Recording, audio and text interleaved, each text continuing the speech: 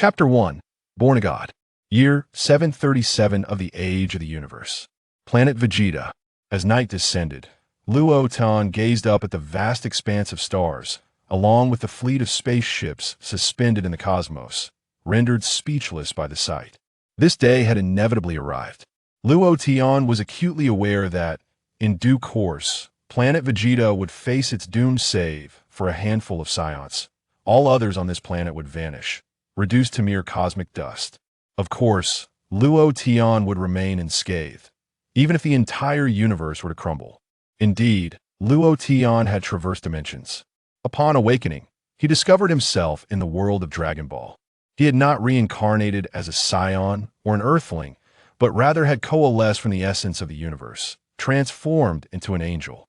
Born a god, a true deity, moreover, endowed with boundless life. His power was nothing short of astonishing. Although he still lagged behind the destroyer gods to some extent, one must remember that Luo Tian had only just been born, possessing strength nearly on par with the destroyer gods from birth. Honing his skills further would render surpassing them a trivial endeavor. Upon the birth of an angel, one assumes the appearance of an adult, a visage that remains unchanged throughout their existence. However, Luo Tian was slightly different. His skin tone diverged from that of other angels, not blue, but yellow. Angels, upon their emergence, are destined to embark on a journey of cultivation. Through this process, they may elevate their powers to commensurate heights, ultimately taking charge of a new universe. According to the Grand Minister, an angel's growth is categorized into 4 distinct stages, each comprising 3 tiers. At present, Luo Tian resided in the first tier of the first stage. Through his experiences in the mortal realm, he would gradually ascend to the second stage. In the Grand Minister's words, this cultivation entails gaining insights into one's angelic powers through life experiences, knowledge, training, and emotions, thereby augmenting one's strength. Currently, the official angels of various universes had mostly attained the second stage, while a select few had reached the third. Only the Grand Minister claimed to have achieved the 4th stage. He spoke of a 5th stage beyond the 4th, a goal he tirelessly pursued. In contrast, the destroyer gods embody destruction, fundamentally differing from angelic powers. In terms of strength, they correspond to the 1st stage of an angel. Luo Tian subsequently chose to cultivate on Planet Vegeta. During this period, Planet Vegeta was witnessing the ascension of King Vegeta, the father of Vegeta himself. Luo Tian observed the Saiyan race as it transitioned from prosperity to decline, inching ever closer to annihilation. Yet, he felt no particular sorrow. This was merely a station in his angelic journey. At this moment, an increasing number of Saiyans were being summoned back. Luo Tian, you feel it too, don't you? Just then, a voice echoed from behind him. It's Bardock, Luo Tian replied without turning. The figure that appeared behind him was indeed Bardock, the father of Son Goku. Bardock bore a striking resemblance to Goku, with the only notable difference being a long scar across his face and the furry tail behind him. Having spent considerable time on Planet Vegeta, Luo Tian was acquainted with most of the Saiyans there. Bardock was one of the few friends Luo Tian had on this planet. I spotted Frieza's spaceship on my way back, hovering not far from Planet Vegeta. He has summoned us back. There must be a grand conspiracy at play, Bardock declared solemnly. Indeed, you are right, Luo Tian nodded gently. Just as I suspected. Bardock's expression shifted slightly. Frieza fears the emergence of Super Saiyans or Super Saiyan gods among us, which is why he has called all Saiyans back, aiming to eliminate us in one fell swoop, Luo Tian remarked with a smile. Bardock, your calmness is rather unsettling. On my way back, they were indeed discussing Super Saiyans and Super Saiyan gods, Bardock pondered, but these are merely legends. Does Frieza truly believe in such fanciful tales? Sometimes, legends can become reality, Luo Tian replied with a smile. Bardock was left speechless. Your words leave me at a loss for a response. I absolutely cannot allow Frieza to succeed. Bardock clenched his fists tightly, determination etched on his face. I have fought through countless battles on alien worlds, and my combat prowess has reached unprecedented heights. If Super Saiyans truly exist, I believe I'm very close to achieving that. Oh, Luo Tian turned to glance at Bardock. You have quite the audacity to claim that. You are supposedly on the brink of becoming a Super Saiyan. With your current power, Frieza could annihilate you with a mere burp. Combat power not bad. Bardock, you have surpassed King Vegeta, Luo Tian stated, having gauged Bardock's combat power with just a glance. Bardock was taken aback. How do you know? You're not wearing a scouter, Bardock exclaimed, astonished. Did that Tom guy tell you? Luo Tian smiled, but did not answer. Do you think, with my current combat power, I am still no match for Frieza? Bardock inquired. You are far from it. Let's not even discuss Frieza's combat power, as I fear it may discourage you, Luo Tian sighed. Bardock, how can you leave me hanging like that? It's fine, I am mentally prepared, Bardock gritted his teeth. Luo Tian extended a finger. What? 100,000? Bardock's expression shifted dramatically. Luo Tian shook his head. Don't be ridiculous, how could it be 1 million? Bardock gasped in disbelief. Luo Tian continued to shake his head. Bardock, could it be 10 million? That's impossible. How could his combat power reach such heights? Bardock exclaimed in horror. Less than that, Luo Tian replied. Bardock rolled his eyes, nearly fainting. Frieza's combat power is 100 million, Luo Tian stated. To be precise, it's 120 million. I've conveniently omitted the extra 20 million. Bardock trembled violently, his complexion pale as a sheet. Frieza's combat power, could it be a force of nature? Now, I share this information with you merely to help you recognize the reality, not to let you languish in a delusion, Luo Tian sighed. Are you joking? Bardock spoke in a hushed tone. I find this utterly implausible. A combat power of 10,000 can destroy a planet. So if it is 100 million, he could obliterate an entire galaxy. Destroying a galaxy is somewhat challenging. Luo Tian chuckled lightly, choosing not to delve further into the topic. Then what about you, Luo Tian? What is your combat power? Bardock asked. I have no combat power, Luo Tian shook his head. What need does an angel have for combat power? Bardock was left speechless. You say you have no combat power? Who would believe that? Just remember, no matter how formidable Frieza may be, he is no match for a single slap from me. Luo Tian smiled. Bardock fell silent. There's no point in continuing this conversation. Could you refrain from boasting? I can concede that you are indeed powerful. After all, among the Saiyans, you are a remarkably distinguished individual. However, claiming you could dispatch Frieza with a mere slap? By the way, Luo Tian, your silvery white hair is indeed quite striking. I have never encountered a Saiyan with silver hair before, Bardock remarked, attempting to shift the topic. If you live long enough, perhaps one day you will encounter another Saiyan with silver hair, Luo Tian said with a smile, and I believe you are quite familiar with that individual. Who? Bardock blinked in confusion. Bardock, if I were you, instead of chatting with me here, you should be devising ways to send your son Kakarot away as quickly as possible. That way, even if Planet Vegeta is destroyed, he may still survive, Luo Tian smiled. Perhaps one day, he will avenge us Saiyans. Bardock, stop joking. My son Kakarot? That little fellow, with a combat power of merely 2. However, Luo Tian was not mistaken. It is indeed imperative to find a way to ensure that Kakarot survives. I do not expect him to avenge us. My only wish is for him to live a healthy life on that distant planet. And what about you, Luo Tian? What are your plans? Bardock inquired. I intend to coexist with this planet, Luo Tian replied with a smile.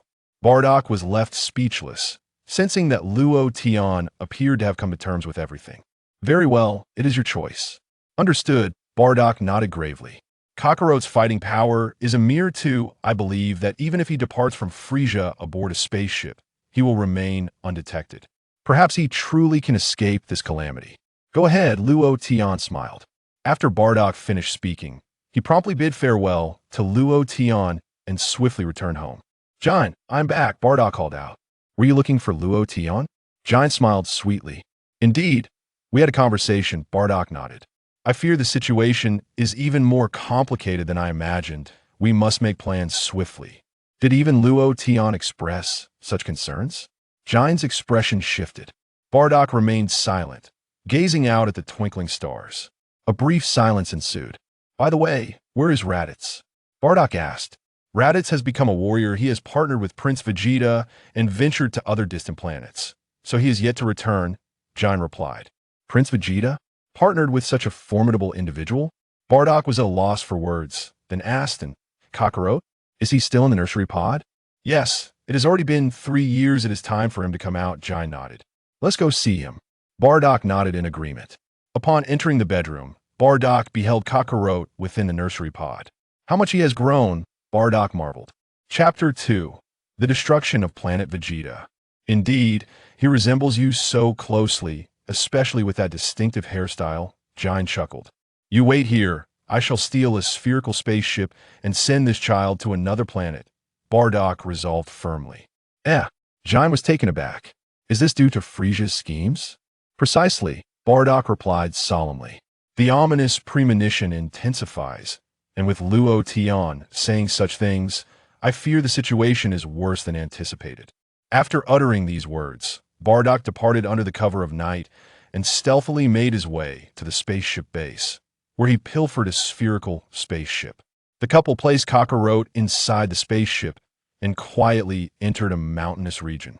Speaking of which, it is quite uncharacteristic for a Saiyan to worry for their child, Jian remarked with a smile. Perhaps I have been infected by your innocence, Bardock chuckled. Wah, wah, wah.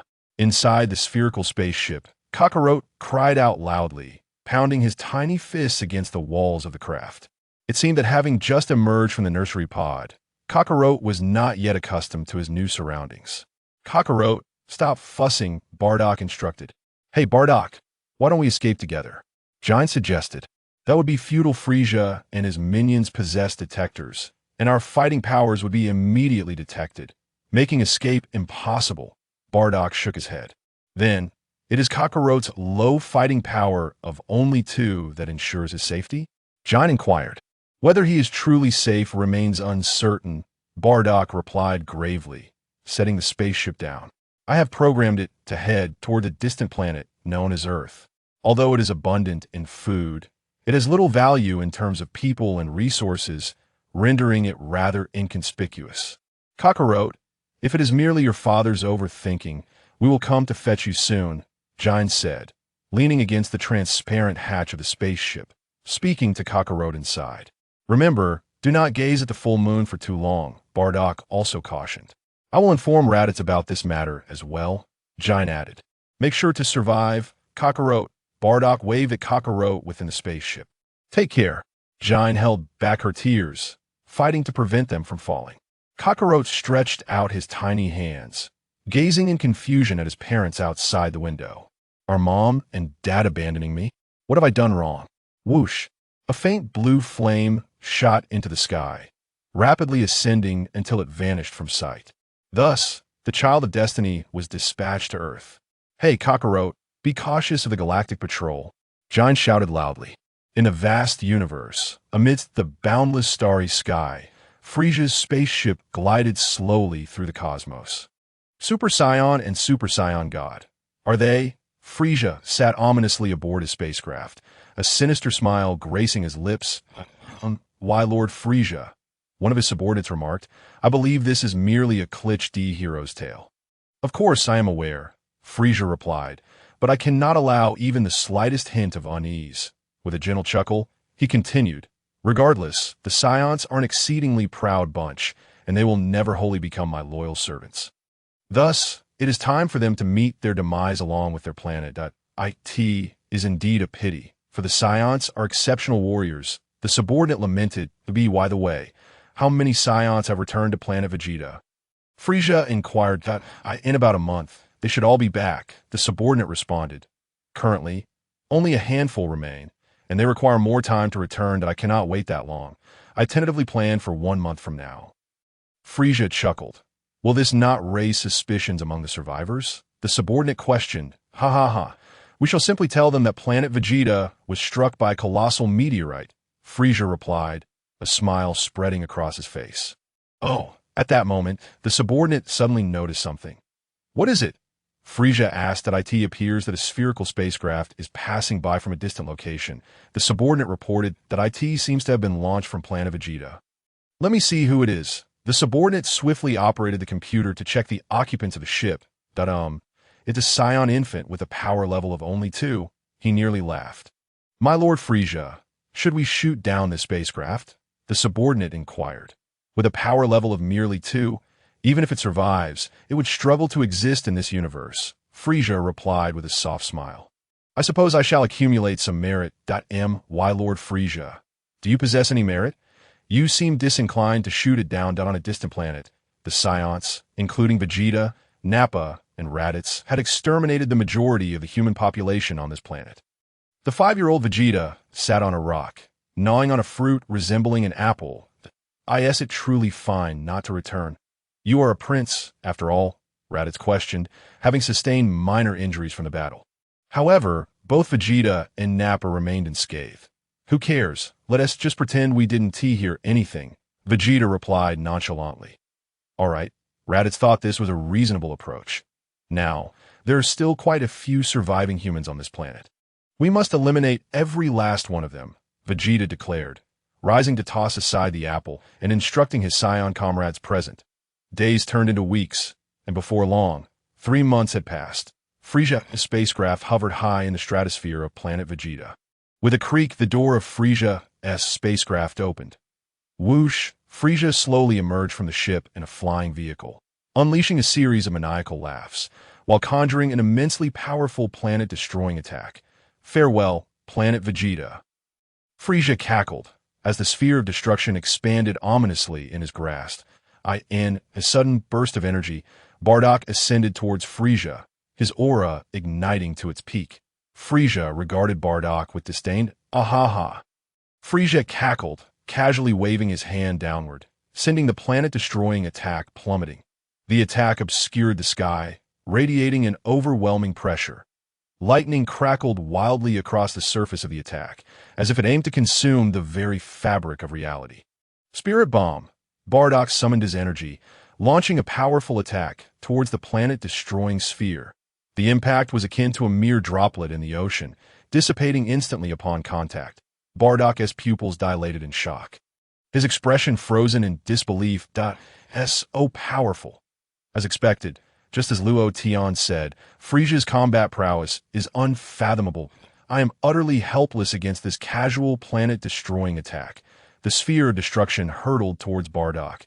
Despair washed over him, his face etched with hopelessness. Jine, Raditz, Kakarot, farewell. Bardock forced a smile. Just as Bardock resigned himself to his fate, he noticed a figure flickering beside him. Luo Tian. Bardock blinked in surprise. Oh no, it is futile yet to act regardless. Luo Tian sighed. With a swift motion, Luo Tian's staff materialized in his hand. What is this? Bardock queried, momentarily bewildered.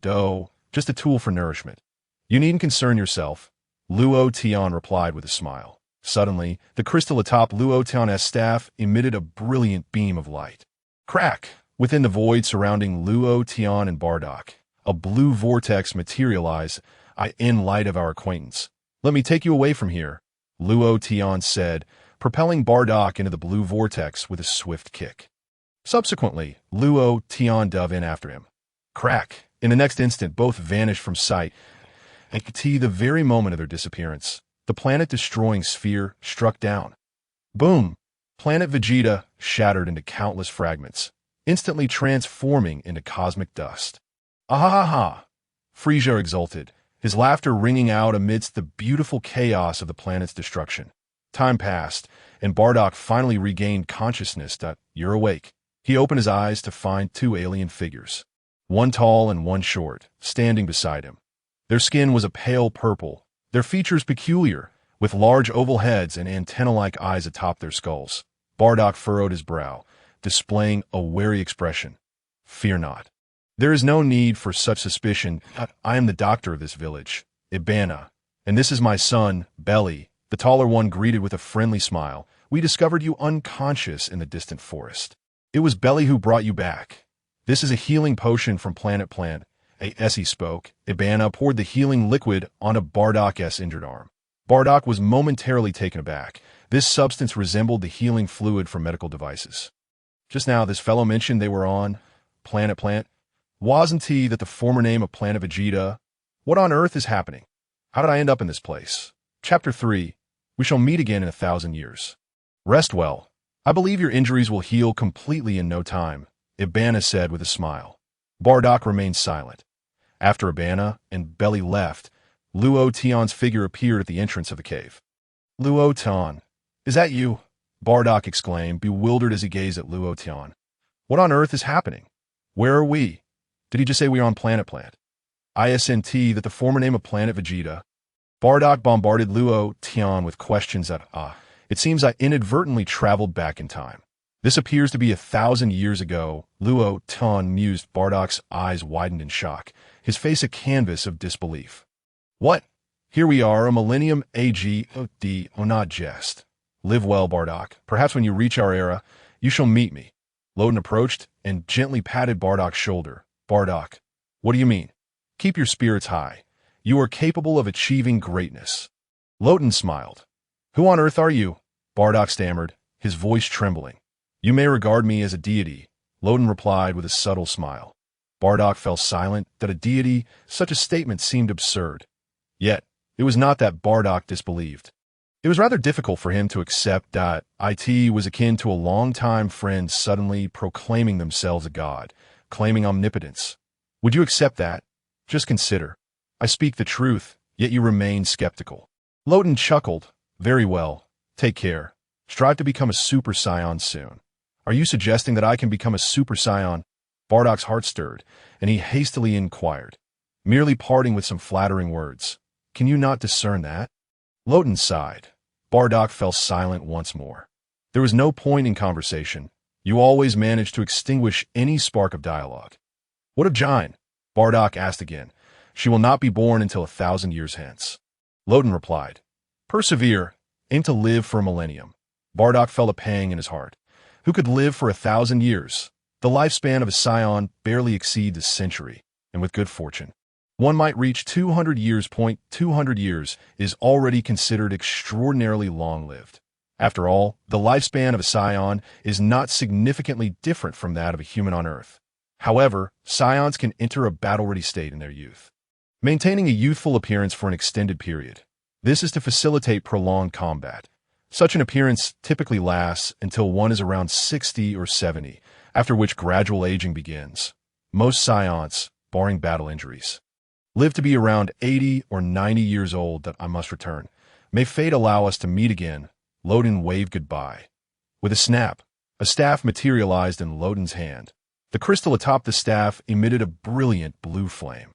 Instantly, a vortex appeared. Wait, take me back too, Bardock exclaimed urgently. Loden paid no heed to Bardock and stepped into the vortex, vanishing in an instant. That Bardock's body trembled violently. 1,000 years. How could I possibly survive until a millennium later? That is utterly impossible. I must return. I cannot remain in this era. I want to go home. With a crash, Bardock hurled himself into the vortex. However, instead of being transported back, he felt as though his head had collided with a hard stone, leaving him dizzy and disoriented. With a whoosh, in the next moment, the blue vortex vanished entirely. Hey, wait! Don't disappear! Bardock shouted, but there was no response. The entire world seemed to fall silent at that instant. The cave, still the same cave, now echoed with a sense of loneliness and helplessness. What has disappeared? Were you having a nightmare? At that moment, Bailey approached with food, looking at Bardock with a puzzled expression. Bardock silently regarded Bailey. Are you all right? Bailey asked with concern. Scram? I have no desire to converse with you. Bardock huffed. With a whoosh, Loden traversed the time-space tunnel, returning to his own era. However, by now, Planet Vegeta had been utterly obliterated. Even Frieza had departed aboard a spaceship. Loden floated in the vastness of space. What? Save Planet Vegeta? That is simply impossible. As an angel, one is expected to maintain a neutral stance. That, of course, this principle may be bent. Primarily, Loden felt no compulsion to save Planet Vegeta. Its destruction was an inevitable fate. The decline of a race from its zenith to its nadir is a commonplace occurrence in this vast universe. As for the notion that angels would vanish upon fighting with full force, Loden had consulted the Grand Priest regarding this matter. The Grand Priest assured him that as long as one is sufficiently powerful, one need not fight at full strength. Just like Frieza in his current state, Loden could easily eliminate him with a mere flick of his hand, a gentle slap, and Frieza would be no more. Would that cause Loden to disappear? Absolutely not, for he did not exert his full power during the confrontation. However, should he face someone like Beerus, fighting at full strength would indeed result in his disappearance. Nonetheless, given time to train and cultivate, Loden believed there would come a day when he could overpower Beerus. Next, I think I shall venture to Earth, Loden mused. After all, life on Planet Vegeta has somewhat fulfilled the dreams of my youth. With a whoosh, Loden muttered to himself, transforming into a radiant beam of light, speeding toward Earth that in the starry expanse. A colossal spaceship glided through space. Frieza's maniacal laughter echoed within the ship. What a splendid day. Planet Vegeta has been annihilated. How many Saiyans remain now? Frieza suddenly inquired of his subordinates. Lord Frieza, according to our estimates, fewer than 10 Saiyans are left, including some who departed long ago and are now out of contact. One subordinate promptly replied. Among the remaining Saiyans, only Prince Vegeta stands out, possessing exceptional talent. Even at such a young age, his combat power has reached formidable levels if given the opportunity to develop further. Dodoria added solemnly. That little brat Vegeta and a few other Saiyan children have not returned. I suspect they are pretending not to hear your summons. Lord Frieza, Sabo chuckled. By the way, only 3 individuals survived the battle on that planet. The rest perished. Dodoria glanced at the distant data, noting Vegeta's impressive performance in that confrontation. Lord Frieza, just to be safe, we should bring the little brat Vegeta here for development. Dodoria proposed, excitement evident in his voice. Imagine leveling up a nearly max character in a novice village. If we grant him 20 or 30 years, his combat power will hardly see significant improvement. As you see fit, Frieza replied with a smile. As they spoke, a brilliant beam of light streaked across the cosmos, vanishing in the blink of an EYT was Loden passing by. What was that? Sabo's eyes widened as he gazed toward the dazzling light. Sabo, there's no need for alarm, Dodoria chuckled. Such phenomena occur frequently in the vastness of space. Yet I can't shake the feeling that it resembled a person flying by. Sabo rubbed his eyes, and that individual felt like a Saiyan from Planet Vegeta. I believe I've seen them somewhere before. Frieza shot Sabo a glance. Lord Frieza, I must apologize. Perhaps I was seeing things. There is no way such a Saiyan could exist, as Planet Vegeta has already been destroyed. Sabo quickly offered, feeling embarrassed. Moreover, no Saiyan could fly at such incredible speed. Dodoria chuckled softly in agreement. Sabo nodded, falling into silence once more. That figure truly resembled a Saiyan I have encountered, especially with that striking silver hair. How could I forget? Yes, Loten, the Saiyan named Loten. But how could that be? Wasn't he supposed to perish along with Planet Vegeta? It must be my eyes playing tricks on me. Indeed. I suppose I should refrain from meddling further. Sabo, is something on your mind? Frieza squinted at Sabo with a sharp gaze. No. Sabo waved his hands vigorously. That's good to hear, Frieza replied with a gentle smile. Sabo fell into silence once more, while Frieza furrowed his brow. Just a moment ago, a flicker of unease had suddenly surfaced in his heart. What could be the cause of this feeling? It seemed to be connected to that brilliant flash of light. Was that dazzling light truly a Saiyan in flight? Frieza contemplated pursuing it, but the speed of that light was astonishing, surpassing even that of a spaceship. What hope did he have, given the current technological prowess of Frieza's army? Such thoughts were futile. Furthermore, it was utterly impossible to capture any image of the entity in question on some nameless planet. Vegeta had just received news that Planet Vegeta had been obliterated by a colossal meteorite. Raditz stood in shock, his expression shifting dramatically. What? Nappa's face also broke into a sheen of cold sweat. So, are we the last 3 Saiyans left? Raditz spoke in a hushed tone. This means I can no longer claim the title of Saiyan King. A hint of helplessness surfaced on Vegeta's youthful visage. Raditz, Nappa, what time is it? Are you still dreaming of being the Saiyan King? It appears we are down to just the 3 of us. Chapter 4. I came to Earth, It seems there is one more Saiyan who has survived. He is my brother. Raditz scratched his head, recalling that about a month ago, his parents had sent him off to another planet. Which planet was it again? Mother told me, but I can't quite remember. Vegeta, what shall we do now? Nappa ignored Raditz's mention of his brother, utterly devoid of ideas that, of course, we shall continue to fight. Vegeta smiled faintly, asserting that given his current rate of growth in combat power, he would inevitably surpass 100,000 soon. Combat power of 100,000. Nappa's expression changed drastically. What a terrifying individual. My combat power is merely 500 right now. If not for my good fortune, I would likely have perished in this encounter, Raditz lamented. You are indeed a hindrance. You should promptly elevate your combat power. Vegeta huffed. Yes, Raditz responded eagerly. On Earth, gazing at this familiar yet profoundly nostalgic planet. Luo Tian felt a wave of emotion wash over him. Observing Earth from space stirred deep reflections within him. Whoosh! In the next moment, Luo Tian descended rapidly towards Earth. Someone help me. Please, help. At that instant, Luo Tian suddenly heard a voice calling from below. He focused his gaze and saw two robbers intent on committing unspeakable acts against a beautiful girl. The girl was retreating step by step, her face pale. What filled her with despair was the utter lack of anyone nearby. This place could aptly be described as a desolate wilderness. Miss, let's have some fun, shall we? There are only the three of us here. If you make us happy, hee. One of the scar-faced men sneered wickedly. Such a beautiful lady. We must be incredibly lucky today. The other young man with braids grinned as they advanced toward her. The girl continued to back away, and in her panic, she stumbled and fell to her knees. Do you enjoy kneeling, miss? The scar-faced man laughed even more brightly.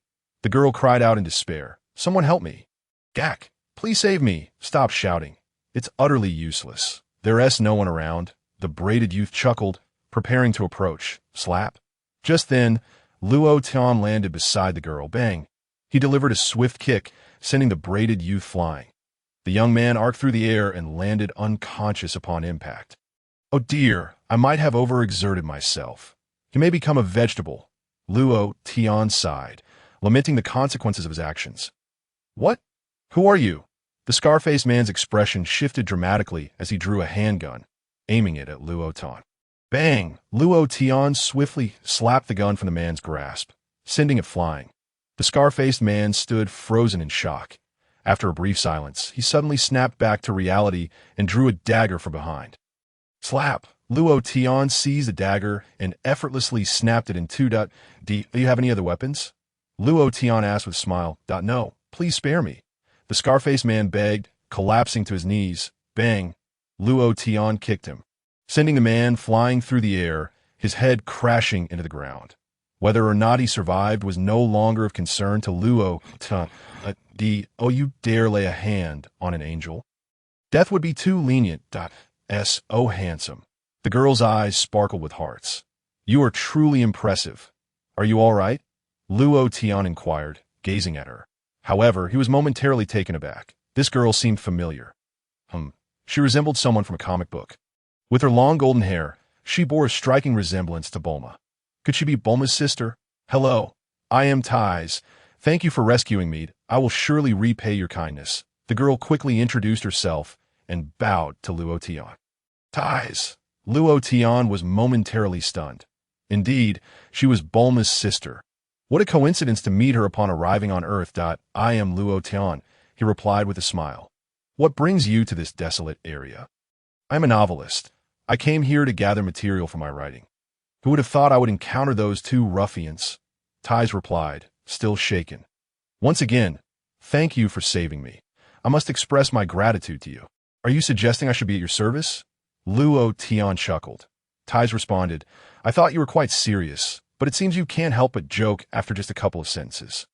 Just then, Gak descended from the sky, swiftly appearing at the scene. Tais, were you the one calling for help? Gak inquired urgently. Yes. Tais wiped her brow to be by the time you arrived, I had already been harassed by them. Is it you who dares to disrespect Miss Tais? Gak pointed at Luo Tian, questioning him. Luo Tian recognized Gak and knew he was a galactic patrol officer. No, it's not like that, Tais quickly explained. Tais, you needn't say more. Allow me to deal with him, Gak declared, assuming a combat stance. Bang! Luo Tian delivered a swift slap, sending Gak flying before he could react. Tais, weren't you supposed to be dealing with him? Why are you so fragile? Aren't you supposed to be an elite galactic patrol officer? Is this guy an imposter? Gak swiftly regained his composure and returned to the scene. Who are you? Gak's expression changed as he stared at the silver-haired youth. How could this boy be so powerful? There shouldn't be anyone this strong among Earth's inhabitants. Gak. He is not a bad person. He saved me. Ty's hurriedly clarified. Not a bad person? Gak was taken aback. Yes, his name is Luo Tian. Introduction of Tai Si. Luo Tian. This is Jack. He is my friend. You must have misunderstood earlier. I see. Then never mind. Luo Tian nodded. Jack, you hit me, and that's it? Although your strike was quite decent. Mainly it was because I was unprepared. If I were to get serious, you might not stand a chance against me. Jack chuckled heartily, addressing Luo Tian in a friendly manner. That said, you're quite impressive. Have you considered joining the Galactic Patrol? With your abilities, you could swiftly become an elite member. Not interested, Luo Tian shook his head. What? Being an elite of the Galactic Patrol is a dream for many humans. Jack was momentarily taken aback, astonished up by the way. Melis has become an elite now, right? Luo Tian inquired with a smile. Melis? Jack was taken aback again, staring intently at Luo Tian, and asked, Do you know Melis? I'm his brother. Luo Tian replied with a grin. Jack, oh wow. No wonder this guy is so formidable. Turns out he is Melis's brother. This is quite embarrassing. No wonder he too has silver hair, just like Melis. But wait, Melis has blue skin, and your skin tones are completely different, Jack questioned. Essentially, we aren't biological brothers, so it's normal for our skin tones to differ, Luo Tian chuckled. Haha, I see. Jack wiped his sweat. You two know each other? Tai Si interjected. To be precise, I know Melis from the Galactic Patrol. Luo Tian smiled slightly. By the way, Jack, Melis should be the top figure in the Galactic Patrol now. Right?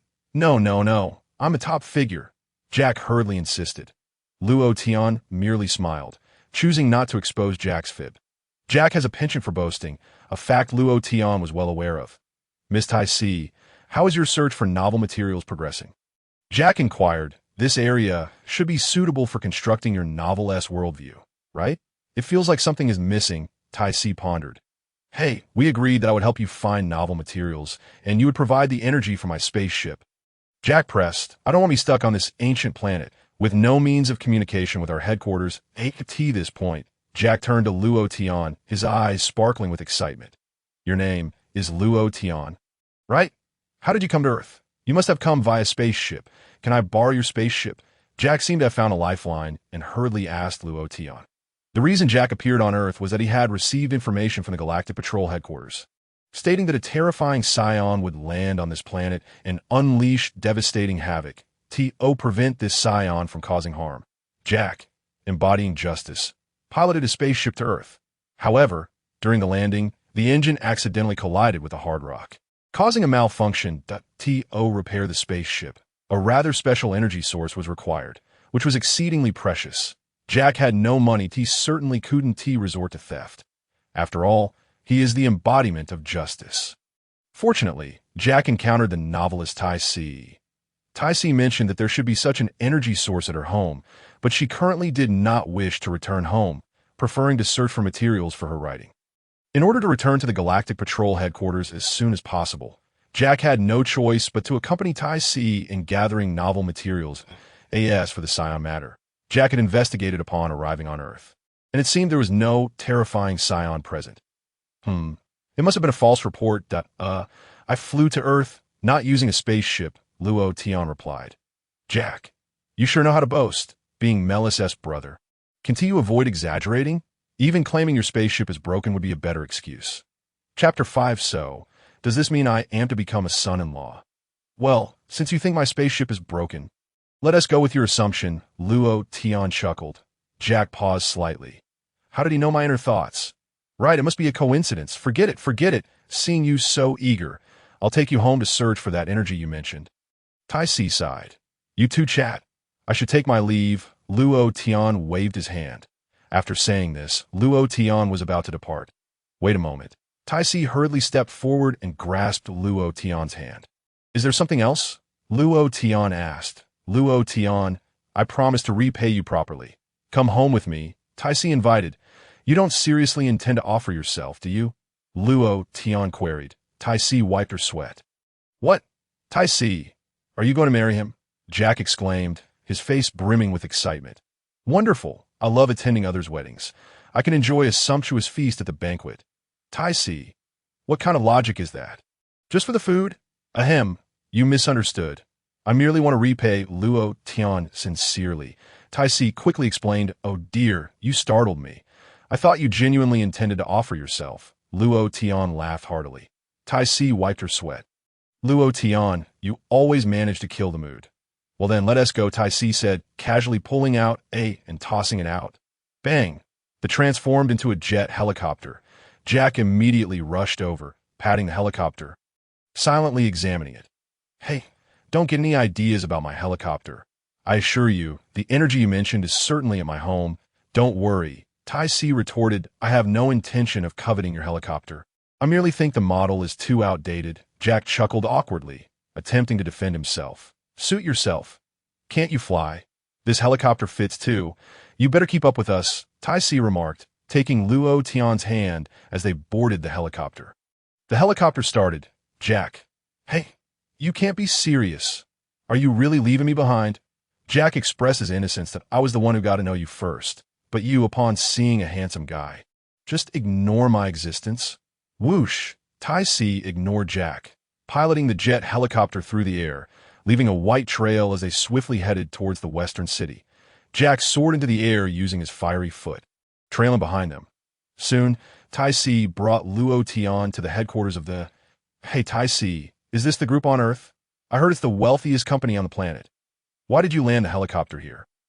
Jack exclaimed in astonishment from behind. Silly, this is my home. Tai Si smiled mysteriously. Jack was dumbfounded. Your home? Huh, I didn't expect that. I'm actually the daughter of a wealthy family, Tai Si said with a smile. Jack was genuinely speechless. You, a wealthy daughter, are trying to pass off as a poor scholar that I've reached adulthood. I no longer wish to rely on my family's wealth to sustain my life. Tai Si stated earnestly, even though we could never exhaust our family's fortune. All right, the mindset of the wealthy is truly peculiar, Jack shook his head. However, during my time spent outside, I've come to realize that while I desire to be self-sufficient, I believe that if I have the funds, I might as well use them. After all, they would never run out, Tai Si added with a smile. It's good that you can see it that way. Jack nodded. Luo Tian remained silent, his expression appearing quite calmed as so. How is it? Is Luo Tian scared? Tai Si smiled mischievously. When she saw Luo Tian, she remained silent, naively believing he was merely startled. After all, it was quite a transformation for an ordinary beautiful girl to suddenly become the daughter of the world's richest person. Who could have anticipated such a stark contrast? So, I'm to be a son-in-law, Luo Tian mused. Tai Si. Jiako, this fellow truly knows how to engage in conversation. Tai Si is back. At that moment, Dr. Brives rode up on his bicycle, adjusting his glasses and gazing affectionately at Tai Si. Father, this is Galactic Patrolman Jiako, who supposedly traveled from a distant galaxy to Earth to inquire about a special energy source. Do we have any here? Tai Si gestured towards Luo Tian and Jiako as she spoke to her father. What? Truly remarkable. Hailing from a far-off galaxy. Dr. Brives approached Luo Tian, quietly scrutinizing him. So, you are an extraterrestrial. Oddly enough, you appear quite similar to Earthlings. Silver hair, while somewhat unusual, is not entirely absent among humans. Luo Tian. Jiako. Tai Si. Father, this one is indeed the Galactic Patrolman. Tai Si said, her expression darkening. Ah, it is you. Indeed. You look different from Earthlings. Surely, that mask you wears not a disguise? Dr. Brives inquired curiously. This is not a mask. My face has always appeared this way. Jiako wiped his brow. That outfit seems rather distinctive. What material is it made from? Dr. Brives asked again. The top is standard issue for Galactic Patrolman. Jiako replied that Dr. Brives reached out to feel Jiako's trousers, marveling, the fabric of these trousers is truly exquisite, as if it melds directly with your skin. Could be a kind of fusion material. Apologies, but I'm not wearing trousers. Jiako wiped his brow once more. Dr. Brives. Tai Si. Do not look at me. Our anatomical structures are inherently different. What is so astonishing about not wearing trousers? Jia Ku exclaimed loudly. Honestly, it is nothing, Luo Tian nodded, unfazed. Indeed, Luo Tian is well versed in such matters. Jia cast a grateful glance at Luo Tian. It is akin to our pets, like the kittens and puppies over there, or even the little dinosaurs. They do not wear clothing either. Luo Tian chuckled. I am not a pet. I'm the most powerful human on my planet. Jiaka retorted indignantly. Luo Tian nodded. Tears nearly brimmed in Jiaka's eyes. Your nonchalant attitude leaves me at a loss for words. This is Dr. Brives. He then looked towards Luo Tian. Father, this is Luo Tian, who bravely came to my aid when I was in danger. He is my savior. Tai Si quickly explained so. Do you intend to pledge yourself to him? Dr. Brives inquired. Father, can we not have a serious conversation? Tai Si's face flushed. Ahem, back to the matter at hand. What materials do you require? Dr. Brives turned to Jiaku. Jiaku then specified the energy source needed for the spacecraft. We should have that. Come with me to take a look. The terminology may differ. Dr. Brives beckoned to Jiaku. All right, thank you. Dr. Jiaku expressed his gratitude. Tai Si, why don't you show your boyfriend around for a bit? Brives suggested. Father, he is not my boyfriend. We have yet to define our relationship. Tai Si protested. Her voice rising, Dr. Brives said nothing more and led Jiaku to find the necessary energy source. I am truly sorry. Luo Tian, my father has a penchant for such tedious jokes, Tai Si said, her cheeks flushed. I find him rather humorous. Luo Tian replied with a smile. Come, let me show you around, Tai Si invited. Certainly, I'd appreciate it. Luo Tian nodded. Tai Si paused momentarily. You can finally engage in a proper conversation. Over there is our courtyard. She pointed to an expansive yard ahead. As they spoke, a little girl strolled over leisurely. She appeared to be around 5 years old, her hair tied in a blue ponytail, and in her hand, she held what seemed to be a toy gun. Upon closer inspection, however, it was evident that this was no mere toy. It was a powerful laser gun. Luo Tian was all too familiar with this little girl. She was none other than Bulma, the heroine from the Dragon Ball universe. Sister, you're back? Bulma looked up at Tai Si and asked. Luo Tian, this is my sister, Bulma. Tai Si introduced. Who is he? Is he your boyfriend? Bulma inquired with curiosity, scrutinizing Luo Tian. Tai Si's expression darkened instantly. What are you thinking, little girl? You are only 5. How do you even know about boyfriends? You must have been scrolling through TikTok during your free time, which has made you so precocious. Yes, just a friend. Tai Si chided Bulma. Yes, that's so. It's the first time I've seen my sister bring a boy home. Bulma stated confidently, a hint of maturity crossing her youthful face. Tai Si, this is impossible to discuss. Chapter 6.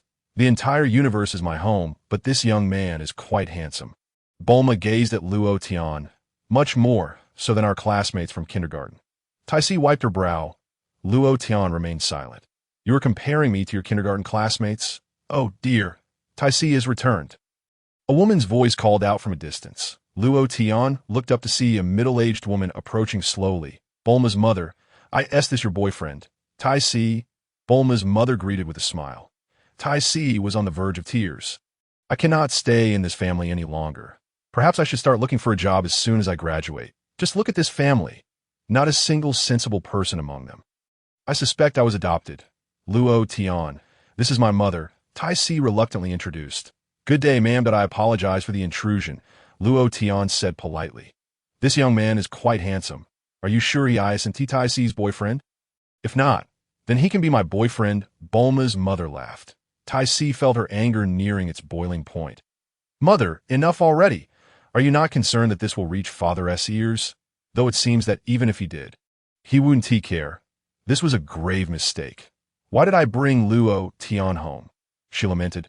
What a good-looking young man. You must wait for me to grow up quickly, if sister does not want you. I will become your girlfriend, Bulma declared assertively. Go play, little child. Tai Si scolded impatiently. Sister, you are still so fierce, Bulma chuckled. Girls should learn to be gentle. That way, Luo Tian will like you. Tai Si, Luo Tian. Would you like something to drink? Bulma's mother asked. Please, make yourself at home. Anything will do, Luo Tian replied with a smile. A cup of coffee, please. Speaking of which, Luo Tian had not had coffee while training on Planet Vegeta, as that planet lacked the coffee plant. Now that he was back on Earth, enjoying a cup of coffee seemed like a delightful choice.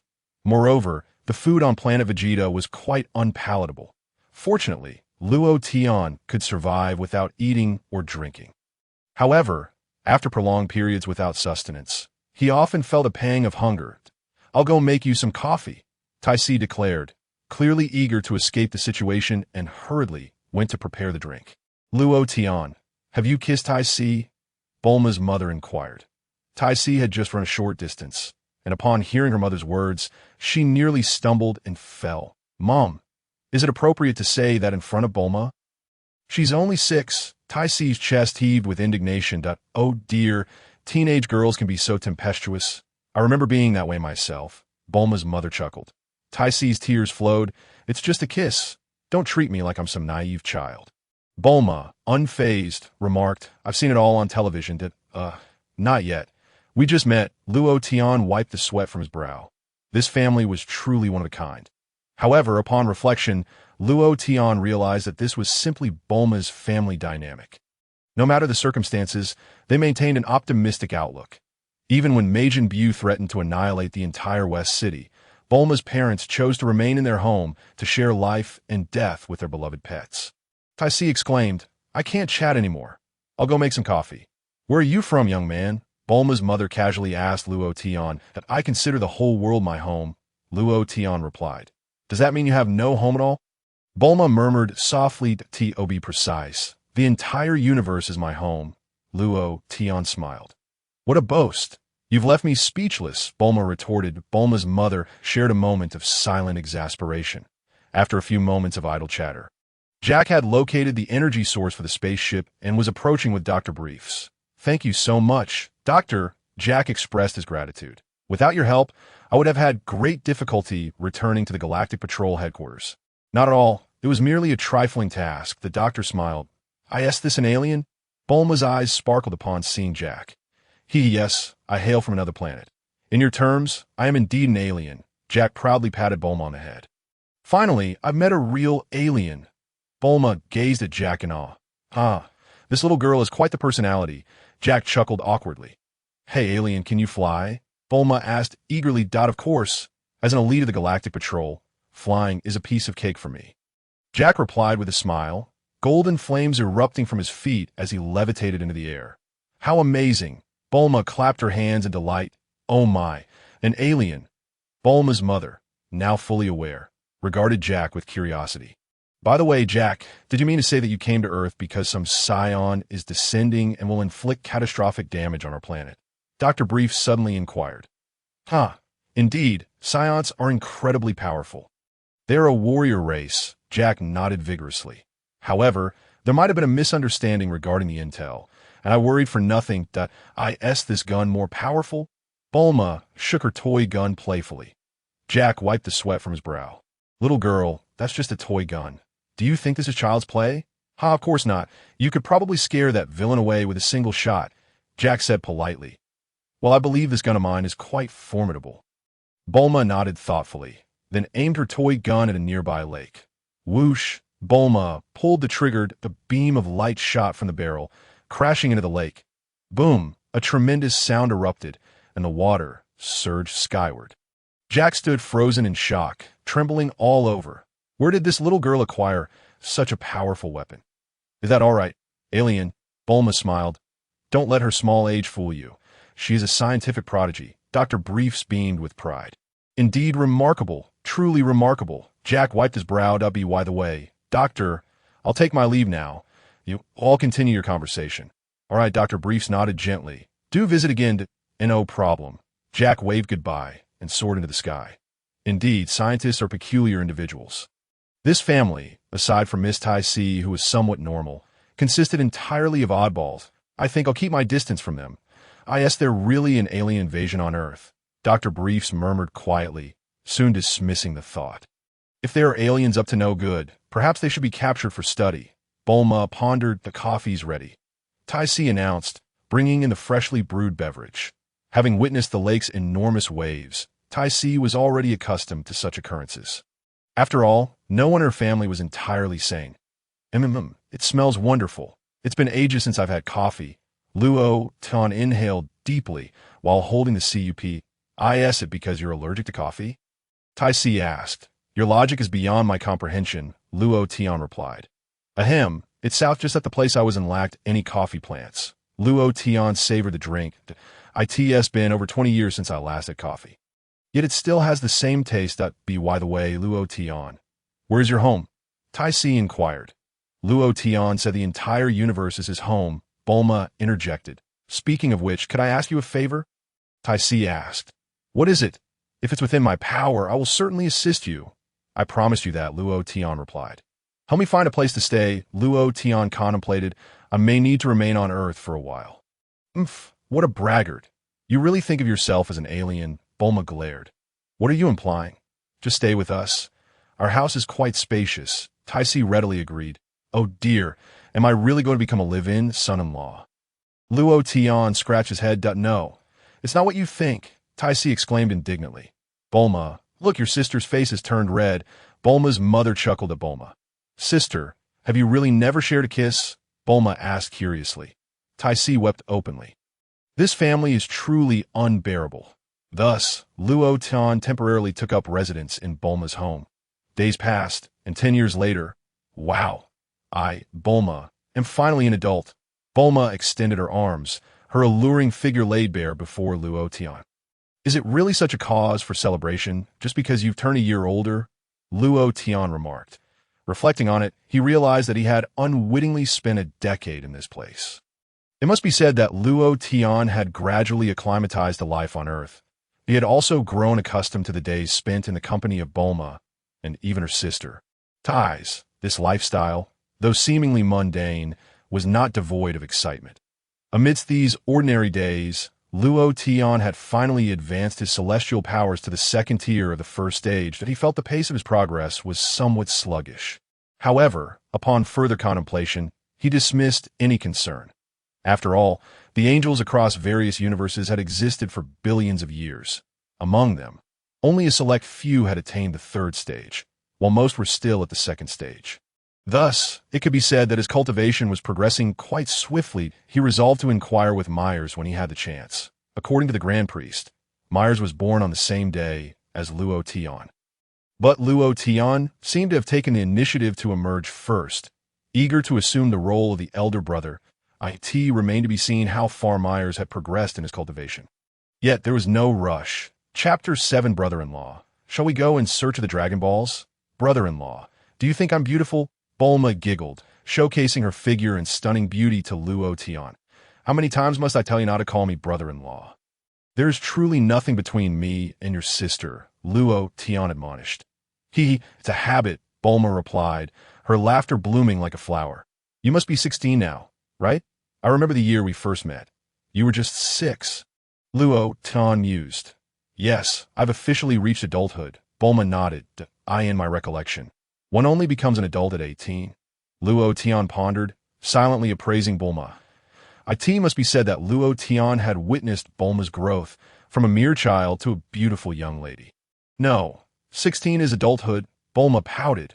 All right, if you insist, then 16 it is, Luo Tian chuckled. After this summer vacation, I will be entering high school that I plan to use this summer to pursue my dreams. Bulma declared that I don't care. You must help me, you promised. You're not thinking of searching for the Dragon Balls, are you? Luo Tian inquired. You remember? I thought you had forgotten, Bulma replied, momentarily taken aback as she looked at Luo Tian. How could I forget? Luo Tian laughed. It's high time we ventured out. In Bulma's 10th year, she had discovered Dragon Ball in her family's storage. Through her own research, she had unearthed some of the secrets surrounding the Dragon Balls. However, at that young age, embarking on a quest for the Dragon Balls was clearly not advisable. Thus, Luo Tian had promised that once Bulma reached adulthood, he would accompany her on her quest. Indeed, my sister has gone on an interstellar journey. Bulma nodded. Having finally grown up, I want to explore the cosmos too. There will be opportunities in the future. For now, let us seek the Dragon Balls, Luo Tian said with a gentle smile, casually asking. By the way, have you decided what wish you want to make? It's a secret, Bulma replied with a playful grin. Luo Tian chose not to press further, nor did he employ any telepathic abilities. I can guess your wish. You simply want a handsome boyfriend like me, don't you? As for Bulma's sister, Ties had departed Earth 5 years ago aboard Jack's spaceship. Ties had found it challenging to keep pace with her family's rhythm. Each conversation left her feeling a sense of helplessness. Therefore, when Jack visited Earth, Ties expressed her desire to leave with him. Her family did not object, primarily because Ties sought to gather material for her writing. When do you plan to set off? Luo Tian asked. The sooner, the better. Let us go today, Bulma replied. Very well. Luo Tian nodded, offering no objections. Subsequently, Bulma informed her parents of her intention to search for the Dragon Balls. Ah, you're going to seek the Dragon Balls? Bulma's mother asked, smiling. Oh my, it's hard to believe how much Bulma has grown. Dr. Brief adjusted his glasses, looking at Bulma. Why is it true that any wish can be granted? I'm not sure yet. We'll find out when we try, Bulma replied. Bulma, have you thought about your wish? Dr. Brief inquired. Of course. I've had my wish plan for ages, Bulma huffed, but I won't tell Mom and Dad just yet. I know Bulma's wish. She probably wants a boyfriend as handsome as Luo Tian. Bulma's mother chuckled. Enough. I can't handle your train of thought. My sister was so frightened by you two that she hasn't dared to return home. I should leave now, Bulma huffed, turning to leave. Are you going alone, Bulma? Dr. Brief called after her. Of course not. Luo Tian is coming with me. Bulma replied without looking back. Very well. With Luo Tian accompanying you, we feel more at ease. Dr. Brief nodded. Oh dear. With Luo Tian going too, when you return, will you both have children? Bulma's mother mused. Having just stepped outside, Bulma nearly stumbled. I can't stay in this house any longer, and no wonder my sister left home so early. I should make my escape as well. Promptly, Bulma retrieved the Dragon Ball radar and checked the location of the nearest Dragon Ball. Luo Tian, look, the closest Dragon Ball is several thousand kilometers away. Bulma pointed to the map on the radar, her face brimming with anticipation. Let us set off quickly while there is still light. Luo Tian nodded. The location Bulma indicated on the radar was precisely where Goku resided. At the Bowsy Mountain. What? You aren't going to compliment me. I put a lot of effort into creating this Dragon Ball radar, Bulma pouted, looking somewhat dejected. Ditto. I thought you had purchased it. Luo Tian chuckled. Can you buy something like this? I constructed this detector based on the wavelength of the Dragon Balls, Bulma retorted. Never mind. Let us just go. Bulma tossed a capsule, which transformed into a jet helicopter. We're off, Bulma exclaimed, stepping onto the helicopter. Luo Tian settled into the passenger seat. With a whoosh, the jet helicopter soared into the sky, rapidly heading towards Bowsy Mountain. After less than an hour of flight, the helicopter's alarm blared. Oh no, we're out of fuel. Bulma bit her lip. Who used this capsule last and didn't refill the gas? What a blunder! Resigned, Bulma maneuvered the helicopter to land in a nearby mountainous region. She then converted the helicopter back into a capsule. The mountain air was surprisingly fresh. Bulma inhaled deeply and said to Luo Tian, for the next leg of our journey, let us use a car. It will allow us to enjoy the scenic beauty of the mountains. Sounds good, Luo Tian nodded, offering no objections. With a pop, Bulma tossed another capsule, which instantly morphed into a small green car. She then took out the Dragon Ball radar and scrutinized it closely. Luo Tian, it seems the Dragon Ball should be around here. It looks like it's slightly further west, perhaps up in the mountains. Bulma pointed to the Dragon radar and addressed Luo Tian, vroom, vroom, as the vehicle navigated the mountain road upwards. After a short while, Bulma suddenly spotted a massive fish ahead. Hey Luo Tian, what is that? She exclaimed. The large fish, Luo Tian replied. Bulma felt a wave of dread wash over her. Of course. I know that's a big fish. The question is, how could such a gigantic fish be in the middle of the road? Moreover, it's flipped over.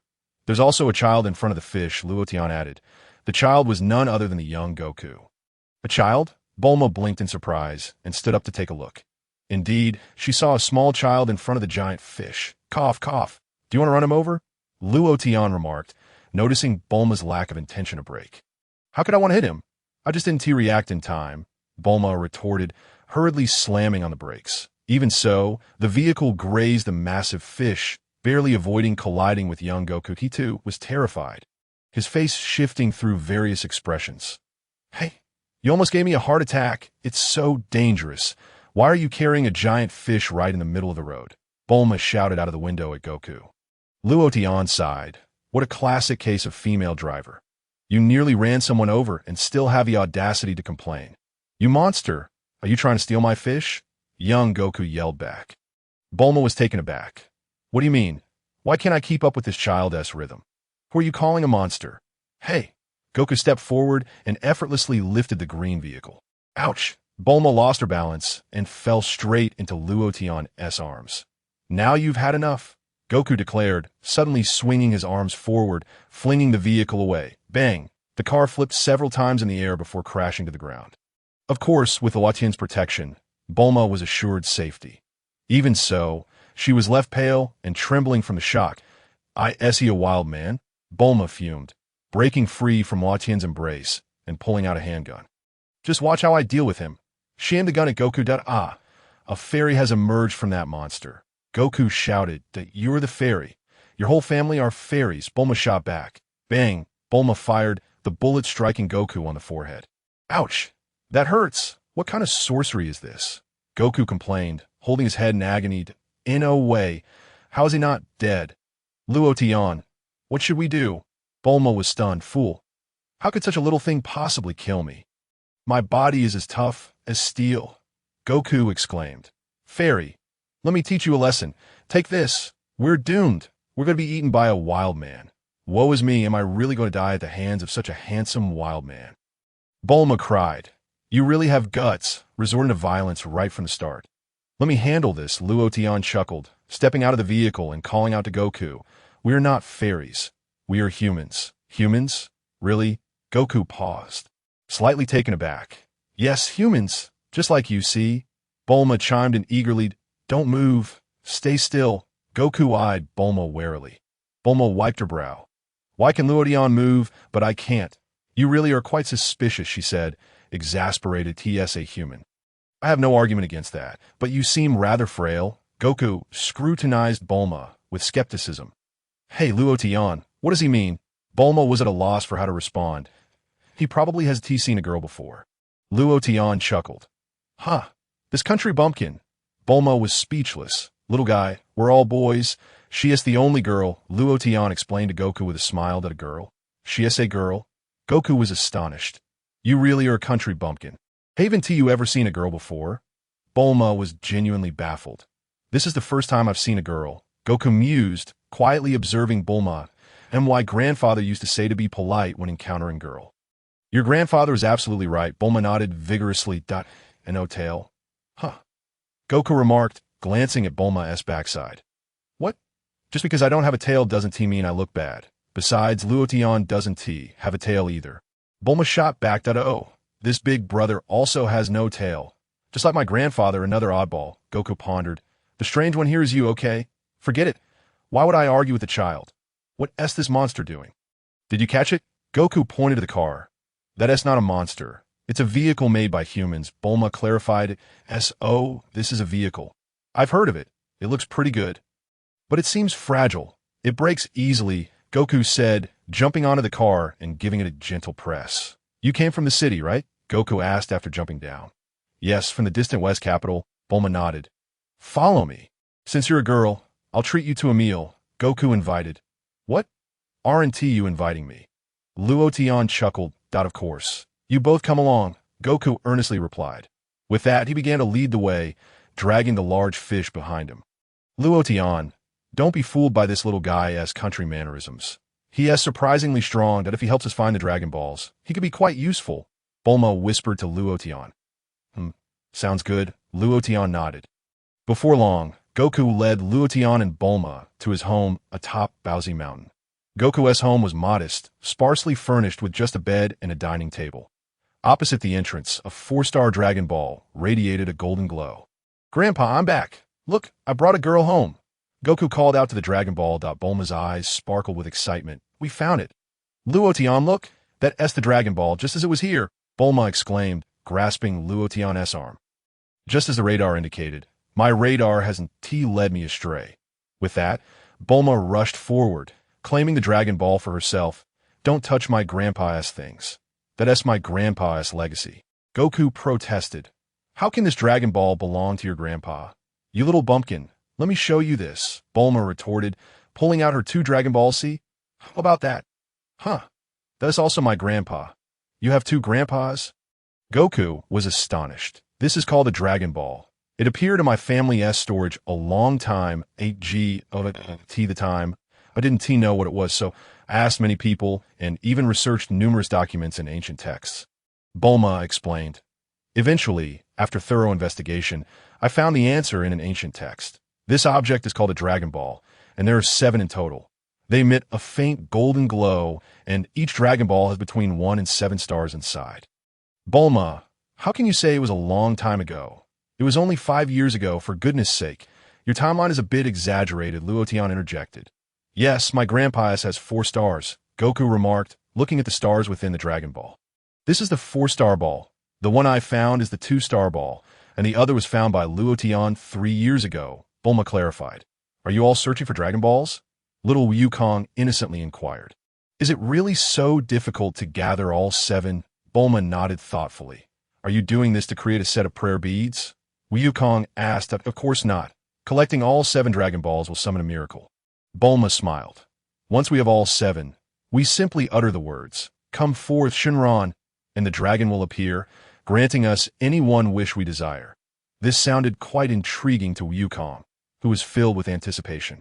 Long ago, it seems someone gathered the Dragon Balls and became a king, Bulma remarked. However, as time passed, the Dragon Balls scattered across the world. I must collect them all again. You should give me that 4-star ball. No way. This is my grandfather's legacy. Wukong firmly refused. Why not join us in searching for the Dragon Balls? It would be a valuable experience for you, Luo Tian interjected that a man should wander and hone his skills. I believe your parents would feel proud to witness your growth one day. What the older brother said makes sense, but this ball must stay with me. Wukong nodded. Luo Tian, it sounds as if you know his parents. Bulma remarked. You could say that. I have a decent relationship with his father. Luo Tian chuckled. You claim to know his father? You certainly have a way with words, Bulma replied. Exasperated, let's not dwell on that. After all these years, I've grown accustomed to Luo Tian's tall tales. Little did she know that Luo Tian's words were largely truthful. This illustrates that truth resides in the hands of the few. Still, it might be wise for him to hold on to the Dragon Ball. Just in case something unexpected occurs. We would have a fallback, Bulma contemplated. Indeed, Luo Tian nodded. Let us embark on our delightful journey. Bulma smiled. Look, this is my invention, the Dragon Ball radar. I created it based on the faint electromagnetic waves emitted by the Dragon Balls. I'm quite the genius. The next Dragon Ball is approximately 1,200 kilometers away. I don't understand. Wukong scratched his head. You broke my car, so I have to transform it into another one, Bulma said, taking out a capsule. And casually asked, by the way, what's your name? I'm called Little Wukong. What a peculiar name, Bulma remarked. The older brother is named Luo Tian, right? And you? Wukong queried Bulma. Bulma, she replied. Bulma. Huh, what a strange name. Wukong laughed heartily. You think my name is odd? Yours is far stranger, Bulma retorted, puffing her cheeks and tossing a universal capsule that transformed into a car. You truly are a sprite, capable of magic. Wukong immediately grew wary. You country bumpkin, this is not magic. Such portable capsules are commonplace in the city. Bulma sighed in disbelief. You call me a sprite again. In truth, Bulma did resemble a fairy, as Luo Tian observed with a smile. Wukong looked utterly bewildered. What does that mean? Let's depart, Bulma called out. Luo Tian, you drive. Let me rest for a bit. Agreed, Luo Tian replied without objection. With a swift press of the accelerator, Luo Tian pushed the speed to its limits. Oh dear, this feels so slow, compared to my flying. This is painfully sluggish, Wukong lamented. Oh well, I suppose I can make do. This is fantastic. It's much faster than I can run. Wukong exclaimed as he leaned out of the window, his face alight with astonishment. Thus began the journey of Luo Tian, Little Wukong, and Bulma in search of the Dragon Balls, a journey that would lead Luo Tian to relive the history of Dragon Ball. Along the way, they encountered familiar figures such as Master Roshi, Oolong, and Yamcha. However, due to Luo Tian's presence, Master Roshi and Yamcha harbored no ill intentions towards Bulma. Upon meeting Yamcha, Bulma displayed little interest. After all, in terms of appearance, Luo Tian outshone Yamcha by a significant margin. Luo Tian possessed an angelic aura, not only handsome, but also exuding a charm that mere mortals could scarcely rival. With someone as extraordinarily attractive as Luo Tian around, Bulma found it difficult to be swayed by other men.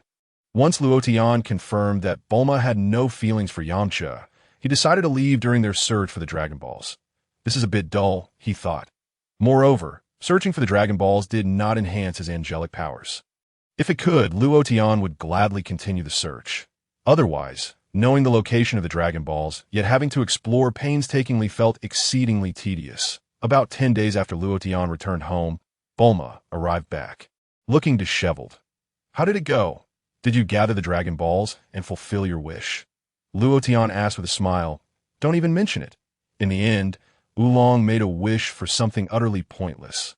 Bulma sighed. It's your fault for leaving midway. Otherwise, I might have been able to fulfill my wish. Chapter 9. Bulma, what wish do you want me to grant you? What is it that you desire? Luo Tian inquired with a smile. No, I don't want to say, Bulma pouted, shaking her head vigorously. My wish is for you to love me, to never leave my side. Can you do that? However, such sentiments remained hidden deep within Bulma's heart. What if Luo Tian's affections lay with her sister? She wondered if her sister liked him. If her sister did, would it be right for her to compete with her sister for a man? Such turmoil. Thus concluded their search for the Dragon Balls. Several years passed, during which many events unfolded, from the World Martial Arts Tournament to little Wukong's battle against the Red Ribbon Army, to the emergence of Demon King Piccolo, and finally, Wukong's maturation and marriage to Chi-Chi at the tournament. These occurrences were largely in line with the Dragon Ball storyline Luo Tian was familiar with.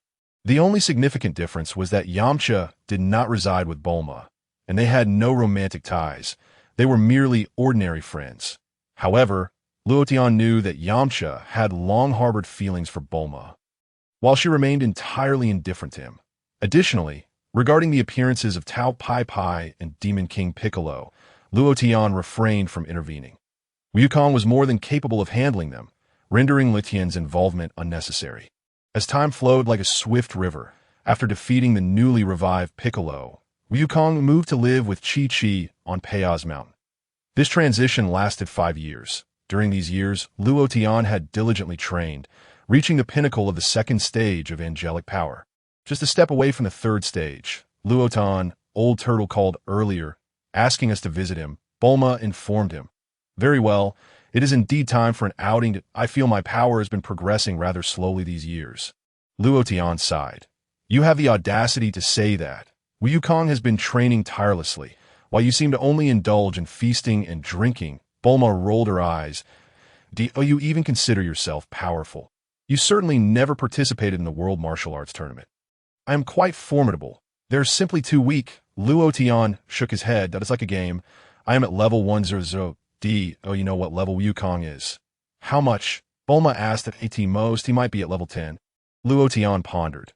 But speaking of which, I recall my sister mentioning that when you saved her, you effortlessly defeated 2 criminals. Bulma mused. Now do you understand my prowess? Luo Tian chuckled. Not really.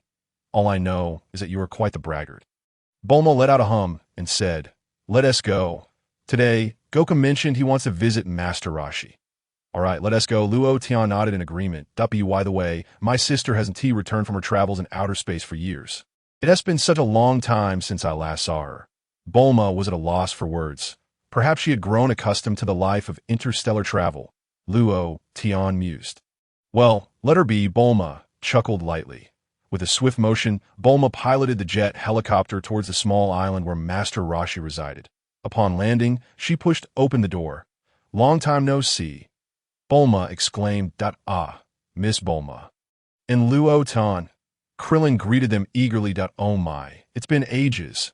Master Roshi nodded. You two are quite heartless. I've called you several times, urging you to come visit. Yet not one of you showed up. At this point, Master Roshi leaned in closer to Bulma and whispered, So, have you confessed your feelings to Luo Tian yet? Bulma rolled her eyes in response. Absolutely not. I'm still waiting for Luo Tian to confess to me. You reach nearly 30 this year, aren't you? Master Roshi sighed. Look at Goku. He is already married. Bang. Bulma playfully punched Master Roshi on the forehead. Mind your own business, she retorted angrily. Don't discuss my age. I will forever be an 18-year-old girl. Master Roshi wiped the sweat from his brow. What are you two talking about? Luo Tian asked with a smile. Nothing, nothing, Master Roshi quickly denied, shaking his head. Luo Tian merely chuckled. Choosing not to elaborate, he was fully aware of Bulma's feelings for him as an angel. If he couldn't perceive that, then his halo would be of little use. However, he had yet to decide whether he wanted to be with Bulma. After all, she wasn't the only girl in his dreams. By the way, where's Lan Shi? Why isn't she home? Bulma inquired. She eloped with Tianjin Han 5 years ago, Krillin replied. Eloped? That Lan Shi, Bulma exclaimed. Just then, a voice sounded from outside. It was Goku. Krillin's face lit up with excitement. Goku's here, Bulma smiled. Soon, Luo Tian and the others opened the door and stepped outside. Hello, everyone. Long time no see. Son Goku waved at Luo Tian and the others, cradling a small child in his arms. A child with a tail? Goku, it's truly been a while. Bulma beamed. Luo Tian nodded gently at Son Goku. Goku, I've missed you. Why haven't you been in touch? Krillin asked, a hint of annoyance in his voice. Son Goku laughed. By the way, who is this child? Bulma could no longer contain her curiosity. This is my son. Son Goku smiled faintly. Bulma, Krillin, and Master Roshi were immediately stunned. Goku has a son? This is astonishing. Is that surprising? Son Goku chuckled. Hey, Gohan, say hello to everyone. With that, Son Goku set Gohan down. Hello, I'm Gohan. I'm 4 years old. Gohan introduced himself. Gohan, that's the same name as your late grandfather. Master Roshi pondered. Indeed, Son Goku nodded. You really surprised me. I didn't expect you to bring your son along, Master Roshi exclaimed, then leaned closer to Bulma and whispered, Bulma, aren't you going to make a move? Have you not noticed that over the years, Luo Tian seems to show no signs of aging? Bulma paused for a moment. On the contrary, I must point out that I've noticed a few wrinkles at the corners of your eyes. Master Roshi remarked, if you don't seize the moment, before you know it, you might become an old hag. Bulma glared at him. However, upon reflecting on Master Roshi's words, Bulma realized he had a point. Indeed, so many years had passed, yet Luo Tian remained unchanged. She recalled meeting Luo Tian when she was 6 years old, and he had claimed to be 20 then. Now, nearly 20 years later, Luo Tian should be around 40. A 40-year-old man showing no signs of aging? Perhaps it was time for her to act. I'll confess my feelings to Luo Tian when I get home today. Even Goku has a son now. Time flies, and it seems to hasten our aging. A tail. Bulma suddenly noticed the tail behind Gohan. Yes. It looks just like mine from back in the day. Son Goku laughed heartily. Will this child have any special changes? Bulma asked anxiously. Has there been any? Krillin added, equally nervous. Special changes? What do you mean? Son Goku asked, puzzled. Like on a full moon night or something, Master Roshi hinted. Full moon night. We go to bed early. Son Goku shook his head. Confused. Why do you ask? Oh, it's nothing. Early to bed, early to rise. Good habits, Master Roshi chuckled. Goku, is this child as strong as you? Krillin inquired. Perhaps. Son Goku nodded. I believe he has great potential. I try to train Gohan. But Chi-Chi became very upset. Why? Krillin asked, bewildered. What a pity. I also think it's a shame, but Chi-Chi insists that the world is at peace now, and there is no need for further training. It is a time for academic pursuits now, Son Goku explained. That mischievous little girl has turned into an educational mom. Master Roshi laughed heartily. I asked at a Dragon Ball on Gohan's hat? Bulma noticed the Dragon Ball on Gohan's cap. Yes, it's the 4-star Dragon Ball. It belonged to my grandfather. I found it and gave it to Gohan to wear, Son Goku explained, nodding. Later, I also found the 3-star and 6-star Dragon Balls, which are now at home. Seeing the Dragon Balls reminded Bulma of the past. Luo Tian, what are you staring at? Krillin noticed Luo Tian gazing into the distant sky and couldn't help but ask. There is someone flying up there. Oh dear, trouble might be on the way. Luo Tian sighed. Just as he finished speaking, Son Goku suddenly sensed something, quickly turning to look at the sky behind him. What is it? Is it Tianjin Han and the others? Bulma asked. That I can sense an incredibly powerful energy approaching us. What could it be? Son Goku's expression changed, and cold sweat trickled down his face. What? Master Roshi was taken aback. He coming. Son Goku looked up at the sky. Gohan clutched his father's pants tightly. Bang. The next moment, a long-haired figure descended from the sky, landing before Luo Tian and the others. This person wore a peculiar device on his ears, from which a green lens extended to cover his eyes. Raditz scanned the gathered crowd. Chapter 10. Raditz. This white-haired person looks familiar. Hey, you've grown up. Kakarot, I recognize you at first glance. Raditz smiled, casting a glance at Son Goku. You look just like your father. Huh. Son Goku was slightly taken aback. Are you talking to me? Who is this guy? What is he saying? Krillin was equally puzzled. Despite his words, Raditz's gaze lingered on Luo Tian. Why does this person seem somewhat familiar? There seems to be a white-haired guy on Planet Vegeta who looked somewhat like him. Never mind, I must have mistaken. That hasn't Planet Vegeta already been destroyed? Moreover, this fellow's power level is 0. What a pitiful creature. What was the battle power of that white-haired individual from Planet Vegeta? I can't seem to recall. It's been such a long time. Forget about him for now. What's the situation? Isn't your mission to eradicate all humans on Earth? Raditz coldly inquired, questioning why so many humans still existed and what he was stalling for. Hey, I don't know who you are, but I suggest you head back quickly. It's not good to be this drunk during the day. Krillin said, cautiously approaching Raditz while shaking his finger. Krillin, don't go near him. Goku urgently warned. Bang. Just as Krillin drew near Raditz, the tail wrapped around Raditz's waist lashed out violently, striking Krillin with tremendous force. Krillin was sent flying, his head crashing into the wall of the Kame house. Embedding deeply into the wooden structure, Krillin! Goku exclaimed in shock. Ouch! Krillin let out a cry of pain. Bulma was utterly terrified, trembling all over as she clung tightly to Launch. You scoundrel! Goku fumed with fury. However, he was soon astounded to notice Raditz's tail. Oh, it is a tail. Goku gasped, taken aback. Humph! Have you finally recognized it? Raditz smirked. Recognized what? What do you mean? Goku remained perplexed. Kakarot, have you forgotten even this? Truly remarkable. Raditz scoffed. Hey, let me ask you, did you ever suffer a severe head injury as a child? I am not Kakarot. I am Son Goku. Goku corrected him. Answer my question, did you sustain a serious blow to your head as a child? Raditz demanded. Yes, I don't remember it clearly, but I did receive a blow to my head when I was young. I still have a scar. Goku nodded. Oh, it is true. Raditz concluded. Oh, what? Goku retorted. Goku, long ago, your deceased grandfather Gohan mentioned that he found a child with a tail who was extremely violent and uncontrollable. The old master explained that one day, while playing, the child accidentally fell into a valley and suffered a severe head injury, nearly dying. However, he survived due to his immense vitality, and from then on, his violent nature changed, becoming a well-behaved child. Was that me? Goku pondered, slightly taken aback.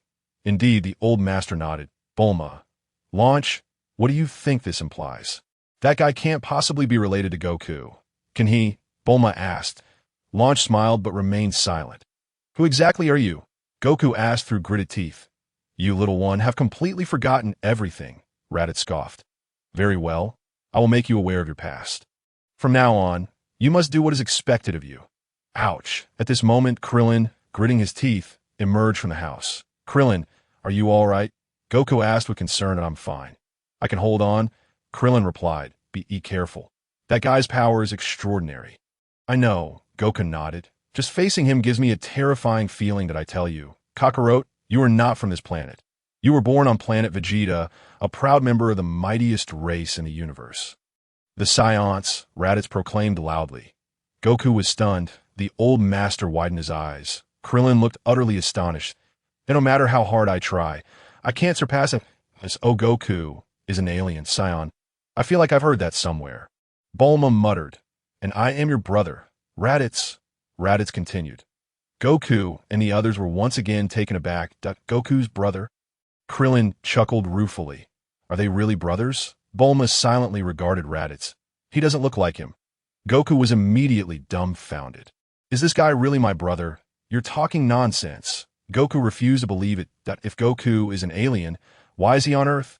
Krillin questioned. Humph. That question is simple. Kakarot was sent here to eradicate the human inhabitants of this planet. Raditz sneered that we Saiyans are a warrior race. Our job is to locate habitable planets, eliminate their inhabitants, and then sell the planets at a high price to extraterrestrials. Goku and the others fell silent. If we encounter particularly strong beings on a planet, we send adult warriors to confront them. For a low-level planet like Earth, sending a mere infant like you is sufficient. Raditz explained, coincidentally, this planet has a moon. And you alone could wipe out its human population in a few years. Have you forgotten even the most basic command? If that S true, then that S terrifying, even more so than that Piccolo Demon King. Krillin trembled. Hey, what does the moon have to do with me? Goku asked in confusion. Stop pretending to be ignorant. On the night of the full moon, isn't that when we Saiyans unleash our greatest power? Raditz chuckled. Bulma and the others were instantly taken aback. Bulma, Krillin, and the old master had witnessed Goku transform into a giant ape, a terrifying sight. Explain that clearly. Goku, after reverting from his giant ape form, had forgotten everything about that transformation. Where's your tail? What happened to it? Raditz blinked in surprise, quickly inquiring, I cut it off a long time ago. Goku replied, You fool, no wonder you could coexist harmoniously with the people of this planet. You severed your own tail, Raditz scolded angrily. Enough, I'm neither a Saiyan from another planet nor your brother. None of this concerns me, Goku shouted. You are the truly despicable ones. I am Son Goku. Raised here, you should leave at once. Yes, Bulma waved her hands at Raditz. Hurry up and go. Hurry up. Indeed, regardless of the past, Goku has become a true Earthling, the old master added. Yes, Goku saved our world. You should leave immediately. Krillin declared loudly.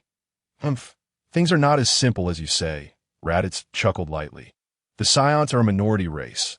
After Planet Vegeta was struck by a massive meteor and exploded, nearly all Saiyans became cosmic dust. Including our parents, Goku remained silent, primarily feeling estranged from his biological parents. Among the remaining Saiyans, only 4 of us remain, including you. Raditz explained that I, along with 2 others, were off conquering other planets at the time, thus escaping. Recently, we discovered a planet that can be sold at a high price, and 3 of us attacking it is somewhat difficult. So I thought of Kakarot, although your power level is still incomplete. If our strengths combine, we will surely succeed. Goku was at a loss for words. Hurry and awaken. Kakarot, you should feel exhilarated. The blood of the Saiyans is boiling within you. Raditz continued. Dream on. I would never assist you, even if it meant death. Goku retorted, I noticed earlier that standing behind you is your son, correct? Raditz glanced at Gohan. No, it's not. Goku quickly protested. You cannot deceive me. His tail is the best evidence. Raditz smiled. What do you intend to do? Goku gasped in alarm. As a father, you lack reason, so I intend to make use of your son. Raditz chuckled. If you dare to approach me again, I shall not hold back. Son Goku, watching Raditz draw nearer step by step, clenched his fists and shouted in anger. Bang! Raditz's knee struck heavily against Son Goku's abdomen. Goku soared into the air before softly collapsing onto the ground. With a single blow, Raditz had effortlessly brought Son Goku down at awe. Goku felt as if his body was on the verge of falling apart. This guy is far too powerful. I am utterly no match for him. Father! Son Gohan rushed towards his father, but was swiftly seized from behind by Raditz. Master Roshi raised his staff, contemplating an attack, but knowing full well he was no match for Raditz. Krillin trembled in fear. Bulma, frightened, hid in the embrace of Luo Tian, her body shaking. Wah wah wah! Son Gohan cried out loudly. Chapter 11. Goku fight! Kakarot, I shall take the child with me, if you wish for him to return alive. You must heed your brother's commands, Raditz said with a smirk, that I shall give you one day to consider by tomorrow. I expect proof of your obedience that it is quite simple. At this time tomorrow, you must kill 100 people from this planet and pile their corpses here. Do you understand? I will await your good news. Truth be told, I do not wish to personally harm my brother, nor his child. Outrageous! Krillin trembled all over. Now, let me reiterate. Tomorrow you must kill 100 Earthlings and stack their bodies here. Raditz stated coldly that if you comply, you may join our ranks. However, if you fail to do so, I shall kill your son. What a despicable act exploiting a child, Krillin bit his teeth in anger. Meanwhile, Son Goku, gravely injured, could barely utter a word. If you wish to prevent this child from dying, you must prepare 100 corpses without delay. Raditz chuckled. However, the people of this planet cannot escape their impending doom. Once we finish with that planet, Earth shall be our next target. Bulma was horrified. What do you mean? Krillin's pupils dilated in shock. In no way. Master Roshi's face shifted with alarm. We three could destroy this planet within a month. Kakarot, does killing 100 people now not lead to the same outcome later? Raditz smiled. Can you comprehend your brother's good intentions? You have no other choice but to become my ally and join my ranks. Return my child. Son Goku gritted his teeth. I look forward to your satisfactory response. This is for your own good. Raditz smiled, then soared into the sky. Defying orders is futile. Your inadequate combat prowess will never surpass that of your brother. Wah! Father! Son Gohan wailed as he watched his father retreat into the distance. Gohan! Son Goku shouted. Whoosh! After reaching a certain altitude, Raditz turned and swiftly flew away. Cursed beast! Son Goku watched helplessly as his son was taken away. I'm sorry, we cannot assist you. Master Roshi spoke gravely. Goku, are you all right? Krillin asked with concern. Nimbus! Son Goku gritted his teeth and shouted towards the sky. Whoosh! The golden cloud rushed over and landed beside him. Wait, do not act recklessly, Master Roshi quickly advised. You cannot go. You will be killed. Bulma pleaded. Krillin clung tightly to Son Goku, trying to prevent him from seeking out Raditz. You will only be walking to your own demise. You cannot defeat him. Goku, can you defeat him now? Krillin inquired. Luo Tian, you must persuade him. Bulma urged Luo Tian, who remained silent. Go. Goku, challenge your brother, defeat him, and bring your son back, Luo Tian said. Krillin, Master Roshi, Bulma, you are urging Goku to challenge his brother directly. You are sending him to his doom. I have calculated that Goku's chances of winning this battle are virtually zero, Luo Tian mused. Then why are you sending him to his demise? Bulma asked with a bitter smile. There's a saying, one must risk death to achieve rebirth, Luo Tian smiled. Death is but a beginning. What nonsense are you spouting? Bulma was left speechless. Luo Tian is correct. Even if I cannot defeat him, I must go and retrieve my son. That I do not care if I die. Son Goku clenched his fists tightly. Besides, he does have a weakness. His tail. If I grasp it tightly, he will lose his strength. I have done so before.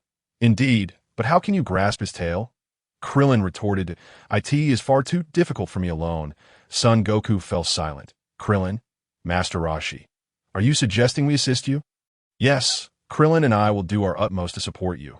But unfortunately, at this critical moment, Liu Ping and Tianjin Fan are not here. Master Roshi grit his teeth and stepped forward.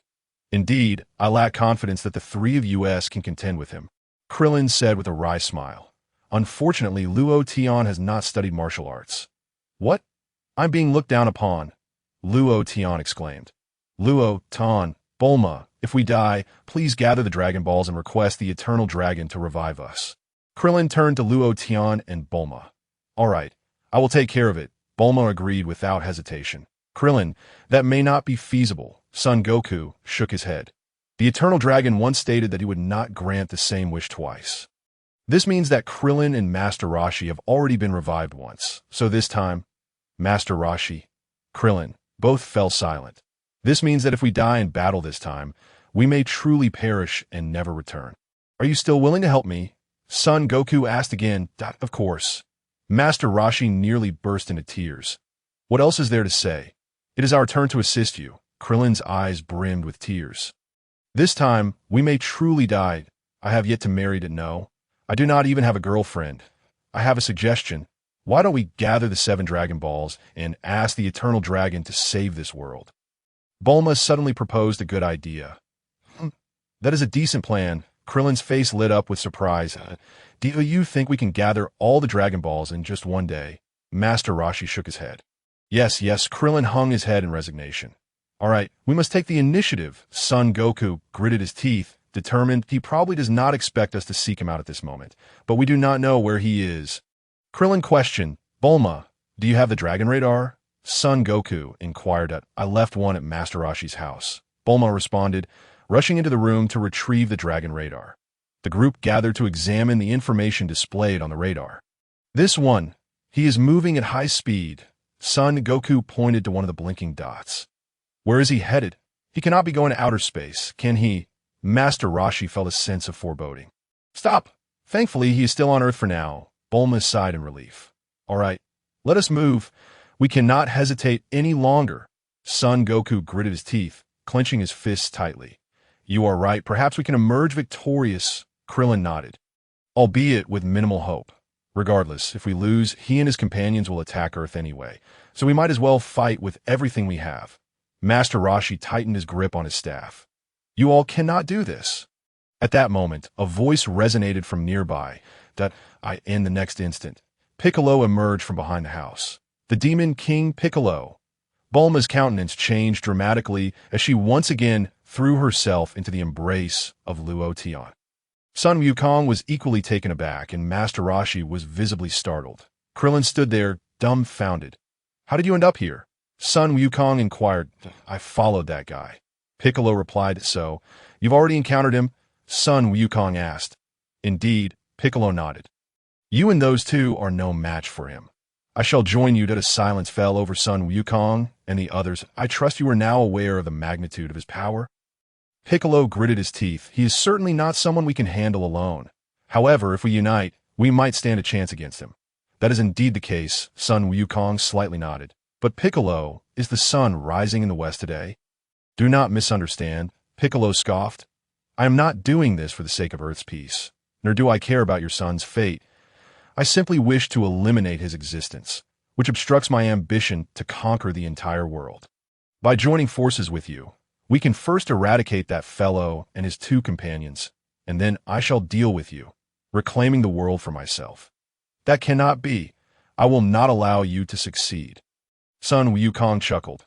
However, we can initially collaborate to eliminate our common adversary. Indeed, I find myself with no other option. Piccolo smiled, but collaborating with you makes me feel quite ill. Bulma, lend me the Dragon Ball radar. Sun Wukong extended his hand. All right, Bulma handed the radar to him. Sun Wukong took the radar and leapt onto the Nimbus. Piccolo, can you keep up with the speed of my Nimbus? Sun Wukong turned to ask. Do not underestimate me. Your cloud speed cannot compare to mine. Piccolo replied with a slight smile. Whoosh! The two ceased their idle chatter and swiftly soared into the distance, soon vanishing from Bulma and the other's sight. However, they had not yet disappeared from Luo Tian's view. With his keen eyesight, Luo Tian could see the two of them from afar. Have they reconciled? Krillin questioned to know. It is not like that. Master Roshi shook his head. Their relationship is merely one of temporary collaboration. Currently, there is no stronger alliance on Earth. Perhaps they truly might achieve victory. Yes, that's so, Krillin murmured. This confrontation is worth witnessing. Bulma, have you noted the location on the Dragon Ball radar?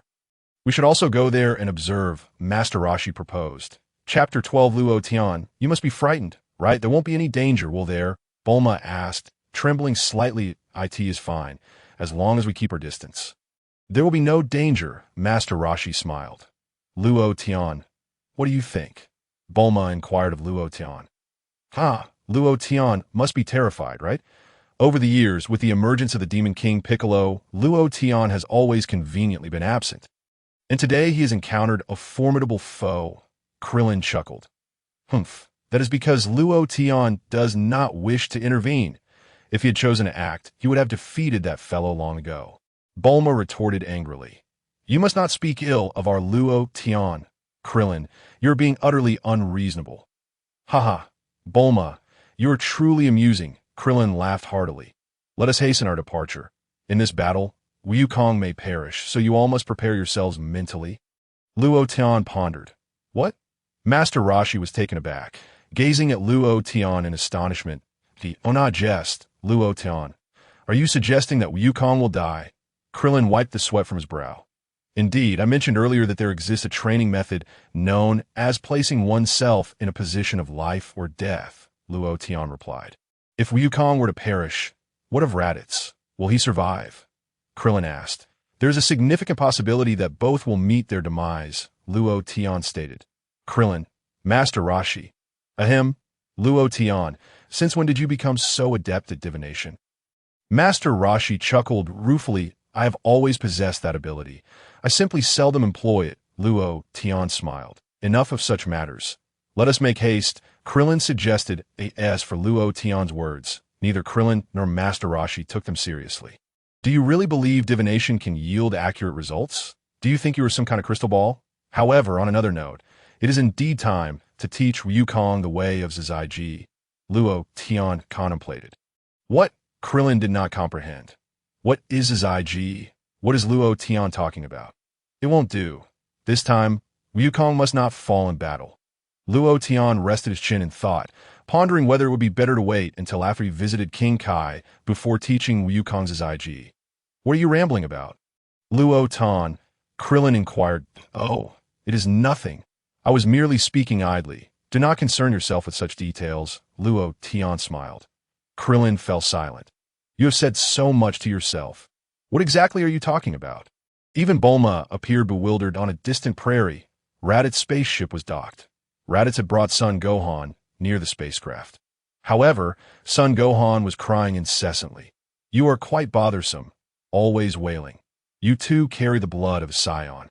Raditz exclaimed, nearly driven mad by son Gohan's cries. He then grabbed son Gohan by his clothing and tossed him into the spaceship, locking him inside, feeling as though the world had finally quieted down. Raditz took to the skies, deciding to venture out in search of food. Beep beep. At that moment, the scouter on Raditz's eyes suddenly emitted a warning signal. Strange. Power level 710. It's nearby. Raditz's expression shifted, following the scouter's indications. Raditz pinpointed the location of the power level. What? Is that the child? Raditz's eyes widened in disbelief. This is impossible. Absolutely impossible. It must be a malfunction. When I was his age, my power level was only around 400. Moreover, I fought alongside Vegeta on that planet, barely managing to raise my power level to 500. This little brat hasn't even taken off his diaper. Has he? Meaning he has likely never engaged in battle. How could his power level exceed 700? If that were true, the boy would be an elite Saiyan warrior. Beep beep. The scouter emitted another warning signal. Another one. Power level still at 710. Still a malfunction. Raditz scoffed. How could that little brat's power level reach such heights? Beep beep. Another response is rapidly approaching this way.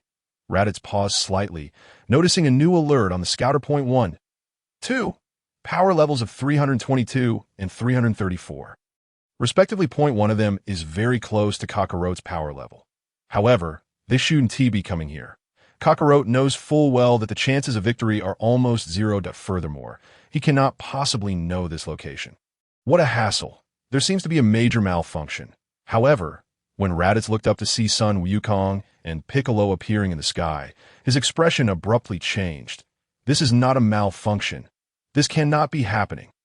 That little brat's power level is absolutely impossible to reach 710. Thud. Son Wukong and Piccolo descended from the sky, landing directly in front of Raditz. Oh, it is you. Raditz recognized Piccolo. How did you know I was here? I wouldn't tell you even if I could, son Wukong coldly retorted. All right, let me ask another question. What are you two doing here? Raditz inquired. I even need to say it. I am here to reclaim my son. Son Wukong declared. So, you Saiyan refused to join our ranks? Raditz smiled. Indeed. Son Wukong decisively rejected the proposition. You wish to betray your brother? Raditz asked with a cold expression. I have no brother. Son Wukong retorted. Kakarote, your head will soon roll. Do you realize that? Raditz chuckled lightly. You are so stubborn. I find myself disappointed in you. And do you truly believe that the two of you combined could defeat me? You are woefully naive. Stop dragging this out. Piccolo interjected with a cold snort, tearing off his cloak and tossing it aside. Clang. The cloak emitted a metallic sound as it landed. Piccolo, it appears you two have been training under heavy weights. Son Wukong remarked, turning to him. Indeed, just like you. Piccolo nodded, stretching his arms, feeling remarkably unburdened. Raditz silently observed. This fellow's battle power has increased to 408. I too have been training vigorously. Son Wukong replied with a slight smile as he removed his weighted shirt and shoes. Raditz glanced at Sun Wukong again. This kid's battle power has risen to 416, that you two fools. Huh, do you really think you could defeat me with such meager strength? How utterly amusing to challenge me with such levels of power.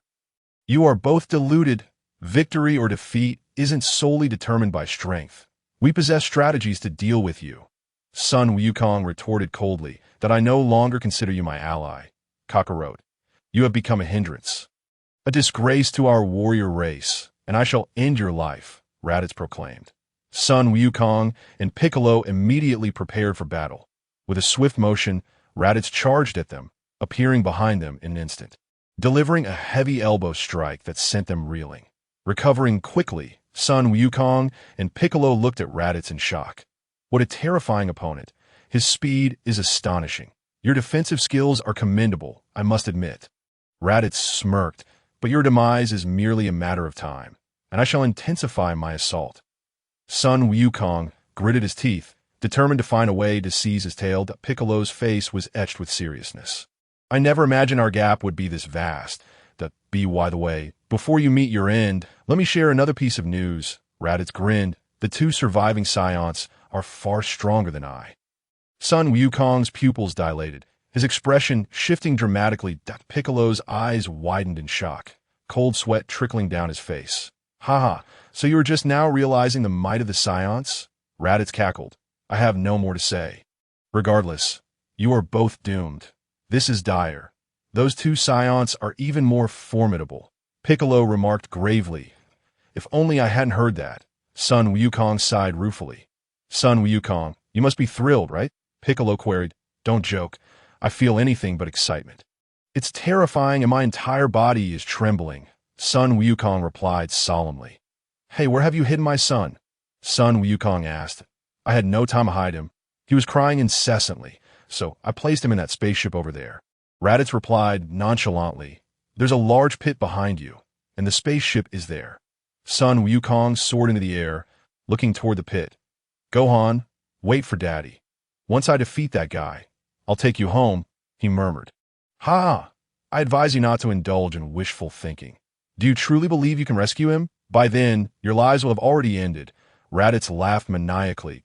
In the next moment, Sun Wukong and Piccolo launched a fierce counterattack against Raditz. Bang!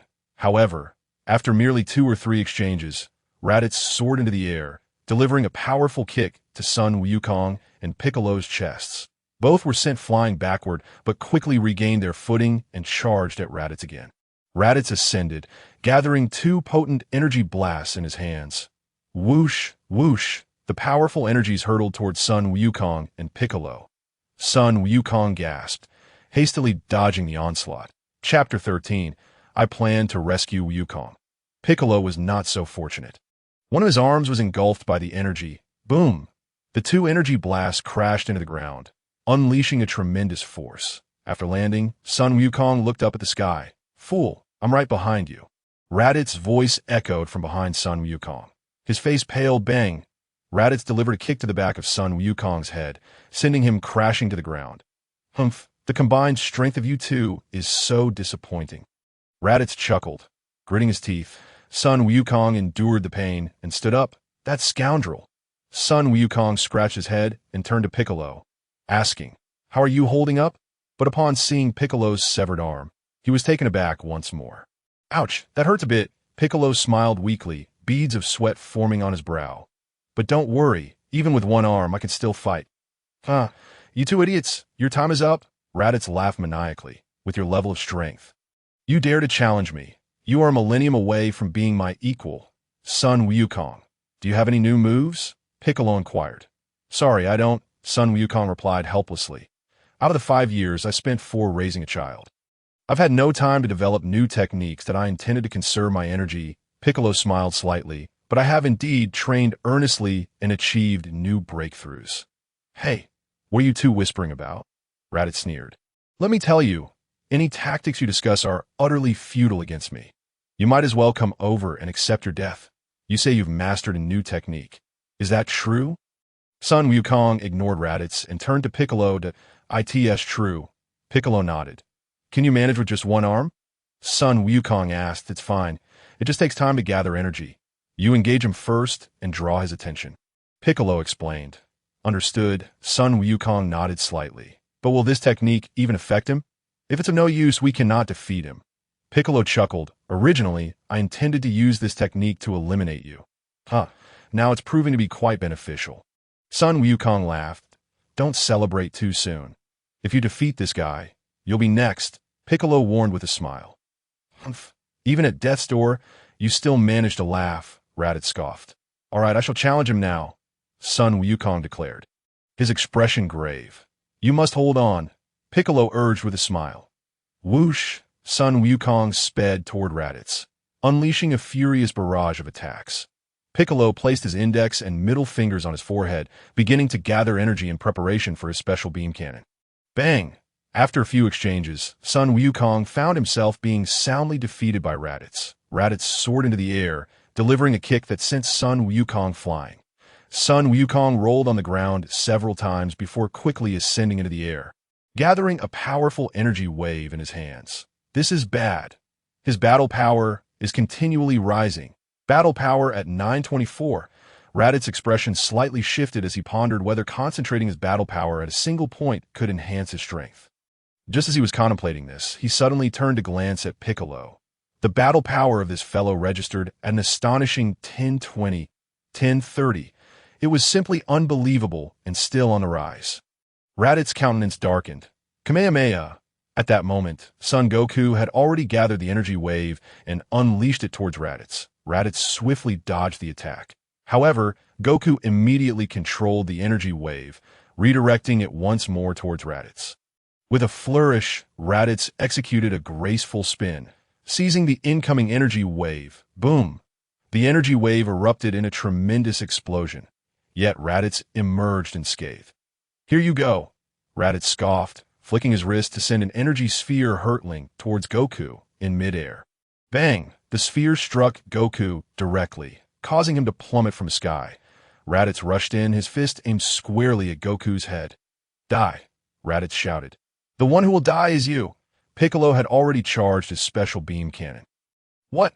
Raditz turned to Piccolo, whose battle power was now 1330. He had concentrated all his energy into his fingertips. This was bad. They could freely control their power. Special beam cannon. Piccolo swung his arm forward, unleashing a crimson spiral beam aimed at Raditz. Hey!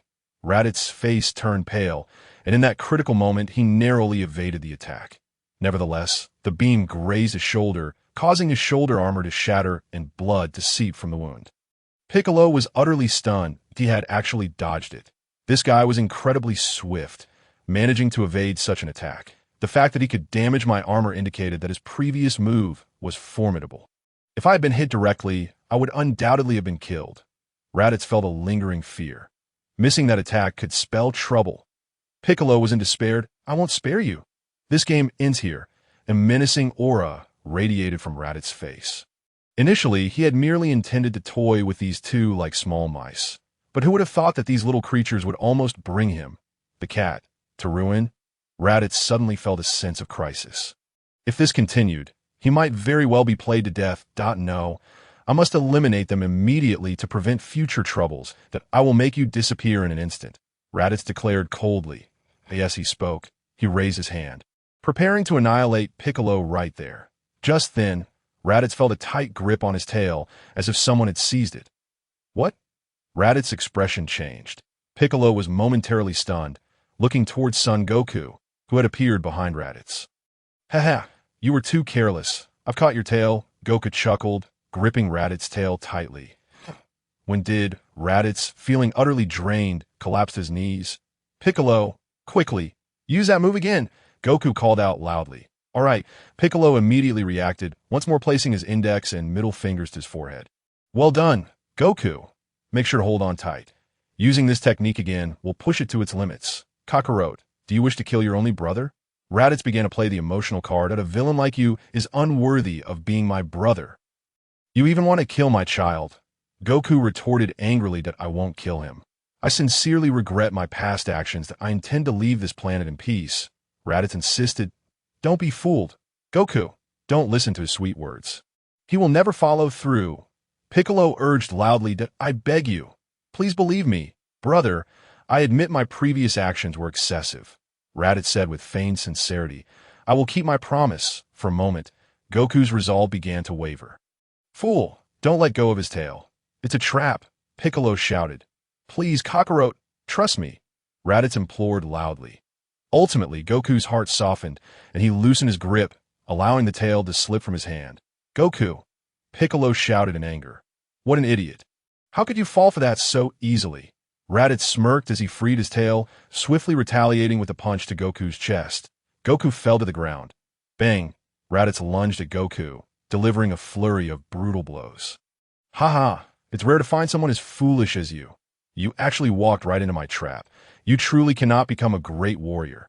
You are despicable, Goku gritted his teeth. Unlike you, I'm a top-tier warrior. I can kill my own brother without hesitation. Would you like to witness that? Raditz grinned as he increased the pressure beneath his feet. Ah, Goku let out a series of agonizing cries that I in the distance. A helicopter was rapidly approaching. Oh dear, it seems the situation is rather dire. Luo Tian sighed. What's wrong? Krillin asked anxiously. That I've made up my mind. This time, I'm going to save Goku, Luo Tian replied with a smile. What? Krillin was at a loss for word. So you still believe Goku will be defeated? Huh. You'll see soon enough, Luo Tian nodded. Mysterious as ever, Krillin thought, unsure how to respond. All right, Krillin, keep your comments to a minimum. Bulma glared. It's not that I want to speak. It's Luo Tian who is talking. Krillin retorted. Bulma, you're biased. Let's hurry. We might still be able to help a little, Master Roshi urged. Okay. Bulma accelerated the flight. Can I be of assistance as well? The turtle beside them asked, sweating. Master Roshi, Bulma, Krillin, cough cough, why are you following us? Master Roshi said irritably. You dragged me along. The old turtle wiped his sweat. Chapter 14. Is Goku going to self-destruct? Do I? I don't recall that. Master Roshi feigned forgetfulness. Old turtle, you're quite devious. You must be planning to use me as a weapon to throw at that guy and knock him out. Battle scene. How about it? You're next. Let's try that move again. Raditz smiled at Piccolo from a distance. Piccolo was at a loss, but he understood clearly that even if he used the special beam cannon again, that guy would still evade it. Ah, Goku continued to wail in pain. Raditz was in no hurry to kill Goku. Rather, he was savoring the torment. Who told you to grab my tail earlier? Let's see how I can make you suffer. Beep! Just then, Raditz noticed the detector emitting a warning signal. What is going on? Raditz was momentarily taken aback. Bang! In the next moment, Sun Wufan pierced through the spaceship, emerging from within with remarkable agility. Upon witnessing the spectacle, Raditz stood utterly astonished. Piccolo, too, widened his eyes in disbelief. Sun Wufan executed a graceful somersault in the air before landing firmly on the ground. Clenching his teeth with fury, his face contorted in rage. He tightened his fists and glared menacingly at Raditz across from him. This is the son of Sun Wukong. Piccolo was taken aback. Wufan. Sun Wukong also found himself momentarily stunned, failing to comprehend how Wufan had escaped. What is happening? This little brat. Raditz's expression darkened further. Woo woo woo, Sun Wufan sobbed, tears streaming down his cheeks. Wufan, run away. Get out of here, Sun Wukong uttered weakly. Battle power, 1307. The moment Raditz saw Sun Wufan's battle power, he was struck dumb, cold sweat cascading down his face. You shall not bully my father, Sun Wufan shouted defiantly. After uttering those words, Sun Wufan transformed into a streak of golden light, charging fiercely towards Raditz. Bang! Sun Wufan's head collided forcefully with Raditz's chest. Raditz staggered back several steps, nearly losing his balance. Simultaneously, he felt a significant impact to his chest. Wufan, you have left Sun Wukong in a state of shock. Ah, father! Sun Wufan snapped back to reality, his face a mask of confusion. Wufan, are you all right? Sun Wukong asked with urgent concern. This little creature. Raditz clenched his fists, realizing his battle power had plummeted to just 1. The fluctuations of emotion had induced such a drastic change. Bang! Raditz lunged forward, delivering a powerful slap that knocked Sun Wufan unconscious. This insufferable brat, that strike was vicious. If he lands another blow, I might not survive. How can this pest be so formidable? No, I must eliminate him post-haste, and if he continues to develop, the consequences will be dire. With this thought, Raditz advanced step by step towards Sun Wukong, intent on extinguishing his life right there. "Hey, what are you doing? Stop. Do not harm him," Sun Wukong shouted sternly. "Are you implying he's just a child? What a joke. That child possesses far greater battle power than you, and while he is still unaware of how to harness it, I must eradicate him." Raditz sneered, tightening his fists. "But do not worry, you will see him soon, albeit in another world." "Ha ha!" He laughed heartily, continuing his approach towards Sun Wukong. I could see that moment. Sun Wukong soared into the air, wrapping his arms around Raditz from behind. Raditz was taken aback. "How do you still possess such strength?" Raditz attempted to break free from Sun Wukong's grasp. "Piccolo, quickly, use that technique from before again," Sun Wukong urged Piccolo. "I anticipated you would call for my assistance. I've been prepared for this moment," Piccolo replied with a faint smile. "Just a moment. I will be ready shortly. However, why not grab his tail? That's unreliable. He can sever it himself," Sun Wukong retorted. "What? You know that too?" Raditz ground his teeth in frustration. After saying this, Raditz struggled fiercely to escape Sun Wukong's hold. Yet Sun Wukong clung tightly to Raditz's shoulders, refusing to relent. "Hurry, Piccolo, I can barely hold on." Sun Wukong cried out. "Oh no, that childish impact drained a significant amount of my energy." Raditz grimaced, panic etched across his face. "Let me go, Kakarot." "You fool, holding on to me will lead to your demise as well." "I intend to perish alongside you," Sun Wukong grinned. "What did you say? Do you truly wish to do this?" Raditz was momentarily stunned. "You fool, why would you go to such lengths? True, this is the only method to defeat you." Sun Wukong nodded. "Well then, I shall not hold back," Piccolo replied with a smile. His energy nearly coalesced. "To be honest, eradicating you both would be a most favorable outcome for me. However, your companions will soon use the Dragon Balls to resurrect you." "Hey, is it not ready yet? I feel as though my ribs are about to snap," Sun Wukong shouted. "Hurry, what are you stalling for? Let me go, it's my fault. I promise I will never return to this planet again." Raditz pleaded frantically. "Fool, do you think I would fall for that again?"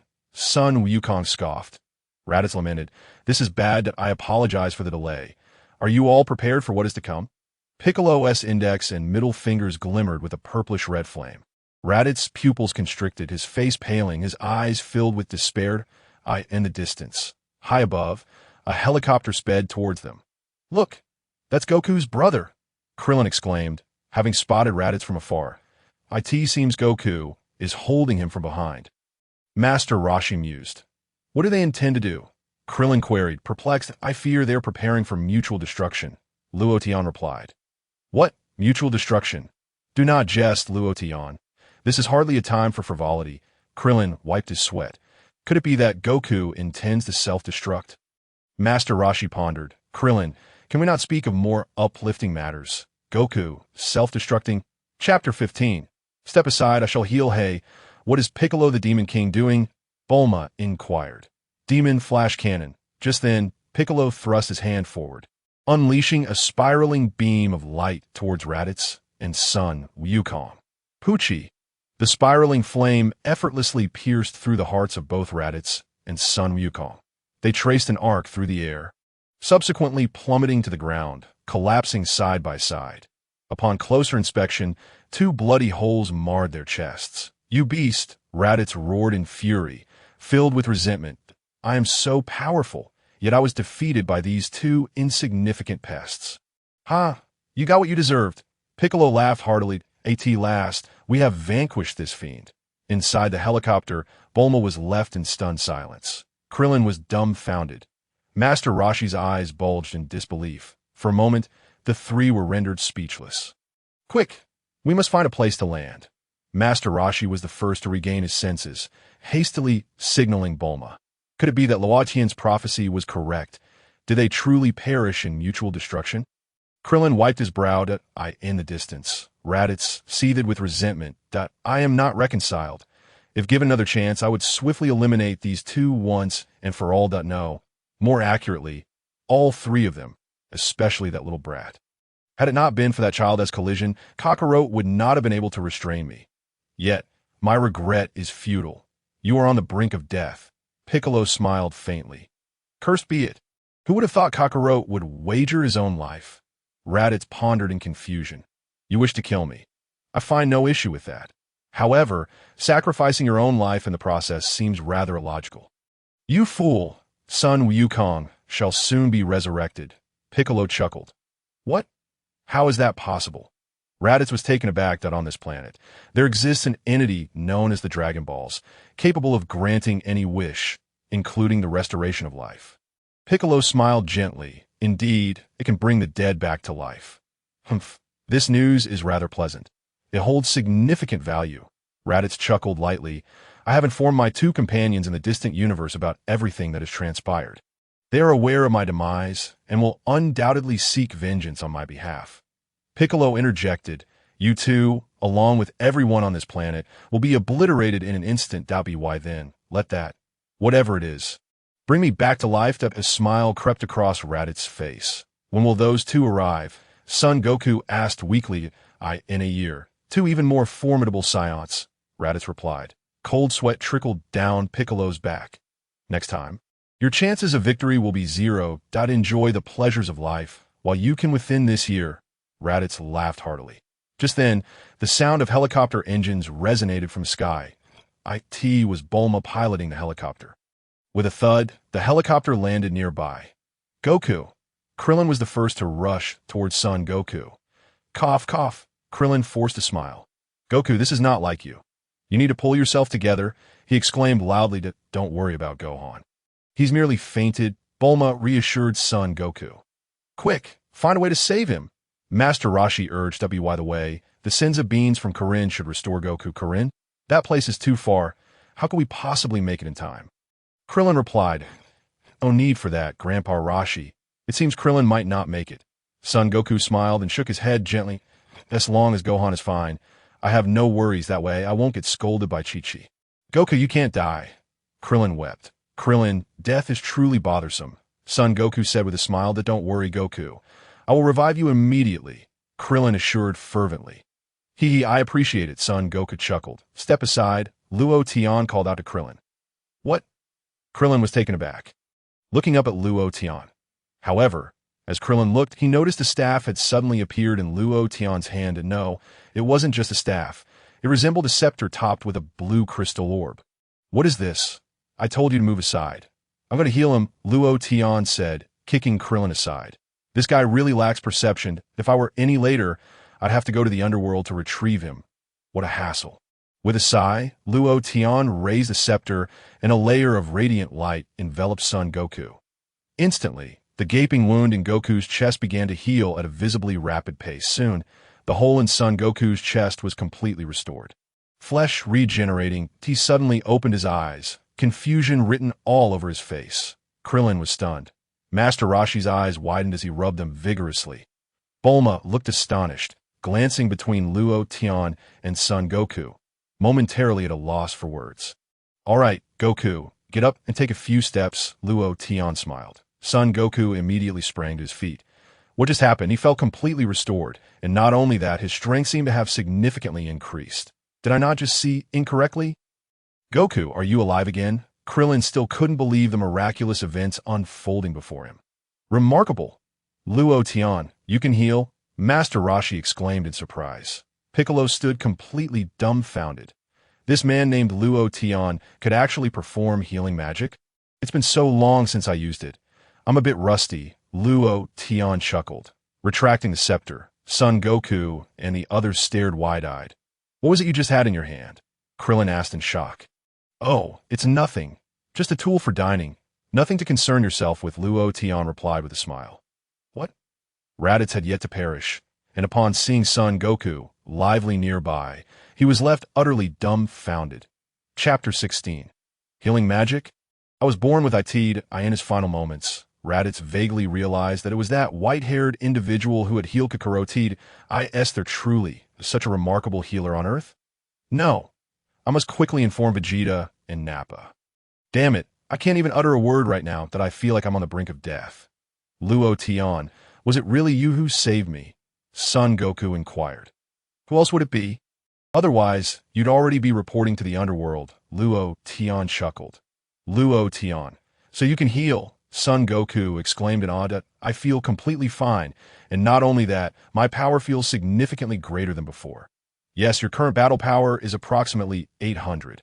Luo Tian nodded. What? A battle power of 800? How is that possible? Raditz's eyes widened in disbelief as he exclaimed, merely a result of the Saiyans' unique physiology. Look at you. You're nearly gone and have forgotten such matters. Luo Tian dismissed with a smile. How do you know about our Saiyan physiology? Raditz was utterly shocked. However, after uttering those words, Raditz expended his last breath, his legs kicked out, and his head tilted, succumbing to death. Oh dear, I had intended to inform you, but it seems you passed away so quickly. Luo Tian sighed. Son Goku and the others were left speechless. Compared to Raditz's demise, they were more astonished that Luo Tian could perform healing magic. Luo Tian, when did you learn healing magic? Krillin asked. That I was born with it. Do you believe that? Luo Tian smiled. There's no way to converse with you. You claim you were born with it? Who are you trying to fool? You must have just learned it, right? Otherwise, why haven't we seen you use it before? In a distant part of the universe, on a certain planet, Raditz lay dead. Nappa, expressionless, remarked, what a pitiful fellow. He was defeated by someone with a battle power of just over 1,000. What should we do? Once we finish here, shall we head to Earth? Nappa inquired. This news is quite intriguing. It pertains to the Dragon Balls, which supposedly can grant any wish, Vegeta replied with a smile. Rising to his feet. Very well, let us set off at once. Are we going to rescue Raditz? Nappa asked. Don't be ridiculous. What use would that waste of space be to us? Vegeta chuckled. The Dragon Balls could grant us eternal youth. We could fight forever. Yes, that's so. Very well, that sounds promising. Nappa nodded, excitement etched across his face. By the way, it seems Raditz mentioned someone who could perform healing before he died. Did you hear about it? Vegeta asked. I vaguely heard something about a guy named Luo Tian who learned some healing magic. Kakarot might have been saved by him, Nappa pondered. Tell me, what if we capture this Luo Tian and have him serve us? Using our Saiyan physiology? What do you think? Vegeta suddenly proposed. Nappa's pupils dilated as if he realized something, a glimmer of excitement crossing his face. Earth truly is a remarkable place, Vegeta chuckled. Yet, I can't shake the feeling that they might just be putting on a show. Nappa mused, resting his chin on his hand. Shouldn't we go see for ourselves? Vegeta smiled slightly. But returning to the topic, Vegeta, I can't help but feel that this name Luo Tian sounds somewhat familiar. It seems there was a Luo Tian among us Saiyans. Nappa contemplated. Such a distant memory. Who could possibly remember? Vegeta shook his head. Besides, even if there was a Luo Tian among us Saiyans, he must have perished long ago. The universe is vast, and having individuals with the same name is a common occurrence. Moreover, the very nature of his name, comprising merely 2 characters, significantly amplifies the likelihood of sharing it with others. Indeed, Nappa nodded in agreement. Whoosh, whoosh, the two ceased their idle chatter and promptly boarded a spherical, miniature spacecraft, swiftly heading towards Earth. Compared to pure-blooded Saiyans, Kakarot's son possesses extraordinary combat prowess. Nappa remarked to Vegeta aboard the ship. Vegeta, do you believe there has been a misunderstanding? No, there is no mistake, Vegeta replied. Raditz was severely weakened by that child's impact. That child carries the blood of both Saiyans and Earthlings, making him a hybrid with formidable energy. If we continue to propagate individuals like him, the universe will surely belong to us Saiyans. Nappa chuckled. Do not jest. Should that fellow grow stronger, our situation may become perilously precarious. Vegeta scoffed. You are correct. Let us first eradicate all humans on Earth. Nappa concurred. It has been quite some time since I enjoyed a restful slumber. Vegeta closed his eyes. Then we shall reconvene in a year. Nappa responded.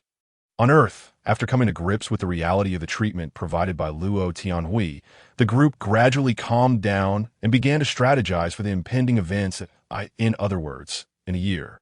2 even more powerful Saiyans will descend upon Earth. Son Goku mused. By the way, how did Goku's brother ascertain our precise location? Bulma suddenly inquired.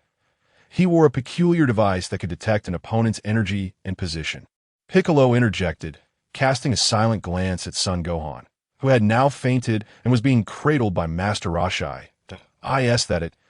Bulma pointed at the detector on Raditz's face. Luo Tian, could you assist me in removing that? Certainly, Luo Tian smiled, stepping forward to detach the device from Raditz. Bulma immediately donned it, pressed several buttons, and carefully examined the back cover. Oh, that's how it works. What an advanced instrument. Though it has some malfunctions, it is still operational. Bulma nodded. I will take this back, study it thoroughly, and improve upon it, while also locating Lepin and Tianjin Fan.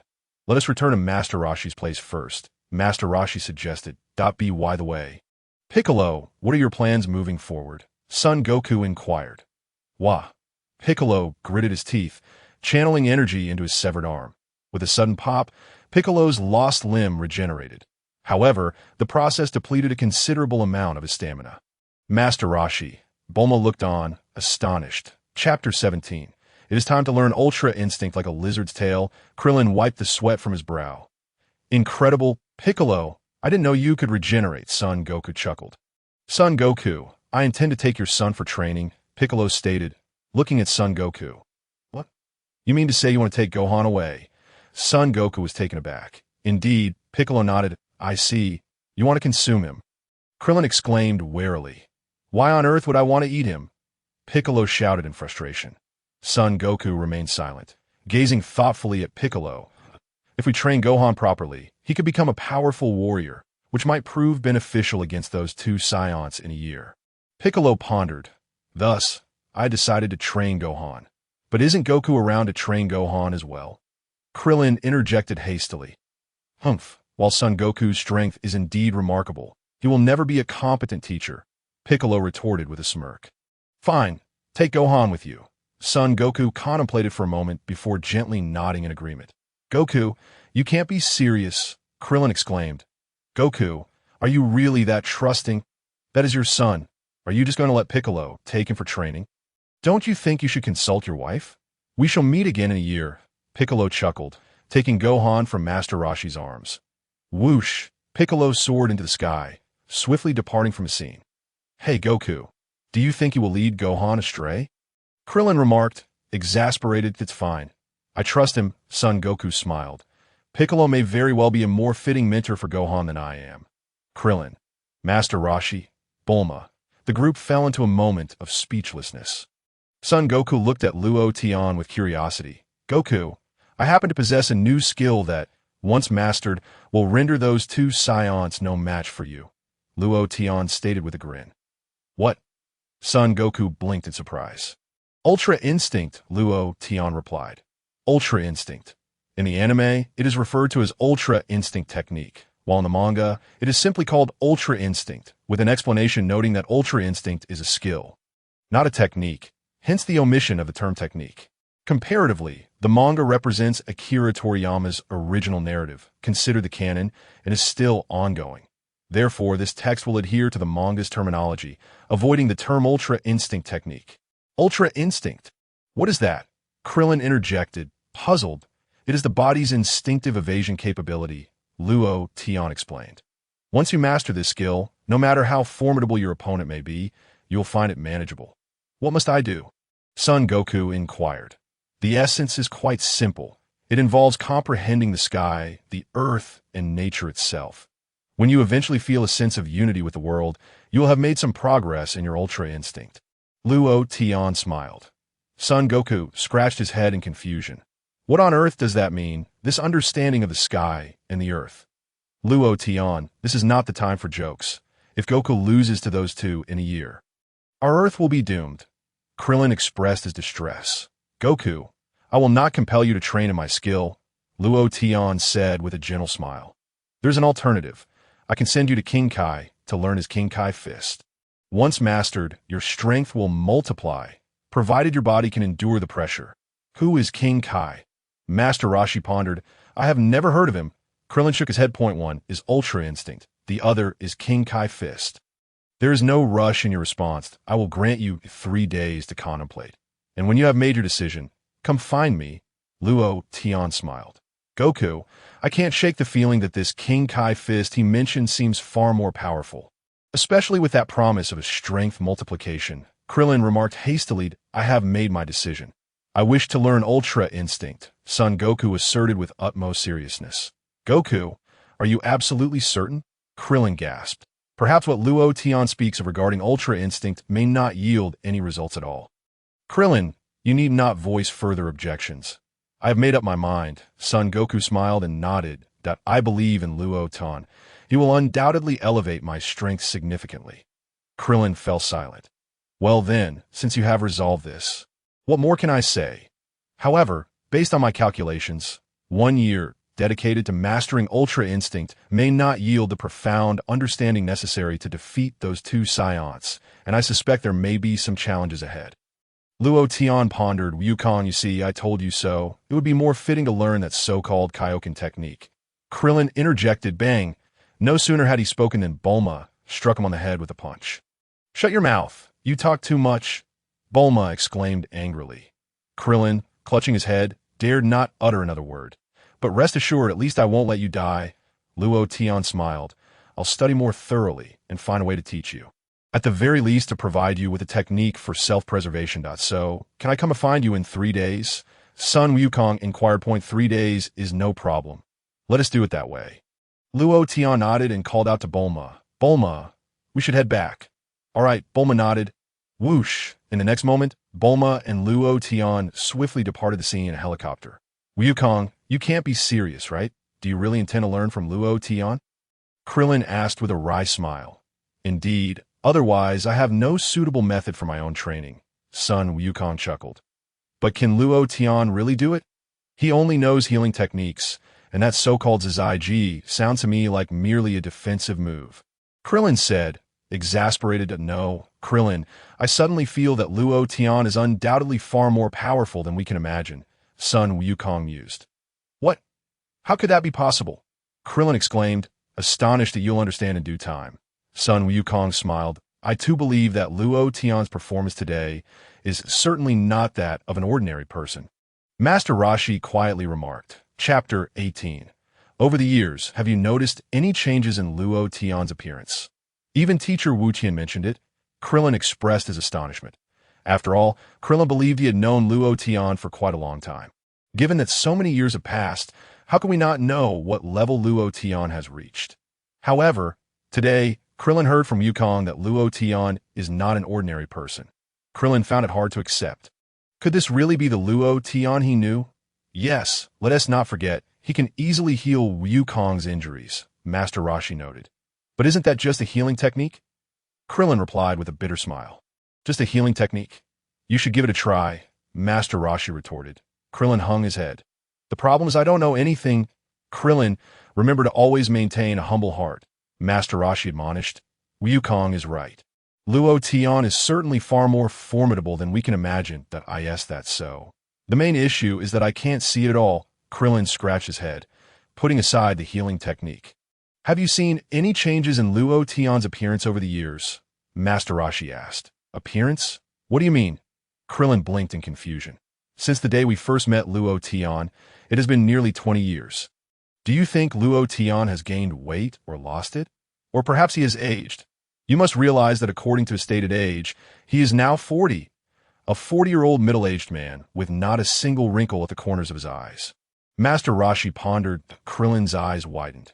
Now that teacher Wu Tian mentioned it, Krillin felt that it might actually be true. Unbeknownst to him, Luo Tian seemed to have genuinely reached the age of over 40.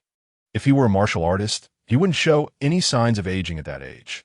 However, the issue is that Luo Tian has always presented himself as if he were incapable of martial arts. Even so, after all these years, the way Luo Tian appeared then is still unchanged now, neither fat nor thin. This indeed raises questions. Who exactly is he? Krillin was astonished. That's why I say Luo Tian must be remarkable. It's just that we hadn't paid attention to him before. Son Wukong chuckled. Hey, I wonder if Bulma secretly gathered the Dragon Balls to make a wish for Luo Tian to remain eternally youthful.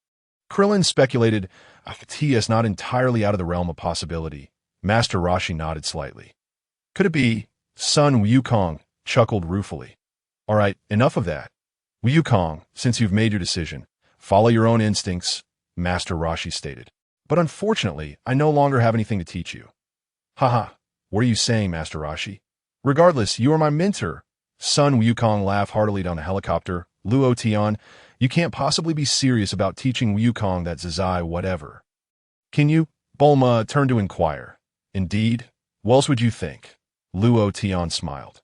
What did you call it again? Bulma asked. Zazai Ji, Luo Tian replied. Can it really work? I hope he doesn't end up unable to defeat those two Saiyans. Bulma wiped her brow. It all depends on his comprehension ability. If he cannot grasp it, he might indeed struggle against those two Saiyans, Luo Tian said with a slight smile. How can you still smile at a time like this? Bulma was left speechless. In a few days, I'll first assess his comprehension ability. If it doesn't work out, I'll have him practice the basics, Luo Tian reflected. That said, Luo Tian, Bulma looked at him again. Do you really know how to use that Zazai Ji? I do. Luo Tian nodded. Can you defeat those two Saiyans? Bulma pressed. Don't speak of two. Even 1,000 wouldn't be enough to stand against me. Luo Tian sighed. Bulma, can we have a serious conversation? When you say that, I don't even know how to respond. By the way, how did you conjure that staff? Bulma asked again. You see, it's like this, Luo Tian said, and suddenly his staff materialized in his hand, but Bulma's eyes widened in astonishment. Isn't it fun? Luo Tian smiled. Bulma rubbed her eyes, feeling as if she were in a dream. When did Luo Tian learn to perform magic? And is this even magic? I suddenly feel that Luo Tian has become rather mysterious. In a verdant mountainous region, Piccolo descended near a body of water, cradling the unconscious Son Gohan. Wake up, Son Goku's son. Piccolo lifted him high. However, Son Gohan remained fast asleep. Humph, this little brat. Piccolo gritted his teeth and casually tossed Son Gohan into the water. Gohan sputtered and awoke immediately. He looked around in confusion. Where am I? How did I end up in the water? I have something to tell you. Hurry up and come up, Piccolo called. Son Gohan froze for a moment, turning to look at Piccolo behind him. Yet, Piccolo wore a stern expression, revealing a terrifying visage. Huh? Who are you? Son Gohan gasped, suddenly realizing, where's my dad? Where did he go? Help! Dad! Son Gohan flailed in the water, searching for his father. Dad, I'm scared, he shouted desperately. So annoying. Piccolo gritted his teeth. I'll take care of you then. With that, Piccolo soared into the air and tossed Son Gohan onto the nearby grass. Wah wah wah. Son Gohan began to cry loudly. Stop shouting. If you keep crying, I'll snap your neck, Piccolo threatened. This threat seemed to have some effect, as Son Gohan ceased his loud wailing.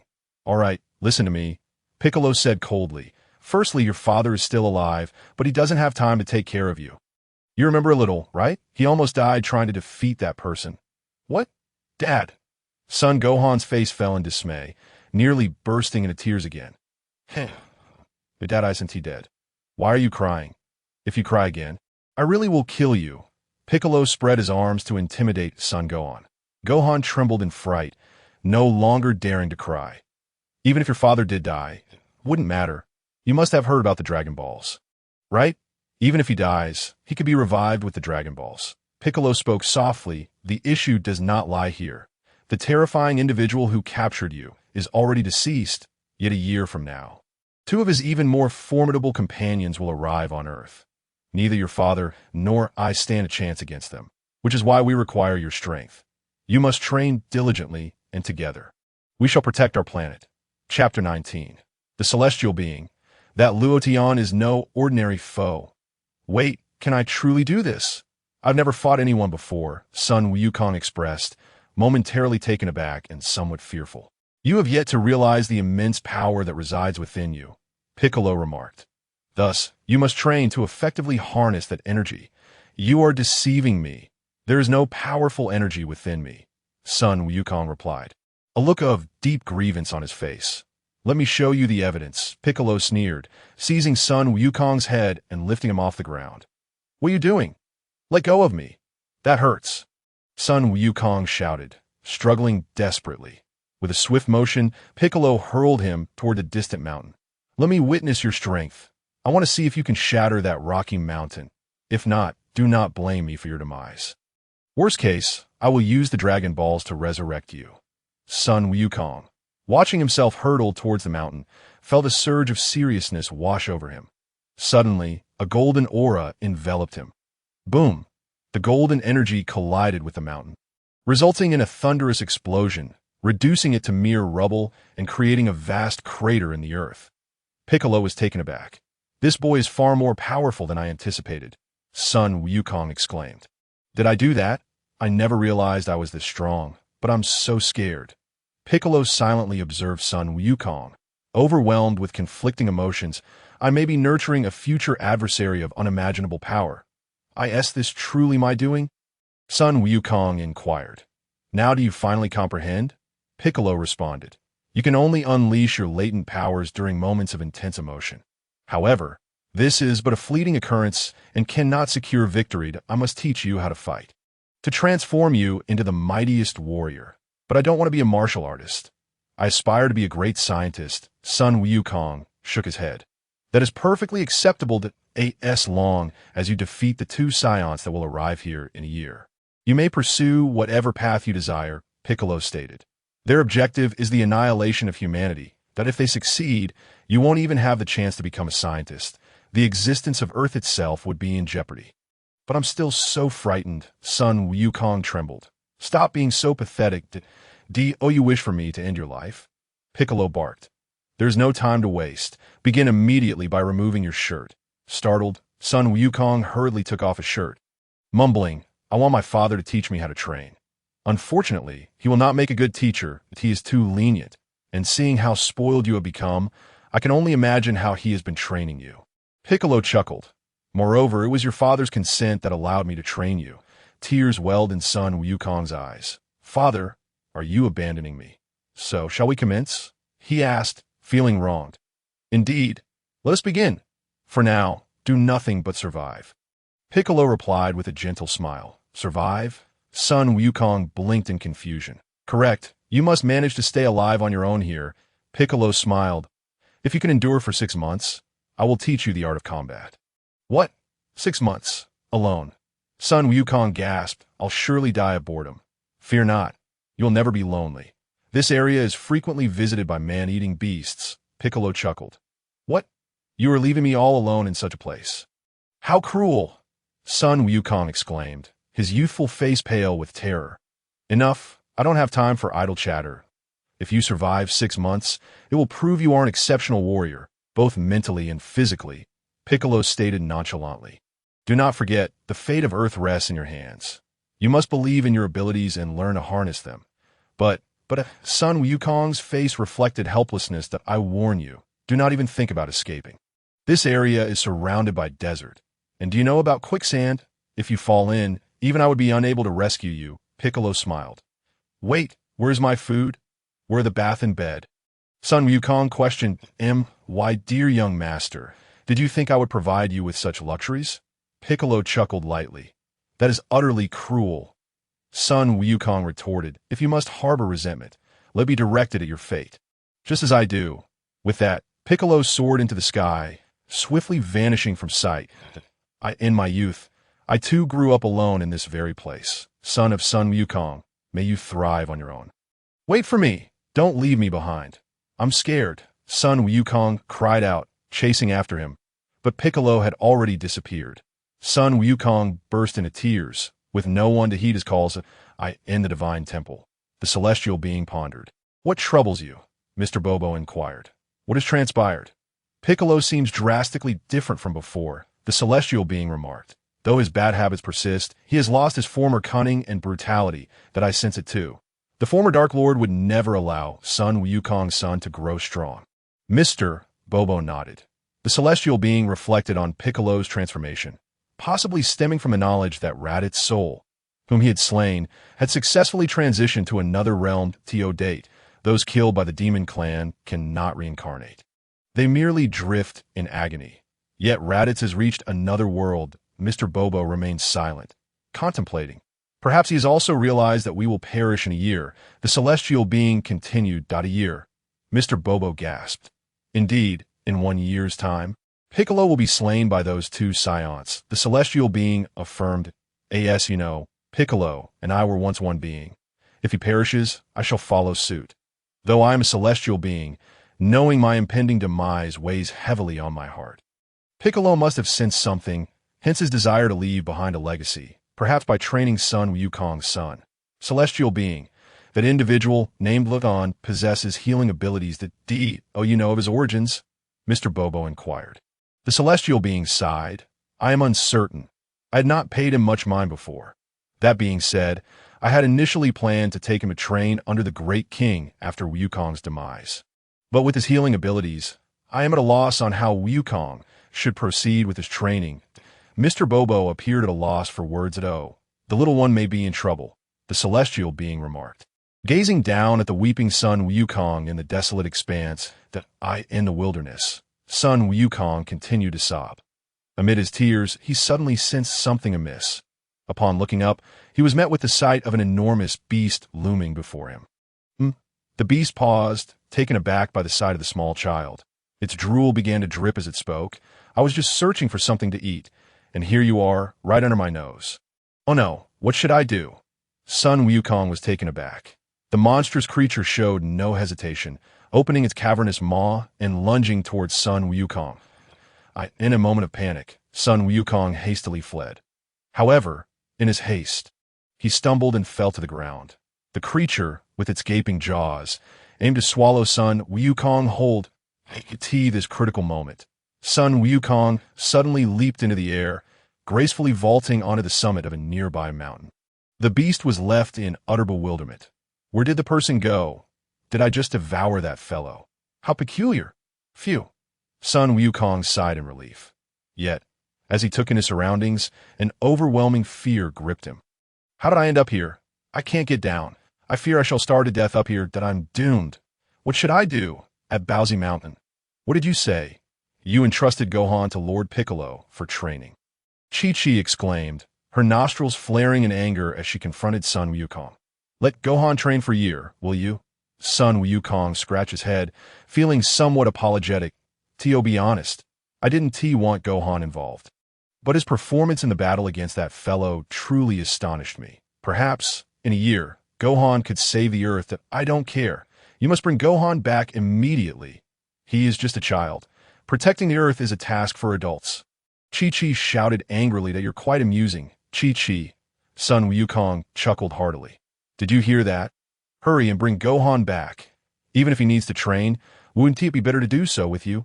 Chi-Chi's voice grew increasingly loud. However, I believe he is better suited to train with Piccolo, Sun Wukong replied, scratching his head. I don't care. I don't want to hear your explanations. You must bring Gohan back at once. Otherwise, I will not let this go, Chi-Chi declared. Even if humanity is wiped out, you're indifferent? Sun Wukong said with a wry smile. Indeed, I am indifferent. This has nothing to do with Gohan, Chi-Chi retorted angrily. All right then, I will fetch Gohan right away. Nimbus Cloud, Sun Wukong yelled loudly. The Nimbus Cloud swiftly descended and I'm off. Chi-Chi, Sun Wukong waved as he mounted the cloud. Whoosh, Sun Wukong rode the Nimbus Cloud away at great speed. Chi-Chi suddenly felt something was amiss. Why do I have the impression that he seems to be going off to train rather than to retrieve Gohan? How infuriating. Wukong, do you intend to ruin our son? At the headquarters of Capsule Corporation. After returning home, Bulma dove headlong into her laboratory, eager to analyze the device acquired from Raditz. Meanwhile, Luo Tian lounged on a deck chair in the yard, basking in the sun. Before long, a golden cloud came soaring towards them. Bang! Sun Wukong descended from the sky, landing beside Luo Tian. Wukong, you arrived so quickly. Is it because you couldn't stand being at home? Your wife must be upset that you entrusted Gohan to Lord Piccolo. Luo Tian remarked with a smile. Haha, Luo Tian, did you guess it? Sun Wukong scratched his head in resignation. This is quite easy to deduce. Luo Tian chuckled. So, can we begin training now? Sun Wukong inquired. To be honest, I haven't quite figured out how to train you yet, Luo Tian pondered. Let us do this. Stay here for a while and contemplate that willow tree over there. The willow tree? Sun Wukong blinked in confusion, scratching his head in perplexity. This is quite a conundrum. How does one contemplate? How you contemplate is your concern. When you can feel that you and the tree have become one, I will teach you deeper abilities. Luo Tian smiled. Contemplate the willow tree, then? All right, I shall give it a try. Your training method is indeed quite peculiar, Luo Tian, Sun Wukong said as he quietly approached the large willow tree behind him. Placing his hands upon it and beginning his contemplation, an hour swiftly passed in the laboratory. Finally completed. Wonderful. With this device, I will be able to ascertain their locations and combat power values, Bulma exclaimed with a grin as she stepped outside with the device. Upon entering the courtyard, Bulma spotted Luo Tian enjoying the sun and Sun Wukong embracing the willow tree. What is going on? Why is Wukong hugging that willow tree? Bulma called out.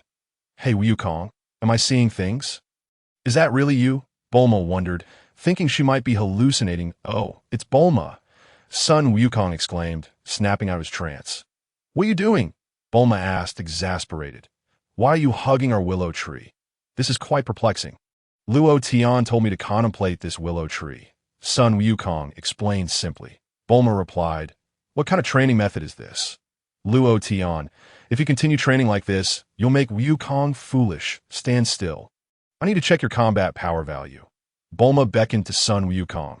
To make it easier to understand, I've changed the display to 835. This value represents your combat power. Wukong .835. Sun Wukong was taken aback. Scratching his head, that I distinctly recall Raditz mentioning my combat power was around 400. Could there be an issue? Bulma also looked perplexed. However, I've noticed that after my recovery, my strength has indeed increased significantly. Sun Wukong contemplated.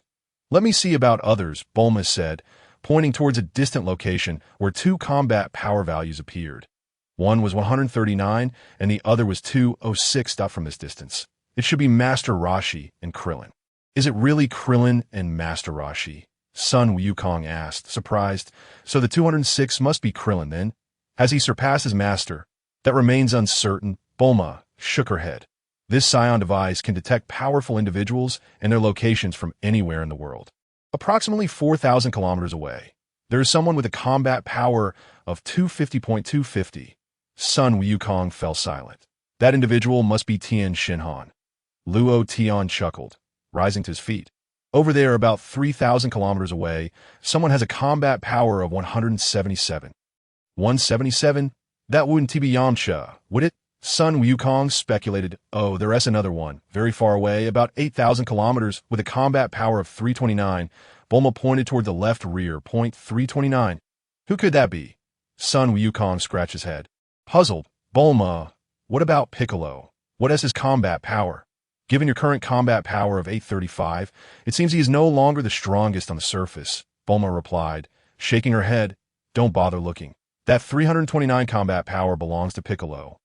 Luo Tian smiled. What? Piccolo's combat power is only 329. Bulma was taken aback. Why is Wukong's so much higher? The Saiyan physiology is rather unique. When they're brought back from the brink of death, their combat power significantly increases. Thus, Wukong's enhanced power is a result of this, Luo Tian explained with a smile. What? Is that truly the case? How come I didn't know?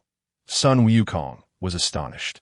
There are many things you're unaware of, Luo Tian replied with a light laugh. Bulma, quickly check Luo Tian's combat power. Sun Wukong urged. Don't bother with me. I have no combat power. Luo Tian chuckled. Sun Wukong. Bulma. However, Bulma quickly turned to check Luo Tian's combat power value. Combat power. 0. Bulma was speechless. What? No way. Upon hearing this result, Sun Wukong was instantly at a loss for words. Hey, wait a minute. I have a combat power of at least 1. How can Luo Tian have 0? Bulma felt something was amiss. Could it be that I could easily defeat Luo Tian? That seems unlikely. Do not rely on such mundane instruments. The combat power test merely measures the energy values within you.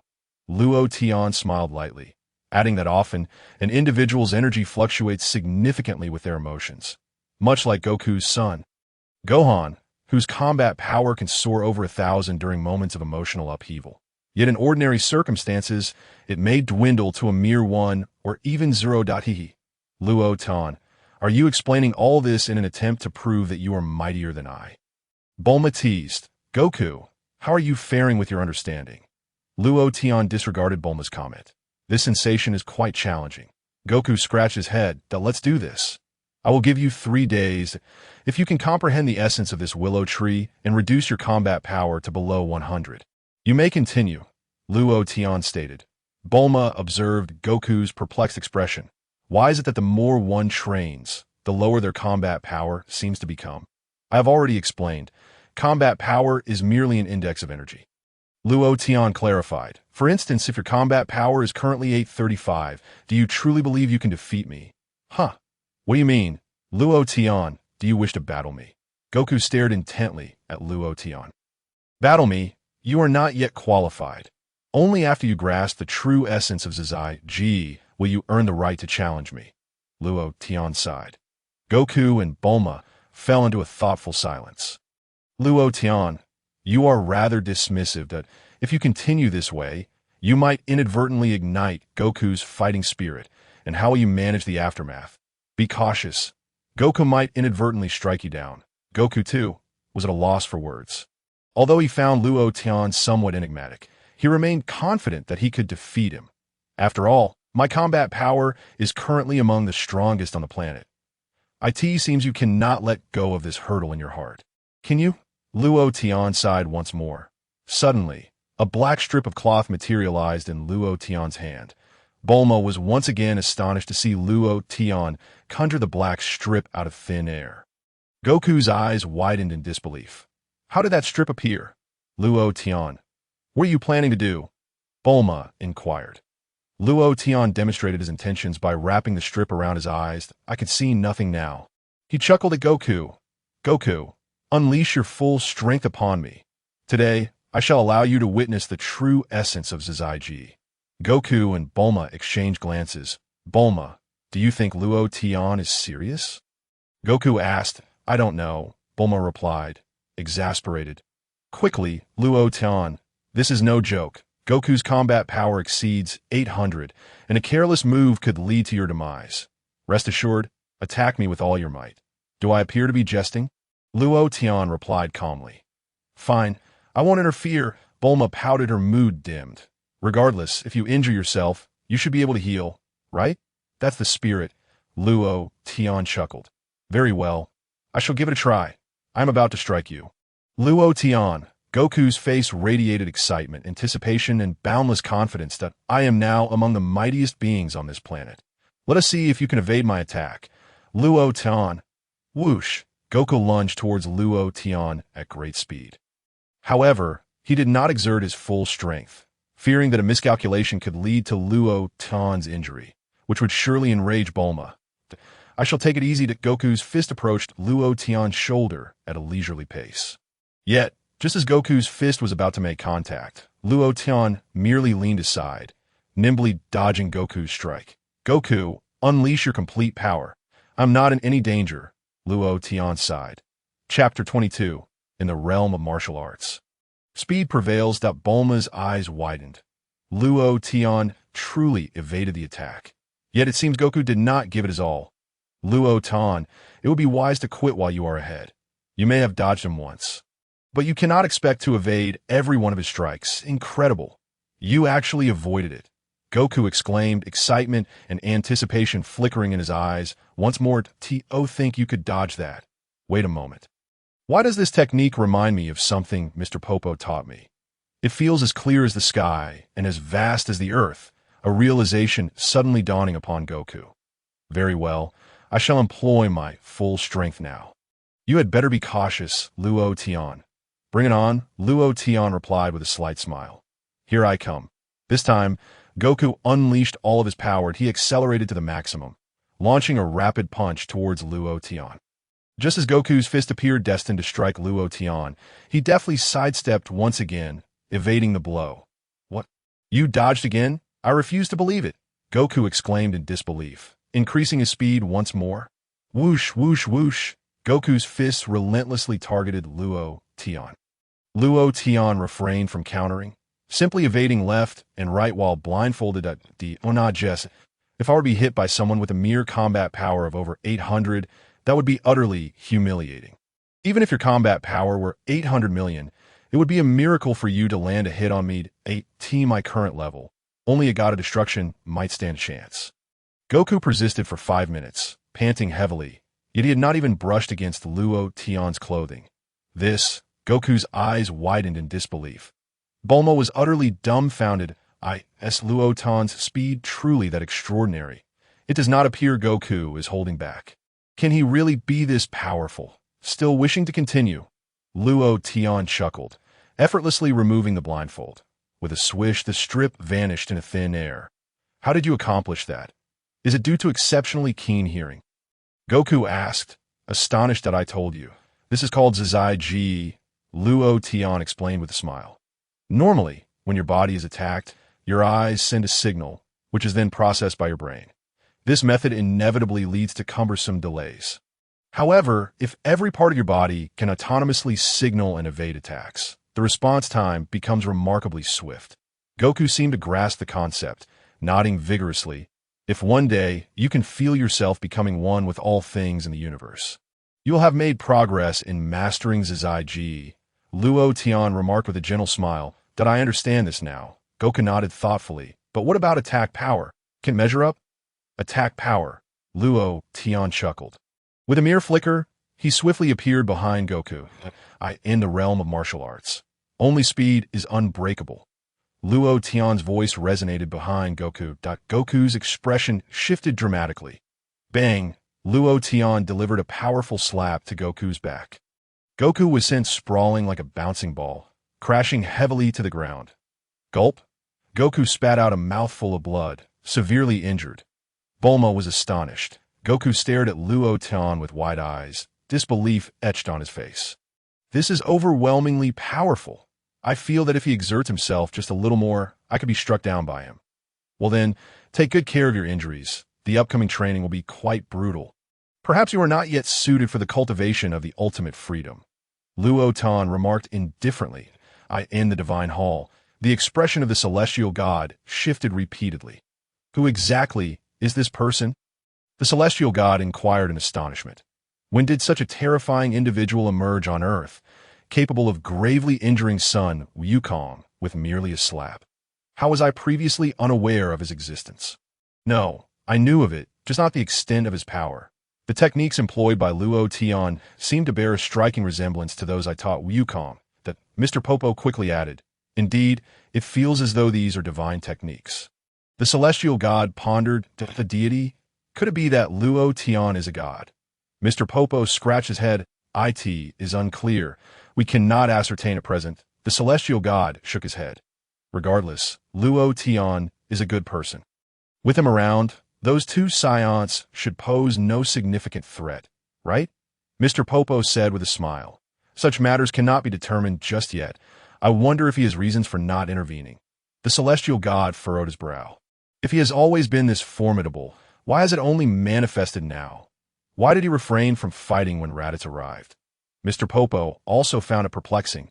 Popo, go fetch Krillin, Tien Shinhan, and lep into the divine hall. I will personally impart combat techniques to them. The celestial god resolved that in the blink of an eye. 6 months passed. Lepin and Tien Shinhan were easily located, under the guidance of the celestial god. They engaged in rigorous training daily. Son Gohan also lived quite comfortably.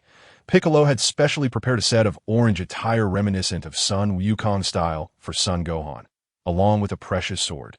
Son Gohan was enjoying wild fruits when a dinosaur-like beast suddenly appeared in his line of sight. Son Gohan paused momentarily, then broke into a grin. Whoosh, whoosh, whoosh, Son Gohan deftly leaped through the grass. Evading the beast's attacks. Bang! The beast crashed into a distant mountain, feeling dizzy and disoriented. Swoosh! Son Gohan descended from above, severing the beast's tail with a single stroke of his sword. Meat is on the menu again. Son Gohan chuckled. Unleashing a ki blast that ignited a piece of wood in flames, he placed the meat slices over the fire to grill. High above in the sky, Piccolo observed silently, a hint of satisfaction on his face. Indeed, he has made remarkable progress. It is time to teach him some skills. Piccolo smiled. Chapter 23. Do not expect me to defeat them. As for Sun Wukong. Under Luo Tian's guidance, he too was attuning himself to nature, albeit with only modest accomplishments. However, given the current trajectory, Luo Tian felt that when Vegeta arrives, Sun Wukong would likely be overwhelmed. Luo Tian, I feel is quite difficult. 6 months have passed, yet my strength appears to have made little progress. Sun Wukong said with a bitter smile that it is only natural for Sun Wukong to feel this way. After all, at his current level, mastering the true ultimate freedom remains exceedingly challenging. That it seems we may be rushing things. Luo Tian mused. Never mind. For the remaining months, you should train with King Kai. King Kai? Who is that? Sun Wukong asked, momentarily perplexed. Off we go. Without further ado, Luo Tian transformed into a brilliant flame, leading Sun Wukong into the void. Swiftly disappearing from sight, Sun Wukong hardly had time to react before he found himself in another world. Sun Wukong was stunned. This speed is astonishing. What is happening? Where am I? This is the underworld. When people die, they report here, Luo Tian explained. Look, that grand hall below is the palace of King Yama. King Yama. Sun Wukong was speechless. Am I dead? If you wish to die, I can arrange that for you right now. Luo Tian chuckled, accelerating their flight. Before long, Luo Tian brought Sun Wukong to the skies above King Kai's planet. Where is this? Sun Wukong felt overwhelmed by the rapid changes. This is King Kai's planet. Luo Tian chuckled. Go on. Train diligently with him, but remember not to neglect your pursuit of ultimate freedom. Understood? Sun Wukong nodded. By the way, when those two Saiyans arrive, I'll be able to intervene. Do not expect me to defeat them, although annihilating them would be effortless for me, Luo Tian added. Sun Wukong nodded gravely. Off you go, Luo Tian said, giving Sun Wukong a swift kick that sent him crashing down onto King Kai's planet. Bang! Sun Wukong landed heavily on the ground. Ouch! Why does the ground feel so strange? My body feels so heavy. Sun Wukong gritted his teeth, exerting greater effort to stand up. How peculiar! It feels as if some force is pulling me down. At that moment, a gorilla approached from a distance. You must be King Kai. Sun Wukong blinked in surprise. It must be so. One cannot judge a person by their appearance. Who could have guessed that Luo Tian was so powerful? It seems that apart from me and Bulma, Krillin and the others remain oblivious, right? Moreover, Master Karen is a cat, after all. Hello, I am Sun Wukong, here to seek your guidance, he said, quickly bowing in respect. Suddenly, the gorilla raised its arms, swaying its body from side to side as it waddled back and forth. This how it begins? Is this all that King Kai does? Sun Wukong looked utterly baffled. Well then, this planet appears rather peculiar. I suppose I should give it a try. Sun Wukong followed the gorilla, Bubbles, in learning that he lifted his hands and began to sway back and forth on this planet. This exercise is incredibly exhausting. What is up with King Kai's planet? My body feels exceptionally heavy. Sun Wukong couldn't help but inquire, by the way, King Kai, do you know about ultimate freedom? Bubbles remained silent, continuing to move ahead with effort. Sun Wukong huffed and puffed, silently trailing behind. This the King Kai fist? I feel I should return to contemplating the earth and nature. This King Kai fist is utterly perplexing. Hey, what are you doing? Just then, Sun Wukong heard a voice from beside him. He turned to see a somewhat plump figure, seemingly wearing sunglasses, with blue skin and two antenna-like protrusions on his head. Who are you? Sun Wukong stammered. Aha! I am King Kai, the figure chuckled. You are King Kai? Sun Wukong scratched his head. Isn't that the King Kai? King Kai, you are the foolish one. This lad is not likable at all. Fool, I am the King Kai. The King Kai retorted grumpily. Then who is he? Sun Wukong pointed to the nearby gorilla. He's my pet, Bubbles, King Kai replied. So that is how it is that I thought something was off. Sun Wukong laughed heartily. You are the one who is off. Don't you find my earlier quip amusing? King Kai said with a scowl. A quip? That Bubbles bit. Sun Wukong was taken aback. King Kai seemed unwilling to continue the conversation. Why do I feel like I'm being mocked by him? Is this lad here to cause trouble? You would be sent by East Kai, would he? I'll give you one last chance. Let me tell you another quip to see. King Kai said, still frowning. Sun Wukong looked utterly bewildered. Hey, what? Is no one going to answer the call? The king of the world engaged in a soliloquy, followed by hearty laughter. Ah, that is simply hilarious. I have never heard such a side-splitting joke before. What on earth are you talking about? Sun Wukong gazed at the king, as if he were a simpleton. Luo Tian, please take me back at once that I no longer wish to train with him. The king remarked, this lad must certainly be a jester summoned by a monkey. Why have you come here? The king spoke with a stern expression. I was referred to you by a friend, and I seek your esteemed guidance in mastering my skills. Sun Wukong replied. Return at once.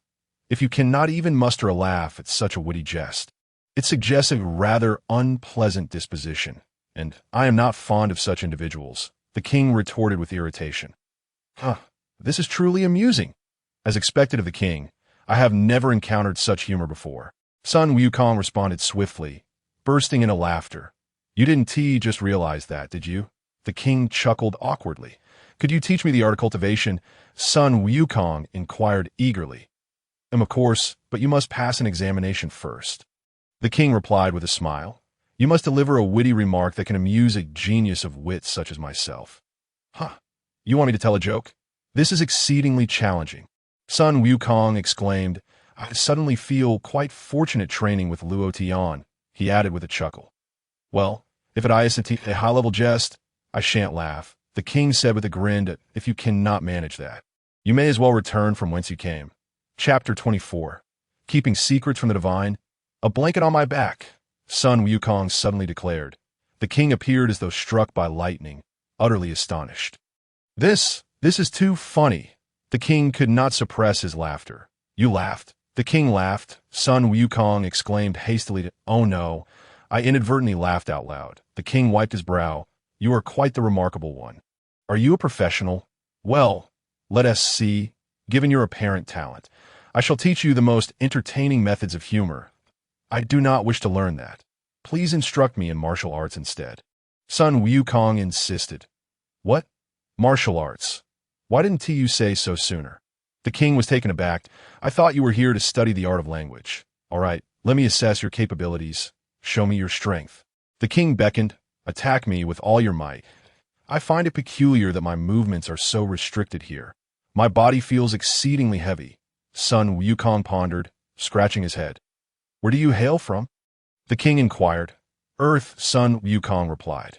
Earth? The king was momentarily dumbfounded. How did you traverse from Earth to here? Has the passage between the divine realm and the mortal realm been opened? The king surveyed his surroundings. I see no such passage opened. How did you arrive? The king asked, curiosity etched on his face. For a mortal from Earth to come here, one must be deceased. What? Deceased? Sun Wukong gasped in disbelief. After death. One must traverse the infinite length of the serpent path to reach my abode, the king explained. Serpent path? What is that? Sun Wukong asked, perplexed. The king remarked, I feel somewhat disdained by this lad. He is unaware of what the serpent path is. The infinite length of the serpent path. Sun Wukong scratched his head. Though it is termed infinite, it is not truly boundless. It is merely exceedingly long, and no one has yet measured its precise length. The king clarified succinctly that I see. Sun Wukong nodded vigorously, adding, I was sent here by a friend, but I cannot elaborate further. Ye young man, what secrets could you possibly keep from a deity? The king chuckled. Oh well, it matters not. I am not one to pry into the privacy of others. Given your origin from Earth, it is no wonder you find this planet so burdensome, though small in size. Its gravity is tenfold that of Earth. Thus, your weight is magnified tenfold as well.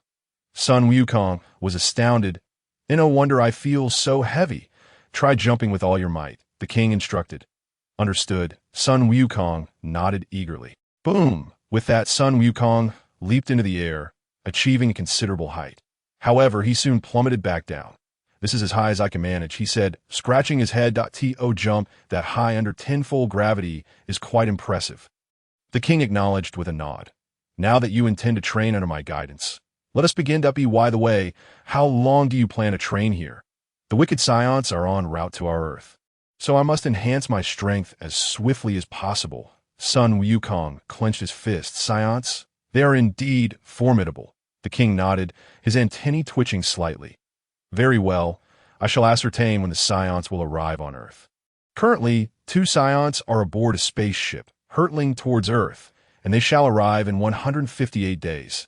Incredible. You are aware of this? Sun Wukong exclaimed, his expression turning grave. Time was indeed of the essence with only 158 days remaining. Fear not, 158 days is ample time, the king assured confidently. Yes, it. Sun Wukong expressed doubt. Training for 158 days on this planet equates to decades of training on Earth, the king stated with a grin.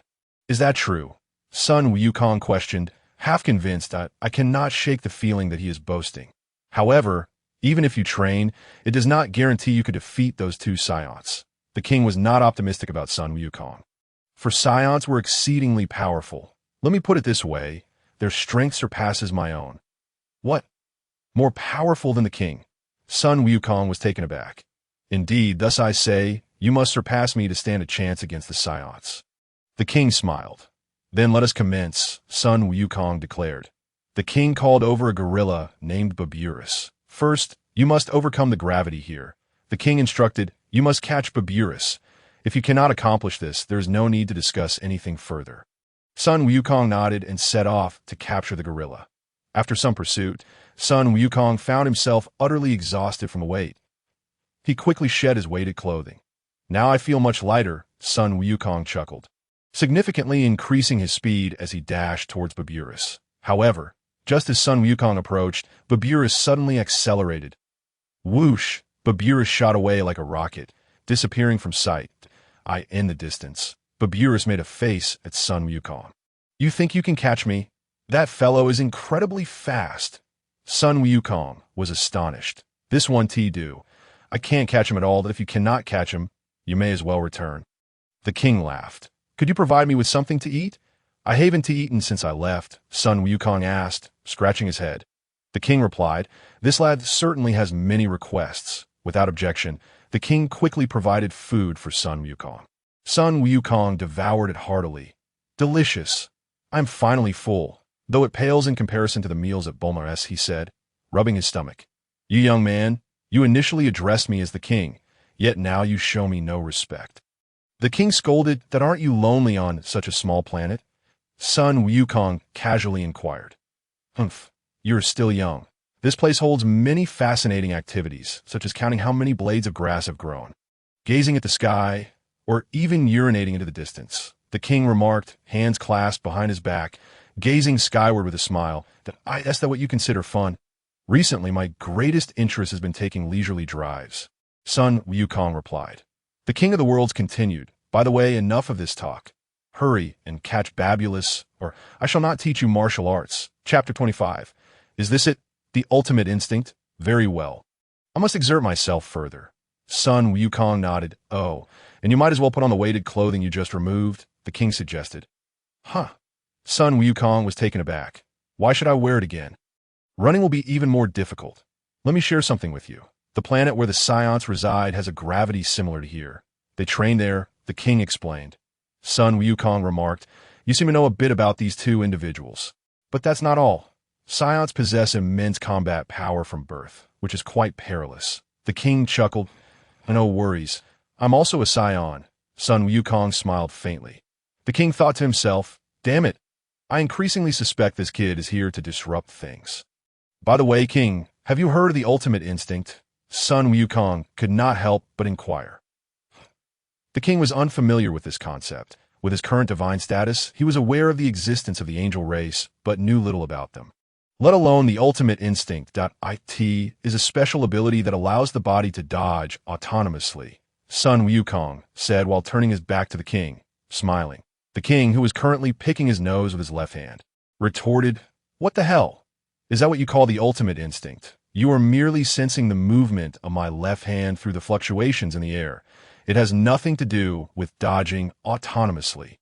The king scolded angrily. Oh, so you know I am using air fluctuations to sense it? Sun Wukong exclaimed in surprise. Fool, I'm a god. If I didn't know that, I wouldn't be fit to be this king.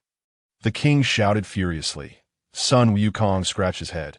All right, enough chatter. Let's begin training, the king commanded. You still talk about dodging autonomously.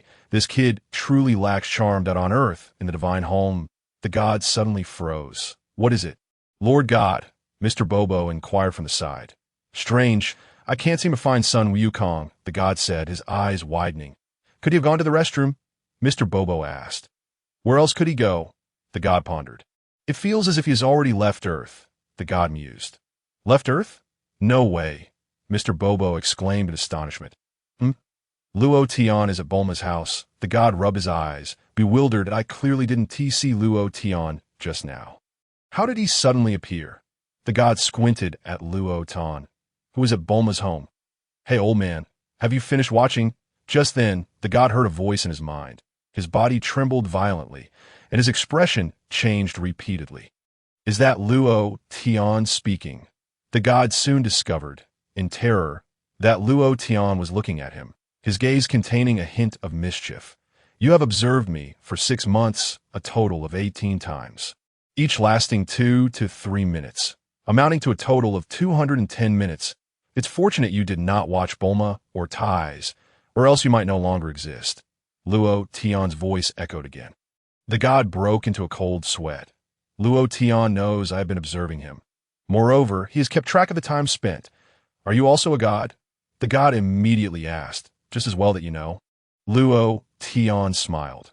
For a mere god of earth like you to converse with me in this manner is already the pinnacle of your existence. The god replied, considering your ignorance and the fact that you will die in 6 months. I shall not hold this against you. Luo Tian smiled slightly. The god was taken aback. You truly know everything. Very well. Let us leave it at that. Luo Tian responded, I only wish to ask one question. The god quickly interjected. Speak, Luo Tian replied nonchalantly. Where is Wukong? The god inquired. I have sent him to the king of the worlds. Since you asked, once he completes his training, you should go to the underworld to bring him back. Luo Tian chuckled. What? The king of the worlds. The goddess complexion changed drastically. With a swift motion, Luo Tian waved his hand lightly, and an invisible surge of angelic power erupted, severing the god's observation of him. Old man, considering you merely glanced a few times, I shall let this slide. It's fortunate you did not attempt to pry into my privacy. Otherwise, you might have found yourself in trouble. Luo Tian, who are you talking to? Bulma emerged, looking at Luo Tian. Who else could it be? Luo Tian sighed softly to it Wukong. Bulma turned to look for Sun Wukong. Not him. It's that old fellow, the god. Luo Tian smiled. The god? Bulma was momentarily perplexed. The god? Isn't he the one associated with the Demon King Piccolo? How is Luo Tian conversing with him? I haven't seen Luo Tian use a phone. By the way, where is Wukong? Last time he nearly got sliced by my dad while comprehending that willow tree. I wonder what he's trying to comprehend this time, Bulma inquired. Wukong. He has already been sent away. Luo Tian smiled. Sent away? To where? Bulma asked. Wukong is not quite ready to train in the ultimate instinct yet, so I sent him to the king of the worlds for training. Luo Tian smiled. Fortunately, he has already laid a solid foundation for the ultimate instinct.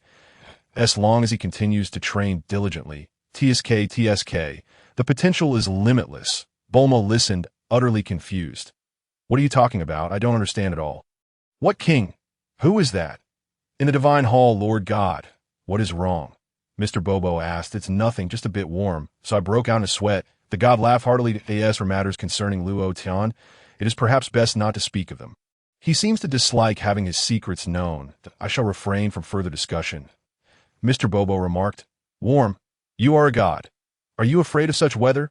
But what exactly did you see that made you appear so terrified? Right. Gather them all here. The god quickly shifted the topic. Mr. Bobo nodded gently, and soon summoned Shinhan, Krillin, and others to the goddess side. Your strength has surpassed mine. There is little left for me and Mr. Bobo to teach you. From now until the decisive battle, return to the surface and continue to enhance your strength. The god addressed Krillin and the others. The future is entrusted to you. Author's note. Given my diligent updates, I kindly request all esteemed readers to offer some gifts. Chapter 26. The Spirit Bomb and the Ultimate Instinct are quite similar. Indeed, Krillin and the others quickly responded. Can we finally take off this heavy clothing? Yachirobe inquired. Why must I be included? I have no desire to fight in a certain mountainous region. Son Gohan sat on the ground, his face battered and bruised, wincing in pain. Humph, Finally, I've managed to overcome my tendency to cry over the past 6 months. Piccolo sat beside Son Gohan. Hee. Son Gohan grinned foolishly and asked, Uncle Piccolo, did you ever fight with Dad? Our battle is far from over. After defeating the Saiyans, your father will be next, Piccolo grunted. However, Dad once said that the reborn Piccolo is not as ruthless as before. Son Gohan giggled. Humph. Piccolo bared his teeth. You little brat. What truth are you spouting? I think so too, although both Mom and Grandpa are quite afraid of you. Son Wukong replied with a smile. Piccolo retorted, Enough with the nonsense. Quickly go to sleep. Tomorrow's training will not be so easy. Yes, Son Wukong promptly responded. Following that, he collapsed in a slumber. What a little fool. Piccolo gritted his teeth. Thus, another 40 days passed. Son Wukong had already acclimated to the tenfold gravity of King Kai's planet. With a swift motion, he seized the gorilla Baburus. Finally caught you. Splendid, Son Wukong exclaimed, joyfully embracing the gorilla. Well done. King Kai praised Son Wukong's remarkable performance. Indeed, he is a remarkably gifted individual, adapting to this planet's gravity in such a short time. Though he may lack manners, his heart is undeniably kind. Are you ready? My training will be even more arduous than you can imagine. King Kai inquired loudly. Can you endure it? Yes, I can. Son Wukong nodded eagerly.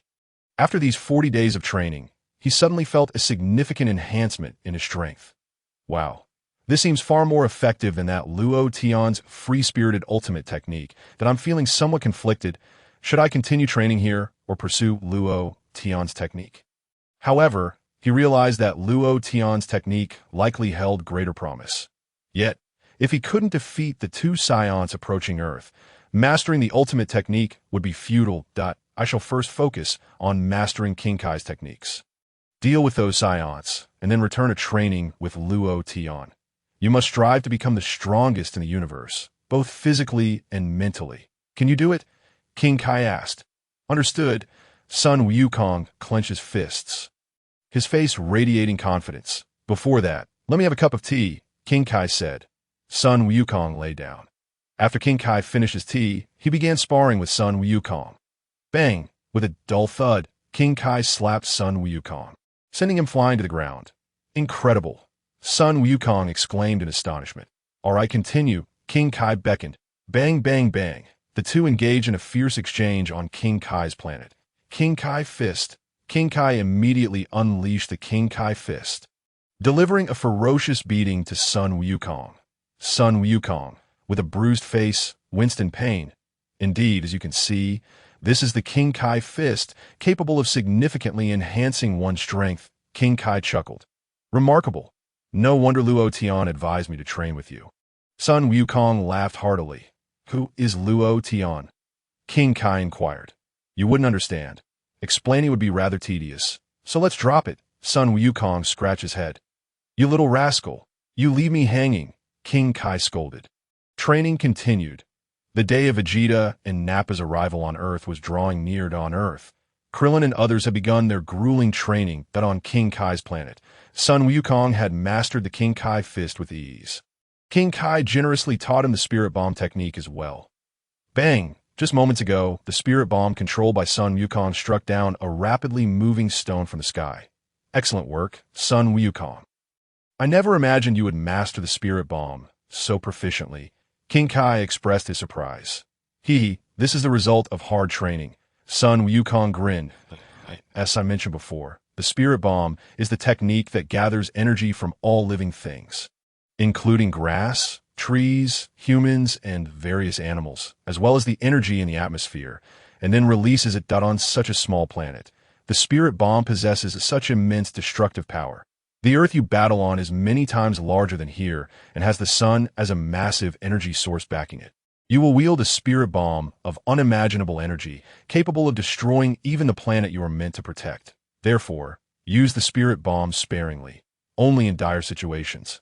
Understood. I can defeat them using the King Kai fist. Son Wukong replied with a smile, adding, but speaking of which, the Spirit Bomb does bear a slight resemblance to the ultimate technique I learned. Here we go again. Do not mention that ultimate technique in front of me.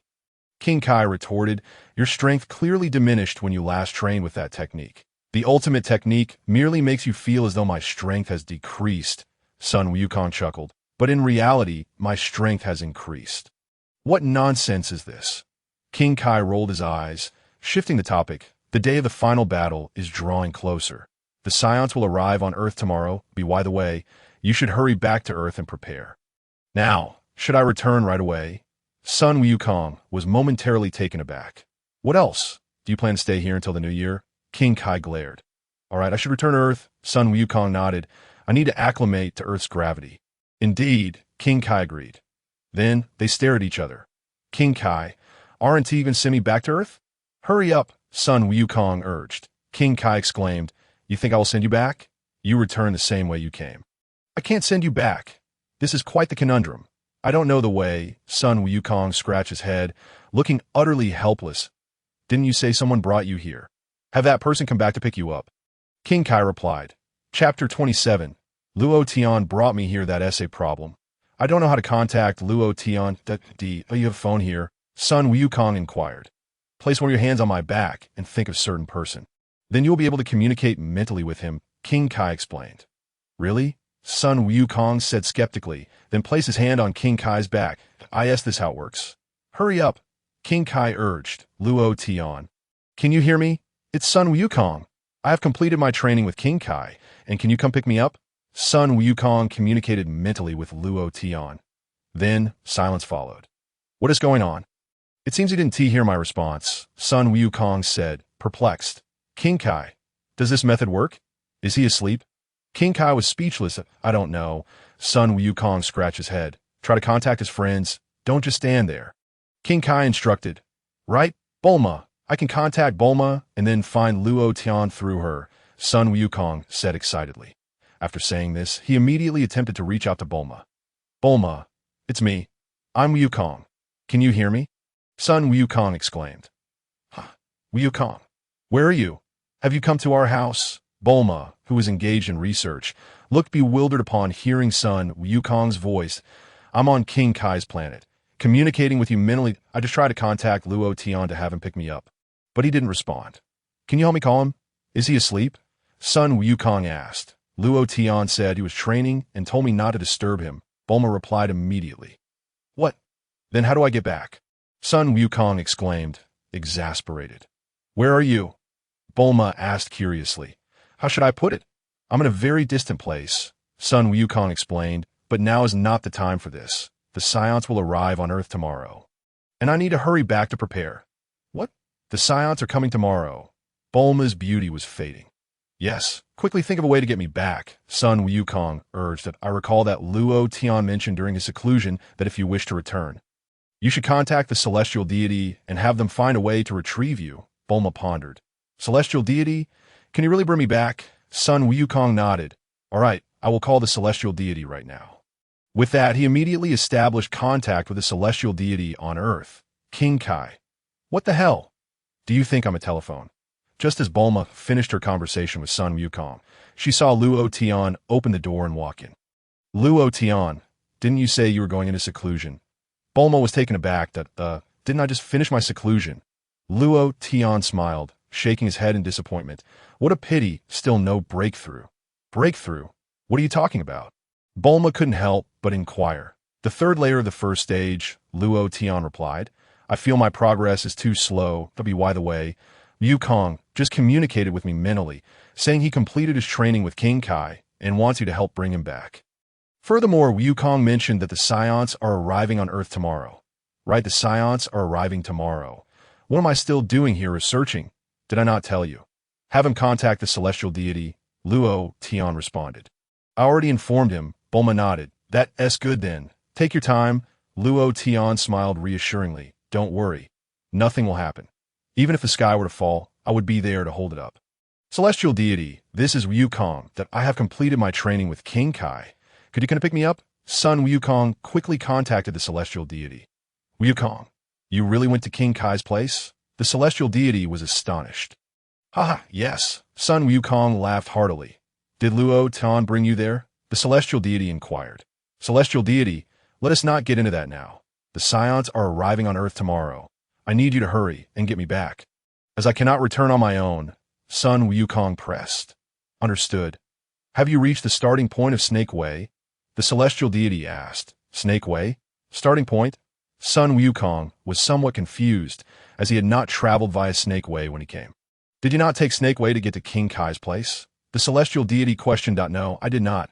Luo Tian flew me directly there, Sun Wukong replied. King Kai flew directly? Who could that be? Such remarkable abilities. Well, there is no way for me to go directly to King Kai. I can come to that world to pick you up, but the prerequisite is that you must reach the starting point of Snake Way. The celestial deity explained as, oh, troublesome. Sun Wukong lamented. Why don't you have Luo Tian come and get you? The celestial deity asked. Luo Tian is in training and said not to disturb him. So, I sought you out, Sun Wukong responded. Seems like Luo Tian said that. Then hurry and fly swiftly along Snake Way. If you get close, I will sense it and come to get you immediately. The celestial deity suggested, but I must warn you, Snake Way is extraordinarily long. For countless years, only King Enma has reached the end of Snake Way to meet King Kai. I cannot ascertain how long your return will take. Sun Wukong almost cried. All right, I will do my utmost. He replied, I will also notify Krillin and the others immediately. The celestial deity said solemnly. Let us go, Sun Wukong declared, moving his hand away from King Kai's back. This person you mentioned, Luo Tian, must be remarkable indeed to have arrived in this world unnoticed, King Kai remarked. Sun Wukong nodded vigorously. Hurry and set off. By the way, change out of those heavy clothes, King Kai continued, slightly moving the antennae atop his head. With a snap, Sun Wukong's attire transformed entirely. Wonderful. I feel considerably lighter, Sun Wukong exclaimed excitedly. It's not just lighter, King Kai chuckled. It's made from exceptionally sturdy fabric, capable of deflecting ordinary attacks. Thank you, King Kai. Sun Wukong expressed his gratitude, glancing down at his chest. Great. The turtle symbol remains unchanged. I was worried it would look as unattractive as King Kai's outfit.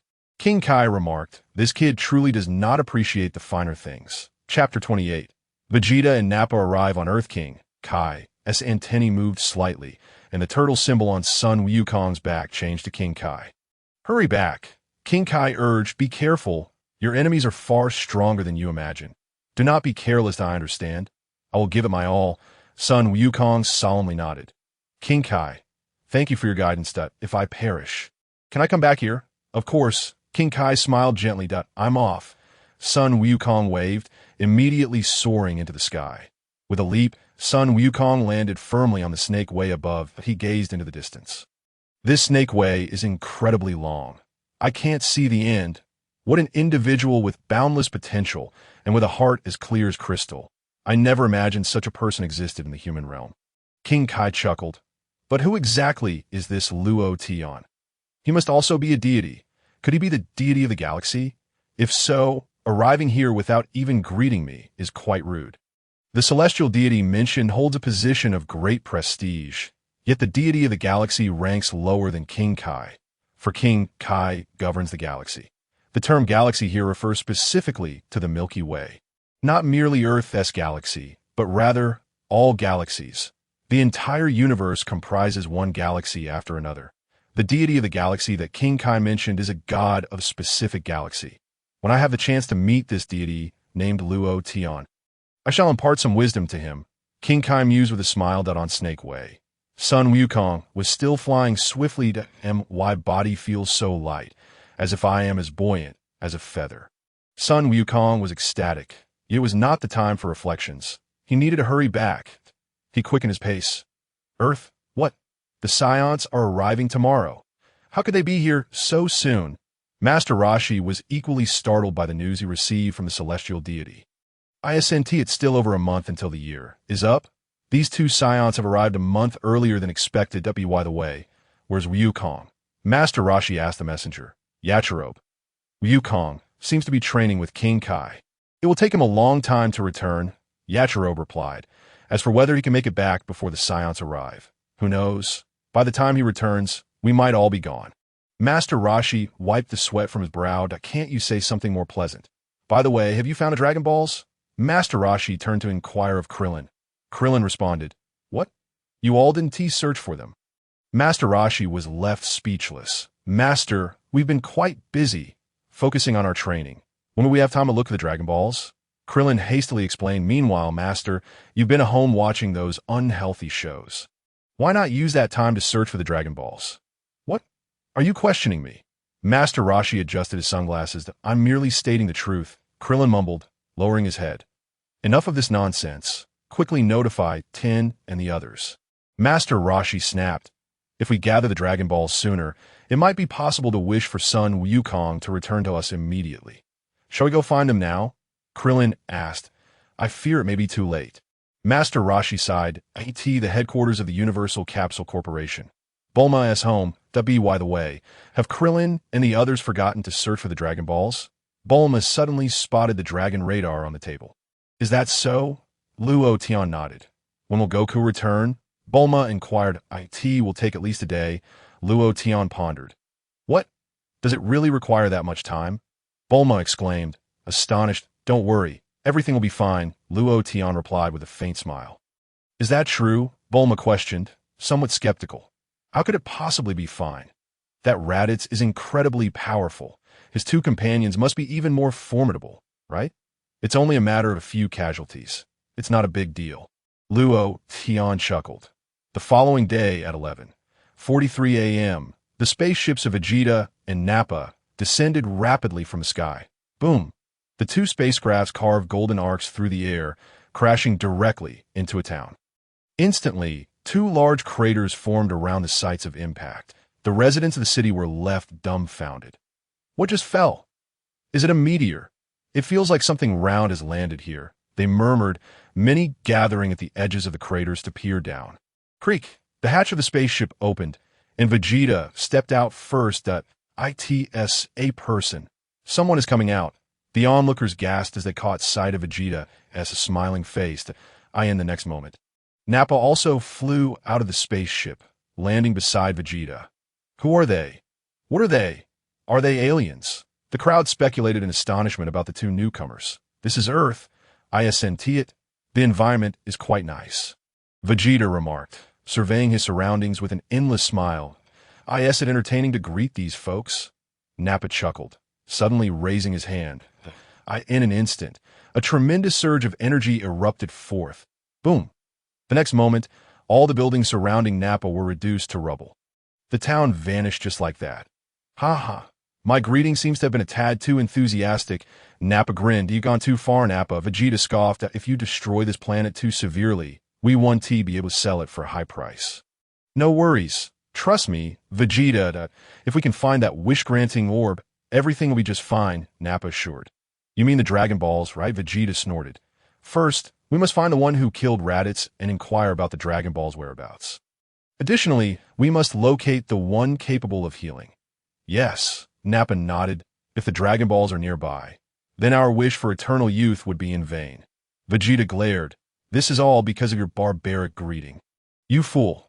Sorry, I completely forgot about that. Nappa quickly apologized. First, we need to find the strongest fighter. He should be the one who killed Raditz. Vegeta activated the scouter, commencing his search for power levels on this planet. Chapter 29. Leave it to Goku and the others. Vegeta. This is rather strange. There are more than just one or two power levels exceeding 1,000. How can this planet have such fighters? Nappa also activated his scouter, feeling a bit astonished upon seeing the readings. And no need to panic. They're not our opponents. We only need to locate the strongest fighter. Once we find him, gathering information will be much easier. Vegeta smiled, turning toward the specific direction. Found them. There are two strong readings in the same location. All right, Nappa, let us go and have some fun with them. The two immediately soared towards a distance. The gravity on this planet is so light. Our movements are incredibly agile. Nappa laughed heartily. Vegeta and Nappa descended upon Earth.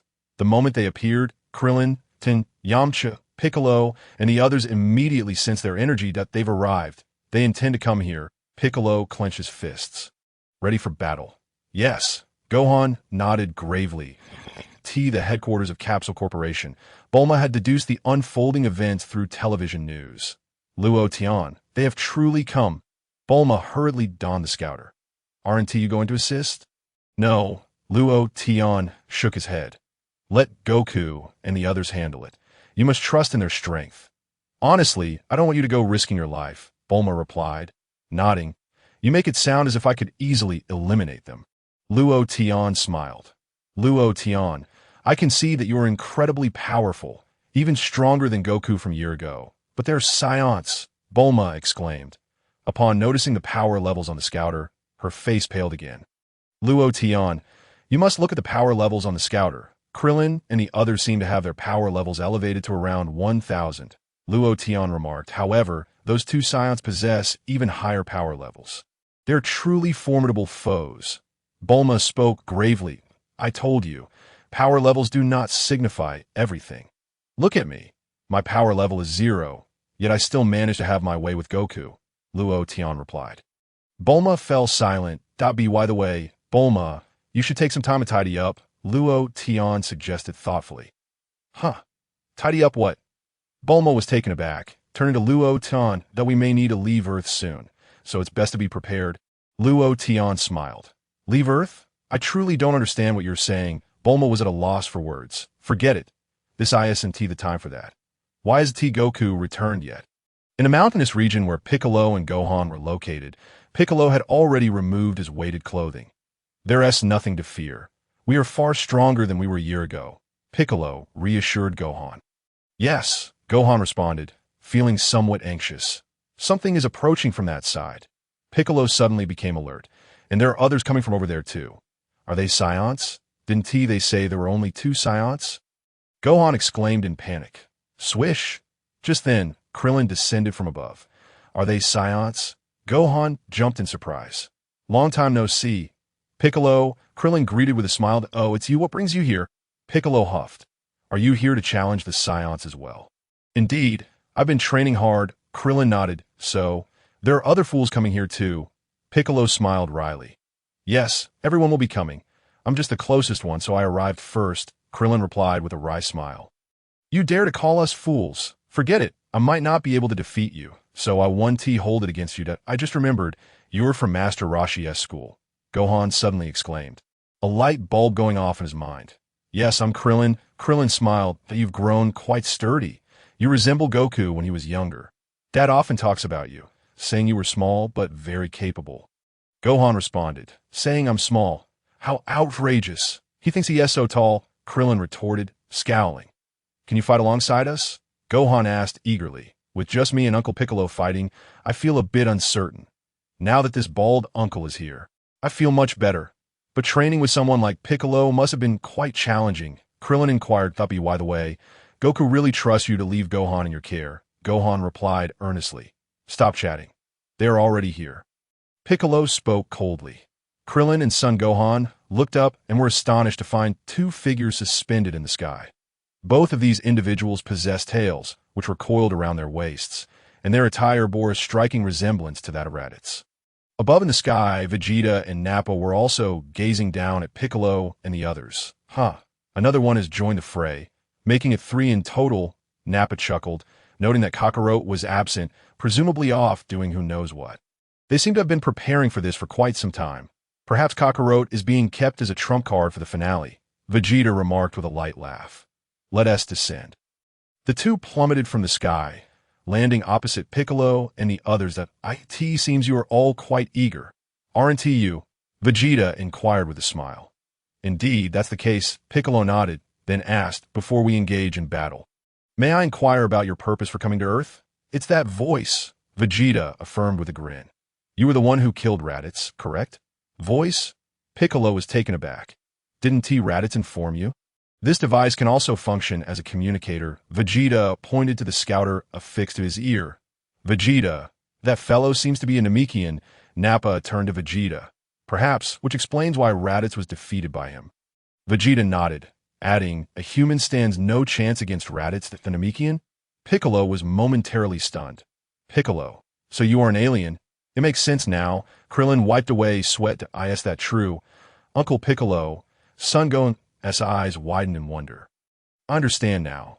Namekians possess not only formidable combat prowess, but also incredible magical abilities. That I've heard that some can wield magic, Piccolo reflected.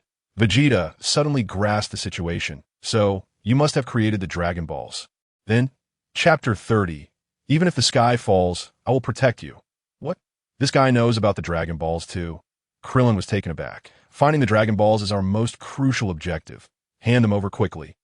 Nappa smirked. What is a Namekian to us? Merely a fly. Regardless, I must thank you.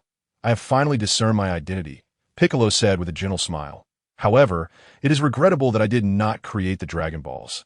My only skill lies in combat.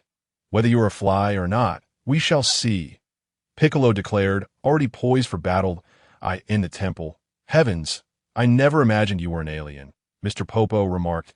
No wonder I look different from others. The Supreme Kai chuckled awkwardly. I created the Dragon Balls a long time ago. I always felt an odd sensation, as if I had seen something like it before. Perhaps it was something akin to the Dragon Balls made by someone on Namek. Remnants of my ancestors' memories linger in my mind. The headquarters of the Capsule Corporation, Bulma's home, Luo Tian. Those two Saiyans are heading towards Piccolo and Gohan, right? Bulma observed the scouter, noticing another individual with a battle power of 981 approaching. Who could that be? It wouldn't be Krillin, would it? Bulma, there's no need to panic, Luo Tian replied, reclining in a sun chair in the yard. Didn't I say, even if the sky were to fall? I could ensure your safety. Bulma was at a loss for words. What are you talking about? This is hardly the time for bravado. You are indeed impressive, but why don't you join the fight? Forget it. You shouldn't go. If you were to perish, I would be heartbroken. On the ground. Quickly tell us the whereabouts of the Dragon Balls. Do you want us to force it out of you? Vegeta said coolly, dismissing the trio before him. Battle powers of 981, 1220, 1083. You three fools think you can contend with us? Nappa sneered, having scanned their battle powers with the scouter. Nappa, take off the scouter, Vegeta instructed. Removing his own first. Why? Nappa asked, puzzled. These fools' battle powers will fluctuate as the fight progresses. The numbers are utterly unreliable. Relying solely on the scouter's readings could impair our judgment during battle, Vegeta elucidated. You rewrite? Nappa nodded. Removing the scouter, that coward Raditz was defeated because he trusted the scouter's readings and became complacent. Coward? Raditz? Piccolo wiped his brow. Raditz was someone you and Goku struggled to defeat. Wasn't he? Krillin said solemnly. Piccolo. Coward, he laughed, Krillin feeling increasingly uneasy. By the way, may I ask where the one who healed Kakarot is? Didn't he show up? It wouldn't be you, would it? Bald head? Vegeta glanced at Krillin. Not me. I don't know any healing techniques, Krillin quickly denied. Then who? Vegeta chuckled. I heard on the scouter's communication logs that the individual seems to be named Luo Tian. Am I wrong? Krillin fell silent. Tell me, where is he? Vegeta pressed. Krillin remained mute. I won't tell you anything. Although I'm afraid of dying, I won't betray my friends. Well, technically, he is more like Bulma's almost boyfriend. If I reveal it, Bulma would surely kill me. In some sense, Bulma is far more terrifying than these two Saiyans. Fine. I knew you wouldn't say anything. Vegeta scoffed. In that case, let me show you our true strength. Nappa, do we still have the seed for the Cybermen? Plant them all. There are 6 seeds left, Nappa nodded. You really know how to play. Vegeta. Cybermen. What are those? Son Gohan and Krillin exchanged confused glances. Nappa casually produced a small vial from behind him. With a flick of his finger, he punctured 6 holes in the ground, poured the seeds in, and drenched them with a special liquid. Suddenly, the soil trembled, and 6 green-skinned aliens emerged from the earth. Excellent, your targets are those 3. Give them a thorough beating, Vegeta commanded. Just then, Tien Shinhan, Kaiatsu, and Yamcha descended from above, landing beside Krillin and the others. Sorry we're late, Yamcha grinned. Yamcha, you're here too, Krillin exclaimed with excitement. Humph, more useless people have arrived, Vegeta chuckled. Why come here to court death? Nappa sneered. Hee, just the right number of 6. How amusing. It matches the number of Cybermen. Vegeta's interest was piqued. Splendid. How about you 6 face off against our little soldiers? Let us make this a game. What game? You bunch of scoundrels, stop beating around the bush and get serious. Piccolo shouted angrily. Hold your horses. Isn't this perfect? We can wait for Goku to arrive. Krillin quickly advised. Fine. I'll take the first turn, and you'll witness the fruits of my recent training. Tian declared, stepping forward. If he knew how powerful the Cybermen were, he'd surely be terrified. Nappa laughed heartily. Vegeta, however, did not share the same mirth, sensing that this three-eyed man might be rather formidable. Let us start with this one. Remember, give it your all. Do not underestimate them, Vegeta commanded. The foremost fighter stepped forward. Instantly, a fierce battle erupted between the fighter and Tian. With a sudden movement, Tian struck with a powerful palm, sending the fighter hurtling backward.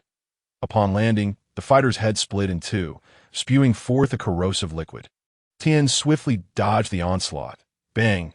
Tian seized the initiative, delivering a heavy elbow strike to the fighter's head.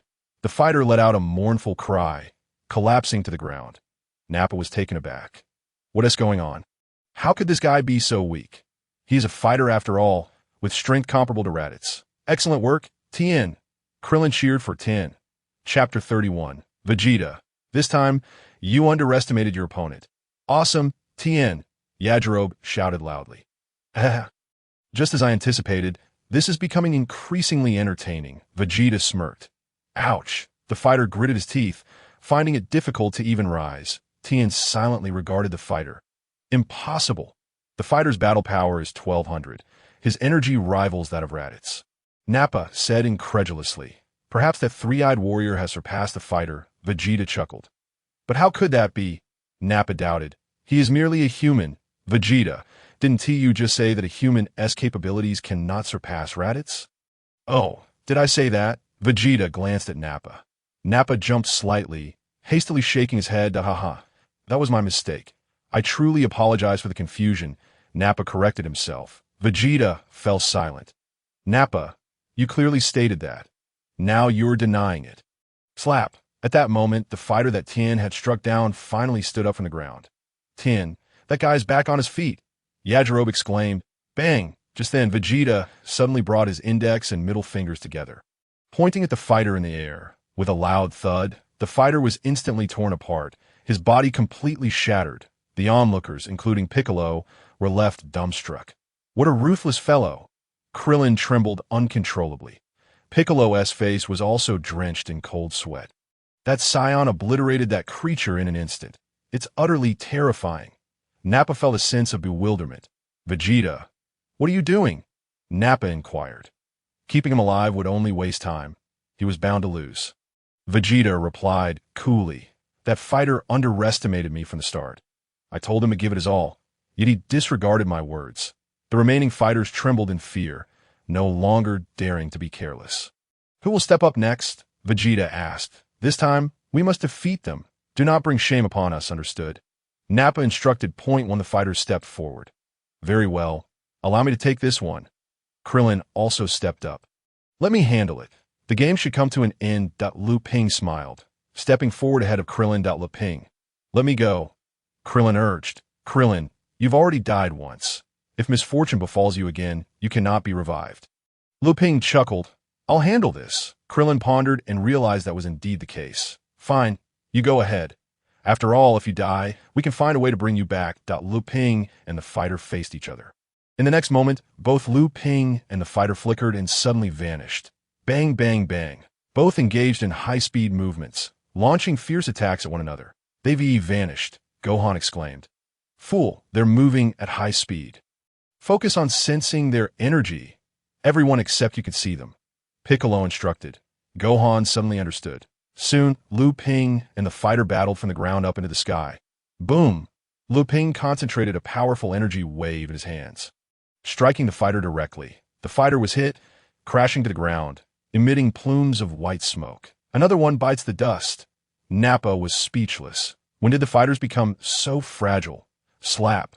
Lu Ping landed on the edge of the small crater where the fighter lay. Seemingly devoid of combat capability, he couldn't help but smile lightly. These creatures are not as formidable as you think. Let the remaining four come at me together. I can handle them all. This time, it was you who underestimated your opponent. Vegeta chuckled. What? Lu Ping was momentarily stunned. Whoosh, suddenly, the previously downed fighter sprang up, tightly embracing Lu Ping. A broad grin spread across the fighter's face. Despair etched itself upon Lu Ping's visage. Boom! The fighter surged his energy and self-destructed, with a deafening blast as the smoke cleared. Lu Ping lay on the ground. Piccolo and the others were startled. "Umph, an ignorant fool," Vegeta chuckled. "Impressive." He triggered a self-detonation. Piccolo's expression slightly changed. Lu Ping. Krillin rushed towards Lu Ping urgently. "Krillin, I can't go on. I was too careless," Lu Ping said weakly as he gazed at Krillin. "Lu Ping, there is no need to say anything. I'll call Loden to come treat you right away," Krillin replied hastily. Yet Lu Ping grasped Krillin's hand firmly, shaking his head vigorously. "What's wrong? I know you like Bulma, but that doesn't prevent him from helping you." Krillin was at a loss for words. "Is this really the time for such concerns? Lu Ping, am I concerned about such matters? I mean, it's too late. If he were going to arrive, he would have by now. Tell Bulma that Lu Ping stammered, but before Lu Ping could finish, his head tilted, and he lost consciousness. "You meant to say that you like Miss Bulma, right?" Krillin sighed, lowering his head, tears streaming down his face. "What a pity. The flowers have intentions, but the stream is heartless." Lu Ping retained a flicker of awareness. "Lu Ping, I want to tell Bulma that I wish her happiness. You damn teammate. I can be revived. It's not impossible. Why would I say such things? Krillin, what is wrong with you?" However, when Lu Ping regained his senses, he found himself transformed into a spirit, appearing in the underworld. "That I am truly dead," Lu Ping lamented. Lu Ping must have had a foreboding feeling, which is why he stepped in for me. Krillin gritted his teeth. "I should have been the one to die. How infuriating. A fighter of such strength only managed to achieve a stalemate. This is utterly absurd." Nappa was still seething with indignation. These fighters possess strength comparable to Raditz.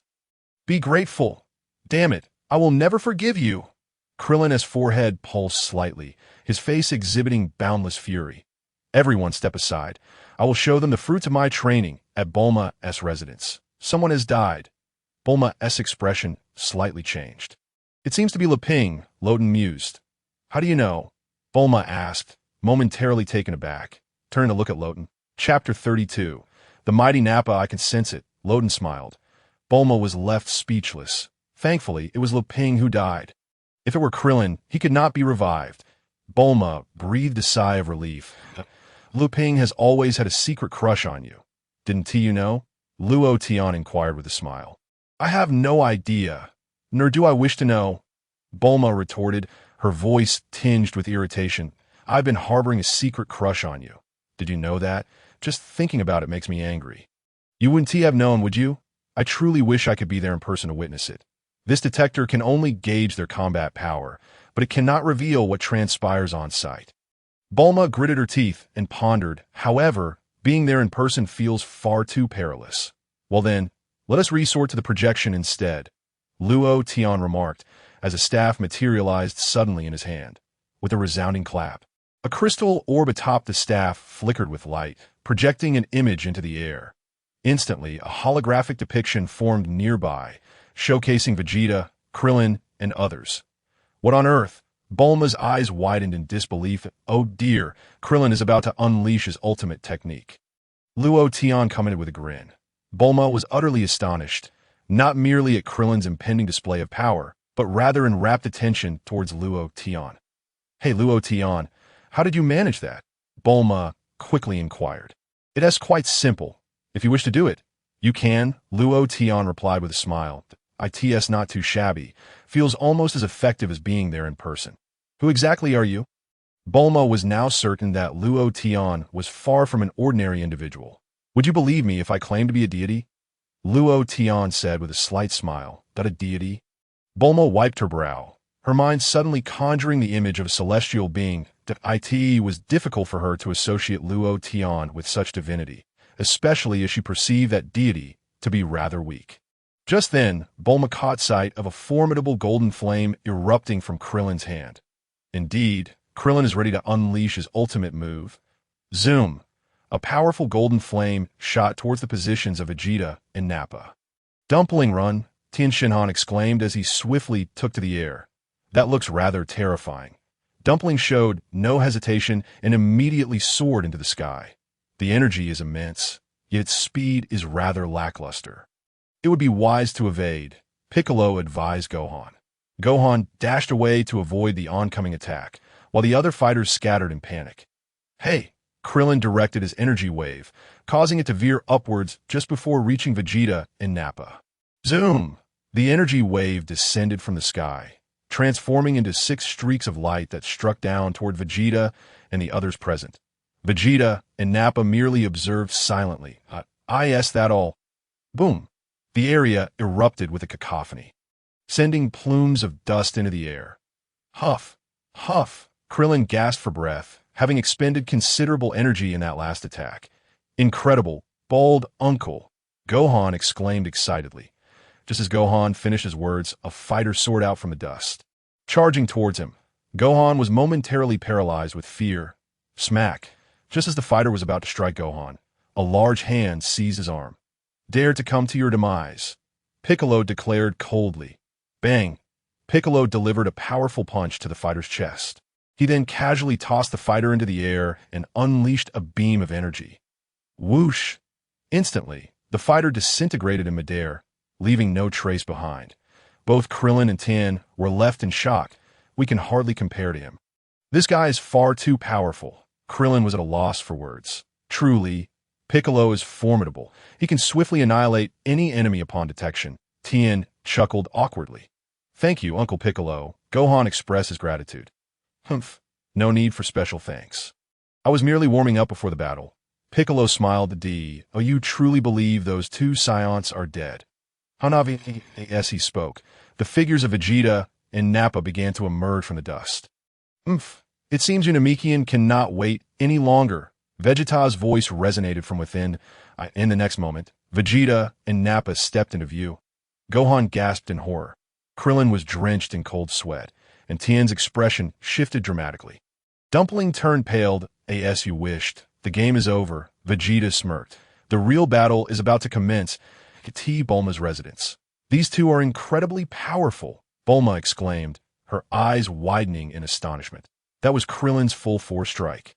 And they emerged unscathed. Indeed, Luo Tian nodded. Has Goku not returned yet? Bulma queried. Not yet, it's still early, Luo Tian replied with a smile. By the way, how exactly did you achieve this projection? Bulma inquired, scrutinizing the holographic display. Well, explaining it would be rather tedious. Ponder it yourself. Luo Tian chuckled. The battle site. Allow me to handle this. I will eliminate all 5 of them in an instant, Nappa said with a slight smile. Suit yourself. Vegeta did not object. Let me enjoy this little game with you. Nappa's smile broadened as an immense surge of energy radiated from him. The ground trembled violently. Tien, my special ability is ineffective against him. Dumpling cried out. Moments earlier, Dumpling had aimed his special ability at Nappa, hoping to induce abdominal pain. What a terrifying opponent! Krillin trembled uncontrollably. Gohan was pale with fear. Piccolo's expression was grim. I have vastly underestimated these 2 Saiyans. Who dares come forward to meet their end? Nappa bellowed. Piccolo and the others were utterly frozen in terror. Nappa's energy was overwhelmingly powerful. Since you refuse to come to me, I shall come to you. With a cold smirk, Nappa transformed into a golden streak and charged towards them. In an instant, he was directly in front of Tien. Tien gasped in shock and instinctively attempted to block the incoming attack. Smack! The next moment, Tien's arm seemed as fragile as paper, instantly severed by Nappa's punch. Tien cried out in pain. Tien. Dumpling was horrified. Chapter 33. Farewell, Tien. Humph, such a feeble creature, Vegeta remarked with a slight smile. This is merely the beginning. Prepare to meet your demise, Nappa declared, as he prepared to strike Tien down. Gritting his teeth against the searing pain in his arm, Tien suddenly shot into the sky. You scoundrel, I will not let you escape. Tien roared in fury, launching an attack towards Nappa below. Humph, Nappa smirked. Whoosh, Nappa soared into the air, appearing directly in front of Tien, and delivered a powerful kick to his torso. Tien plummeted from the sky. Gritting his teeth, struggling to rise again. Tien. Dumpling's expression shifted dramatically. What a resilient fellow. He hasn't given up yet, Nappa chuckled. Gohan trembled in fear. How frightening. Is this what it means to be a Saiyan? I feel as though I might perish at their hands today. What a monster. How can his energy be so immense? Piccolo murmured gravely. This brute. Krillin gritted his teeth and rushed forward to assist. Leave him. He is beyond saving, Piccolo warned. Get out of my way. Krillin ignored Piccolo and sped towards Tien's direction. Meddling fool, Nappa scoffed, flinging a massive surge of energy downward. Boom! In the location where Klin stood, a large pit suddenly appeared, dark and ominous that Klin's face turned pale with fear, nearly extinguished by the surge of energy. What a terrifying being! Where is Jiaozi? Klin suddenly recalled something and hurriedly searched for Jiaozi's figure. I remember Jiaozi was just around here. He couldn't have been killed, could he? Hey, Dubra, be careful behind you, Vegeta suddenly interjected. Dubra was taken aback. Just then, Jiaozi landed squarely on Dubra's back. Jiaozi, Klin exclaimed in shock. Tianjin Fan's expression was grim to the extreme. What are you doing, you little rascal? Get down here at once. Dubra reached behind him in an attempt to grasp Jiaozi. However, due to Jiaozi's small stature, Dubra was unable to catch him. Jiaozi, what do you intend to do? Get away from here, Tianjin Fan shouted loudly. Goodbye, Tiangu, please don't die. Jiaozi replied with a slight smile. Jiaozi, are you trying to make Tianjin Fan tremble all over? Don't do this, stop right now. Tears streamed from the corners of Jiaozi's eyes. Suddenly, a tremendous energy erupted from Jiaozi that he self-destructed. Jiaozi self-destructed? Bulma's face went pale. Luo Tian remained silent. Jiaozi seems to have died once before. This time, even the Dragon Balls cannot resurrect him. Bulma said to Luo Tian that do not worry. Since Piccolo is a Namekian, it indicates that there are higher-grade Dragon Balls on Namek, Luo Tian replied, suggesting they find a way to gather the 7 Dragon Balls on Namek to revive Jiaozi. Namek, Bulma, was taken aback. Why do I suddenly feel as though you have everything planned out? Weren't you just telling me to prepare to leave Earth? Bulma quietly looked at Luo Tian. What are you staring at? Luo Tian sighed. In truth, I could also bring someone back from the dead. But if I do everything, they will become overly reliant on me and lose their motivation to train and strive. That would not be good. Can you really bring Jiaozi back to life? Bulma was astonished. Indeed, Luo Tian nodded. You don't look anything like a dragon. Bulma wiped her sweat. That little fellow fought to the end with the enemy. Such bravery, Piccolo chuckled. However, just as Piccolo finished speaking, Dubra's figure appeared in the sky. What a futile effort, Dubra chuckled. You do not understand the terror we possess. Piccolo and the others were left in shock. Jiaozi has self-destructed, yet this fiend remains unharmed. Moreover, it seems Jiaozi's self-detonation inflicted no damage upon him. Once I dispose of that three-eyed brat, I shall deal with you all. Dubra smirked. I can easily annihilate all of you. He is completely unscathed. Klin trembled all over with fear. Jiaozi has been saved by the Dragon Balls once. He cannot be revived again. Tianjin Fan clenched his fists, his anger boiling. Hey, I'm about to send you to another world to meet that little guy. You should thank me. Dubra taunted Tianjin Fan from above.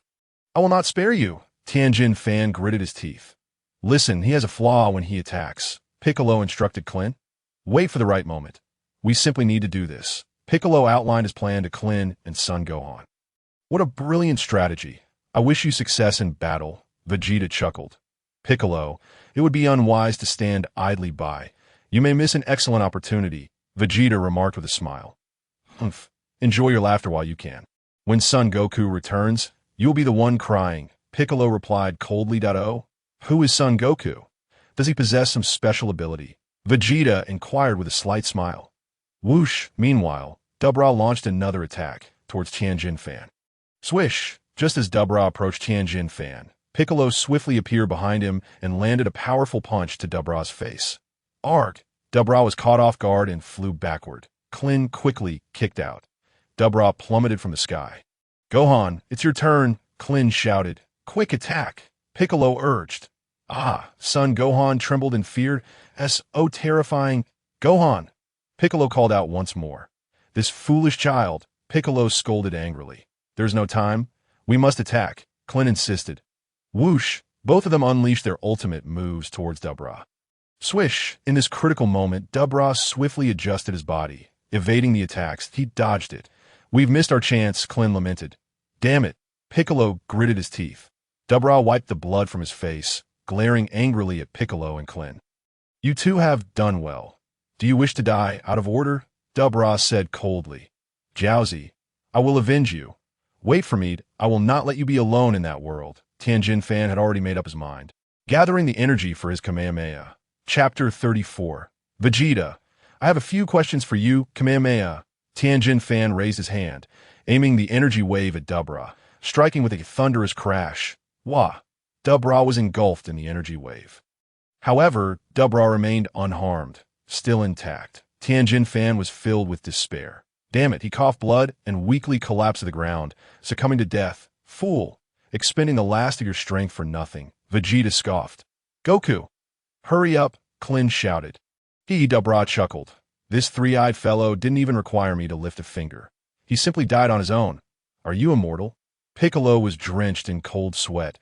Ah! Klin trembled uncontrollably. Son Gohan turned ashen. Goku! Klin called out once more. Why haven't you come yet? If you don't arrive soon, we will all perish. Goku! Who is this person? Vegeta paused, murmuring to himself. Why does this bald man keep calling for Goku? Humph. Another one has fallen. Now it's your turn. Dabra laughed, leaving a breath for the Namekian, as he would later inquire about the whereabouts of the Dragon Balls. You are fortunate, Piccolo. He believes only you know about the Dragon Balls, Klin said with a wry smile. The outcome will be the same. His goal is to eliminate us all. Piccolo replied calmly. We have become fated companions. Who would have thought it would come to this? Klin sighed. Do you have confidence in victory? No, Piccolo answered bluntly. You bastard, could you not offer me a little comfort? Your response is far too realistic, Klin retorted. I never anticipated this monster to be so formidable. The Saiyan who came before was far more terrifying. Piccolo chuckled softly. In the temple. Goku has yet to return. The Supreme Kai's face was pale. Still no sense of Goku's energy. Mr. Popo inquired. Hurry, Goku. If you don't return soon, I will die, the Supreme Kai said solemnly. As Piccolo was on the verge of death. Supreme Kai, we should send Luo Tian to fetch Goku, right? Luo Tian can transport Goku to King Kai, so he should be able to bring him back. Mr. Popo proposed. That is impossible.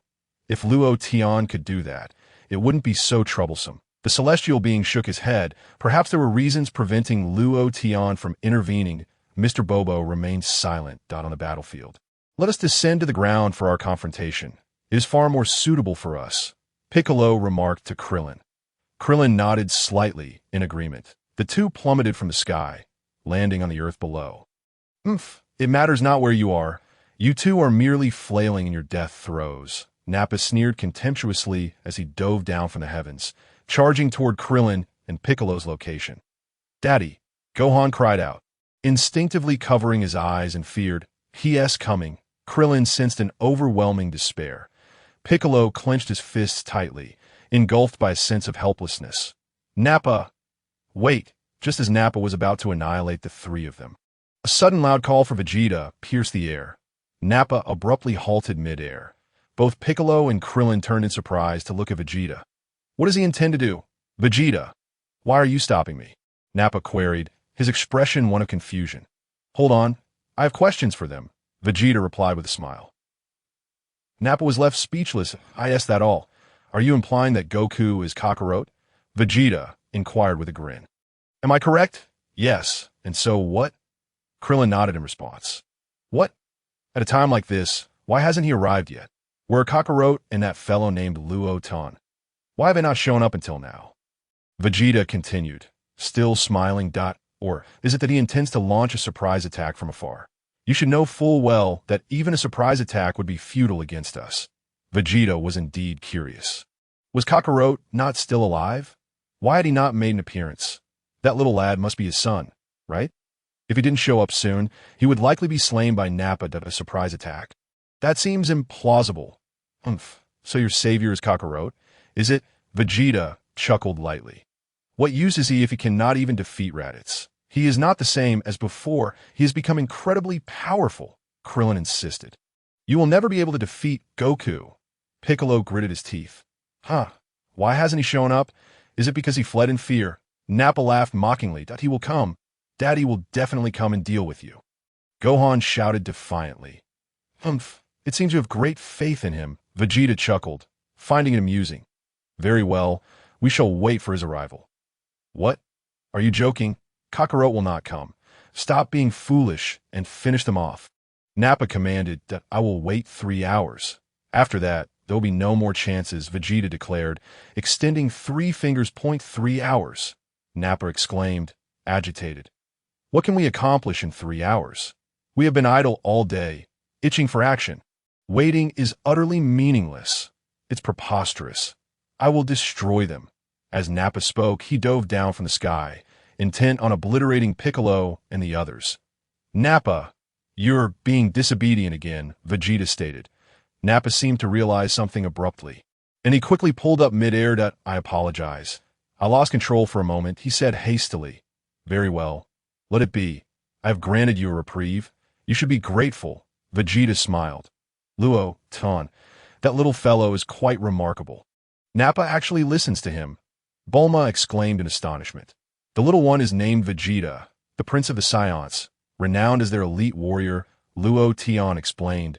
He is a prince? Not very appealing, Bulma mused, shaking her head slightly. Will Goku return within 3 hours? Quite possibly, Luo Tian pondered. I wonder if Goku could defeat this Saiyan prince.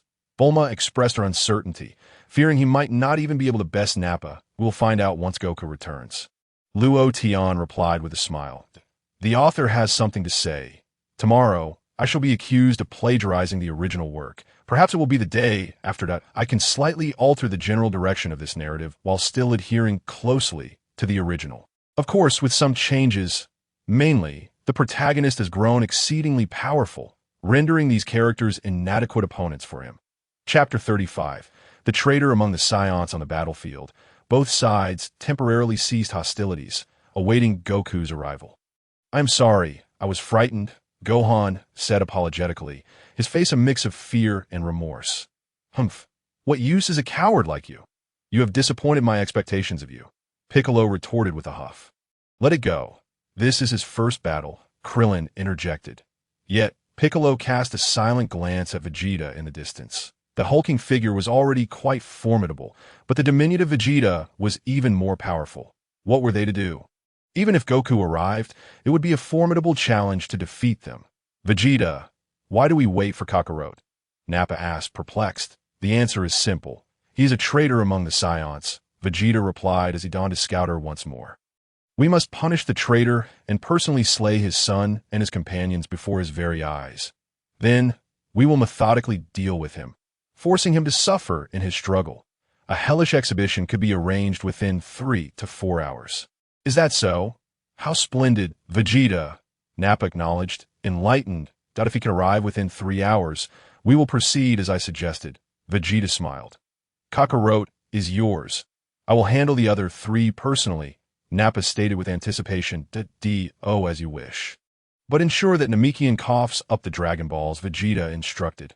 Understood? Nappa nodded, hoping Kakarot would indeed arrive. Also, that fellow named Luo Tian must be hidden away. When we exterminate all of humanity, we must find a way to bring him forth. Having him serve us would be quite advantageous, Vegeta contemplated. Ha, indeed, Nappa agreed. Remember what I have told you. Well, I have already conveyed our purpose for coming here.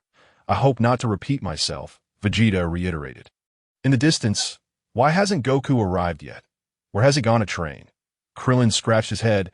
I heard Luo Tian took him a train, but now we cannot reach him. I wonder when Daddy will return. Gohan sighed. We should escape quickly. If victory is unattainable, there is no need to display bravado here, Krillin suggested. You fool. Their goal is to annihilate all of humanity. Fleeing would be futile, Piccolo scoffed. Goku, please hurry and come. Show them your might. Krillin gritted his teeth. Why hasn't that healer shown up? Is it out of fear? Piccolo suddenly asked.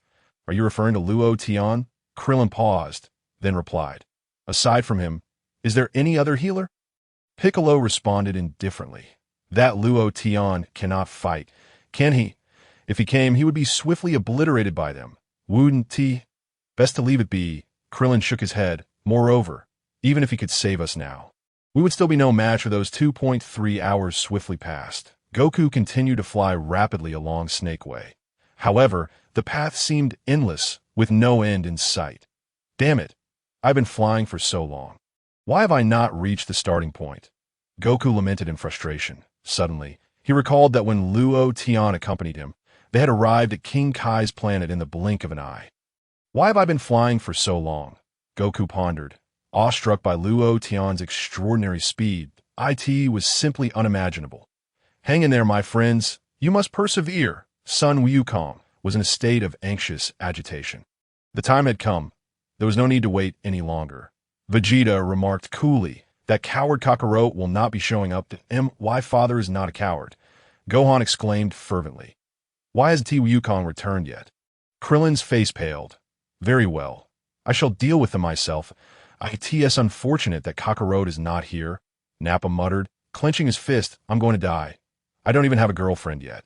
Krillin lamented. On the verge of tears, we have only a slim hope of victory. If we can succeed, Piccolo suddenly interjected. Krillin was taken aback, and Gohan turned to look at Piccolo as well. First, you distract him, Krillin, and then I will seize his tail, Piccolo instructed. The tail is his weak point. When he is too weak to struggle, Gohan will unleash a powerful blow. Yes, yes, Gohan nodded vigorously. This time, I will not flee. You can count on me. Despite his words, Gohan's face was drenched in cold sweat from fear that, of course, the fate of the earth rests in your hands. Piccolo asserted, Gohan, as long as you have confidence. Your power surpasses mine. Gohan felt his heart racing. How nerve-wracking. Haha, are you all prepared to meet your demise? Nappa grinned. Wukong still hasn't returned. Could it be that all three of them have been slain? Bulma's face blanched, beads of sweat trickling down her forehead. Oh dear, it seems Wukong is back, Latte remarked with a smile. Back? Where? Bulma blinked in surprise. The Supreme Kai should have gone to fetch him, Latte replied. The underworld. Wukong, hurry, grab hold of me, the Supreme Kai called out. Please, Supreme Kai, Wukong urged earnestly. King Yama looked utterly bewildered. Who is this kid? Where did he come from? He seems to have gone to the King of Worlds. But how did he get there? With a flash, the Supreme Kai whisked Wukong to the temple on Earth. All right, I'm off. Wukong waved to the Supreme Kai. It's all in your hands now. The Supreme Kai said, Good luck, Wukong, Mr. Popo added. Whoosh, Wukong leaped down from the temple with great speed. Everyone, Gohan, you must take care, Wukong called out. As Wukong passed by Karen Tower, he heard, Wukong, these are the last 2 sins of beans. And with that, Karen casually tossed 2 beans to Wukong. Wukong immediately consumed one, restoring himself to peak condition. Flying Nimbus. Wukong stepped onto the golden cloud. Whoosh, the Nimbus swiftly carried Wukong toward Piccolo and the others. Wow, Krillin shouted, charging fiercely at Nappa. What is going on? Are you actually trying to attack me? Nappa exclaimed in surprise that this little bald head coming to deliver himself to death. Chapter 36. Has Wukong returned? It seems like a trap, doesn't it? Vegeta chuckled. Wow. As Krillin approached Nappa, he suddenly unleashed a tremendous burst of energy with both hands, smashing into the ground. He then shot up into the sky. Nappa looked up, bewildered. Little bald head, what do you plan to do? Is this your idea of an attack? The opportunity has arrived. Piccolo swiftly appeared behind Nappa and seized his tail. Nappa froze momentarily. Gohan! Now, Piccolo shouted.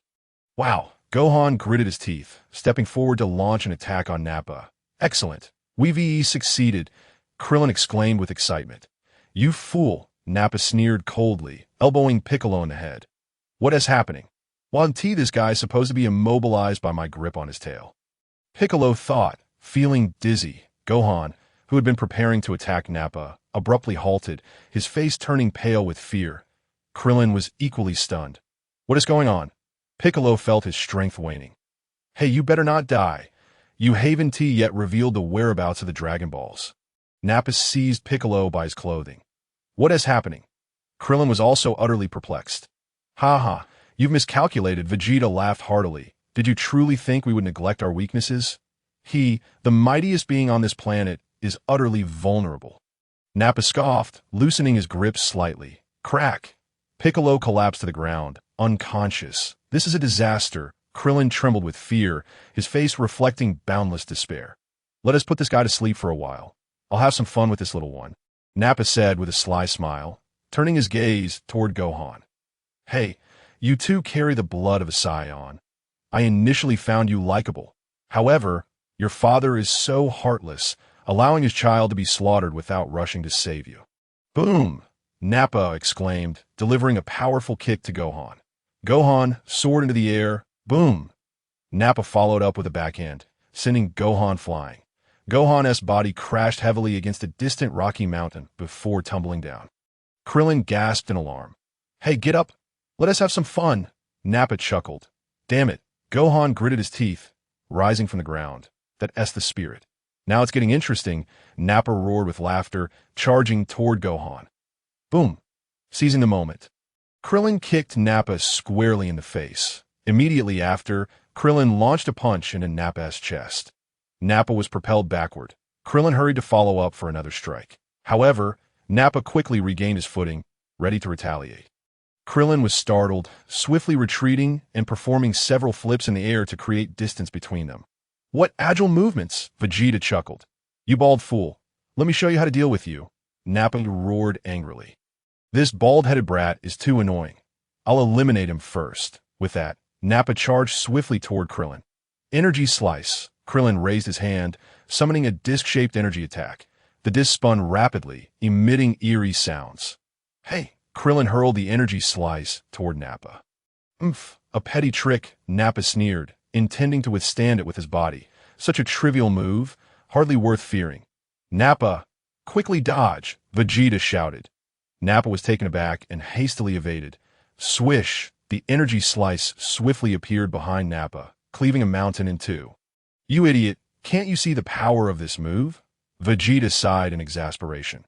This is bad, Krillin thought, feeling despondent that I nearly obliterated that guy.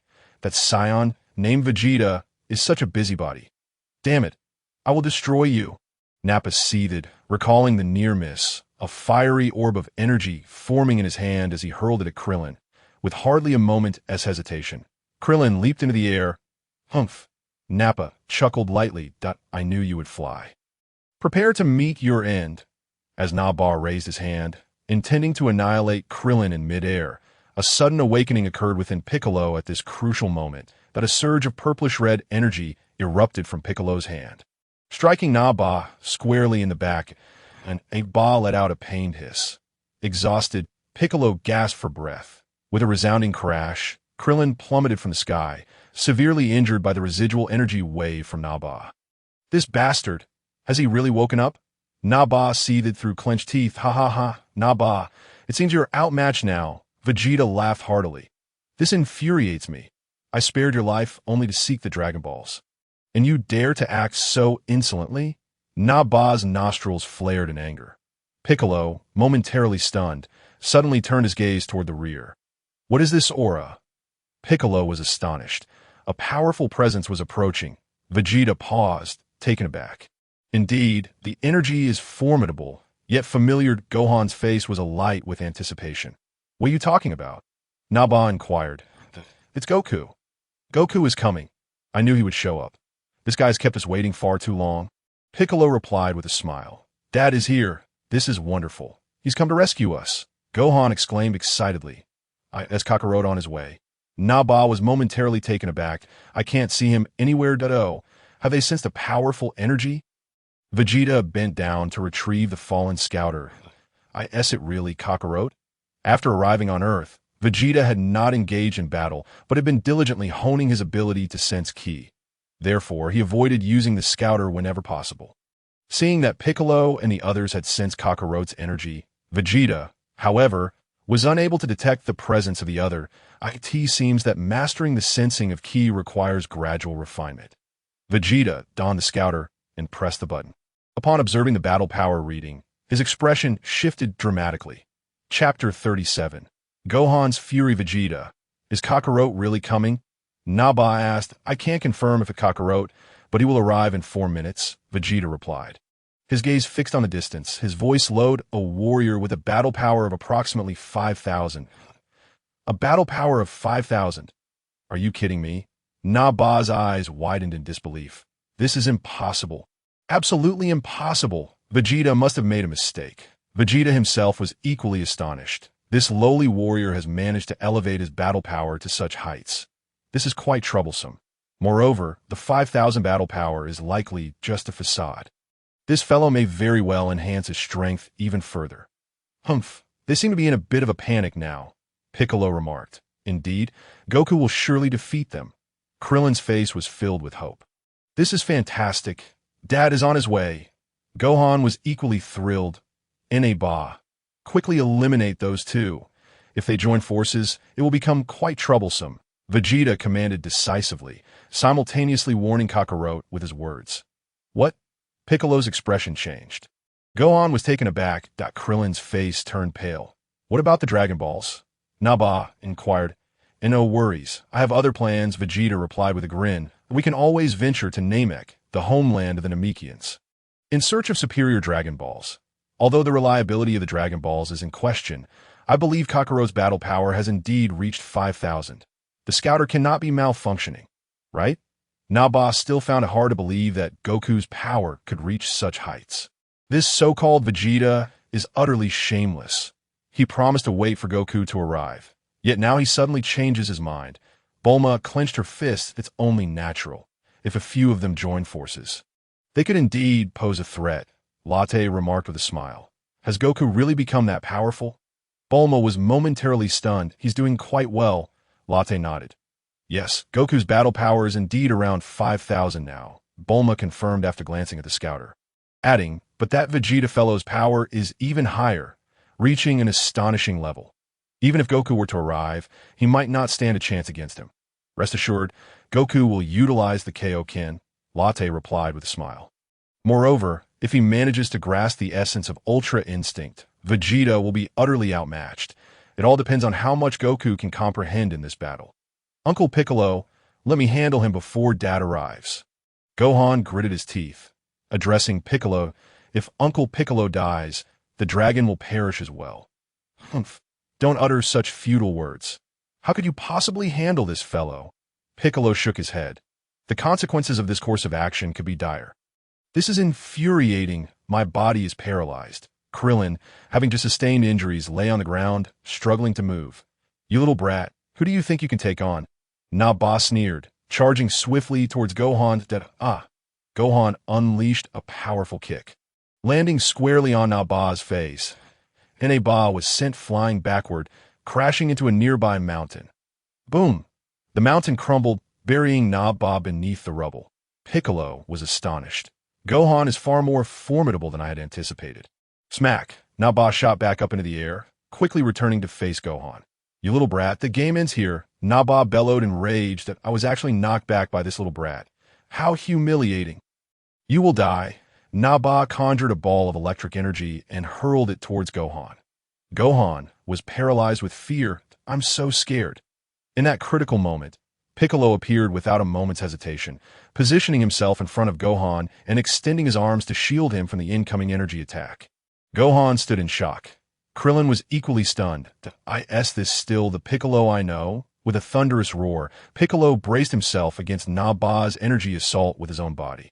Uncle Piccolo! Gohan fell to the ground in terror, sobbing quietly. Run, Gohan, run! Piccolo collapsed with a thunderous crash. Gohan, horrified, rushed to Piccolo's side. Uncle Piccolo, why did you save me? Run, Gohan, hurry! Piccolo spoke weakly. Please, Uncle Piccolo, you mustn't die. Dad is almost here. I beg you, hold on. Gohan cried out in anguish. Humph, this fool has disrupted my plans. Nappa ground his teeth, thinking it matters not. They will all die eventually. How tragic it is that I, the great Piccolo, find myself protecting a child, Piccolo said with a smile. It is all because of your kindness that you and your father have influenced me. Gohan, you're the only one I can speak with now that I have truly enjoyed the months we spent together. As he spoke, tears rolled down Piccolo's cheeks. I cannot die. Gohan. With that, Piccolo closed his eyes. Temple.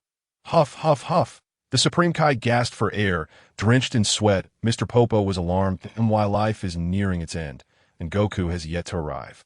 The Supreme Kai sighed, yet he felt a sense of joy knowing that Piccolo had surpassed him in the end. Mr. Popo fell silent. Popo, I leave this place in your care from now on. After the celestial being uttered these words, their form began to turn translucent, and in the next moment, they vanished completely. Wow! Son Gohan cried out in anguish. Beep! A new combat power reading appeared on the scouter worn by Vegeta. Tears streamed down Son Gohan's face as he glared fiercely at the murderer before him. Magic Flash, Son Gohan shouted, conjuring a formidable surge of energy in his hands. Combat Power 2800. These fiends truly exhibit unpredictable strengths. Vegeta remarked, astonished. What? Combat Power 2800. Nappa, too, was taken aback, and as he looked at the incoming energy blast, he swatted it away with a mighty swing of his hand. Chapter 38. Alas, is not the ultimate state. Bang! The energy blast immediately changed course, veering off to the side. Boom! A tremendous explosion erupted in the distance, shaking the ground. Son Gohan's complexion turned pale, despair washing over him that I never imagined that little brat could possess such immense power. My hand is numb from the impact, Nappa chuckled. The combat power plummeted, seemingly due to the recent depletion of energy. Vegeta glanced at the reading on the scouter, that I'm sorry, Uncle Piccolo. I failed to strike the enemy.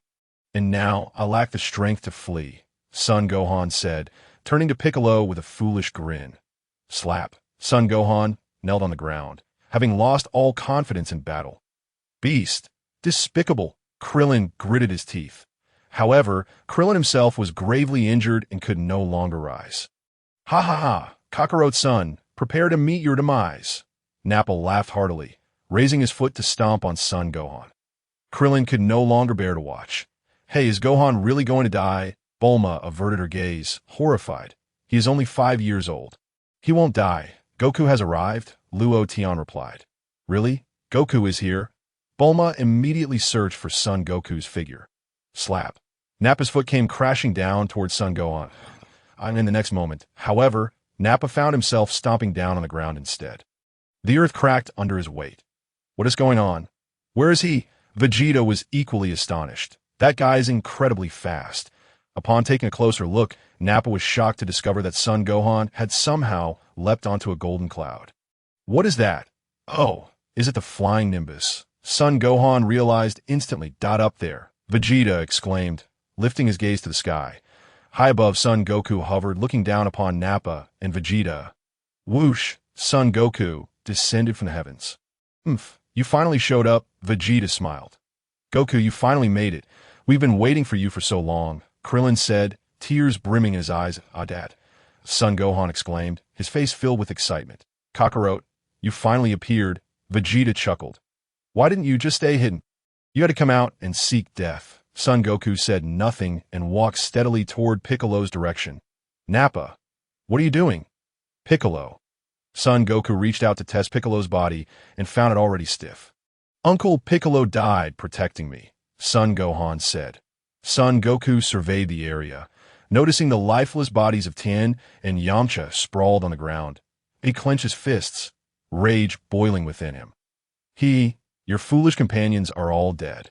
Surprised, are you? By the way, one of them has been utterly obliterated, Nappa cackled, relishing the moment. But you need not grieve, for soon you shall join them in another world. Just as Vegeta had remarked, why not stay hidden? Why come out to seek your own demise? Is that so? And what about Kaiatsu? Son Goku's expression darkened further. Nappa was all smiles. Even the gods could see the fury etched on Son Goku's face. Beep, Vegeta silently observed. This fellow's combat power is steadily rising. Damn it, Luo Tian informed me that as long as I can suppress my anger, I can advance further towards the ultimate state. Son Goku gritted his teeth. But controlling it is far too difficult. Luo Tian, I'm sorry. Please allow me to act recklessly just this once. Luo Tian. What is Goku talking about? Bulma was taken aback, turning to Luo Tian that I once told him that to master the true ultimate state, one must suppress their anger. Luo Tian explained. Actually, it's not so much suppression as it is released. In other words, do not allow such emotions to cloud your judgment. That I don't understand. Bulma shook her head. But it sounds really difficult. Indeed, if it were that easy, it wouldn't be the ultimate state. Luo Tian smiled. So, Goku still can't do it? Bulma pondered. Correct. Luo Tian nodded that on the battlefield, Son Goku approached Nappa. What, do you wish to throw yourself into death willingly? Then allow me to oblige. Nappa scoffed, swinging a fist toward Son Goku. Whoosh! However, Son Goku merely flickered and vanished in an instant. In the next moment, he appeared beside Son Gohan. What? How did that guy get over there? Nappa exclaimed, astonished. Gohan, I'm sorry I'm late. It's truly remarkable that you two have managed to hold on, Son Goku said, producing a senza bean. Here, split this and eat it. Senza bean? Did you get it from Krillin? Krillin inquired. This is the last one, Son Goku replied. Krillin, you should eat it, Goku. Krillin insisted. No worries. I've already consumed one. Son Goku chuckled at no, it's better to save it just in case that we won't benefit much from eating it. Krillin said with a wry smile, Don't worry. If you don't eat it, I'll just toss it away. Son Goku replied, besides, we still have Luo Tian, right? Luo Tian isn't here. Krillin wiped his sweat. I doubt he will come. All right, hurry and eat it. Gohan, you too, Son Goku said, splitting the senza bean in half and giving it to Krillin and Son Gohan. The two quickly stood up. Vegeta, Nappa. Hey, Vegeta. What did he give him? Those two seemed to have healed remarkably quickly. Nappa was momentarily taken aback, questioning. This planet is quite extraordinary, Vegeta smiled. That bean can actually heal their injuries and even restore their stamina. That I saw him split the bean in two. If it had been a whole bean, it might have fully healed them. Such a miraculous thing exists. Nappa was equally astonished. But unfortunately, it seems I was the last one. Vegeta shook his head. If we could find more of those beans. We wouldn't need that fellow named Luo Tian, Nappa mused. That is true, Vegeta nodded. Chapter 39.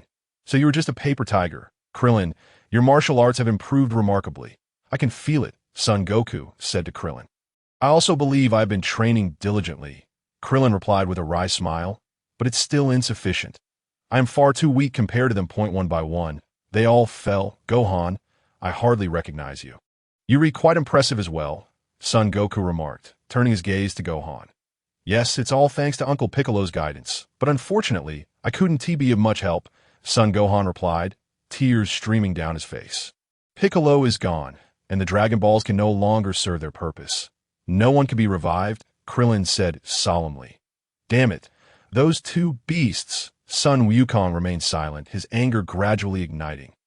Wukong, shall we three confront the two of them together? Krillin said, clenching his fists, then inquired, by the way, I heard you trained with the Is that true?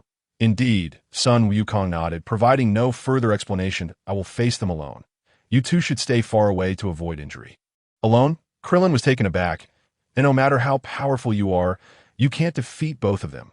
Their strength is simply unimaginable. Yes, Dad, Gohan agreed.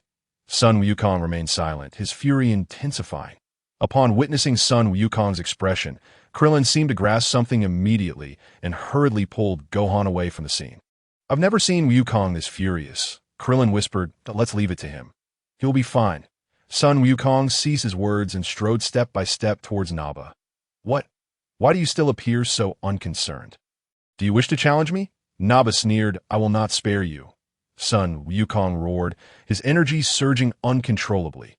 Instantly, a powerful aura caused the surrounding area to tremble. In an instant, rocks flew through the air, and waves crashed against the shore. Power level 7,000, 8,000, Vegeta's expression changed upon seeing the numbers. How can this lowly warrior's power reach such a level? Thankfully, he still has a considerable gap compared to me. However, I cannot allow him to continue growing stronger. After sensing Son Wukong's formidable presence, Gohan and Krillin were both struck with fear.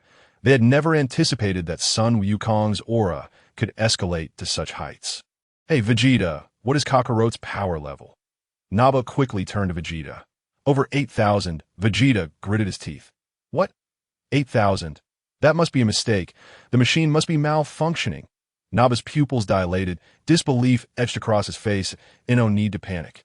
I haven't even used the Kaioken yet, Son Wukong stated calmly. Kaioken? Vegeta was momentarily taken aback. And there's also Ultra Instinct, Son Wukong added coldly. I don't understand what you're saying, Vegeta chuckled. How dare you speak so arrogantly to me? Nappa bellowed, lunging at Son Wukong with claws outstretched. Bang! With a dull thud, Sun Wukong had somehow appeared behind Nappa and delivered a powerful kick to his back. Puffed. Nappa collapsed to the ground. Vegeta was left stunned. Gohan was equally astonished. Krillin's eyes widened in disbelief. What on earth is happening? Damn it! Nappa scrambled to his feet, confusion etched on his face. When did this guy get behind me? I didn't see him. You fool, you're merely a paper tiger, Sun Wukong remarked indifferently. What did you say? Repeat that.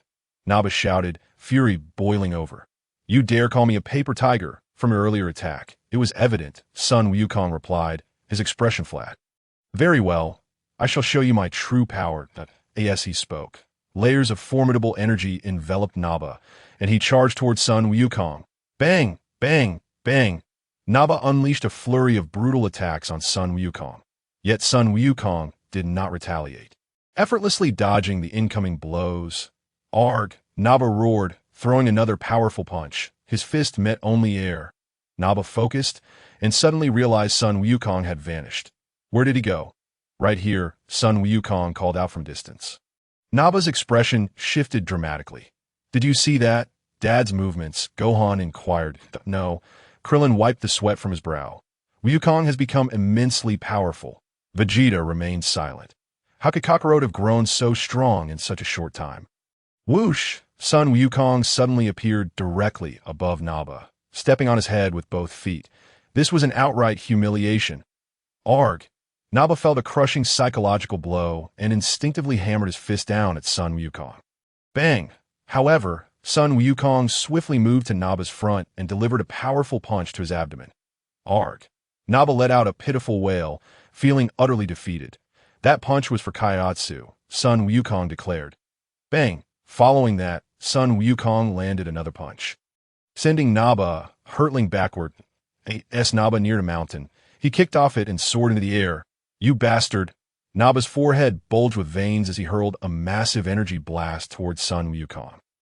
An attack of this magnitude hardly warrants evasion. Sun Wukong scoffed, unleashing his aura. Instantly, the incoming energy blast shattered against Sun Wukong's overwhelming aura. Next, this is for 10. Sun Wukong ascended into the air, directly above Nappa. Bang! He executed a flying kick to Nappa's head. Nappa plummeted from the sky. Whoosh! Sun Wukong quickly pursued. This is for Piccolo, Sun Wukong declared, delivering yet another kick. Bang! Nappa crashed headfirst into a rocky mountain, embedding himself deeply within it. However, it was not long before Nappa leapt back up, his face contorted with rage. You beast! I will never forgive you! Nappa shouted. Author's note. Starting today, I will release 4 chapters every morning consecutively to test the waters. Chapter 40. Power levels do not define everything. You're surprisingly resilient, able to withstand such powerful attacks, Sun Wukong remarked, a hint of surprise in his voice. I am an elite warrior from a prestigious lineage. How could I be defeated by a lowly fighter like you? Nappa retorted angrily. Wukong is truly remarkable. It seems he can defeat them, Krillin sighed in relief. Yes, go for it, Dad. Gohan cheered. I never expected Wukong to become so powerful. Bulma exclaimed in astonishment, pondering whether it was due to your training or the Kai's teachings that he had transformed into this formidable being. Currently, he is utilizing abilities taught by the Kai. Luo Tian stated candidly. Has he not been employing Ultra Instinct all along?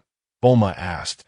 Ultra Instinct is not so easily mastered, Luo Tian chuckled, but if he could learn it now, he would truly be a force to be reckoned with. Ultra Instinct, is it truly that powerful? I am finding it increasingly difficult to comprehend Luo Tian, Bulma mused. Never mind. Let us first observe how Wukong defeats the two of them. You fool! Maintain your composure. Nappa, Vegeta shouted, insisting that calm judgment could lead to victory, urging him to remain composed and not act rashly. Nappa paused, suddenly realizing, and his previously volatile emotions began to subside. Thank you, Vegeta. I owe my calmness to you. Nappa expressed his gratitude. Vegeta chose to remain silent, contemplating the simplicity of this fool. At this rate, it seems I must intervene personally. I have indeed let my anger cloud my judgment. It is time to showcase my true abilities. As the calmness enveloped Nappa, he gazed at Sun Wukong and inquired, Are you prepared, Kakarot? Enough of your posturing. Come forth without delay, Sun Wukong replied nonchalantly. Humph, cease your bravado. I shall demonstrate my formidable prowess, Nappa retorted with a cold snort, unleashing a surge of energy as he raised his index and middle fingers skyward. Instantly, a tremendous explosion erupted at Sun Wukong's location. Whoosh!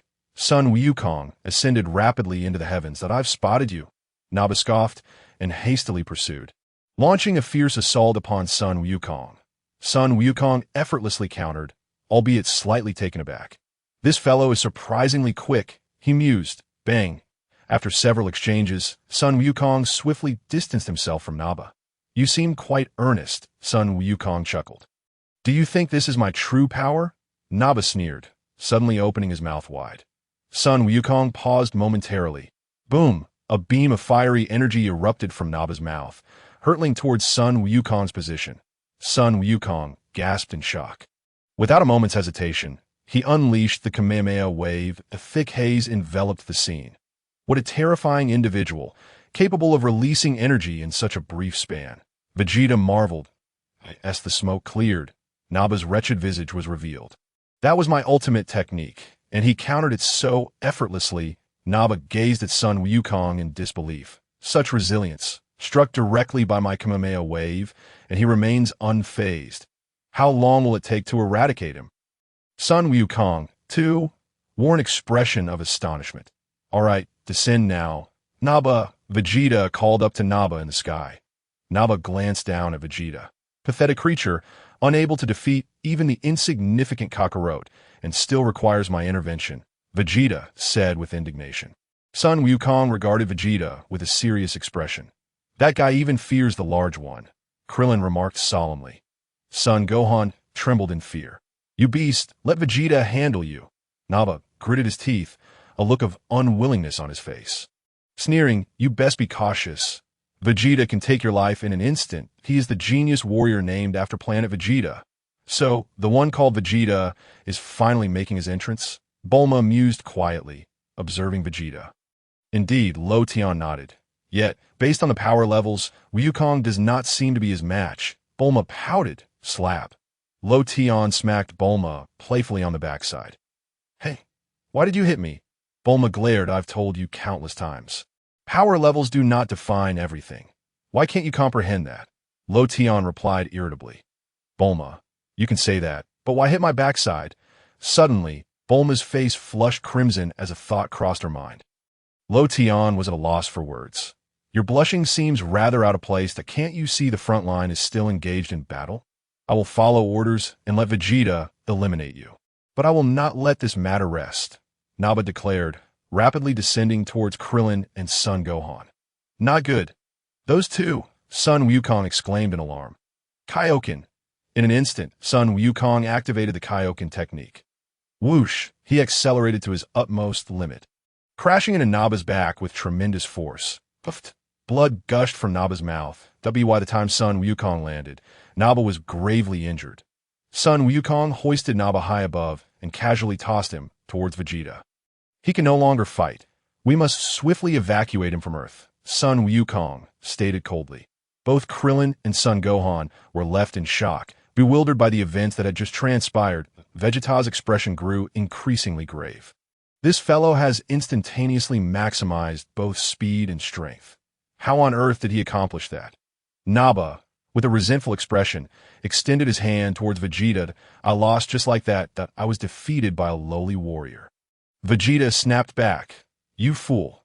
Who are you calling a beast? Do you wish to perish? Humph. I know you are not insulting me, but your current gesture infuriates me. What a useless creature.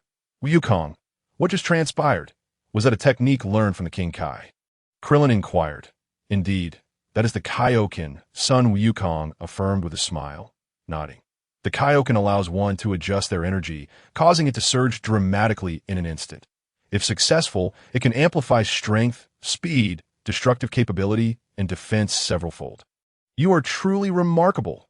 Did Luo Tian take you to train with the King Kai?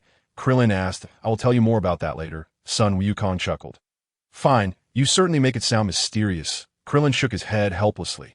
But returning to the topic, Wukong, you certainly displayed remarkable composure. This is no game. With such a powerful technique, why not use it from the start? I apologize. It is not as simple as you think. Sun Wukong replied, if not controlled properly, I could endanger my own life. Moreover, the King Kai warned that the Kaioken should not be overused. It is best to limit it to twice the normal capacity. Exceeding that threshold places an immense burden on the body, and rather than vanquishing the opponent, it could lead to one's own demise at S.O. That is how it is. Krillin nodded in understanding. Son Gohan vigorously agreed. So this is the Kaioken. Bulma, having overheard Sun Wukong's explanation, glanced at the readings on the scouter. At that moment, Wukong's power level had surged to heights nearing Vegeta's, yet still fell short by 2,000. Indicating he was not quite Vegeta's match, Luo Tian remained silent, merely observing Bulma. Her face grew increasingly flushed. I was merely looking at you. Why are you blushing? Luo Tian remarked. Fine, I won't mention power levels. Bulma huffed. Luo Tian was speechless. Vegeta, this beast, save me! Nappa cried out, reaching for Vegeta. Vegeta looked down at Nappa, grasping his hand firmly. Thank you, Vegeta. Nappa expressed his gratitude hurriedly. No problem, Vegeta replied with a smile. Whoosh, in an instant. Vegeta flung Nappa into the sky. What are you doing, Vegeta? Nappa exclaimed in shock. I have no need for useless Saiyans, Vegeta replied with a slight grin, radiating a golden aura. Whoosh, a powerful energy blast surged toward Nappa in the sky. You scoundrel! Nappa bellowed, his heart torn. Boom! With a deafening roar, Nappa was obliterated into mere particles. Sun Wukong gasped in horror, hastily clutching Gohan and Krillin to escape the scene. What a terrifying individual, willing to eliminate even his own comrade. Krillin trembled in lingering fear. Sun Wukong was drenched in cold sweat. This individual's aura is simply too terrifying. I fear I may not be his match. You too, return to the Turtle Hermit's place immediately. Sun Wukong instructed, sensing an ominous premonition. Huh. Son Gohan was taken aback. All right, Krillin nodded, promptly pulling Gohan along, that we must leave this place quickly. However, Son Gohan hesitated. That guy is too powerful. Our presence here serves no purpose and may only complicate matters for Wukong. Clint elucidated, indeed, it poses quite the challenge. That fellow's strength has surpassed my wildest imaginings. Son Wukong solemnly replied, I believe I have been diligent in my training. However, I never anticipated that this Saiyan named Vegeta would be formidable to such an extent. Chapter 41. The first clash between Sun Wukong and Vegeta, by the way. Wukong, could you perhaps choose another location for the battle? Clint suddenly recalled something and inquired. What do you mean? Sun Wukong asked. Puzzled, if their corpses get mangled, it will complicate their resurrection in the future, Clint explained. Resurrection? Isn't Piccolo already deceased? Sun Wukong responded, if Piccolo is dead, then the Guardian will also vanish, and naturally, the Dragon Balls will cease to exist. He continued, Klin, I fear they may no longer have the chance to be revived. We shall discuss the details later. If Wukong can triumph, perhaps there remains a glimmer of hope. Klin remarked, if I can secure a victory? Very well. I shall exert every effort to defeat him. Sun Wukong affirmed with a nod. Hey, what's the matter? Whatever happened to your former bravado? You are not conspiring to flee, are you? Vegeta called out from below. All right, leave everything to me. Sun Wukong responded with a nod. Wukong, I truly apologize for always burdening you with this responsibility. You must return alive, for you are my dearest friend. Klin extended his hand towards Sun Wukong. Sun Wukong nodded, patting Sun Wufan on the head. Wufan, if Daddy returns safely, I'll take you fishing.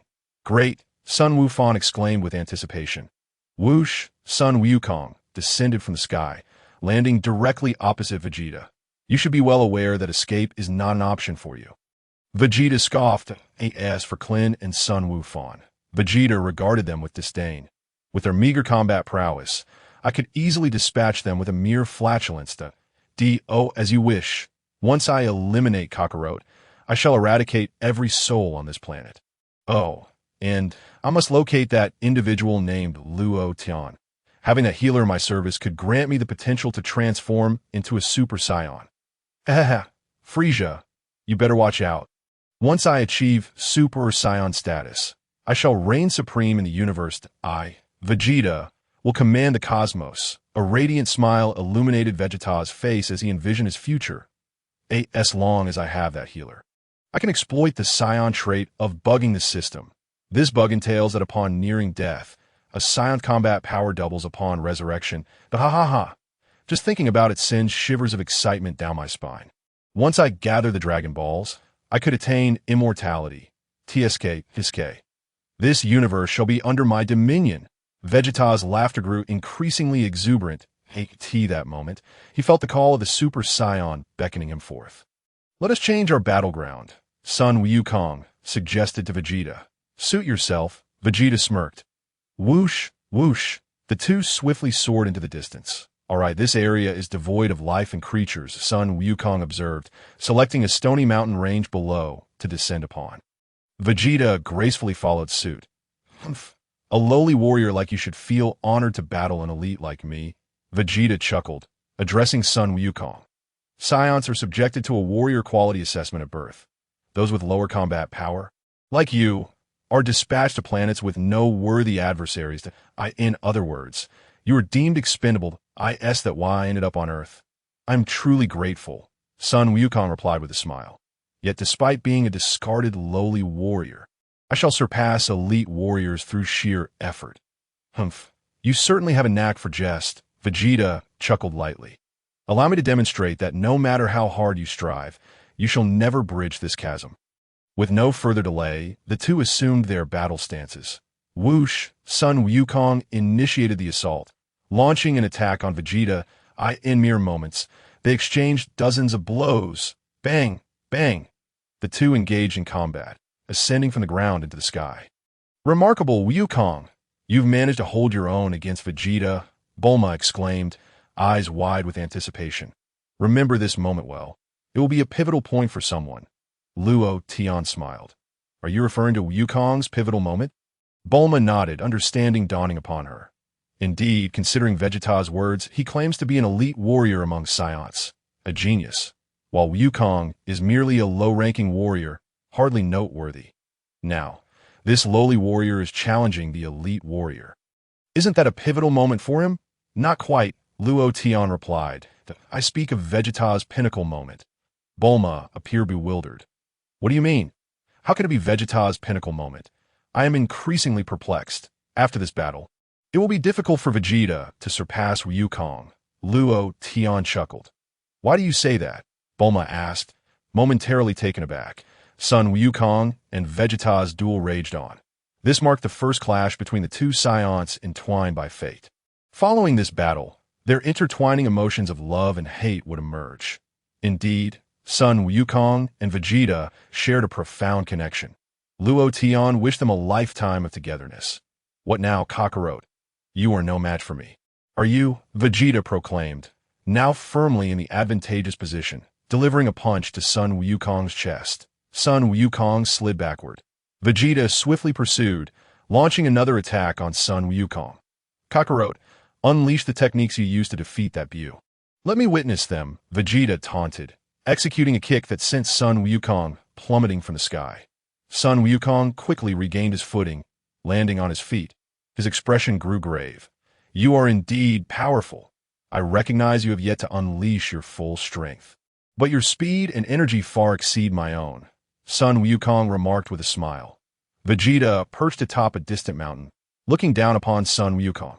All right, I shall let you witness the Kaioken. Sun Wukong gritted his teeth as a red aura enveloped him. Hey, he raised his hand, unleashing a surge of potent energy directed at Vegeta. Vegeta reacted swiftly, leaping into the air. Whoosh! Sun Wukong soared upward, racing towards Vegeta. Bang! Sun Wukong landed a heavy punch on Vegeta's face. Following that, he unleashed a series of fierce attacks. Bang!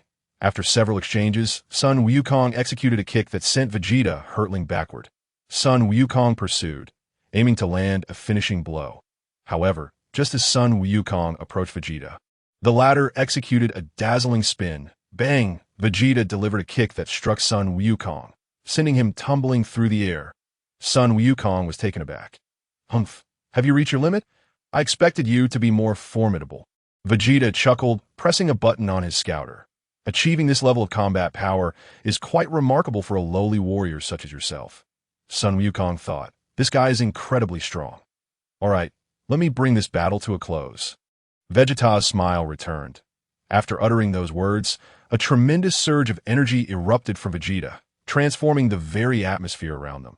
The clouds above shifted from overcast to clear skies, all due to Vegeta's overwhelming power. Sun Wukong was left in shock. You are finished, Kakarot. Prepare to meet your demise. Vegeta sneered menacingly. Whoosh! Immediately, Vegeta soared towards Goku with great speed, colliding headfirst into Goku's face. A howl escaped Goku as he was sent flying backward. Vegeta swiftly pursued, delivering a powerful kick that sent Goku plummeting from the sky. Goku hurriedly adjusted his body, landing on his feet and looking up into the air. Idiot! I'm right behind you! Vegeta's voice rang out from behind Goku. Bang! Vegeta launched a kick, sending Goku tumbling through the air before he finally managed to stabilize himself. As Goku looked up, he was startled to find Vegeta hovering directly above him, seemingly gathering energy. Whoosh! Indeed, Vegeta had formed a golden energy sphere, hurling it towards Goku. Double Kyoken. Goku leaped into action. Humph! Vegeta chuckled lightly, unleashing another burst of energy from his hand. In midair, Goku found it difficult to evade, narrowly dodging the powerful energy attack. Fortunately, his quick reflexes allowed him to escape unharmed, although his shirt was torn to shreds. What a formidable opponent! Bulma exclaimed, trembling at this rate. Goku might very well be defeated by that Vegeta. I told you. This is Vegeta's pinnacle moment, Latte replied with a smile. Bulma fell silent. Why do I feel you know everything? Goku descended from the sky. Landing opposite Vegeta, it appeared that the double Kaioken was insufficient to defeat this foe. There was no other choice, even at the cost of my own demise. I shall employ the triple Kaioken. Hey, I deliberately used simple techniques earlier to let you dodge, Vegeta remarked with a smile. Killing you in one blow would be far too dull. In the distance, behind a rock, Yachirobe was hiding that I'm so scared. Please don't find me. I have no desire to fight. What's the matter, Kakarot? Are you too afraid to come closer? Vegeta laughed. I am the most talented warrior among the Saiyans. No matter how hard you try, you will never surpass me. Chapter 42. Witness my ultra instinct. Let me show you my true power. Goku grinned. Triple Kaioken. Stop it, Goku. Your body simply cannot withstand the triple Kaioken, the King Kai exclaimed urgently. However, he knew full well that without the triple Kaioken, victory would be all but impossible. This is bad. I might lose. Bulma's scouter displayed rapidly increasing battle power readings. What on earth is happening? Bulma gasped. Be careful. That thing is about to explode. Latte warned. Bang! Just as he finished speaking, the scouter suddenly detonated. You could have mentioned that sooner. I almost got injured, Bulma exclaimed, stunned. With Goku using the triple Kaioken, his battle power should reach unprecedented levels, Latte explained, but your scouter model is quite old. It can only handle readings up to 20,000 before it explodes. Bulma was left speechless, but soon she noticed the scouter Vegeta was wearing seemed to be functioning perfectly. His scouter appears to be fine, Bulma remarked. His model is relatively newer, capable of withstanding higher battle power readings. Latte replied with a slight smile. I should really get my hands on a scouter for some thorough research. Bulma mused. What? Battle power? Vegeta was taken aback upon seeing Goku's battle power reading. How is this possible? Could the scouter be malfunctioning? No. I can distinctly feel his overwhelming energy. The scouter is definitely not broken. But what on earth is going on? Whoosh! At that moment, Goku charged towards Vegeta, delivering a fierce punch to his face. Vegeta was sent flying backward. Goku quickly pursued, launching a powerful kick that propelled Vegeta into the sky. Vegeta gritted his teeth, swiftly regaining his composure. Whoosh! Goku closed in once more. Vegeta spread his arms, attempting to block Goku's assault. Slap! However, Goku suddenly changed his trajectory in mid-air. Bang! Goku appeared behind Vegeta, delivering a resounding kick to his face. Boom! Vegeta plummeted like a cannonball, creating a massive crater in the ground. Aya! Vegeta roared in fury, his energy erupting and leveling the surrounding area.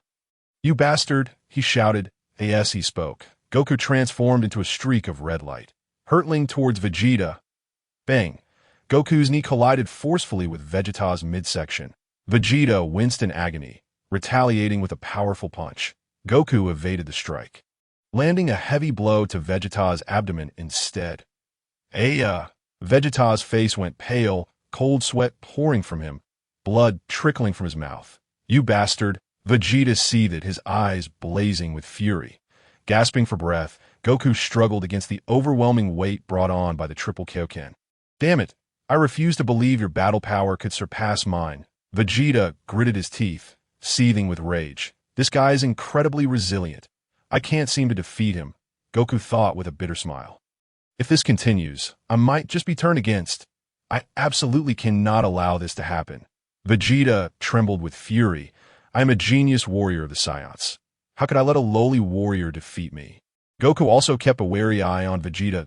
My body aches all over. The triple Kaioken is indeed unbearable. If this goes on, I might die. No, I can't use the Kaioken any longer. It's time to try Latte's Ultra Instinct. With that thought, Goku took a deep breath. Whoosh! In the next moment, he released the energy surrounding him. I won't let you off the hook. I absolutely won't. Vegeta roared. I will obliterate you and this planet into oblivion. Upon hearing this, Goku's expression changed. Beep! Just as Vegeta finished speaking, he suddenly noticed Goku's battle power plummeting dramatically, dropping from over 10,000 to a mere 1,000 to Vegeta was taken aback. What is happening? How could this guy's battle power drop so significantly? Could the scouter be malfunctioning? Vegeta furrowed his brow, feeling his anger begin to subside. I see. The techniques you just used must have exceeded your body's limits, right? Vegeta scoffed. Now, you have reached your limits. I am not mistaken. Am I? Goku remained silent. What is wrong with Goku? Bulma was equally stunned, realizing that Goku's energy felt entirely different than before. Goku is about to unleash Ultra Instinct. Latte smiled. I asked that the Ultra Instinct you taught him. Bulma was momentarily taken aback. Indeed, who else could teach him besides me? She remarked. But didn't you say that with his current capabilities, he is yet unable to comprehend the true essence of Zaiji? Bulma hurriedly inquired. You can interpret it that way, Luo Tian explained, that if we were to categorize Zaiji into several levels.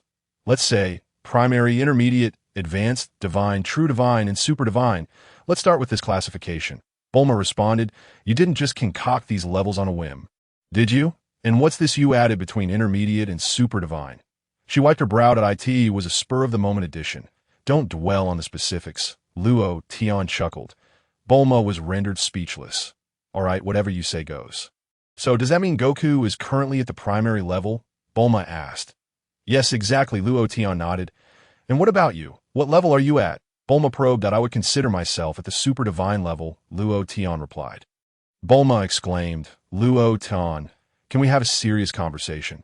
So you surpass Goku by quite a margin that if we were to divide the super divine level into 5 stages, I'm merely at the first stage. Luo Tian sighed. That is precisely the point I wish to convey. The great priest is at the 4th stage, and he is perilously close to the 5th.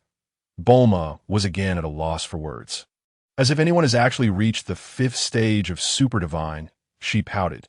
Currently, no one has achieved the 5th stage, but it won't be long, Luo Tian smiled. Bulma fell silent for a moment. Then tell me, what kind of power would the 5th stage possess? She asked. What kind of power? Luo Tian scratched his head at the 2nd stage. One could easily shatter the entire universe with a mere wave of the hand. Bulma was at a loss for words. Shatter the entire universe? Come on, seriously? Perhaps you could destroy a planet, and I might believe you. After all, even Vegeta possesses the capability to obliterate Earth, but claiming you can shatter the universe is simply ludicrous. Fine, considering Luo Tian has made such exaggerated claims before, I'll pretend I didn't hear that. Can someone at the primary level of Zaiji defeat Vegeta? Bulma inquired. Let us wait and see. Luo Tian smiled. In the distance. Krillin encouraged. We're almost at Kame House. Keep it up, Gohan. Yes, Gohan nodded. Just as the two had finished speaking, they suddenly sensed something amiss behind them. What is going on? Why do I suddenly feel Goku's energy plummeting drastically? It's almost as if I can barely sense his presence. Krillin halted abruptly. Dad, has he been defeated? Gohan's expression changed. What on earth happened? Just a moment ago, Goku's energy was overwhelmingly strong, Krillin said, bewildered, on King Kai's planet. King Kai exclaimed, Goku, what are you doing? If you continue to use the Kaioken times 3, you will undoubtedly defeat Vegeta. Although you may sustain serious injuries, at least you can eliminate this foe. Why have you suddenly released your energy? On the battlefield, Vegeta laughed heartily. I can see that your body is utterly exhausted. The numbers on the scouter indicate that your battle power continues to decline. Goku said nothing, quietly absorbing the essence of the mountainous landscape around him. Battle power, 900,800,700. Still dropping, Vegeta's grin widened. Goku took a deep breath. Battle power, 100. Vegeta's smile grew even broader. I could see this moment. With just a wave of my hand, I could annihilate you. Battle power of 100? Does that mean my training is insufficient? Goku clenched his teeth, striving to regain his composure and absorb the energy of this mountainous region. That he then asked, Hey, what is my battle power now? Still 100. Vegeta scoffed. Stop with the theatrics. Given that your battle power has sunk to this level, I shall grant you a swift END. As he spoke, Vegeta aimed his finger at Goku's body. Chapter 43. Continue using Zai-Ji? A powerful energy beam shot forth from Vegeta's finger, hurtling towards Goku's position. To Vegeta's astonishment, Goku deftly sidestepped the energy's path in the blink of an eye. Goku appeared behind Vegeta. What? Vegeta was stunned. What is happening? Why is he moving so fast? His battle power is clearly only 100. Reacting swiftly, Vegeta unleashed a kick aimed at Goku's back. Goku effortlessly evaded Vegeta's attack. With a resounding clap, Goku struck Vegeta, sending him flying into the rocks behind. Boom! Vegeta was infuriated, soaring into the sky. Damn it, that shameless Kakarot must have realized my scouter malfunctioned, using his battle power to mislead me. Vegeta's rage twisted his features. With a decisive motion, Vegeta tore off the scouter from his eyes and crushed it to pieces. Let this planet vanish along with you. Vegeta's energy surged violently, directing his fury towards Goku below. Goku's expression shifted. Oh no, this is bad. Should I switch to Kaioken? My Zai-Ji can't unleash a ki blast yet. Damn it. This guy. No time to waste. Kaioken times 3. Goku gathered immense energy in his hands. My Kamehameha is immensely powerful. Prepare to meet your end, Vegeta roared, launching his ki blast towards Goku. Without hesitation, Goku released his own energy wave towards the sky. Boom! The two energies clashed in a spectacular display of power. What? It resembles my Kamehameha. Vegeta paused, gritting his teeth as he intensified his energy output. Goku, too, poured every ounce of strength he could muster. Yet, Goku ultimately fell short, his ki blast being gradually overwhelmed 0.4 times. Goku gritted his teeth, unleashing Kaioken times 4. Boom! An immense energy erupted from Goku, creating a vast shockwave that engulfed Vegeta. Fortunately for Vegeta, he was merely caught on the fringes of the energy wave. The ki blast propelled him skyward, swiftly disappearing from sight. Gasping for breath, Goku was utterly exhausted. He felt as if his entire body were falling apart, an indescribable discomfort enveloping him. This is bad. I pushed too hard and can no longer use Zai-Ji. I'm sorry, Luo Tian. Goku sighed with a wry smile. Did Goku win? Bulma hastily inquired of Luo Tian. Not yet. Vegeta is still alive. Luo Tian shook his head. What? Is that possible? Can this guy not be killed? Bulma was utterly shocked. On another note, Vegeta has been seeking me out, wanting me to serve him. I'm contemplating whether I should go over and teach him a lesson, making him work for me. Luo Tian mused, resting his chin on his hand. Let's discuss this later, Bulma replied. Luo Tian smiled at the battlefield. Incredible, Wukong, well done, exclaimed Yakalobi, who swiftly appeared beside Sun Wukong. Yakalobi, what brings you here? Sun Wukong asked, momentarily taken aback. Did you not notice? Hee. Yakalobi chuckled. You were so engrossed in your battle with that fellow that it's understandable you didn't see me.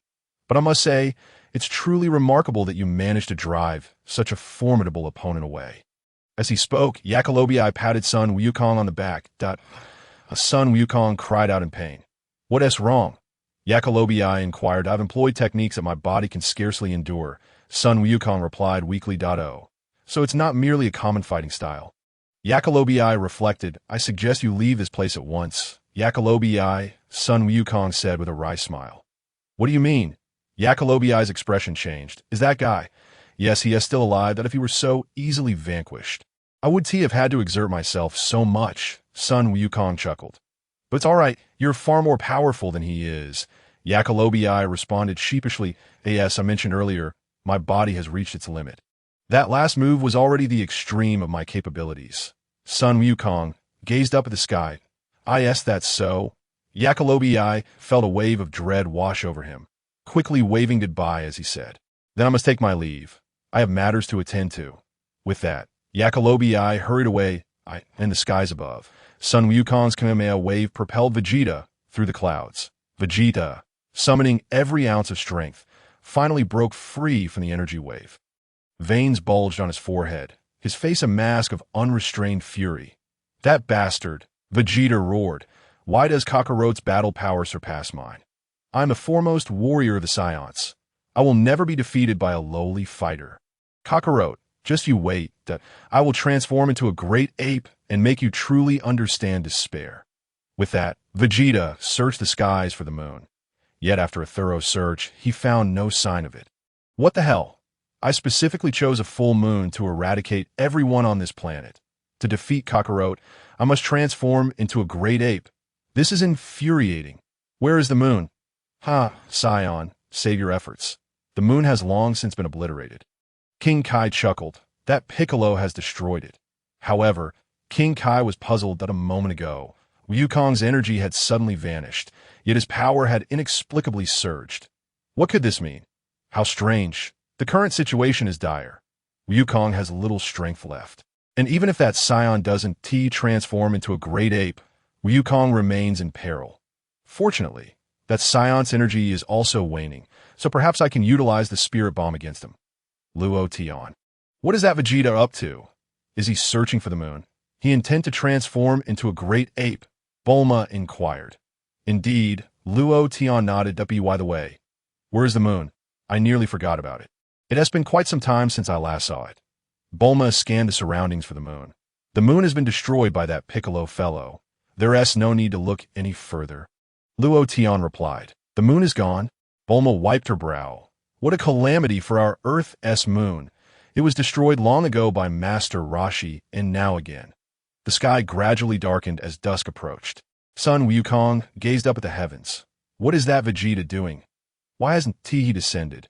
Is it more enjoyable up there? Vegeta fumed. I see now, this beast has driven me to madness. Kakarot must have destroyed the moon beforehand. How infuriating. There's no other option. Though this will diminish my battle power, just wait. I shall make that fool experience unending terror. With a swift motion, Vegeta descended from the sky, landing directly opposite Sun Wukong. Sun Wukong regarded Vegeta with caution, contemplating his strategy for battle. It seems that to defeat him, I can only resort to the spirit bomb. The technique that Luo Tian taught me, Ultra Instinct, is likely no longer applicable. My body can only muster the spirit bomb now. Hey, Kakarot, did you think that destroying the moon would allow you to rest easy? Vegeta bellowed. The moon? I don't understand what you're saying. Sun Wukong replied, utterly bewildered. Don't play dumb. Allow me to enlighten you on the secret of why seeing a full moon triggers transformation. Transformation? What do you mean? Sun Wukong asked, perplexed. You do know that moonlight is merely sunlight reflected off the moon. Correct? When sunlight strikes the moon, it emits a type of electromagnetic wave, which reaches 17 million hertz during a full moon, Vegeta elucidated. When the eyes absorb electromagnetic waves over 17 million hertz, the signal reacts in the tail, prompting transformation. Sun Wukong responded, What are you talking about? I don't understand a word. What is an electromagnetic wave? What is 17 million hertz? What does that even mean? Every celestial body has moons surrounding it.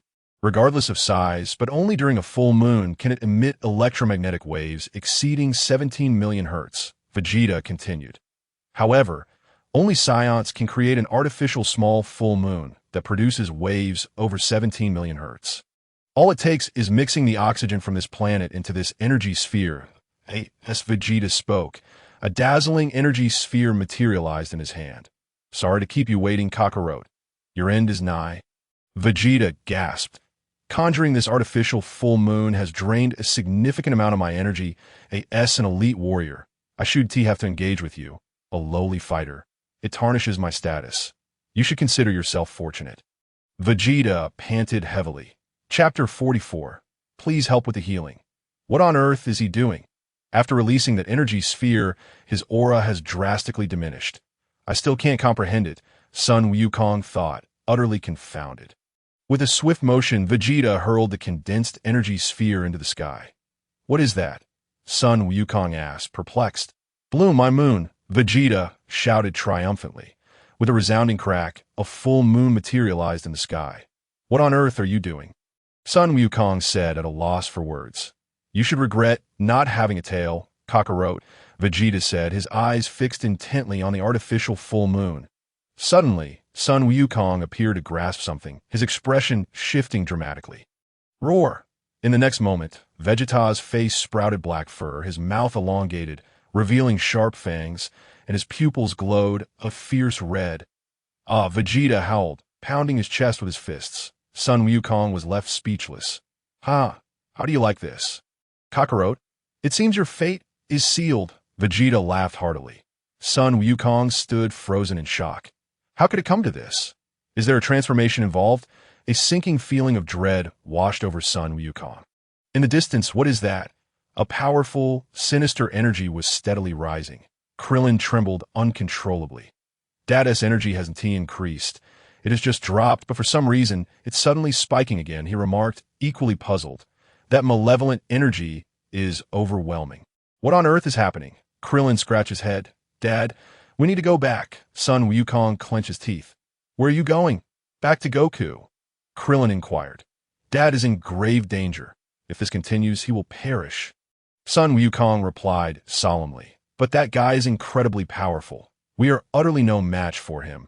Krillin tightened his fist. I can't worry about that any longer. I must return, Sun Wukong declared, turning swiftly towards the direction of the battle between Goku and Vegeta.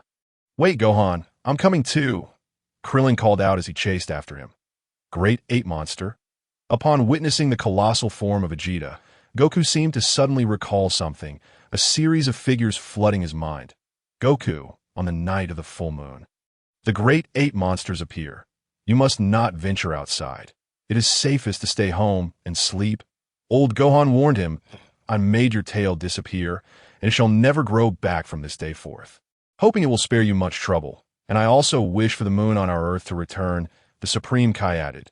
Goku suddenly understood, I finally comprehend. What a terrifying ordeal this is. I never imagined that I was the one who trampled my grandfather to death. The monster that caused chaos at the World Martial Arts Tournament was also me. I am so sorry. Grandpa, if I die, I will apologize to you in another world. But this guy is truly formidable. I fear I am no match for him. By the way, let me tell you, once transformed into a great ape, one's power is 10 times greater than usual. Vegeta chuckled. What? Goku's face turned pale. Prepare yourself, Kakarot. Vegeta's massive fist descended upon Goku like a mountain. Goku quickly leaped aside, narrowly dodging Vegeta's assault. However, Vegeta's speed was even swifter, delivering a kick that sent Goku plummeting to the ground. Goku rebounded several times before collapsing, finding it difficult to move. Ha! Vegeta laughed maniacally, charging at Goku once more. Kaioken.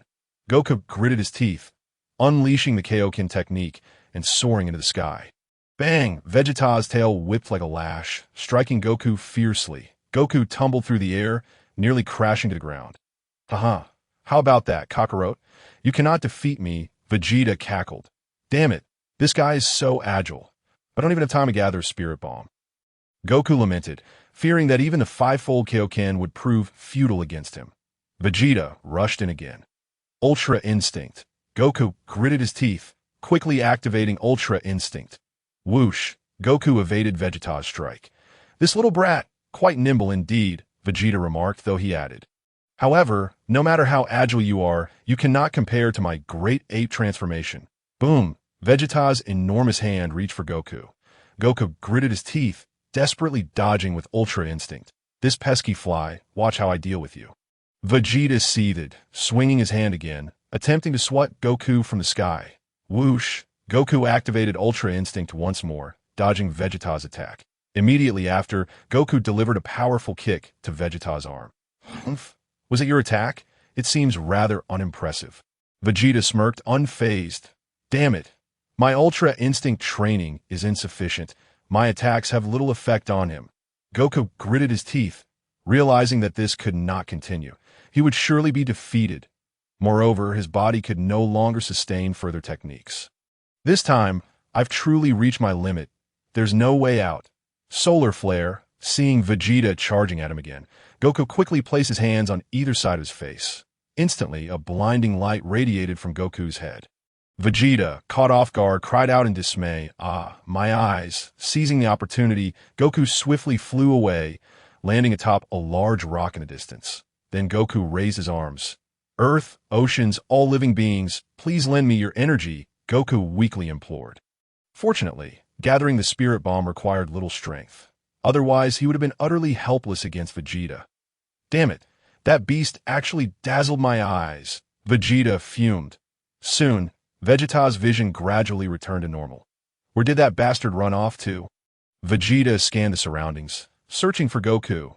Damn it, at this critical moment, my scouter is malfunctioning. I shouldn't have destroyed it. However, you cannot escape. I can vaguely sense your energy. Not good. He's about to discover my location. Goku gasped in alarm that it's almost complete. The spirit bomb is nearly finished. I found you. Die, Vegeta roared, unleashing a powerful energy blast towards Goku's direction. Goku was taken aback. Boom! Accompanied by a deafening explosion, Goku was sent crashing to the ground by the overwhelming force of the energy. Damn it, I never expected him to attack so swiftly. I underestimated him. Goku gritted his teeth, rising from the ground. This is troublesome. The spirit bomb I painstakingly gathered is dissipated. Humph! You stubborn fool. I can see that you are nearing your limit. Vegeta scoffed, I've had it. I truly have no hope of victory this time. Goku chuckled bitterly. Huh, I will crush you, Kakarot. Vegeta stomped towards Goku. Goku hurriedly dodged with all his might. Bang, Vegeta swatted at Goku, sending him crashing onto a mountain. Goku tumbled down the slope. Crack! Vegeta's massive foot came down. A sickening crunch sounded as Goku's left leg shattered. Oh dear, my apologies. I truly am sorry. Your leg has been crushed. Vegeta laughed heartily. Ah! Goku cried out in agony. Now, I shall pierce your heart, Vegeta said, extending a finger towards Goku's heart. You should feel proud to die at the hands of an elite warrior like me. I have utterly failed. The gap between us is insurmountable. Goku sighed that I was glad to fight you, but to perish like this is unacceptable. Enough of your prattle. Die. Vegeta dismissed Goku's words, his finger descending rapidly. Ultra Instinct, Goku shouted. Clap. At that crucial moment, Goku's body narrowly evaded Vegeta's attack. Immediately, Goku concentrated a powerful energy in his right hand, striking Vegeta directly in the eyes. Vegeta yelped in pain, clutching his eyes. This time I've truly reached my limit. Goku chuckled weakly. Now I don't even have the strength to wipe the sweat off my brow. Do as you will. Damn it. You lowly warrior. How dare you mar my face? Vegeta endured the agony in his eyes. Grasping Goku's body, I will crush you into pulp and feed you to the dogs. Oh, Goku screamed in terror. Luo Tian, Goku is finished. Think of something quickly. Bulma exclaimed in distress. Well, Luo Tian smiled that aren't you skilled in healing? Find a way to sneak over and heal Goku. Bulma proposed that Goku, being a Saiyan and now on the brink of death, would surely possess a significantly enhanced fighting power upon his rebirth, enabling him to defeat the current Vegeta. Chapter 45. This matter pertains to Beerus. Oh dear, Bulma, I never imagined you could be so astute. Luo Tian chuckled. However, if it poses a danger, I would rather you not risk your life. Bulma replied. Yet if Goku were to be killed by him, the entire Earth would be in peril. Very well. I shall make a trip. Luo Tian nodded. With a swift motion, Luo Tian retracted his staff. In an instant, he transformed into a radiant blaze, as brilliant as diamond. appearing at the site of battle. "Hey, Vegeta, it's time to cease this," Luo Tian called out to Vegeta. Vegeta paused, lowering his gaze to Luo Tian. "Who are you?" he inquired, gripping Goku tightly while glaring at Luo Tian. "I'm the healer you seek. Have you truly forgotten me?" Luo Tian smiled lightly. "When you were 3 years old, you once challenged me and ended up receiving a sound thrashing." Vegeta stood dumbfounded. 3 years old? Why does this person seem so familiar? White hair, silver hair. That distinctive hue belongs to Luo Tian from Planet Vegeta, the captain of the guards. Yes, I recall him holding a high position back on Planet Vegeta. But wasn't Planet Vegeta destroyed? How is it that this individual still lives? "Are you that captain of the guards, Luo Tian?" Vegeta asked. "Indeed, you finally remember." Luo Tian smiled. Goku looked utterly bewildered. "What does this mean? What is a captain of the guards? Why do I feel as if Luo Tian and Vegeta know each other? Am I seeing things? Are you truly captain of the guards?" "Luo Tian," Vegeta exclaimed, his crimson eyes wide with disbelief. "You're still alive? This means you must have arrived on Earth long ago." "Yes," Luo Tian nodded. "You could say that. How remarkable. I never anticipated there were other living Saiyans on Earth besides Kakarot," Vegeta said with a gentle smile. "Now release Goku," Luo Tian urged. "What? Luo Tian, have you come here to plead for this guy?" Vegeta scoffed, tightening his grip on Goku. Goku cried out in pain. By the way, I heard there's someone named Luo Tian who can heal." "That wouldn't be you, would it?" Vegeta asked, grinning at Luo Tian. "That would be me. You're correct," Luo Tian replied as a staff suddenly materialized in his hand. Bulma's residence. She looked bewildered. "Where is everyone?" "Luo Tian, where did you go? Why can't I find you? And why has this projection vanished?" "What?" Vegeta was momentarily stunned upon seeing the staff in Luo Tian's hand. "What is that? I've never seen such a thing before. In truth, I want to inform you that the destruction of Planet Vegeta was not due to a meteorite impact, but was orchestrated by Frieza himself," Luo Tian sighed. "This crucial information I have not disclosed to anyone else. But I felt it necessary to tell you." Vegeta furrowed his brow. "Lay down your arms and achieve enlightenment. Turn back to the shore, Vegeta," Luo Tian advised. "What do you mean by that? Who's turning back?" Vegeta retorted. "You claim Frieza destroyed Planet Vegeta. Why would he do such a thing? Have you ever heard of the Super Saiyan?" Luo Tian asked. "Indeed, Frieza feared that one among the Saiyans would transform into a Super Saiyan, which led to the annihilation of Planet Vegeta." He continued. "Moreover, this matter has certain connections to Beerus. Do you believe it?" "Beerus?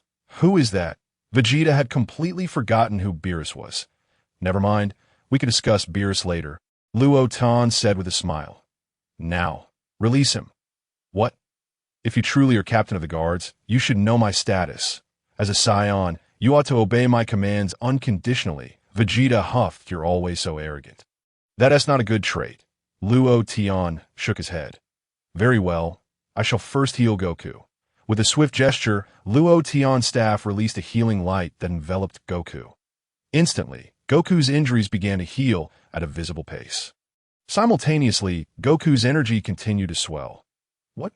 This guy's energy is surging," Vegeta exclaimed in shock. Without a moment's hesitation, he swung his massive tail towards Luo Tian. Luo Tian merely extended a finger, effortlessly blocking Vegeta's attack. "What?" Vegeta was astonished. My tail was swept aside effortlessly by just a finger. When did the captain of the guards become so powerful? I refuse to believe it.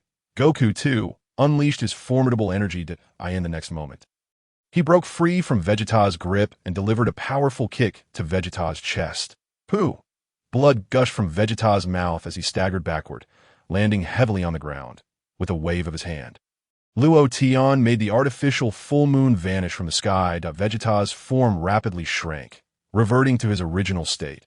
"Luo Tian, I cannot thank you enough for your timely assistance." Goku sighed in relief, feeling the surge of energy within him, his face alight with joy. "I believe my power has vastly increased.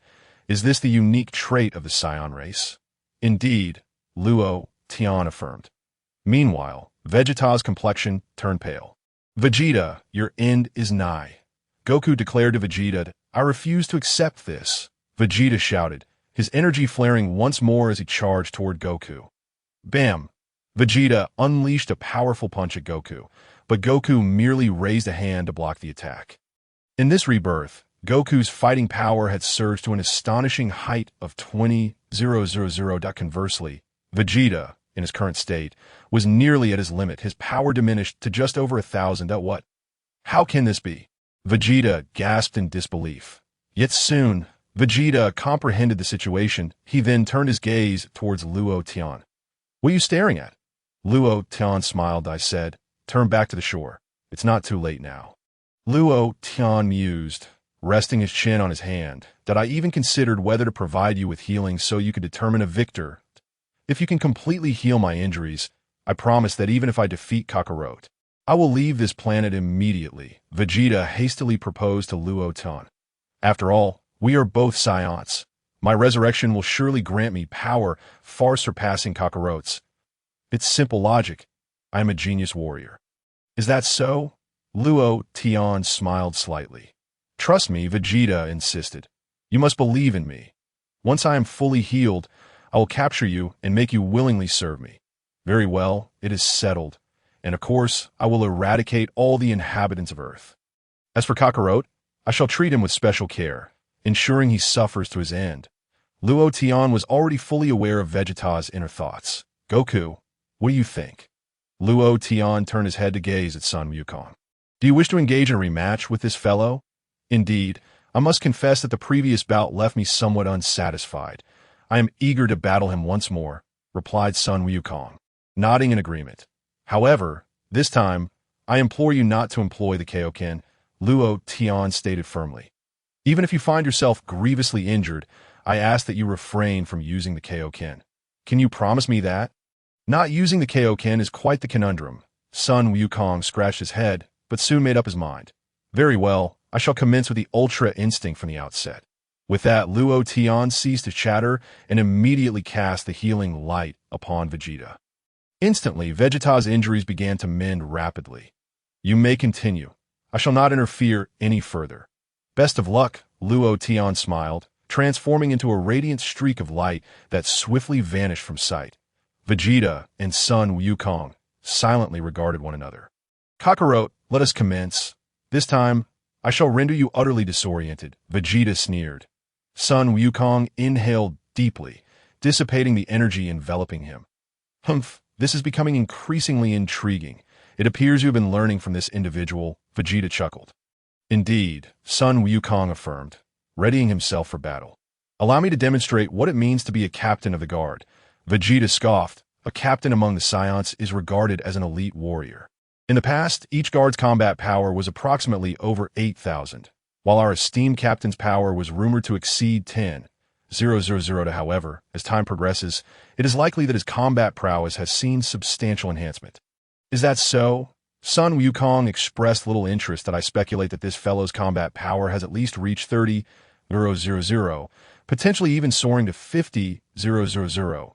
Vegeta began to assess Luo Tian's strength. Vegeta transformed into a great ape. Although his power surged tenfold, the energy remaining was quite limited. Thus, Vegeta arrived at this estimation. Chapter 46. King Kai. Has time reverted? I never anticipated that Luo Tian was also a Saiyan. Sun Wukong chuckled.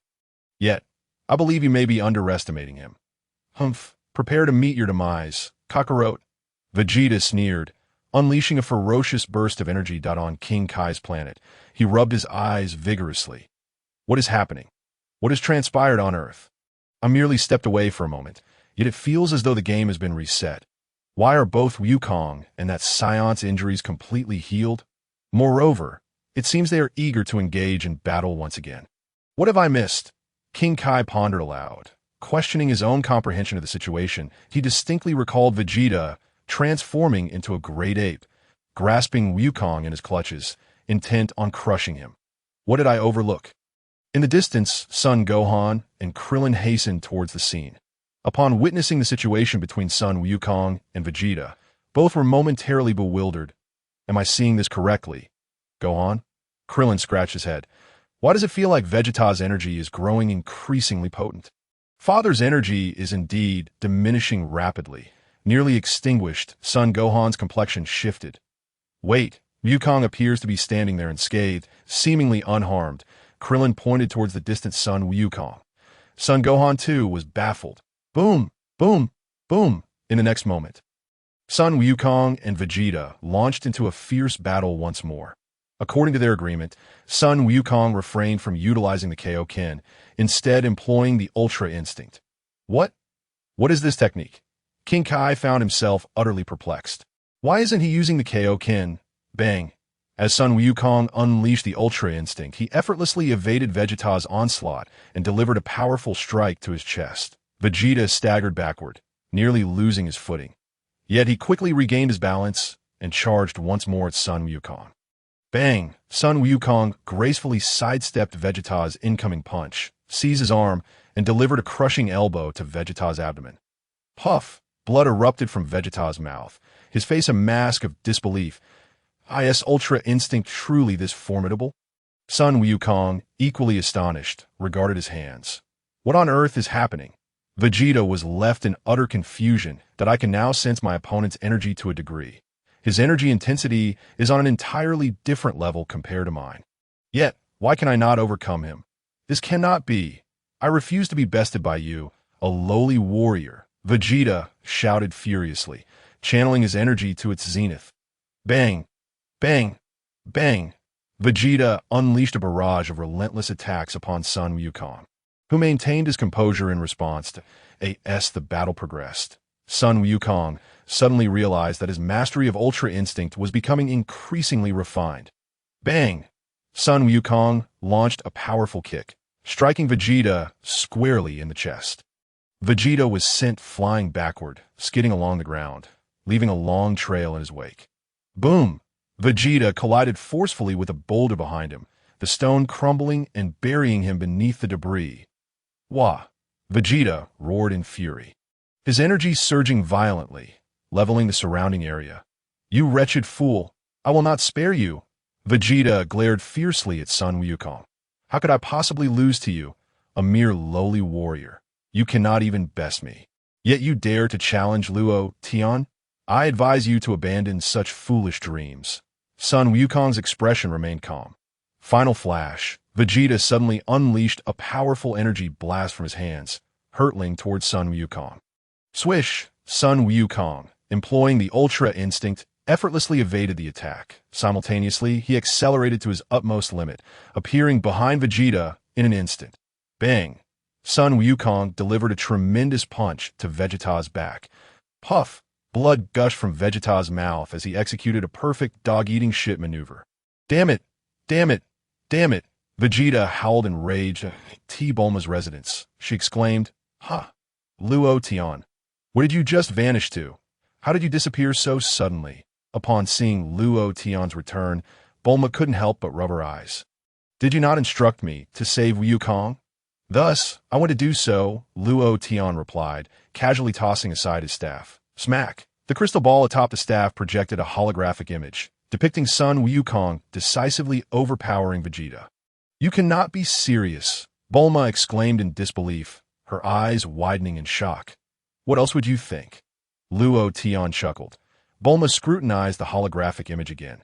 Something feels off. While it is true that Wukong is healed, it appears that Vegeta has also recovered. Let them both regain their strength.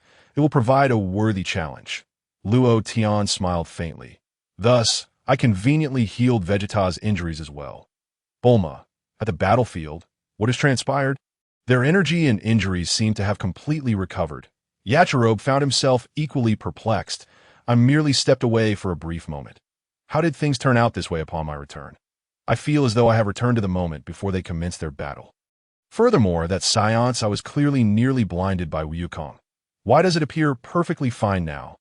Especially the attire of Wukong, that my goodness, it has returned to a splendid state. The Saiyan armor is in a similar condition. It is not only Aki Luobe who is bewildered here. Even Krillin and Sun Wufan are as confused as a monk who cannot grasp the essence of a matter. However, the two parties are about to meet soon. Aki Luobe, Krillin paused momentarily. Who is that? Sun Wufan exclaimed in surprise. Wufan?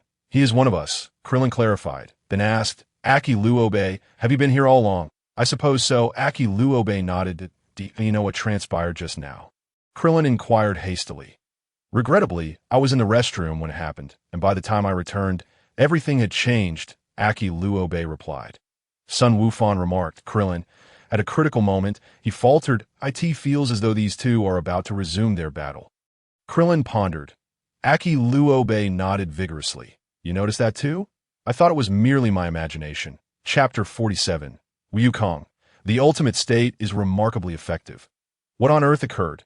Krillin scratched his head. It seems that my father currently holds the advantage. Sun Wufan said. Fortunately, that is the most reassuring aspect, Krillin concurred, but he found it strange that Wukong's energy appeared to have diminished significantly. Yet father has not been defeated by him, Sun Wufan responded. Wukong's energy is waning, and his power is reduced, Krillin mused, but his strength appears to have greatly increased. What could be the explanation for this? You do not know either. Aki Luobe questioned. Krillin fell silent. If I knew, would I be so perplexed? Wukong exclaimed in excitement. Panting heavily, Vegeta's face changed repeatedly. How is this possible? I absolutely refuse to be bested by a lowly warrior like you, with gritted teeth. Vegeta raised his hand, now holding a shimmering energy sphere. What? Wukong's expression shifted slightly. Shine forth, my moon. Without a hint of hesitation, Vegeta hurled the energy blast skyward. Instantly, the energy sphere radiated golden light, standing out strikingly against the twilight. This is bad. It's an artificial full moon. Wukong's expression changed dramatically. Roaring, Vegeta transformed into a massive black ape. The ultimate state. In the face of absolute power, you cannot hope to defeat me, Vegeta bellowed. Lunging forward to stomp on Wukong. Wukong quickly sidestepped to evade. However, Vegeta, his other hand, swiftly reached down to grab him. Wukong was alarmed and jumped to evade. Humph, Vegeta scoffed, extending his claws to deliver a powerful blow. This time, Wukong, suspended in midair, despite having grasped the most rudimentary form of the ultimate state, found himself unable to evade. Bang! Vegeta's claws struck Wukong, sending him plummeting to the ground, creating a crater. Ha! Kakarot, today is your day of reckoning. Vegeta laughed maniacally as he stepped forward to stomp on Wukong. Gritting his teeth, Wukong rolled swiftly on the ground. Bang! Vegeta's foot landed beside Wukong, causing the earth to tremble. Quite nimble. Aren't you, Kakarot? Vegeta sneered, advancing again. I will stomp. I will crush. I will annihilate you. You lowly warrior. Wukong continued to roll on the ground. Then, Wukong soared into the sky, gathering energy to target Vegeta. Yet as he concentrated his power, it transformed back into its ordinary state. Wukong's strength significantly diminished. Bang! Vegeta retaliated with a swift blow to Wukong. Swish! Wukong was sent hurtling backward. Not far away. Oh no, Wukong is going to lose to him. What on earth is happening? Why has he suddenly grown so enormous? Aki Luobe exclaimed in shock. Right? He transformed into this just now. The tail. Yes, the tail. If we sever his tail, he can revert back, Krillin exclaimed with a sudden realization. The tail? Sun Wufan echoed, momentarily stunned. Here is the plan. Wufan and Aki Luobe will distract him in front, while I will find a way to cut off his tail from behind, Krillin proposed. The two nodded vigorously. Quickly. If this continues, Wukong will surely be defeated, Krillin urged. Krillin and Sun Wufan sprang into action. Aki Luobe, don't involve me. I'm terrified. I just came to observe, he protested. Bang! Vegeta slapped Wukong, sending him floating in midair. Immediately after, Vegeta launched a punch at the airborne Wukong. Wukong was sent soaring once more. As Vegeta stated, in the face of absolute energy intensity, Wukong's rudimentary mastery of the ultimate state was still far from sufficient. After all, at this moment, Vegeta's combat power had soared to nearly 300. 000 after transforming into a giant ape? Puffed. As Wukong was sent flying, he coughed up blood. How is it, Kakarot? Your ultimate state is still lacking, isn't it? Vegeta laughed maniacally. Clap. After speaking, Vegeta reached forward with one hand, seizing Wukong firmly. Let us continue for where we left off. I believe I was about to crush you into a pulp. turning you into meat buns to feed the dogs, Vegeta cackled, increasing the pressure in his grip. Ah, Wukong cried out in agony. I sense someone nearby. Vegeta paused slightly, suddenly aware of something. Over here! Release my father! Son Wufan's voice rang out beside Vegeta. ISNT this Kakarot, S little cub. Did you come back specifically to witness your father's final moments? Vegeta chuckled softly. You arrived just in time. He's about to perish, and this time, there will be no miraculous turn of events. Meanwhile, Krillin had silently appeared behind Vegeta, lifting his hand cautiously. Energy Slice, a rapidly spinning golden disc materialized in Krillin's palm. Ah, Wufan, get out of here! Wukong cried in anguish. Watch closely. I shall snap his neck right now. Vegeta grinned. Kakarot, a lowly warrior will always be a lowly warrior. No matter how hard you strive, you will ultimately be completely overpowered by me. Although transforming into a giant ape is somewhat unfair, who told you not to master that form? Who told you to cut off your tail? Transforming into a giant ape is one of our innate abilities. This isn't unfair. It's a fair battle, for history has always been rewritten by the victors. Whoosh! Just then, the energy slice hurtled towards Vegeta. This critical moment. Vegeta leaped lightly, dodging the attack. Krillin was taken aback. I can sense another presence. Vegeta glanced sideways at Krillin. You seem to be quite loyal. Not only did this little one come, but you, little bald head, have also joined him. And you all know about the tale. Son Gohan trembled in fear, his entire body shaking. Krillin was equally disoriented, utterly at a loss. This is dire. He has seen us now. Moreover, this fiend has evaded my ki blast. Not only that, he still remains in his great ape form. This complicates matters significantly. Chapter 48. The tenacious Vegeta do not fret. Once I have dispatched Kakarot, I shall take great pleasure in dealing with you. Vegeta remarked with a light chuckle. Bulma's residence. Why are we back to the previous scene? Bulma wiped the sweat from her brow. Luo Tian. You Haven T brought a television to trick me, have you? I observed the unfolding events, and it felt as though I was witnessing the same plot twice. Luo Tian responded. Kakarot is ultimately lacking in battle experience. The moment Vegeta conjured the artificial full moon, he should have struck it down. Now look at the predicament. Your Ultra Instinct is merely the most rudimentary stage. How could you possibly defeat Vegeta, who surpasses you tenfold? Haha, prepare to meet your demise. Kakarot, this battle shall end with your defeat. Vegeta laughed maniacally, intending to sever Son Goku's head from his shoulders. Crack. At that critical moment, Yachirobe soared into action, severing Vegeta's tail with a swift slice. Upon landing, he quickly concealed himself behind a rock. Damn it! There's another one. Vegeta sensed his energy rapidly dissipating in the blink of an eye. Vegeta reverted to his normal state. Thud!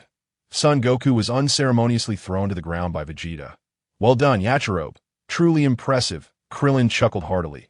Huff, huff, huff. Vegeta gasped for breath. Meanwhile, Son Goku gritted his teeth and rose resolutely from the ground. This is bad. My injuries are severe, and utilizing Ultra Instinct has become cumbersome. This is troublesome. Son Goku clenched his fists. Bang! Vegeta launched a sudden punch, targeting Son Goku's chest with ferocity. Ultra Instinct! Son Goku's body instinctively dodged, driving his knee forcefully into Vegeta's chest. Puff! Blood spurted from Vegeta's mouth as he retaliated with a backhand slap to Son Goku's face. Not good. I was already at my limit, and this guy is crushing me. My Ultra Instinct is not functioning smoothly. Son Goku wiped the blood from his face. Bang! Vegeta executed a flying kick, sending Son Goku crashing to the ground. Whoosh! Immediately after, Vegeta ascended, aiming his knee directly at Son Goku. Swish! Son Goku gritted his teeth, narrowly evading Vegeta's knee strike, and brought his elbow crashing down onto Vegeta's chest. Puff! Vegeta's pupils constricted, his expression darkening significantly. This blow inflicted considerable damage upon him. However, Son Goku too felt the strain. His body had twisted excessively, causing his bones to nearly dislocate. Huff, huff, huff. Both combatants panted heavily, momentarily unable to gain the upper hand. You can hardly move now. Can you, Kakarot? Vegeta laughed triumphantly. Son Goku remained silent. Indeed, My body feels unbearably heavy. That last twist must have strained my back. This is a tragedy. Prevent those nuisances from interfering. I shall eliminate them first. Vegeta sneered, flying towards Son Gohan's direction. Whoosh! Son Goku seized a stone and hurled it at Vegeta. Bang! The rock struck Vegeta squarely in the back. Puff! Blood gushed from Vegeta's mouth as he stumbled and fell. Curse Kakarot! Even in this state, you dare to disrupt me! Vegeta seethed with rage, lunging at Son Goku. Seizing him and throwing him aside, Son Goku arced through the air, crashing heavily onto a rocky outcrop. Once he landed, it was a struggle for him to rise. This time, let us see if you can still move. Vegeta scoffed, soaring above and stomping down on Son Goku's arm. Crack! The sound of shattering bones echoed as Son Goku suffered a catastrophic fracture. Son Goku emitted a heart-wrenching cry. Whoosh! Vegeta aimed his fingers at Son Goku's legs. Two beams of light flickering in his hands. Bang! The beam struck Son Goku's legs, rendering them useless. I shall see what means you have left to resist. Vegeta panted, exhausted from the exertion and his own injuries. His energy significantly depleted. Son Goku lay on the ground, writhing in pain, gritting his teeth. That I have lost. This fellow is incredibly tenacious. That I once held the upper hand. That this what elite warriors are like. I must eliminate those 3 minions, then find a place to recuperate, and perhaps seize the opportunity to capture Luo Tian. My journey on Earth will conclude satisfactorily. Vegeta chuckled coldly. I can't afford to waste time. If Luo Tian arrives, I would stand no chance against him in my current state. Whoosh! Vegeta sped towards Son Gohan. Gohan, run! Krillin shouted in alarm. Run? How can I? This guy is too fast. I can't escape. Son Gohan trembled in terror. I'll eliminate you first, brat, Vegeta sneered. Bang! Vegeta delivered a powerful punch to Son Gohan's chest, causing him to clutch it, his face paling dramatically. How is it? Hybrid of Earth, why does your once formidable strength now appear so feeble? Vegeta taunted. You had better reveal your true power, or you shall perish. As he spoke, Vegeta caught sight of a bald figure approaching rapidly from his periphery. Little bald one, do you think you can sneak attack me? Bang! Vegeta executed a flying kick, landing squarely on Krillin's head. Bang! Bang! Bang! Krillin's body rebounded off the rocky ground, nearly losing consciousness upon landing. Little bald one, do you not wish to die in an orderly fashion? Vegeta chuckled menacingly. This is disastrous. This is the worst possible outcome. Yajirobe trembled behind a rock, terrified. Hey, you worthless waste. Your father is a waste, and so are you. Your entire family is worthless, Vegeta raged, further incensed, as he yanked Son Gohan by his collar. Bang! Vegeta's head collided forcefully with Son Gohan's face. Chapter 49. Further transformations await. Son Gohan screamed in agony. Humph! Though you are a waste, your blood is still red, Vegeta sneered. Let me ensure you die beside your father. I'm quite merciful. Whoosh! Vegeta tossed Son Gohan aside. Bang! Son Gohan landed beside Son Goku. Gohan! Son Goku gritted his teeth. Even the slightest movement felt insurmountable. Dad, I can't let you fight anymore. You're too injured to move. I must take your place. You are very weak now. Son Goku urged Gohan. I've already wounded him multiple times. Kakarot, I never expected you to be so resilient. You have yet to lose consciousness. Vegeta observed. Vegeta chuckled lightly. No way, Dad, he is far too powerful. I'm simply no match for him. Gohan gritted his teeth and replied, very well, let's eliminate Kakarot first, then his son, followed by that bald-headed brat from earlier. And finally, the one who severed my precious tail. Vegeta huffed disdainfully, uttering, this is quite a nuisance. Yajirobe, frightened, hurriedly concealed himself. This guy, he still remembers me. This is bad news. Gohan, though apprehensive, asserted, it's all right if we can't defeat him. We can at least diminish his pride. Goku encouraged, your strength surpasses his by a great margin. Not to mention you have Krillin to assist you. Krillin gritted his teeth, struggling to rise from the ground. I can't move at all. Gohan shook his head. You scoundrel! Do you wish for everyone to perish in vain? What has Piccolo taught you? Goku bellowed angrily. Just as Goku's words fell, Vegeta descended from the heavens. crashing his knee heavily into Goku's abdomen. Goku's face contorted in agony, feeling utterly incapacitated. Gohan was taken aback. "You useless piece of trash, you've truly exhausted me," Vegeta sneered. With another kick, Vegeta struck Goku's head. Luo Tian. "Can you heal again?" Bulma grasped Luo Tian's arm. "No. Healing is tremendously draining. If you wish to heal again, it will have to wait a month." Luo Tian sighed. "Did you truly consider me a mere healer?" "Healing once is a favor. Not healing is merely my duty. Besides, if you rely on me for everything, who will protect this planet? As an angel, I cannot bear the weight of safeguarding the entire Earth. After all, my sights extend far beyond this little globe." "What? Only once a month?" Bulma's eyes widened. "I it like my monthly cycle." Luo Tian replied, "Your comparison is baffling. What do we do now?" Bulma fretted, realizing that if this continued, Goku and the others would surely perish. "Start praying." "It's not too late," Luo Tian advised. After a brief silence, Bulma reflected, if Vegeta cannot transform this time, perhaps Goku might actually in a sense. Zenkai can also be a form of transformation. Luo Tian responded, but Goku's comprehension is still lacking, preventing him from achieving another transformation. Transformation? Bulma was momentarily confused. "Are you suggesting he turns into that grotesque ape again?" "No." Luo Tian chuckled. In terms of my classification, a mid-level transformation suffices, which alters one's appearance. Mid-level transformation? Bulma struggled to grasp the concept, but eventually it will return to simplicity, he added. "What does that mean?" Bulma inquired. "It means that the initial, mid, and even godly levels are all forms of transformation.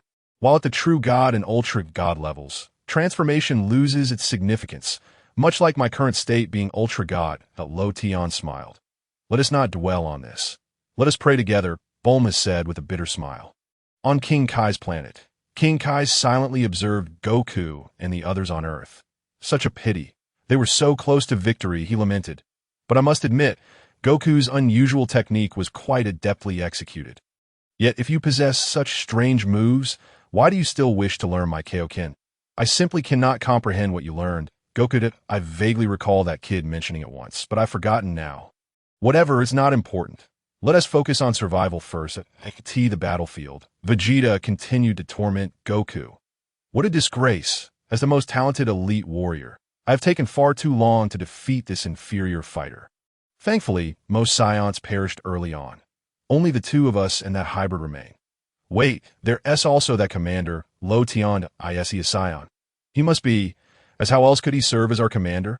Thank goodness, if there were more surviving Saiyans, I would be utterly humiliated. I will crush you, you inferior fighter, Vegeta declared, delivering a flurry of vicious kicks to Goku. Stop it, Gohan shouted in fury, unleashing a torrent of energy. What? Vegeta was momentarily taken aback, turning to face Gohan. I will defeat you, Gohan proclaimed. Oh, just you little brat, Vegeta scoffed. Suddenly, a brilliant golden flame erupted from Gohan's hands, shooting toward Vegeta. Vegeta nimbly leaped aside, evading the energy blast. Boom! Gohan seized the opportunity, launching a powerful kick that struck Vegeta squarely. Vegeta was sent flying backward, disbelief etched on his face. How can this earthling hybrid strike me? This is intolerable. Vegeta quickly regained his balance, retaliating with a kick aimed at Gohan. Gohan staggered back, but soon charged at Vegeta again, gritting his teeth. Bang, bang, bang! Gohan unleashed a relentless barrage upon Vegeta. Krillin, come here, Goku called out, taking advantage of the moment. Krillin wobbled as he stood and began to move toward Goku. Goku, this isn't good. That guy is still formidable. Why don't you let Gohan escape? Krillin questioned. Chapter 50, Strike, Spirit Bomb. Now I will entrust you with the Spirit Bomb I have gathered from Earth. Goku said to Krillin. What? What are you giving me? Krillin asked, bewildered. The Spirit Bomb. It's energy I've collected little by little from Earth. Although I lost about half of it, it should suffice against him. Goku explained. This is the only way to defeat him. What? Krillin looked utterly perplexed. Can you explain in more detail? I'm having a hard time understanding. Just hold my hand, Goku urged. I still don't understand. Krillin replied. Just hold my hand, quickly. Gohan is about to be killed. Goku insisted. Is it really just holding your hand? Krillin asked. Please, I beg you, Goku said, forcing his hand up and transferring the spirit bomb to Krillin. Wow, what is this? Krillin exclaimed, feeling an immense energy manifest in his palm. Hold it in your palm and condense it into a sphere, Goku instructed. Slap. Following Goku's guidance, a blue energy sphere materialized in Krillin's hand. Now, Krillin, hurl the spirit bomb at that guy. You must hit him. I implore you, Goku urged. Given my current condition, I cannot create another spirit bomb. Understood, don't worry. I'll handle it, Krillin nodded.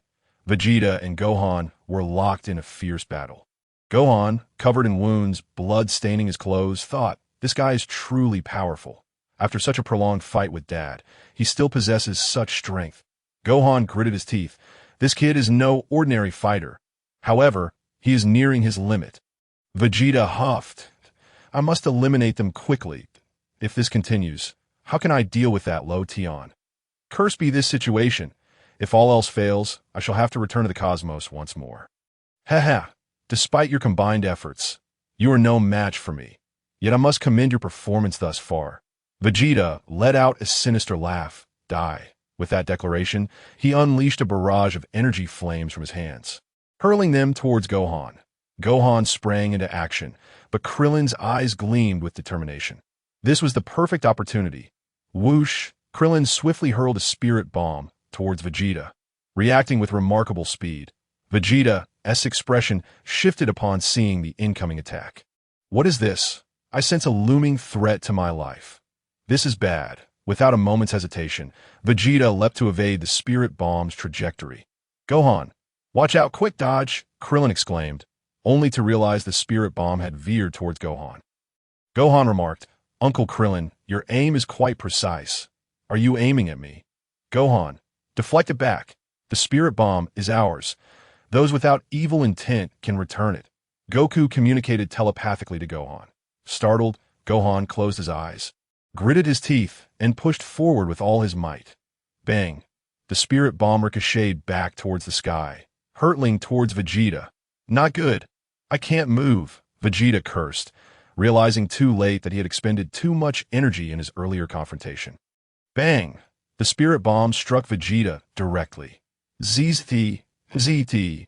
Blue arcs of electricity crackled from the spirit bomb, causing Vegeta to scream in agony. Whoosh! The spirit bomb took Vegeta soaring into the sky, quickly vanishing from sight. We hit him! Excellent! Krillin exclaimed, breathless with relief. Bulma sighed in relief, plopping down onto the ground. We finally succeeded. Goku managed a strained smile to ha-ha. Did you really think we would be defeated by him? Krillin chuckled. Haha, but you too are injured, Goku replied with a grin. Though your injuries are more severe, Krillin noted, we won. We truly won. Bulma exclaimed, bouncing with excitement. As she leaped, she ran over to Luo Tian, planting a kiss on his cheek. Luo Tian remarked, I suspect your intentions are less than innocent. You are taking advantage of me. Oh dear, don't celebrate too soon. He is still alive? Luo Tian chuckled. What? Bulma's expression faltered. Don't scare me like that. Just then, a figure descended from the holographic image, crashing down to the ground. Falling from such a height could be fatal, Bulma remarked. It's a Saiyan. Gohan gasped in shock. Not to worry. It's a corpse, Krillin reassured. As he approached Vegeta, he muttered, that villain. He truly deserves this. With a huff, Krillin decided to dig him a grave. I at your grave? Vegeta suddenly opened his eyes, a cold smile creeping across his face as he gazed at Krillin. Krillin's face paled in terror, and Goku was left dumbfounded. Gohan looked as if he had lost everything. Just as Yakilobi prepared to reveal himself, he hastily retreated. You have caused me great suffering. Did you truly think I would die so easily? Vegeta scoffed, rising to his feet despite the pain. Though I have taken a heavy blow, I still possess the strength to deal with you. Bang! With that, Vegeta struck Krillin down to the ground. I shall eliminate you first. Then regain my strength, Vegeta sneered. Krillin gritted his teeth and rose again. You have pushed me to my limits, Vegeta. He declared have forced an elite warrior such as myself to this extent is indeed commendable. However, it is time to bring this to an end. All of you shall perish. Wah! A surge of immense energy erupted from Vegeta, causing a massive explosion at his center. The area was transformed into a vast crater. Vegeta gasped for breath. Utterly drained, he cast a sideways glance and was shocked to see that everyone was still alive. Chapter 51. I shall depart. Who dares to stop me? This is outrageous. Such overwhelming destructive power. And those three are still standing. Vegeta felt a pang of rage. Is it time for me to withdraw? Let us not forget that scoundrel Luo Tian lurks in the shadows. What if he provides them with healing? Vegeta shivered at the thought. Realizing this, he could no longer remain on Earth. Clenching his teeth, he shakily retrieved a remote control from his pocket. Just as he was about to press the button, he sensed something amiss behind him. Turning, he discovered a hefty figure charging at him with a knife. Damn it, Vegeta exclaimed in shock. It was Yakalobi. Seizing the moment when Vegeta was distracted, Yakalobi bravely stepped forward. Swinging his blade at him, swish! The blade struck Vegeta's back, slicing through his armor and embedding itself in his flesh. Bang! Vegeta plummeted from the air. Yakalobi laughed triumphantly. Ha ha ha! Splendid! This scoundrel! You deserve this! Die! Yakalobi cackled. How does it feel to be inferior to me? Yakalobi. Goku and the others remained silent, their injuries too severe for speech. Damn it! Vegeta rose from the ground. What? Yakalobi quivered and feared. This guy immortal. He can still stand after such wounds. You despicable coward, to ambush me from behind. Vegeta seethed. I shall kill you. Yakalobi yelled, swinging his knife at Vegeta again. Vegeta dodged the attack, utterly exhausted. I shall kill. I shall kill. I shall kill. Yakalobi continued to swing his weapon. Slap. Vegeta seized Yakalobi's wrist, forcefully knocking the knife to the ground. I apologize. That must have hurt. I was just joking. I accidentally cut off your tail. Yakalobi quickly pleaded. I actually respect you. Let's be friends. Bang! Vegeta delivered a swift kick to Yakalobi's plump head. Yakalobi rolled across the ground, crashing into a distant rock, nearly losing consciousness. I can't continue like this. Vegeta gritted his teeth, picking up the remote control from the ground and pressing the button. Whoosh! The spaceship sped towards Vegeta's location. Damn it! I never anticipated leaving this planet in such a miserable state. Vegeta grumbled in frustration. Wham! The spaceship descended, landing beside him. Hey Luo Tian, he trying to escape. Bulma exclaimed anxiously. Are we really letting him go so easily? It feels unsatisfactory, Luo Tian replied with a smile. Indeed, look at the state he has left Goku and the others in. Bulma nodded. Then I shall go and warn him, said Luo Tian, casually retracting the floating staff. Whoosh! In an instant, Luo Tian transformed into a brilliant flame, as dazzling as a diamond, and vanished in the blink of an eye. By the time Bulma regained her senses, Luo Tian had already left the scene. That guy. He intends to flee. Krillin gritted his teeth and resolutely stood up. That thing is my spaceship. What, little bald head? Do you still wish to stop me? Vegeta cast a sideways glance at Krillin, clearly dismissing him. With your current state, you think you can hinder me? Bang! Vegeta delivered a punch to Krillin's abdomen. Poof! Krillin spat blood on the spot, his body sliding backward until he fell to the ground. You little scum, I'm leaving. Who can stop me? Vegeta declared loudly. Krillin gritted his teeth, ultimately unable to rise again. Gohan also clenched his jaw. But unfortunately, he was also gravely injured. As for Goku, he was in no better shape.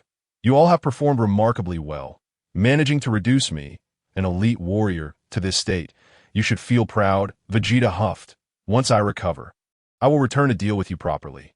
Remember me well, you scoundrels. There will be no miracles next time. What a despicable bastard. Krillin ground his teeth in anger. I ask again. I'm leaving now. Who dares to stop me? Vegeta shouted, seemingly unsatisfied with his previous declaration. Who dares to stop me? He roared once more. Goku and the others remained motionless. We cannot stop him. This guy still possesses such formidable energy. Smack! Just as Vegeta finished speaking, another figure appeared on the scene. It was indeed Luo Tian. What? It's you. Vegeta's expression changed. Vegeta, if you wish to leave, then leave. Why must you shout who dares to stop you? Are you seeking a fight? Luo Tian sighed. Oh no, Vegeta gasped in horror. When did this guy arrive? Wasn't he gone? Bang! Luo Tian kicked up into the air and sent Vegeta crashing to the ground. Then he pressed his foot upon Vegeta, relentlessly rolling him across the ground. Krillin stood in shock. Gohan widened his eyes. Did I see that correctly? ISNT that guy, Bulma's boyfriend? When did he appear here? Luo Tian. How did he come? After a brief moment of stupor, Krillin immediately reacted. Incredible. He actually dares to treat Vegeta like a ball. Who is he? Gohan weakly inquired. His name is Luo Tian, Bulma's boyfriend, or more accurately, her prospective boyfriend. They haven't officially established their relationship yet, Krillin whispered. Gohan nodded. Elaborate further. Bulma has been secretly in love with him. Krillin added, Gohan, you're just a child. You need not delve into such details. Truly, a well-fed person knows not the hunger of the starving. I don't even have a girlfriend, Krillin scratched his head. Uncle Krillin, is this really the time to discuss that? Gohan wiped his sweat. Speaking of which, Vegeta is nearly depleted of energy. We were merely intimidated by his presence. Krillin gritted his teeth. I should have gone up and punched him. That way he couldn't escape. However, I never expected Luo Tian to be so brave. P.S. Just a healer. When have you ever seen a healer go in a battle? Chapter 52. Vegeta leaves Earth. Gohan was speechless. You make a compelling point, Uncle Krillin. How should we deal with you? Luo Tian continued to stomp on Vegeta, rolling him on the ground. Vegeta dared not voice his anger. What? Do you intend to kill me? Luo Tian pondered aloud. Luo Tian, quickly kill him. There's a knife on ground. Krillin urged. Wait. Goku suddenly shouted, I apologize, Luo Tian. Can you let him go? Goku quickly added, I beg you, forgive my recklessness. Luo Tian smiled but did not respond. Goku, don't jest. He has slain so many of our friends and even intended to annihilate everyone on Earth. Krillin rebuked. If we let him go, once he regains his strength, he will return. Perhaps, Goku replied. You have shown leniency before with Piccolo, but doing so now would be a grave mistake, Krillin asserted through clenched teeth. He is not like Piccolo. He possesses no emotions, and you should understand this better than I do, that I know well that Vegeta possesses unparalleled strength. Goku nodded and replied, but I cannot articulate it. I simply do not wish for him to die, that if he dies, I feel it would be a great loss. You say loss? Krillin was at a loss for words. That I have trained alongside Luo Tian and even visited the King Kai. I feel my strength has grown considerable. Goku continued, yet I still find myself at a significant disadvantage compared to Vegeta. To be frank, I lost. Vegeta interjected, you bastard.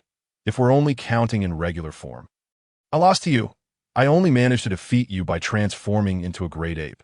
But if I return alive, I will surely annihilate you in my normal state next time. Although I was defeated by Vegeta, a profound sense of joy filled my heart, reminiscent of my encounters with Piccolo. Goku continued, perhaps it is because I'm a Saiyan that I have this flaw. Krillin gritted his teeth. Next time, I will surely strive to surpass him. Even if he transforms into a great ape, I will defeat him. Goku clenched his teeth. That I know this is wrong, but allow me to handle him alone. Luo Tian, what do you think? Enough. Goku has already spoken. Let this guy go, Luo Tian said with a slight smile, delivering a kick to Vegeta. Bang! Vegeta soared into the air, directly landing inside the spaceship. Curse it. Vegeta gritted his teeth. However, he did not dare linger too long, fearing Luo Tian might change his mind. Smack. The spherical spaceship's hatch closed. Whoosh! The spaceship shot into the sky, disappearing in an instant. That fool. What a blunder. Why didn't T.I. kill him? Yachirobe grumbled. I apologize, Krillin. Goku quickly said. Hey, don't take it to heart. Although I feel somewhat guilty towards our fallen friends, perhaps there are other ways to bring them back. Krillin smiled, turning to Luo Tian. By the way, Luo Tian, could you assist us with some healing? Not possible, Luo Tian shook his head. Your response is quite decisive, Krillin remarked. Previously, Luo Tian treated me once. I suppose his healing technique cannot be used consecutively? Goku speculated. Luo Tian replied, Goku, you truly know me well. Indeed, I can only heal once a month, and at most 2 individuals. What? There is a time limit as well. Krillin was left speechless. Gohan, are you all right? Goku turned to his son Gohan. Father, I'm fine. Son Wufan resolutely crawled over and collapsed beside son Wukong. It hurts so much. Son Wukong laughed heartily. Before long, an airship appeared in the sky, carrying Bulma and the others. Having waited anxiously at home without any sign of Luo Tian, Bulma decided to take the airship and pick up Master Roshi and Karen along the way. Coincidentally, Chi-Chi was at Master Roshi's house, so she joined them as well. The airship descended from the heavens, landing beside Luo Tian and the others. With a creak, the airship's hatch opened. Wufan, Chi-Chi rushed over, directly bypassing son Wukong, and embraced Wufan tightly. Mom, I'm fine. Wufan chuckled awkwardly. Wufan, you have suffered so much. It's truly pitiful that you were caught up in this battle. I will never let you leave my side again. Chi-Chi cried. Wufan was unscathed. But it was son Wukong who was gravely wounded. As Krillin noted, Chi-Chi held on his son Wufan tightly, weeping uncontrollably. Hey, Wukong, are you all right? Master Roshi inquired as he approached son Wukong. That I'm sorry. It was I who allowed that Saiyan to escape. Son Wukong apologized. No, the fact that you spared him is remarkable in itself. Master Karen smiled. It's Master Karen, son Wukong said, slightly taken aback. Luo Tian, when did you arrive? Bulma asked. That I've been here for a little while. Luo Tian replied with a smile. That guy was incredibly powerful. Aside from us few, everyone else was killed. Krillin sighed. Yes, I witnessed it all. Bulma nodded. Krillin looked bewildered. You mean you saw it all? Were you actually there? Piccolo has died, which means the Dragon Balls are gone. Son Wukong said solemnly. I know there will be a way. Bulma responded with a smile. We can go to Piccolo's homeland, the planet Namek. Perhaps the Dragon Balls still exist there. That's my line. Don't steal my lines. How did you know? Krillin was astounded. Fool. Such matters are simple, you know. Just a little thought and you'd figure out. Bulma huffed. All right then, let us find their bodies. We could use them for resurrection, Krillin suggested. Subsequently, the group worked together to place the bodies of Tian Jin Fan, Lu Ping, and Piccolo into the freezer and carry them onto the airship. They all boarded the airship together. By the way, Bulma, how did you know the Dragon Balls existed? Krillin asked. You weren't truly at the scene all along, were you? I see now. No wonder Luo Tian appeared so timely. Enough of your chatter. Tell me about the Dragon Balls on Namek. Bulma retorted to Krillin that the author has something to say. Given my 5 updates today, please shower me with gifts. Chapter 53. Unless immortal or Vegeta and that deceased fellow said this. Since we cannot find the Dragon Balls here, let us search on Namek, Krillin stated, suggesting that if they could indeed locate Namek, they might find the Dragon Balls. Wonderful. If that is the case, those who were killed can be resurrected. Master Karen nodded. Can Uncle Piccolo also be revived? That would be fantastic, son Wufan exclaimed with joy. Wufan, what are you talking about? Chi-Chi glared. Yes, if Piccolo can be revived, then the god can also be revived, and our Dragon Balls can bring them back to life, Krillin said happily. However, I've thought this through. Even if we know the location of Namek. Do you know the exact coordinates? Bulma inquired. Who knows? As for Namek, the earthly coordinates are SU-83, 9045YX, Luo Tian replied. Bulma and the others looked astonished at not be surprised. I possess knowledge of the heavens and the earth, of ancient and modern times, and am well versed in all matters. Luo Tian chuckled. Namek was once a beautiful planet, but long ago, due to climatic abnormalities, its inhabitants perished. Now, the planet is gradually restoring its former appearance. By the way, it was precisely because of the deteriorating environment that the former god was sent to Earth by his father. Where did you acquire this knowledge? Krillin wiped away sweat. Just read more books. Don't be like Master Roshi, clutching unhealthy comics all day long. Luo Tian laughed. That kid. Why drag me into this? Master Roshi blushed. Indeed, I've also indulged in Master Matato's comics, Krillin admitted. Krillin, no wonder you seem so weak. You should read less of that stuff, Luo Tian remarked. Krillin broke into a cold sweat. Why speak such harsh truths? Krillin protested. Luo Tian, you're being shameless. Luo Tian is correct. The god must have come from Namek to seek refuge. Master Karen interjected. The god lost his memory and does not recall his childhood. How tragic that is. Isn't it said that the Dragon Balls can grant any wish? Yachirobe asked in confusion. Why didn't the Namekians use the Dragon Balls to halt the climatic anomalies? That is not feasible, Master Roshi replied. The Eternal Dragon has stated that wishes exceeding the Creator's capabilities cannot be fulfilled. In essence, the dragon is not omnipotent, so the Dragon Balls aren't that impressive after all. Yachirobe scoffed. Yachirobe is right. The wishes the Dragon Balls can grant are indeed limited. Luo Tian nodded. However, if we were talking about the Super Dragon Balls, the possibilities would be far greater. Super Dragon Balls? What is that? Krillin inquired. The Super Dragon Balls are scattered across the universe, with each Dragon Ball being as large as a planet. Luo Tian explained. The Dragon Balls on Namek are essentially fragments of the Super Dragon Balls, which is why their wishes are limited. The gathered company, including Sun Wukong and Bulma, stared at Luo Tian as though he were reciting an ancient text. What are these Super Dragon Balls? I've never heard of them. Let us set aside the discussion of the Super Dragon Balls for now, Luo Tian said. It's time to head to Namek. The Namekians are a peaceful race dedicated to safeguarding the tranquility of their planet. Our own Piccolo Demon King emerged due to the corrupt influences of Earthlings before he became the god. Luo Tian is right. Indeed, such villains exist in the world. Yachirobe nodded. You just love to interrupt. Master Karen glared at Yachirobe. If that is the case, then there is hope for the god, Lu Ping, and Tianjin Fan to be revived. Master Roshi nodded. How navi? Your thoughts are far too simplistic. Bulma sighed. Now that we know Namek's location, Bulma. That is not quite right, Luo Tian interjected. What do you mean know it? It's precisely that location. All right, if what Luo Tian says is true, how do we get to Namek? Bulma asked. How to get there? Naturally. We shall take a spaceship, Krillin replied. And that is the reason for your naivety. Bulma rolled her eyes at Krillin. I just calculated that, using my father's fastest spaceship, it would take an astonishingly long time to reach Namek. Can you guess how long? Krillin suddenly realized that the situation seemed grim, that a truly staggering number. For 1,339 years and 3 months. We would need to be immortal. Bulma lamented. 339 years. Sun Wufan was at a loss for words. Krillin and the others were dumbfounded. I think it's not a big problem. Krillin suddenly recalled something. We can use the Saiyan spaceship. Their ships should be much faster. Didn't Vegeta escape in a spaceship? The Turtle Sage inquired. I have seen Vegeta's spacecraft. The interior is quite cramped, accommodating only a single occupant. Krillin clarified, I was referring to another deceased bald fellow. His spacecraft must be somewhere around. And then there is my brother's spacecraft. Though it has been destroyed, Sun Wukong interjected.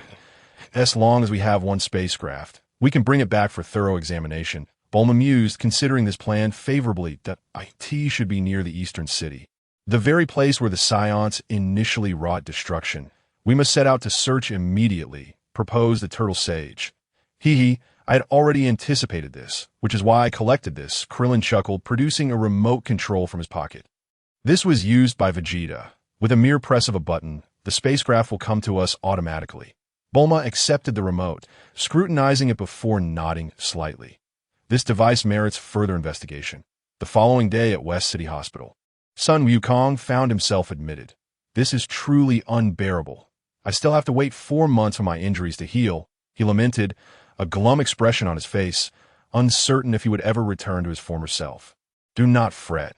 With a month of patience, the divine beings will have grown. Master Karen reassured him, in a month, Luo Tian will be able to employ healing techniques on me.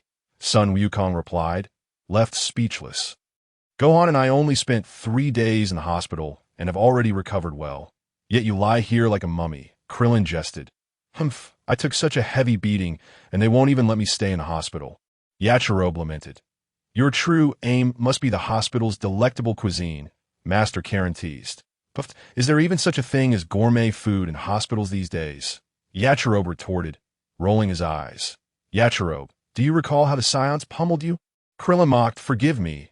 I hold you in high regard. Shall we become friends? Was that not your statement? You bald-headed fool. If you continue to babble, I'll flatten you. Yachirobe shouted in indignation. Laughter erupted among the group. Speaking of which, Luo Tian, you displayed remarkable bravery by forcing Vegeta to roll on the ground like a yo-yo, Krillin chuckled. Luo Tian merely smiled in response, while Sun Wukong chose to remain silent regarding the acquaintance between Luo Tian and Vegeta, as he was not one to indulge in gossip. Moreover, he contemplated furthering his training in the Ultra Instinct technique with Luo Tian. I must expedite my recovery. I have finally grasped the immense power of Ultra Instinct. Hey, quickly turn on the television. At that moment, Bulma burst into the hospital room and immediately switched on the TV. The screen displayed a news report. According to sources, a circular object had been discovered in the devastated eastern city.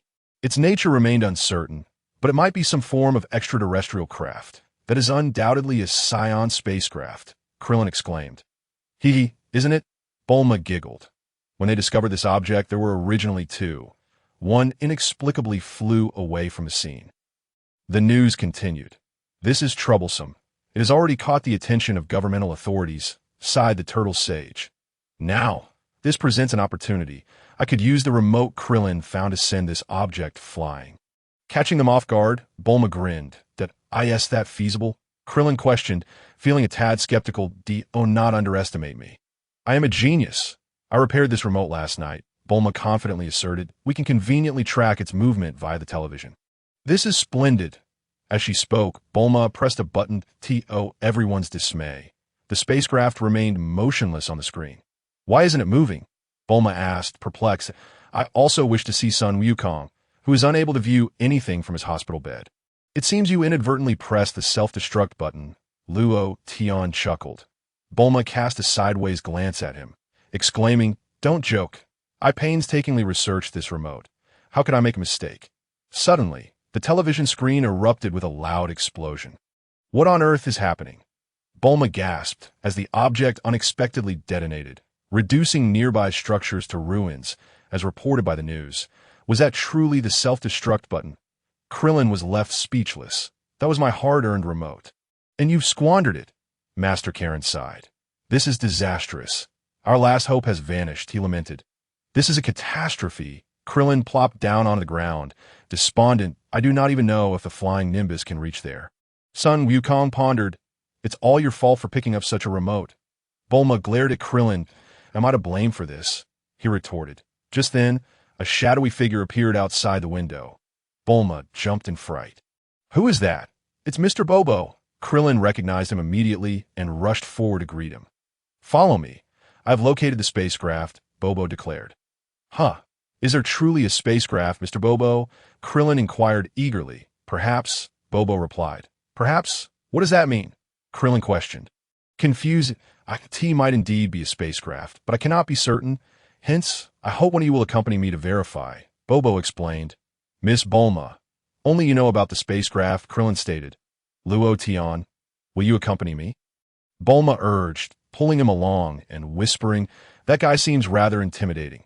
What if he takes me to a deserted place and does something untoward? All right, I will accompany you just this once, Luo Tian nodded. Who would do such a thing to you? You are overthinking it, Bobo reassured them. With a swift motion, Luo Tian embraced Bulma and leaped onto a flying carpet. Then we shall depart. Bobo smiled kindly at Luo Tian. In an instant, the carpet vanished. In the blink of an eye, they found themselves in a desolate area. We have arrived. Let us land, Bobo instructed. Is this truly it? Bulma exclaimed in astonishment, glancing around at the cold, barren landscape. With a flick of his wrist, Luo Tian summoned his staff. Instantly, a set of clothing materialized from the crystal orb atop the staff, swiftly enveloping Bulma. Huh. Bulma gasped in disbelief, turning to Luo Tian. Isn't it warmer now? He smiled. Can your device conjure clothing? Bulma was taken aback. Indeed, it can not only produce clothing, but can also remove yours. Would you like to find a secluded spot to test it? Luo Tian teased. Mr. Bobo pretended not to hear that I brought you here to see the spacecraft. You two should refrain from displaying your affection in this place. Bobo redirected the conversation. This is the Unabated Heights. Unabated, Bulma was momentarily stunned, realizing they seemed to be at the edge of Earth. How do we travel such a distance in an instant? Where could it be? It seems to be over there. Bobo pointed into the distance and began walking in that direction. Hey, Luo Tian, is there really going to be a spacecraft here? Bulma questioned, her skepticism towards the dark-skinned man growing, grateful that he had accompanied her. Otherwise, she would have been quite uneasy in such a desolate place. Luo Tian wiped his brow. I've found it. Right here, this is the one. Mr. Bobo pointed to a large structure that had appeared in front of them. No, to be precise, it resembled a peculiar spacecraft. The spacecraft seemed to have been neglected for quite some time, as it was now covered in moss. Luo Tian, quickly hold me, and let us jump down and take a look. Bulma extended her hand. Luo Tian sighed lightly. Isn't it just a meter high? Do you really need me to carry you down? Very well, Luo Tian acquiesced, lifting Bulma and gently jumping down to, Is this a spaceship? Mr. Bobo inquired. We need to examine it to be certain, Bulma replied, leaning closer to tear off a patch of moss to inspect the material of the ship. What is this material? It certainly doesn't appear to be metal. How strange. What on earth is this? Could you clarify a bit more? Bulma turned to Mr. Bobo with curiosity that a century ago, the god of heaven happened to recount tales of the past to me. Mr. Bobo replied that he mentioned that he lived on this unabated highland when he was very young. I asked him how he managed to survive in such a harsh place. The god of heaven said he didn't know why he was there. It seemed he had suffered a head injury and lost his memory. Goku also suffered a head injury and lost his memory. Bulma nodded. These aliens are quite amusing. They always seem to bump their heads accidentally. You certainly know how to keep the conversation going, Mr. Bobo remarked. I'm at a loss for words now. Please continue, Bulma urged. I inquired if the god of heaven had parents. Mr. Bobo continued. He said he had no parents. Only a letter that read, I will come to you one day, so wait for me. What does this mean? Could you elucidate further? Bulma asked, perplexed. The Namekians do not differentiate between male and female, Luo Tian chuckled. Namekians do not have a distinction between men and women. Bulma was taken aback. What a peculiar race. They must lead such a mundane existence. The joys of human life are forever beyond their reach. Mr. Bobo appeared on the verge of tears. What are you two talking about? Are you here to perform a comedy routine? Please continue, Bulma encouraged that. Mr. Bobo seemed reluctant to speak. After a brief silence, he continued. In his youth, the god of heaven was always waiting silently for his parents, more accurately, for his father. Although he was uncertain of the outcome, he patiently awaited their return. He mentioned that there was a home in Yunzabite, and he believed his father would eventually come back to that time. The god of heaven was unaware that he had no mother. However, he waited for a long time without anyone arriving, and this place was quite difficult for finding food. How terrifying, a race devoid of men and women. I wonder how they reproduce, Bulma pondered. They lay eggs and hatch their offspring, Luo Tian replied. That method of childbirth is rather bizarre. Bulma wiped her brow. Mr. Bobo sighed. Are you even listening to me? Ahem. The god of heaven seemed to have waited for over 30 years before he ultimately had to leave his home in Yunzabite, Mr. Bobo continued. However, he would often return to visit, only to find that nothing had changed. What you're saying has to do with the spaceship? Bulma asked. Please allow me to finish, Mr. Bobo said helplessly. The god of heaven mentioned that sometimes he reminisced, finding that home to be extraordinarily wonderful. Only through experiencing the world could he realize how unique that home was. Round, with 4 legs, resembling an insect, and the door had neither handle nor lock. It could be opened with just a spoken word. A spoken word? Bulma was momentarily taken aback. Just say Piccolo, Mr. Bobo stated. Suddenly, as soon as Mr. Bobo finished speaking, a circular platform descended from the spacecraft. Is this the entrance to the ship? Bulma exclaimed in astonishment. Let us step on it and see, Mr. Bobo suggested. Luo Tian, please carry me up, Bulma urged. Without me, you wouldn't be able to move at all. I've truly spoiled you, Luo Tian responded. Promptly lifting Bulma and stepping onto the circular platform, Mr. Bobo continued to wipe his sweat. You two just keep showcasing your affection. Mr. Bobo then followed suit onto the platform. Just say Piccolo again to close it. Mr. Bobo instructed. With a snap, the circular platform ascended. The 3 of them quickly found themselves inside the spacecraft. Take a good look. Is this not a spaceship? Mr. Bobo asked. Indeed, it seems to be, Bulma nodded. The god of heaven is a Namekian. Long ago, due to abnormal weather, many inhabitants of Namek perished, so he must have traveled to Earth aboard this spacecraft. If this truly is a spaceship, then what we just discussed makes perfect sense. I was worried you hadn't heard what I said, Mr. Bobo said, tears streaming down his face. Fortunately, you were listening. This should indeed be a spaceship. After all, it certainly doesn't resemble a home. Bulma stated after a brief examination, nodding definitively before moving to the control panel to see if she could operate it. Are these buttons? She wondered. They don't seem like it. How odd. Could there be a password? Indeed, if it were that simple to activate. The God of Heaven would have known as a child, Mr. Bobo replied. IT seems it's not relying on buttons. What could it be? Bulma mused. Perhaps it's sound. Luo Tian smiled. Yes, sound. Bulma's eyes sparkled. But what kind of sound could it be? Could it be Piccolo again? Mr. Bobo asked. Probably not. That was the entrance code. Bulma shook her head and addressed the control panel. Start up quickly. Fly. Take off now. The spaceship remained silent. Let us try speaking in Namekian, Luo Tian suggested with a smile. Yes, Namekian, that peculiar language the God of Heaven and Piccolo spoke during the World Martial Arts Tournament. That must be it. Bulma's eyes gleamed with excitement. If it's Namekian, I can manage that, Mr. Bobo affirmed. Chapter 56, A Honeymoon on an Alien Planet with Luo Tian. Really? Bulma exclaimed with delight that I in their language. The meaning of Piccolo refers to different worlds, Mr. Bobo explained. Try using Namekian to make it take off. Aiming for the vicinity of Jupiter, Bulma suggested. Immediately, Mr. Bobo spoke to the control panel in Namekian. With a snap, a line of text appeared on the control panel. IT indicated understanding. IT understands, Mr. Bobo translated. Whoosh, in an instant. The spacecraft shot upwards, departing from Earth and swiftly arriving near Jupiter. Bulma, caught off guard, fell directly into Luo Tian's arms. Wow, this is incredible. We've already reached Jupiter, Bulma exclaimed, brimming with joy. Such speed. It's much slower than my flying. Luo Tian mused. Can you fly to Jupiter? Bulma teased. Look at you boasting. The God of Heaven mentioned you are remarkable, but I've noticed you excel at exaggeration. Mr. Bobo remarked that we did it. Luo Tian. This is fantastic. They are saved. Bulma excitedly grasped Luo Tian's hand. Yes, this is wonderful. Perhaps the God of Heaven can be revived, Mr. Bobo said, tears streaming down his face at Kati the hospital. Bulma excitedly shared the news of the spacecraft with Goku and the others present. With the speed of the spaceship, we can reach Namek in a month, Bulma explained that if I make a few modifications inside, we should be ready to depart in about 5 days. Using the God of Heaven's spacecraft to travel to Namek is truly remarkable. Krillin exclaimed with excitement. I hope this wish becomes a reality. Master Karen nodded slightly. Mr. Bobo, we will need your assistance on Namek, he said. Bulma turned to Bobo. I can't go. Mr. Bobo shook his head. Why not? You're the only one who understands the Namekian language. How can you not go? Bulma retorted. Rest assured, Mr. Bobo cannot leave the temple unattended for 2 months that I will teach you the Namekian language, Bobo replied.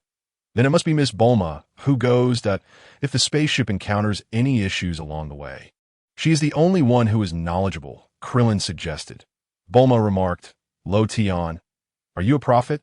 You told me to prepare, and it seems you were right after all that IT appears that apart from me. No one else can go to Namek. Well, since there is no danger, I will install a bathroom, a comfortable bed, and a stereo.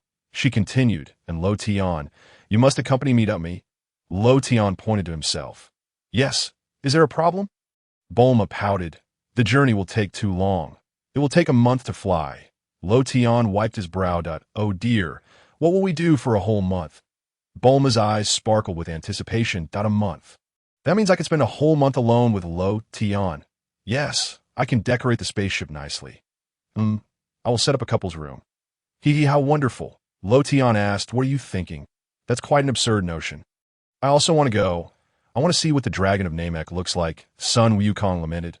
Wukong, focus on your recovery and think of a plan to deal with that Saiyan, especially when he transforms into a great ape. Krillin advised, but if Luo Tian goes, who will treat Wukong a month from now? He added, you needn't worry. The healing beans will be ready in a month. Master Karen assured, I want to go too. You must take me. Son Gohan suddenly clenched his fists. The others turned to look at him. Gohan, don't joke around. Chi-Chi quickly interjected with a smile. I'm not joking. I must go, Son Gohan insisted firmly. Gohan, don't say silly things. Just a round trip will take 2 months, Chi-Chi said, a bit irritated. No, I must go regardless. I want to personally revive Uncle Piccolo, Son Gohan replied. Well said, Gohan, Son Wukong smiled. What nonsense are you spouting? This matter has nothing to do with you. What if something goes wrong? Chi-Chi shouted angrily that it will take another 2 months. Gohan has already been away from me for over a year. What about his studies? He has fallen far behind the other children. No more nonsense. I will not allow it. The others in attendance remained silent. You don't need to concern yourself with Piccolo's affairs. You are just a child. You should focus on what children do, Chi-Chi admonished. Bulma nodded vigorously. Chi-Chi, you're absolutely right that I want to travel with Luo Tian. It would be so inappropriate to have such a little child tagging along as a third wheel. You absolutely must not let him go. You're so annoying, Mom. Son Gohan shouted. Chi-Chi was taken aback. Gohan has changed. Spending time with Piccolo has turned him into a bad child. Mom, this is not the time for such talk. Everyone is fighting to protect our Earth, that we must revive those who have fallen and then confront the Saiyans. Son Gohan gritted his teeth. That I can fight too. I must play my part, Mom. Do you understand what I mean? I'm sorry for my earlier outburst, he added. Chi-Chi, let us send Gohan off cheerfully. Mr. Ox King advised from the side. Chi-Chi lowered her head. If Gohan goes, then Krillin should go too. At least they'll have each other for company on the journey. Bulma thoughtfully suggested to Krillin. Do I really have to go? Krillin was taken aback, realizing he wouldn't be able to train for 2 months. All right, it's settled then that I will learn the Namekian language. And we will meet at Kame House in 10 days. Bulma proposed that it's fine to take Krillin along. I certainly can't just go on a date with Luo Tian while dragging Gohan along as a little brat. Krillin can keep Gohan company, so he won't feel lonely. Meanwhile, Luo Tian and I could do whatever we wish. The room on the spaceship must be well sealed. Yes, and soundproof too. It would be best to add a touch of romance. The room should have a bathroom, and more importantly, it should set the right mood. Ideally, once the door closes, it should be just me and Luo Tian inside, and the two of them would know nothing. Chapter 57, Destination, Namek. In the following days, Bulma brought the spaceship back to the Capsule Corporation headquarters, collaborating with her father on research and modifications. How remarkable! The universe is so vast, and there are many geniuses out there. Dr. Briefs marveled. Dad, spare me the musings and get to work, Bulma urged. Bulma, remember to wear this, Dr. Brief said, pulling out a small box and handing it to Bulma. Bulma paused, took the box, and opened it upon seeing what was inside. Her face flushed instantly. Dad, what is this for? Bulma exclaimed angrily. You're not married yet. Do you want children now? Dr. Briefs adjusted his glasses and replied. What are you saying, Dad? Bulma shouted. That if you want children now. I'll pretend I didn't hear that. Dr. Briefs chuckled heartily. Finally, the day of departure arrived. Luo Tian and Bulma boarded the modified spaceship, landing on a small island where Kame House was located. Krillin had been waiting there for quite some time. Sorry to keep you waiting, Bulma greeted as she disembarked. Miss Bulma, can this thing really go to space? Krillin asked out of course. Bulma replied nonchalantly. By the way, where is Luo Tian? Krillin inquired. He is still on the spaceship. Too lazy to come down, Bulma responded. Speaking of which, Miss Bulma, you should confess your feelings to Luo Tian on this trip to Namek. Krillin whispered. Bang! Bulma punched Krillin, knocking him to the ground. Mind your own business and take care of your own affairs, Bulma glared at him. That really hurt. Why are you so angry? Krillin wiped the sweat from his brow. Where's Gohan? Is he still not here? Bulma asked. He said he would come after saying goodbye to Wukong. Krillin replied, scratching his head. Oh, Gohan is here. Kame Sanin looked up at the sky. Toot toot toot. A small plane descended rapidly from above. Chi-Chi and Mr. Ox King arrived to see off Son Gohan. Wukong wanted to come too, but he is injured and still in the hospital. Chi-Chi said apologetically. Sorry for being late, she added. Is this the spaceship? It's incredible. Mr. Ox King marveled at the oddly shaped craft. It looks like an insect. Gohan, be careful, and remember to brush your teeth after meals, Chi-Chi reminded him. Gohan replied with a glum expression. The onlookers noticed that Son Gohan was dressed neatly, with his hair slicked down. Is that really you, Gohan? What happened to your hair? Krillin laughed heartily. Even Dad made fun of me. Son Gohan felt like crying. Regardless, this is humanity's first venture into space. We should at least dress appropriately. With a smile, Chi-Chi said, All right, let us hasten our departure. Bulma was left speechless. You can really talk a lot. For heaven's sake, Make sure to retrieve the Dragon Balls, Master Roshi instructed. Understood, Krillin nodded. The group stepped onto the circular platform together. Grandfather, Mother, Master Roshi, and the Sea Turtle, we are leaving. Please take care of yourselves. Son Gohan bid farewell one by one. Remember to write to me and keep up with your assignments. Chi-Chi wiped her tears. Bulma remarked, Oh Chi-Chi, you truly are something else. Even now that we're heading to Namek, you still want Gohan to do homework. Poor Gohan. Seems my parents never pressure me to do assignments. The thing is, I've always been a top student, that I am so intelligent and beautiful that my teachers adore me. Don't forget, I developed a powerful laser gun at the age of 5, that with a whoosh. The circular platform soared into the sky, entering the spaceship. Everyone, are you ready?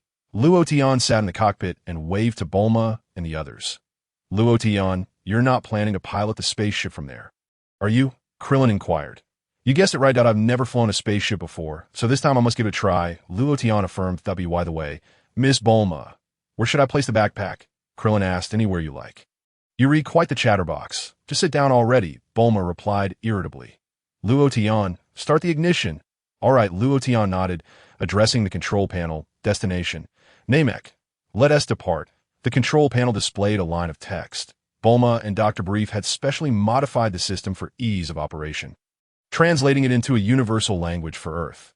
Therefore, it was now possible to launch the spaceship using ordinary language. Of course, Luo Tian also knew the Namekian language, as an angel. It would be quite embarrassing not to know a single language. Even if he didn't learning it would only take seconds. Whoosh! The spaceship shot upwards, instantly breaking through the atmosphere and entering the starry sky. The speed of the spaceship was astonishing, so much so that Son Gohan and Krillin were caught off guard and nearly stumbled. Luo Tian, Miss Bulma, we haven't fastened our seat belts, Krillin exclaimed hurriedly. You can move freely now. It's stable once we leave the atmosphere, Bulma said nonchalantly. Huh? Have we already exited? That was too fast. Krillin marveled. I want to see Earth. Son Gohan rushed to the window. Miss Bulma, where are you going? Krillin noticed Bulma heading toward the back room. Why do you care? Do I need you to supervise me? Bulma retorted angrily. With that, she entered the room and closed the door behind her. Krillin looked at Luo Tian, puzzled. Luo Tian, did you two have a fight? Krillin asked. No. Luo Tian shook his head. She seems very upset today, Krillin noted. That is quite normal. Women have those days, Luo Tian chuckled. What do you mean? Krillin, not quite understanding, was largely unfamiliar with such matters due to not having a girlfriend. All right, enough gossip. It feels like we're flying too slowly. Luo Tian turned his gaze to the window. Slow? Krillin was astonished. We've already exited the solar system in an instant. Can that be considered slow? Well, let us take our time. Luo Tian sighed, pondering that perhaps wandering through the universe was a form of cultivation. You're right, Luo Tian. Krillin nodded. I must seize the time to train. Even aboard the spaceship, I can cultivate through other means. Uncle Krillin, I want to cultivate with you too, Son Gohan chimed in eagerly. Saying this, he opened his backpack and pulled out a brand new outfit. Putting it on. I specifically carried this outfit that I made with Mom, Son Gohan grinned. This outfit was styled similarly to Piccolo's attire. You truly respect Piccolo? Krillin remarked after glancing at it. Yes, just as I respect my father. Son Gohan nodded. All right, let us meditate and train, Krillin suggested. I was thinking the same, Son Gohan agreed. The two immediately ceased their chatter, sitting cross-legged on the floor to begin their training. Before long, Bulma emerged from the room. Luo Tian, what are those two doing? Bulma asked, are they training?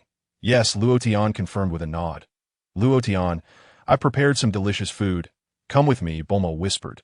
Just as she finished speaking, Krillin opened his eyes wide. Huff, huff, Gohan, you're truly impressive. It is evident you have Saiyan blood, and with Piccolo's unique training, I can't even compare. But Uncle Krillin knows many techniques. I admire you, Son Gohan replied with a smile. By the way. Bulma, you mentioned you prepared food. Could you spare us some? Krillin asked. Bulma replied, feeling somewhat exasperated. That is for me and Luo Tian to enjoy together.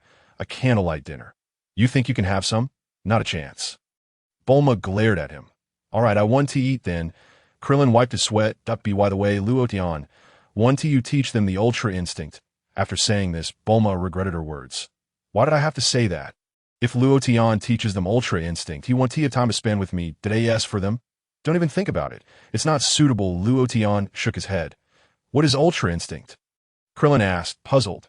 Didn't T Goku use it when they were not present? Bulma mused at, I suppose so. Luo Tian chuckled. Even if they were there, they might not know the name. That's true, Bulma nodded. What are you two talking about? Krillin felt quite confused. ITS nothing. What I've been wanting to ask is, where could that fleeing Saiyan have gone? His name is Vegeta, right? He is supposedly the prince of the Saiyans, Bulma said with a smile. He is so short.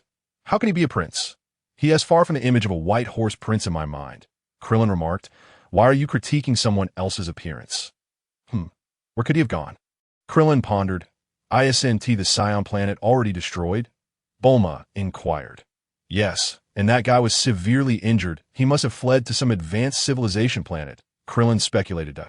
Author's note. The early chapters of this book do bear resemblance to the original work. So please be patient and continue reading. The Namek arc will feature a significant surprise. Today's update includes 5 chapters. Given my diligence in updating, I hope you all can offer more gifts.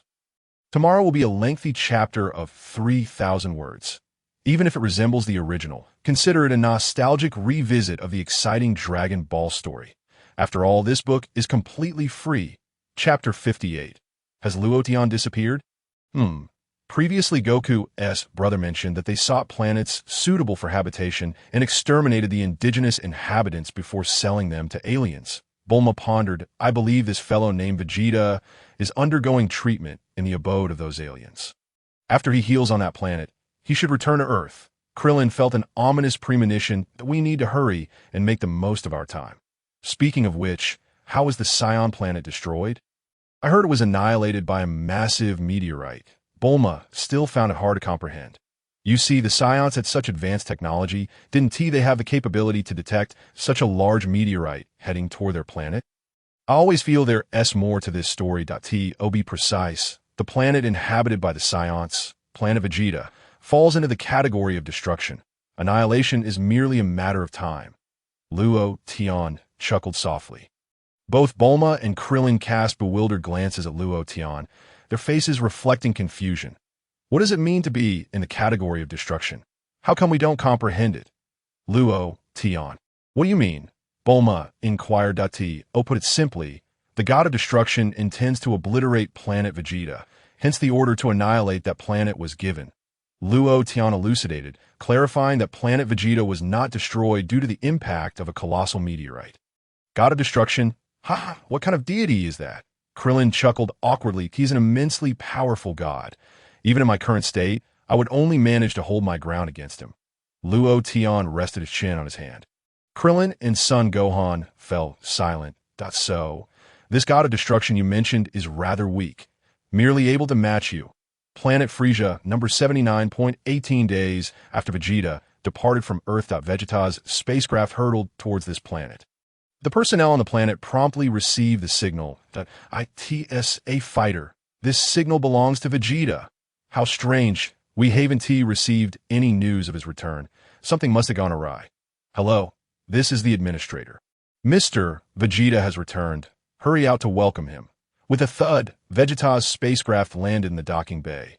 Outside, 3 subordinates stood at attention. However, after a brief wait, they saw no reaction from Vegeta. What is going on? The life signs are very weak. He is using a life support device. We need to rush him to the medical bay. The 3 hurriedly transported Vegeta into the healing apparatus for treatment. The medical equipment of Frisia's army is quite advanced. Before long, Vegeta's body returned to normal. He opened his eyes and stepped out. Unfortunately, your tail hasn't grown back. One subordinate remarked hastily. It's all right. It will grow back on its own in due time. Vegeta replied nonchalantly, Mr. Vegeta seems to have endured considerable hardships. Even a battle suit of such caliber has been torn apart. One subordinate lamented. What about Frisia? Vegeta inquired. He has gone out, came the reply. By the way, he said he has something to discuss with you after your treatment. Please go to the training room. Humph. Tell him I have nothing to say to him. Vegeta scoffed, already donning a new battle suit. You forgot to wear your scouter. One subordinate presented the device. No need. That thing is a gift for you. Vegeta dismissed him. Turning to leave, I will head to Earth first thing in the morning. No matter what, I will defeat Kakarot. However, wait that my tail is gone that I cannot transform into a great ape anymore. Nevertheless, it's fine. My battle power should be close to 50,000 now. That Kakarot fellow's battle power barely reaches 30.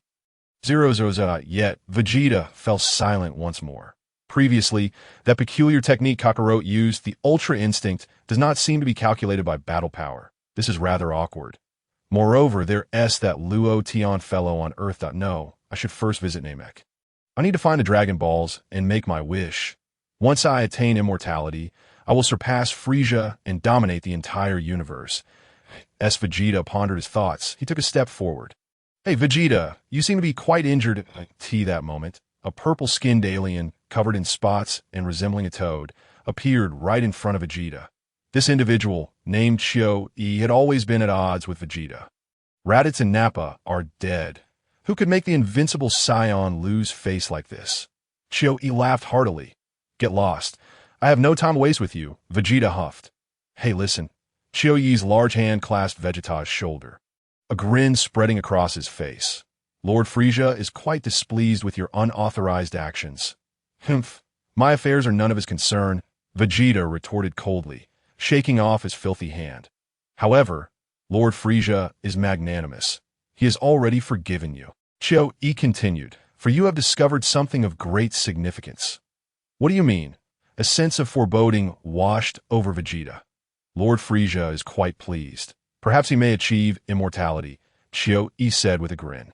Gazing at Vegeta. What? Frieza is going to Vegeta's expression changed dramatically.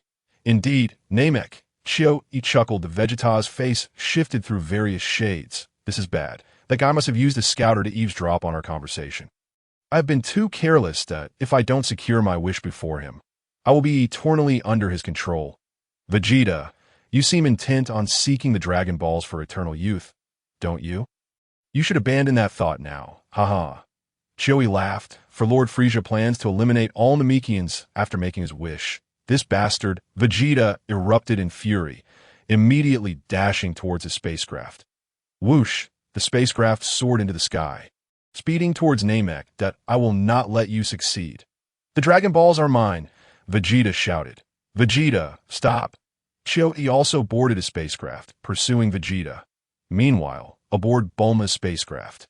Unbeknownst to them, they had been traveling for 10 days, inside the ship. Son Gohan and Krillin continued their meditative training to take tea that moment. Bulma opened the door to her room.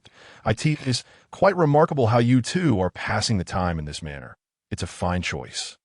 Bulma sighed, feeling bored. A month feels unbearably long. Son Gohan and Krillin paused their training and silently regarded Bulma. Yes, because you're doing nothing, Krillin replied. What did you say? You claim I am doing nothing? I'm the one addressing the minor issues aboard the ship. Didn't you know? Bulma retorted angrily. Krillin wiped his sweat. I haven't seen you move at all. The issues with the system are software-related. Can you understand that? Bulma glared. If the ship veers off course, we could crash into an asteroid. Huh. Indeed. Thank you for your hard work, Miss Bulma. Krillin quickly stated to be by the way, whereas Uncle Luo Tian. Son Gohan hurriedly changed the subject. Luo Tian? Bulma paused slightly. Yes, where is Luo Tian? Luo Tian mentioned going outside, but I didn't pay attention. However, he isn't outside. Is he? Bulma became anxious. I don't know. Gohan and I have an outside training. So I'm unsure if he has come out. Krillin scratched his head. Hurry and search. Why are you still standing there? Bulma commanded. Krillin and Son Gohan sprang into action. Krillin casually opened a nearby drawer. Fool, would Luo Tian be in the drawer? Bulma scolded. True. Krillin wiped his sweat. Can Luo Tian stand on the table? Bulma then snapped at Son Gohan. Son Gohan chuckled awkwardly. He is not out here. The spacecraft is only this big. Krillin said, forcing a smile. If Luo Tian were here, we would have spotted him immediately. He wouldn't have returned to Ms. Bulma's room. Would he? Son Gohan asked. Bulma hurried back to her room. Just as Krillin had said, the spacecraft was indeed confined to such a small space. Though Bulma's room was cozily decorated, it was only about 10 square meters in area. Looking around the entire room, it was evident whether anyone was present or not. Luo Tian, don't scare me. Where have you gone? Bulma felt as though her mind had gone completely blank. Luo Tian was nowhere to be found. This was truly disastrous. The pressing question was, where could he have gone? What? You don't have him in your room either? Krillin exclaimed in astonishment. There was not a trace of energy fluctuation emanating from Uncle Luo Tian. Otherwise, they would have been able to ascertain his exact location, as Son Gohan remarked. What on earth is happening? How could he have vanished so suddenly? Krillin pondered, perplexed. After all, they were in the vastness of space. Where could he possibly go? Bulma's complexion grew increasingly pale. Could it be that the one called Vegeta has gathered the Dragon Balls and made a wish to transport Luo Tian away? Krillin speculated.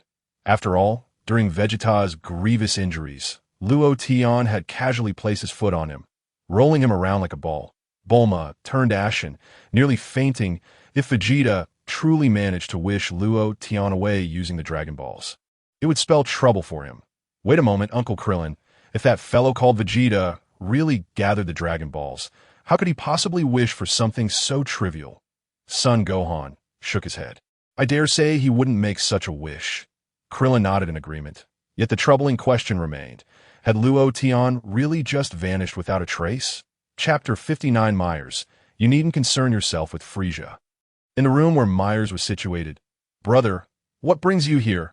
Myers inquired respectfully. Oh, I was merely passing time and thought I would drop by, Luo Tian replied with a smile. Well, Myers expressed his bewilderment. You came to see me out of sheer boredom? By the way, are you planning to take action against Frieza soon? Luo Tian asked. Indeed, he is a malignant presence in the universe that must be apprehended. Myers nodded slightly. However, the strength of our galactic patrol members is rather limited.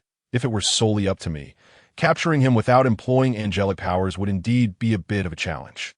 Seeing that you are still at the first level, I am reassured, Luo Tian chuckled.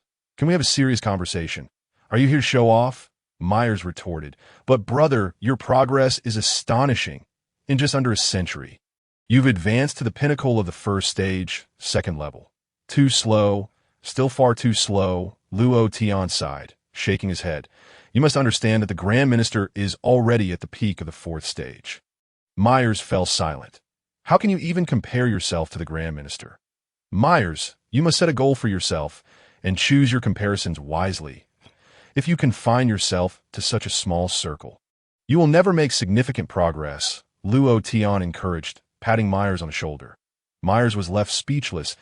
As for Frieza, it would be best if you did not interfere. Leave that to me, Luo Tian stated. Ah, are you planning to take action against Frieza yourself? Myers asked, somewhat taken aback. Dealing with a mere Frieza, do I really need to take matters into my own hands? Luo Tian chuckled that I could easily defeat him by merely imparting some teachings to a disciple. Have you already taken on a disciple? Myers asked in astonishment. Well, sort of a disciple, Luo Tian smiled that I've only taught him the Ultra Instinct.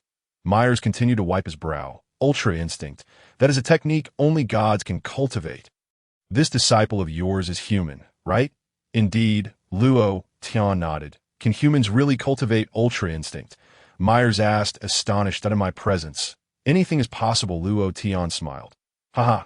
Brother, you truly are full of surprises, Myers chuckled wryly, then asked, how is this human progressing with the Ultra Instinct? The time has been too short. He has barely scratched the surface. Luo Tian replied with a slight smile. Barely scratched the surface? What does that even mean? Myers asked, perplexed. Is he at the first stage? First level. His strength must be quite comparable to mine. Then, are there really such powerful humans in our seventh universe? Luo Tian cleared his throat. You might be overthinking it. See? I told you, Myers chuckled nervously. Currently, no human can surpass us angels. Even if we are merely apprentice angels, it would be exceedingly difficult for them to do so. Indeed, you are correct, Luo Tian nodded at AS for the Ultra Instinct I mentioned. I categorize it into levels. Primary, intermediate, advanced, ultra, divine, true divine, and super divine. Therefore, my disciple can only be considered at the primary level. Myers understood. Quite right, Luo Tian affirmed at the primary level. Doesn't even reach the ultra tier. That is truly weak. Myers sighed. No matter. Take your time. I believe he will eventually reach a high level. Luo Tian smiled gently. So, according to my classifications, What level do we belong to? Myers inquired. That we belong to the super divine level. Luo Tian replied with a smile. Very well. Myers nodded. By the way, I've heard that there is a remarkably powerful individual imprisoned in the galactic prison. I believe his name is Moro, Luo Tian asked. Brother, you're aware of Moro as well? Myers nodded. Moro's strength is indeed formidable. But after 1,000,000 years of time, he's become quite feeble that I believe that in about 20 years, he might very well die of old age in that prison. Make sure to keep an eye on him. We cannot let him escape. Luo Tian laughed. Ha, brother, you truly have a sense of humor. How could that possibly happen? Myers shook his head. Well, I should be on my way, Luo Tian said, rising. You needn't concern yourself with Frisia. Understood? Myers nodded. With a flash, Luo Tian transformed into a radiant beam of light and swiftly departed from the Galactic Patrol headquarters. Not long after Luo Tian's departure, Jack arrived at Myers' room. Oh, did someone come by just now? Jack asked my brother just left, Myers replied with a smile. Your brother? I recall now. Isn't your brother named Luo Tian? Jack, familiar with Luo Tian, inquired. Yes, Myers affirmed with a nod. Did he come to visit Miss Tai E? Jack asked. Miss Tai E, the novelist? Myers countered. Yes, Jack nodded. Seems like it, Myers smiled. Miss Tai E is currently here, creating her works. Miss Tai was living here, experiencing life, and crafting her novels. Speaking of which, Tai E had produced quite a number of science fiction works over the past few years. However, her creations always seemed to lack a certain something, leaving much to be desired. Consequently, Tai E was not particularly famous. Tai E was still immersed in her writing, staring intently at the screen, lost in thought. Knock, knock, knock. Suddenly a knock echoed through the room. Who is it? Is it a delivery? If I don't finish writing 10,000 words today, I won't want to eat, Tai E called out. Tai E, open the door. It's me, Luo Tian said. Huh. Tai E paused, her mind racing. That voice sounded rather familiar. Who could it be? Surely not. She hurried to the door and opened it. Luo Tian, is it really you? What brings you here? Tai E exclaimed, astonished and delighted. Just bored and decided to swing by, Luo Tian smiled. Really, you came to see me out of sheer boredom? Tai E rolled her eyes. So, how's the writing going? Luo Tian cast a quick glance at the computer screen. With just a fleeting glance, he could discern all the content penned by Tai C. This novel, truly remarkable. The narrative crafted by Tai C primarily revolved around a galactic patrolman, recounting the rather mundane exploits of this enforcer of justice. It is no wonder that Tai C's work fails to achieve commercial success. Tai C, I have long harbored an idea of creating some heroic figures to save this world. Luo Tian pondered aloud. For instance, imagine a wealthy young man, akin to Bulma in his technological prowess, who one day finds himself captured by villains. Let us refer to this character as Stark. These nefarious individuals wish to force him into developing advanced weaponry. Stark pretends to comply, but secretly constructs a suit of armor for himself, ultimately vanquishing these villains in one fell swoop. What do you think of this story? With a sudden clatter, the mouse in Tai C's hand slipped from her grasp. Her eyes widened in astonishment as she fixed her gaze upon Luo Tian. This is merely a spontaneous idea of mine, Luo Tian chuckled. Tai C exclaimed, how can a story conceived so casually be so captivating? Is there no justice left in the world? Am I truly suited to write novels? Let us title Iron Man, Luo Tian mused. Tai C responded, that title seems quite promising indeed. Ahem, Luo Tian, you are truly a genius. It would be a pity if you did not pursue writing. Tai C sighed in admiration. Well, I find your story intriguing, and I shall endeavor to write it down. And then perhaps have your father adapt it into a film. I believe it would be quite spectacular, Luo Tian laughed. Tai C's eyes sparkled with excitement. The tale Luo Tian proposed could indeed be transformed into a cinematic masterpiece. I suddenly feel as though I have been rather insular in my creativity. After living on this alien planet for so many years, I find Luo Tian possesses far greater imagination than I do to be by the way. Did you come here alone? Tai C inquired. Indeed, Luo Tian nodded. Did Bulma not accompany you? Tai C asked. Bulma is currently en route to Namek, Luo Tian replied. Namek? What is that? Tai C queried, perplexed. Explaining this planet would be rather tedious. I shall tell you more about it later. Luo Tian smiled. Nevertheless, Tai Si remarked, "It must be said, Luo Tian, you have not changed at all over these years." She scrutinized Luo Tian, somewhat astonished. By our age, one would expect to see some wrinkles forming. "No, I am ageless," Luo Tian replied with a grin. "Can you engage in conversation?" After chatting with Tai Si for a while, Luo Tian spent a few more days on this planet, sharing all the plot lines regarding Iron Man with her. Subsequently, he bid farewell to Tai Si and ventured into the vastness of space. Whoosh! Luo Tian transformed into a brilliant beam of light, akin to a diamond. Before long, he caught up with the spacecraft hurtling towards Namek. Bang! In an instant, Luo Tian's form flickered, and he seamlessly penetrated the spaceship, entering its interior. Chapter 60. I went out for some fresh air, Bulma, and the others searched for a while, but upon realizing they could not locate Luo Tian, they reluctantly gave up. The spacecraft was rather confined, and if he was not found, he simply was not present. It was evening within the spaceship. Krillin and Son Gohan had only just settled down for sleep. "Oh dear, is it time for bed?" Luo Tian called out. Krillin and Son Gohan startled awake, their expressions reflecting sheer astonishment as they gazed at Luo Tian. "Is this an apparition? Why are you staring at me in such disbelief?" Luo Tian chuckled. "You must be mistaken. Is that really you, Luo Tian?" Krillin rubbed his eyes. "Indeed. Who else could it be?" Luo Tian smiled. Son Gohan was equally stunned. "We thoroughly searched every corner of the spacecraft and found no trace of you. Where did you appear from?" "Hey, Bulma, Luo Tian has returned." Krillin hurriedly knocked on the door. Bulma had specifically designed the door to be soundproof. After a prolonged knock, Bulma finally heard him. "What is it?" Bulma emerged, fully dressed, rubbing her eyes. However, the moment she stepped out, she was met with the sight of Luo Tian. "Luo Tian, is that truly you?" Bulma gasped in disbelief. "That it is I," Luo Tian replied with a smile. Bulma's eyes filled with tears as she rushed forward to embrace Luo Tian tightly. "It's all right. It's all right. I merely took a stroll outside. It's nothing to worry about," Luo Tian reassured her with a smile. "Bulma, Son Gohan, Krillin, you say you just went for a stroll outside. Do you think this is a leisurely trip on Earth? As long as you're safe, that's what matters." Bulma sighed in relief. Regarding Luo Tian's whereabouts, Bulma did not inquire further. Yes, she had stated, as long as Luo Tian returned safely, nothing else mattered. "Luo Tian, I truly did just take a stroll outside. Look at you. None of you believe me that if I claim to be a god, I doubt you would believe that either. When you eventually learn of my true identity, don't be surprised if your jaws drop in astonishment." 34 days after departing Earth, the spacecraft carrying Luo Tian and the others was finally nearing its destination. "Namek, in the starry sky. That must be Namek," Krillin exclaimed, astonished. "This planet appears to be quite large." "Indeed, from this vantage point, the planet's surface is at least 10 times the size of Earth," Bulma nodded. "Moreover, I must say, the entire planet is a vibrant green, quite beautiful to behold. Are those green areas grasslands?" Son Gohan inquired innocently. "The green is water," Luo Tian replied. "Isn't water supposed to be blue?" Son Gohan asked, bewildered.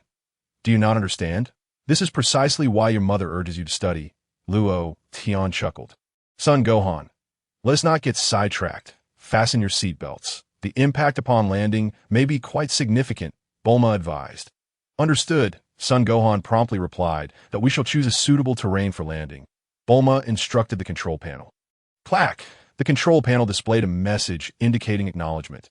Whoosh! The spacecraft rapidly descended towards the surface of Namek. Soon, the spacecraft landed steadily upon the blue terrain of Namek. The sky above was green, the ground blue, and there were 3 suns shining down. These suns must be quite distant from Namek, their light creating a temperate climate of approximately 20 degrees. Neither too hot nor too cold, but we did it. We have finally arrived at Namek. Bulma's face radiated with anticipation. "Hold on. Let me check the atmosphere composition. We must proceed cautiously. If there is a sufficient level of oxygen, that would be splendid. Although we have prepared oxygen masks. They are time-limited." As Bulma spoke, she caught sight of Luo Tian and the others already standing outside the spacecraft. She nearly fainted. You all have completely disregarded the protocol. Oh dear, I can finally breathe in the fresh air outside. Luo Tian inhaled deeply, expressing his relief. I have had my fill of the spacecraft. Next time, I shan't board one again. Not take a spaceship? How do you plan to return? Krillin inquired. That I shall simply fly back. Luo Tian replied. Krillin wiped the sweat from his brow. Having reached Namek, can we not afford to be a bit more realistic? However, what astonished Krillin was that Luo Tian had suddenly vanished midway and then reappeared. Where on earth had he gone? This question remains a riddle even now. Bulma forbids inquiries, and we cannot press further. Never mind. Now is not the time for such musings. Uncle Krillin, this place resembles where I trained with Uncle Piccolo. Gohan remarked, isn't this where we initially battled the Saiyans? Krillin also noted the environment's striking similarity to that location on Earth, perhaps instinctively feeling that they could remain composed in a place reminiscent of home. Hey, why did you recklessly venture outside? Do you realize how perilous this is? Bulma exclaimed, her voice laced with anger. It's all right, Bulma. The oxygen composition of this planet is quite similar to that of Earth. Loden replied with a smile. Bulma shot him a glare. A brief silence ensued. Let us hasten to find the Dragon Balls, Bulma huffed, retrieving the dragon radar from her pocket and pressing the button on it. Why is Miss Bulma angry again? Did you two really not argue? Krillin inquired softly of Loden. I never argue with anyone. Loden chuckled. She seemed somewhat displeased with our early descent, Gohan whispered. Suddenly, a signal emanated from the dragon radar. Look, there is indeed a response indicating the presence of Dragon Balls, Bulma exclaimed, filled with delight. Truly, this is wonderful. Krillin echoed his excitement. That's so? It means Uncle Piccolo can be revived, Gohan said, his eyes glistening with tears. That's fantastic, Loden. You're amazing, Bulma said, planting a kiss on Loden's cheek. Krillin and Gohan were taken aback. While Loden appeared somewhat resigned, you are taking advantage of me. Should I retaliate? Suddenly, Gohan turned his gaze toward the particular direction. Krillin was momentarily stunned but quickly followed suit, sensing a powerful aura emanating from that vicinity. There are numerous formidable energies present, Gohan remarked solemnly, and it feels rather unsettling. Krillin wiped sweat from his brow. What are you thinking? Those energies must belong to the Namekians. Bulma interjected, noting that both Dend and Piccolo were exceedingly powerful, not to mention their fellow Namekians. It's not surprising for them to possess strong auras. However, those energies seem to carry an evil intent. Krillin's expression darkened. Indeed, Gohan nodded. Didn't T. Loden say that Namekians are quite honest and have always been guardians of their peace? Bulma pointed to the dragon radar. Look, ISNT that direction exactly where the 4 Dragon Balls are gathering. Perhaps Bulma was right. It should be the Namekians. Krillin managed a strained smile. Let us first meet the Namekians, Bulma suggested. I'm a bit nervous too. Krillin laughed heartily. Oh dear, look over there. Whose spaceship is that? Loden pointed to a spacecraft soaring across the sky. Krillin, Gohan, and Bulma simultaneously turned to gaze in that direction, only to be left utterly dumbfounded. What the hell? That Vegeta spaceship. How did this happen? Bulma was so frightened she nearly collapsed on a Loden. That is indeed Vegeta spaceship. Krillin exclaimed incredulously. How can this be? Gohan lamented, tears brimming in his eyes. We're doomed. This is a disaster. Bulma's face turned pale. Gohan, quickly conceal your energy. We must not be discovered by him. Krillin urged hastily. Understood. Gohan immediately complied. IT is surely Vegeta. No one else could be. Krillin gritted his teeth. What on earth is happening? Has he fully recovered? Gohan spoke gravely. This is bad. He must also be here searching for the Dragon Balls. Krillin speculated. What should we do? Our plan is in shambles. Should we return to Earth? Bulma proposed that if he finds the Dragon Balls, it will truly be catastrophic. Krillin clenched his fists, gritting his teeth. Miss Bulma, please notify Earth immediately, and you and Loden must return at once. What about you? Bulma inquired. We will remain here to search for the Dragon Balls. Krillin assured her, rest assured, we have the Dragon Radar, which will make locating the Dragon Balls much easier. Gohan, do you have confidence? Yes, I will stay too. Gohan nodded gravely. Then I will inform Master Roshi, Bulma said. After Loden and I return, we will have Goku come to assist you. It will take 2 months for the round trip. Please be patient. Krillin and Gohan exchange glances. 2 months? That's an eternity. Hey, did you hear that? Is that Master Roshi? The Saiyans have already arrived on Namek. You must promptly inform Goku, Bulma insisted. What? Is that true? Master Roshi exclaimed in shock. And remember, do not tell Chi-Chi, Bulma cautioned. All right, I will handle it, and we will discuss everything when I return. After finishing the call, Bulma said, Oh no, another spaceship is approaching. Loden pointed to another spacecraft crossing the sky. Krillin, Gohan, and Bulma were momentarily stunned. Another one. Bulma's legs weakened. Loden, support me. I feel like I might collapse. Chapter 61. Bulma, I will take you back. What on earth is happening? Haven't the Saiyans been eradicated? Krillin exclaimed. Loden, we cannot remain here any longer. We must return to Earth. Bulma grasped Loden's hand, trembling as she spoke to Krillin and Gohan. Do your best. I will bring Goku here swiftly. Now that we've come this far, we cannot leave so easily. Loden smiled slightly. Don't jest. Loden, staying here would be perilous. Remember how you treated Vegeta like a mere toy while he was gravely injured. If he discovers you're on this planet, he will surely seek you out first. And I do not wish for you to meet a grim fate. Fear not. Even if he trained for 10,000 years, he could never surpass me. Loden chuckled. Enough already. We should return. Is this the time for idle conversation? Bulma was on the verge of tears, pushing Loden towards a spaceship. Miss Bulma, please wait, Krillin exclaimed, turning to Gohan. Gohan, if it's not feasible, we should also head back to Earth. Why? Gohan asked, perplexed, because there is more than one adversary. Even with the Dragon Radar, it would be futile. Krillin chuckled awkwardly. Moreover, if something were to happen to you, Gohan, how would we explain it to Goku and Chi-Chi? If that were the case, the Dragon Balls would fall into their hands. We can let them have this round. We can use the Dragon Balls next time. Krillin smiled. Oh dear, if they achieve their wishes, they might end up killing Shenron or even destroy the entire Namek. Loden remarked with a grin. Gohan and Krillin nodded in agreement, realizing the truth in Loden's words. Huh. Uncle Krillin, someone is approaching from that direction. Gohan exclaimed, alarmed. Krillin immediately sensed the two faint energies approaching.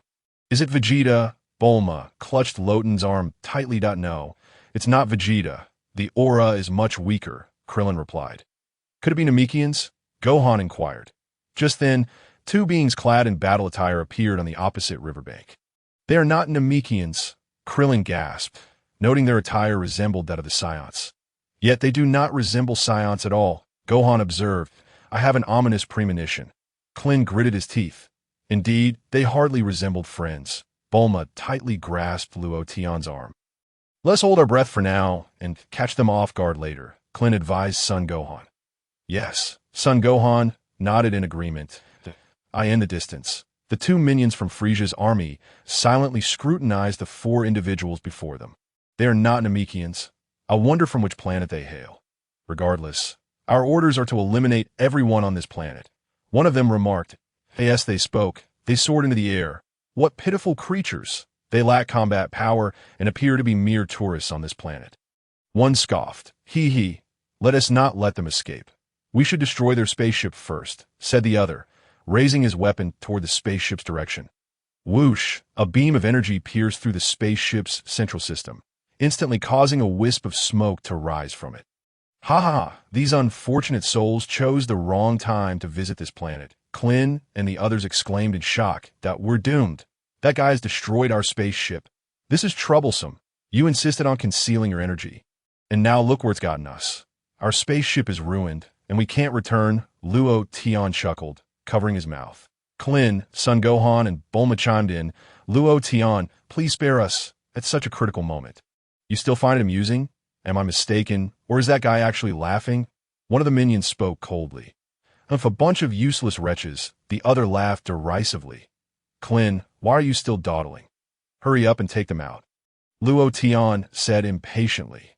Gohan, unleash your energy. Those two are not formidable, Krillin urged. Did you hear that? He claims we are nothing special. These guys are truly arrogant, one minion retorted. Slap. Krillin and son Gohan fired up their energies. Instantly appearing before the two foes, bang, bang, they launched their attacks, landing punches and kicks on their opponent's vital points. Boom! Both foes fell into the water, meeting their demise. Splendid, splendid. Klin gave Son Gohan a thumbs up. Hee, Son Gohan chuckled with delight. Not splendid at all, Bulma shouted angrily. Did you not see that the spaceship has been destroyed? Bulma rushed over to inspect the wreckage. Upon her examination, despair washed over her. It's hopeless. The spaceship is utterly destroyed and irreparable. We have no means to return to Earth, she cried. That if you wish to return, it can be arranged. I can fly you back, Luo Tian offered. Bulma, Miss Bulma, we should leave this place at once. There may be even more formidable foes approaching. Klin suggested. Indeed, I sense numerous energies that do not resemble those of the Namekians. They must belong to Vegeta's allies. Son Gohan nodded. We should find a place to hide. Let us remain optimistic. Perhaps the Namekians will aid us in repairing the spaceship. Klin reassured. Well, at this point, we have no other options, Bulma lamented. What a disastrous start. We have scarcely arrived on Namek before encountering such grave trouble. Several thousand meters away, Vegeta and Chio-E stood facing each other. Vegeta, what a twist of fate. I have awaited this day for a long time. At last, the moment for our decisive battle has arrived. Chio-E sneered, confidence radiating from his face. Humph, your combat power has significantly dwindled. It seems your journey to Earth has left you still recovering from your injuries. Fool, do you think you can challenge me? Vegeta chuckled lightly. Let me inform you that I have acquired many skills during my time on Earth. TSH, skills in fleeing, perhaps. Chio-E scoffed that I can control my combat power at will. Vegeta retorted with a smile. Why not check the reading on your scouter? As he spoke, Vegeta's energy began to surge forth. Beep beep. It seems our powers are not vastly different. Chio-E was taken aback. Fool. I fought tooth and nail on Earth. You sitting idly by with Frieza cannot hope to compare, Vegeta sneered, his power climbing further. And it continues to rise. Chio-E was left astonished. Boom. The scouter, unable to withstand the escalating energy, exploded. Chio-E, now terrified, turned pale. What is wrong, you wretched frog? Are you trembling in fear now? Vegeta smirked. Wait, Vegeta, I have a brilliant idea. Chio-E blurted. What if I join you in your endeavors? I have long harbored discontent towards Lord Frieza. Does this idea not hold merit? Together, we can surely defeat Zebon and Dodoria. Humph. A repugnant creature like you is unworthy of my alliance. Vegeta replied with a chuckle. I am not deceiving you. Trust me. Chio-E secretly gathered energy, suddenly exclaiming, Ah, Lord Frieza. Vegeta was taken aback, quickly glancing behind him. But there was no one there. You fool. Chio-E sneered coldly, unleashing a deadly barrage of energy towards Vegeta. Boom! The area where Vegeta stood was obliterated, reduced to rubble. Ha! You deserve this misfortune. Even if your power surpasses mine, you are still no match for me. Chio-E cackled wildly. Fool, you underestimate me. I expected more from you, yet you are nothing but mediocre. Vegeta chuckled as his voice echoed from behind Chio-E. When did you evade my attack? Chio-E's face turned ashen as he turned around. With increased power comes increased speed, Vegeta replied with a smile. You have thoroughly enraged me. Chio-E trembled, despair etched across his face. Without a moment's hesitation, he fled. Whoosh! In the blink of an eye, Vegeta caught up to Chio-E. Bang! Vegeta's fist connected with Chio-E's chest, sending him soaring. Immediately, Vegeta pointed at Chio-E's body. Boom! Chio-E disintegrated into dust, cascading down from the sky. Humph! Filthy creature, Vegeta scoffed, a faint smile gracing his lips. Clap! Vegeta descended to the surface of Namek, lost in contemplation. Frieza and his minions have already detected my movements via their scouters. I should have no trouble dealing with Zebon and Dodoria, but I'm still no match for Frieza. I have gathered enough information regarding their conversations through the scouter. It appears that the Dragon Balls will only activate once all 7 are gathered. If that is the case, I merely need to locate one Dragon Ball. Once they gather 6, I shall find a way to seize them that, if all goes well, I could obtain eternal life. With that, I could defeat Frieza. Once Frieza is eliminated, I shall reign as the supreme being of the universe. The entire cosmos will be under my command. Vegeta. Chapter 62. The God of Destruction and the Cosmic Emperor in Collusion. In a certain village, Frieza and his entourage had just acquired the fourth Dragon Ball. At that moment, Zabon's scouter had exploded due to Vegeta's overwhelming combat power. There must be a malfunction with the scouter. Vegeta's power has exceeded. Sabo spoke in a low voice. What? Dodoria's lips trembled. Clearly frightened. His combat power could not exceed a certain limit. How could that be possible? There's no need to be surprised. Vegeta has faced life-and-death battles on Earth. Frieza chuckled. After all these years, you have been allowing a max-level character to play in a novice village. That fellow must be quite frustrated, wouldn't you say? The trip to Earth should have posed a crisis for Vegeta, and it is only natural for his power to have increased. Sabo and Dodoria fell silent. With such combat power, the two of you could defeat him together. Frieza smirked. Vegeta's intentions are likely akin to mine. He seeks immortality or an indestructible body. Only by finding the Dragon Balls can he hope to overcome us. Vegeta has never held me in high regard. He took it upon himself to go to Earth without my command, clearly aiming to usurp my position. Sabo, Dodoria, indeed, those Saiyans are a wretched bunch. Let him prance around for a few days. Frieza chuckled lightly. By the way, Lord Frieza, there was a region earlier that registered 2 combat power readings, but they quickly vanished. Sabo pointed in the direction where Luo Tian and the others were to. Frieza turned to glance at Sabo. The newcomers are not friendly. Their combat power surged in an instant. And after defeating those 2 scouts, their readings disappeared immediately. Sabo continued. That is curious. The direction is entirely different from Vegeta's. Frieza chuckled indifferently. Yes, their combat power is approximately around 1500. Sabo replied. 1500? That poses no threat to me. However, their arrogance is excessive. We must eliminate them next time we find them. Frieza snorted. Indeed, Vegeta's true combat power is higher than I anticipated. This fellow, he is stronger than I imagined. Dodoria's expression shifted again. Recalling how easily he had dispatched Shio, nothing remarkable. Let us continue our search for the 5th Dragon Ball. Frieza smiled. There are 10 Namekians registering in that direction. A subordinate reported immediately. Understood. It would be splendid if they possessed the 5th Dragon Ball. Frieza wore a smile, cautioning, we must not let our guard down. Besides Vegeta, others are also vying for the Dragon Balls. Yes, let us depart. Frieza beckoned. Swish, swish, swish. Frieza and his subordinates soared into the sky. Frieza led the way, with his subordinates following closely behind, rapidly heading towards the location of the village on Namek, in the vicinity of Luo Tian and the others. Luo Tian, Miss Bulma. We must hurry. Staying here will draw attention. Krillin suggested that aren't you able to fly? Take me and Luo Tian with you. Bulma implored that we would like to, but we must conceal our energy. Flying requires a significant amount of energy, and the enemy could easily detect our location with their scanners. Gohan explained, you are mistaken. Flying does not require energy. As long as you feel one with nature, you can soar. Luo Tian smiled. Krillin and Gohan fell silent. It's easy to say. Why don't you demonstrate it for us?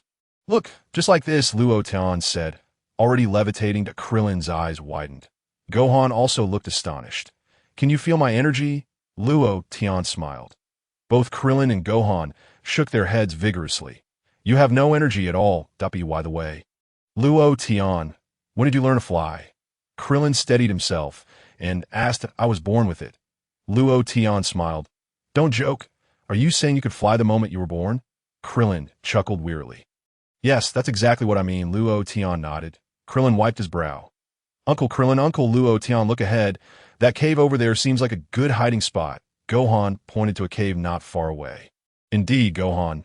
It will be difficult to spot us there, Krillin agreed, turning to Bulma.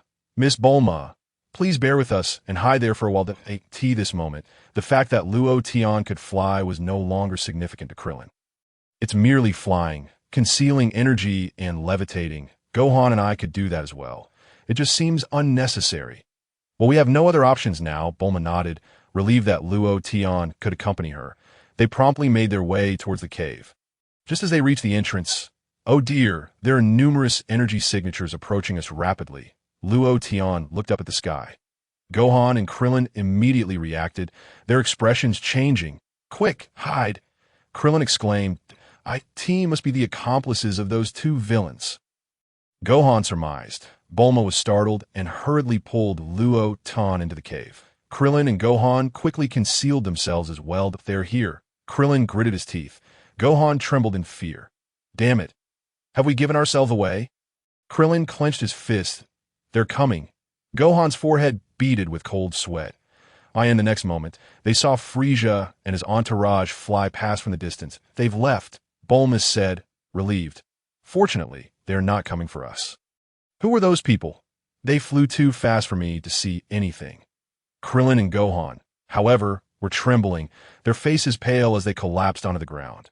What is wrong with you? Bulma was taken aback. They were frightened by that person. Luo Tian chuckled. Who? Bulma inquired. The Cosmic Emperor Frieza, Luo Tian replied. Cosmic Emperor? Are you joking? Bulma was stunned. Luo Tian. What are you saying? What Cosmic Emperor? Krillin asked, bewildered. The tyrant of the entire 7th universe. His name is Frieza. It was he who destroyed Planet Vegeta. Krillin was momentarily at a loss. That doesn't align with what I know. That wasn't Planet Vegeta destroyed by a massive meteor. Krillin scratched his head. No, wait. You mentioned earlier that Planet Vegeta was within the range of destruction. Was it the god of destruction who did it? It was the god of destruction who ordered Frieza to annihilate Planet Vegeta. Do you understand now? Luo Tian smiled slightly.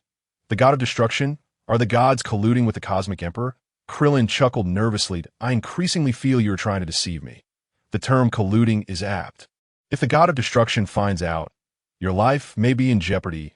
Luo Tian smiled. By the way, Luo Tian, what do you mean by the 7th universe? Bulma asked from the side. You don't know? The universe we inhabit is called the 7th universe. There are many universes, a total of 12, Luo Tian explained. Ahem, let us change the subject, Krillin interjected skeptically. In truth, Krillin's skepticism was quite normal. After all, Krillin and his companions had just begun to explore the universe. The concept of a god of destruction was far too distant for them. Miss Bulma, please quickly use the Dragon Ball radar to confirm. Krillin urged. Confirm? What? Bulma asked, slightly taken aback. There were 4 Dragon Balls together earlier. Let us see if they are in their possession. Klin inquired. Bulma promptly retrieved the Dragon Radar and pressed the button atop it.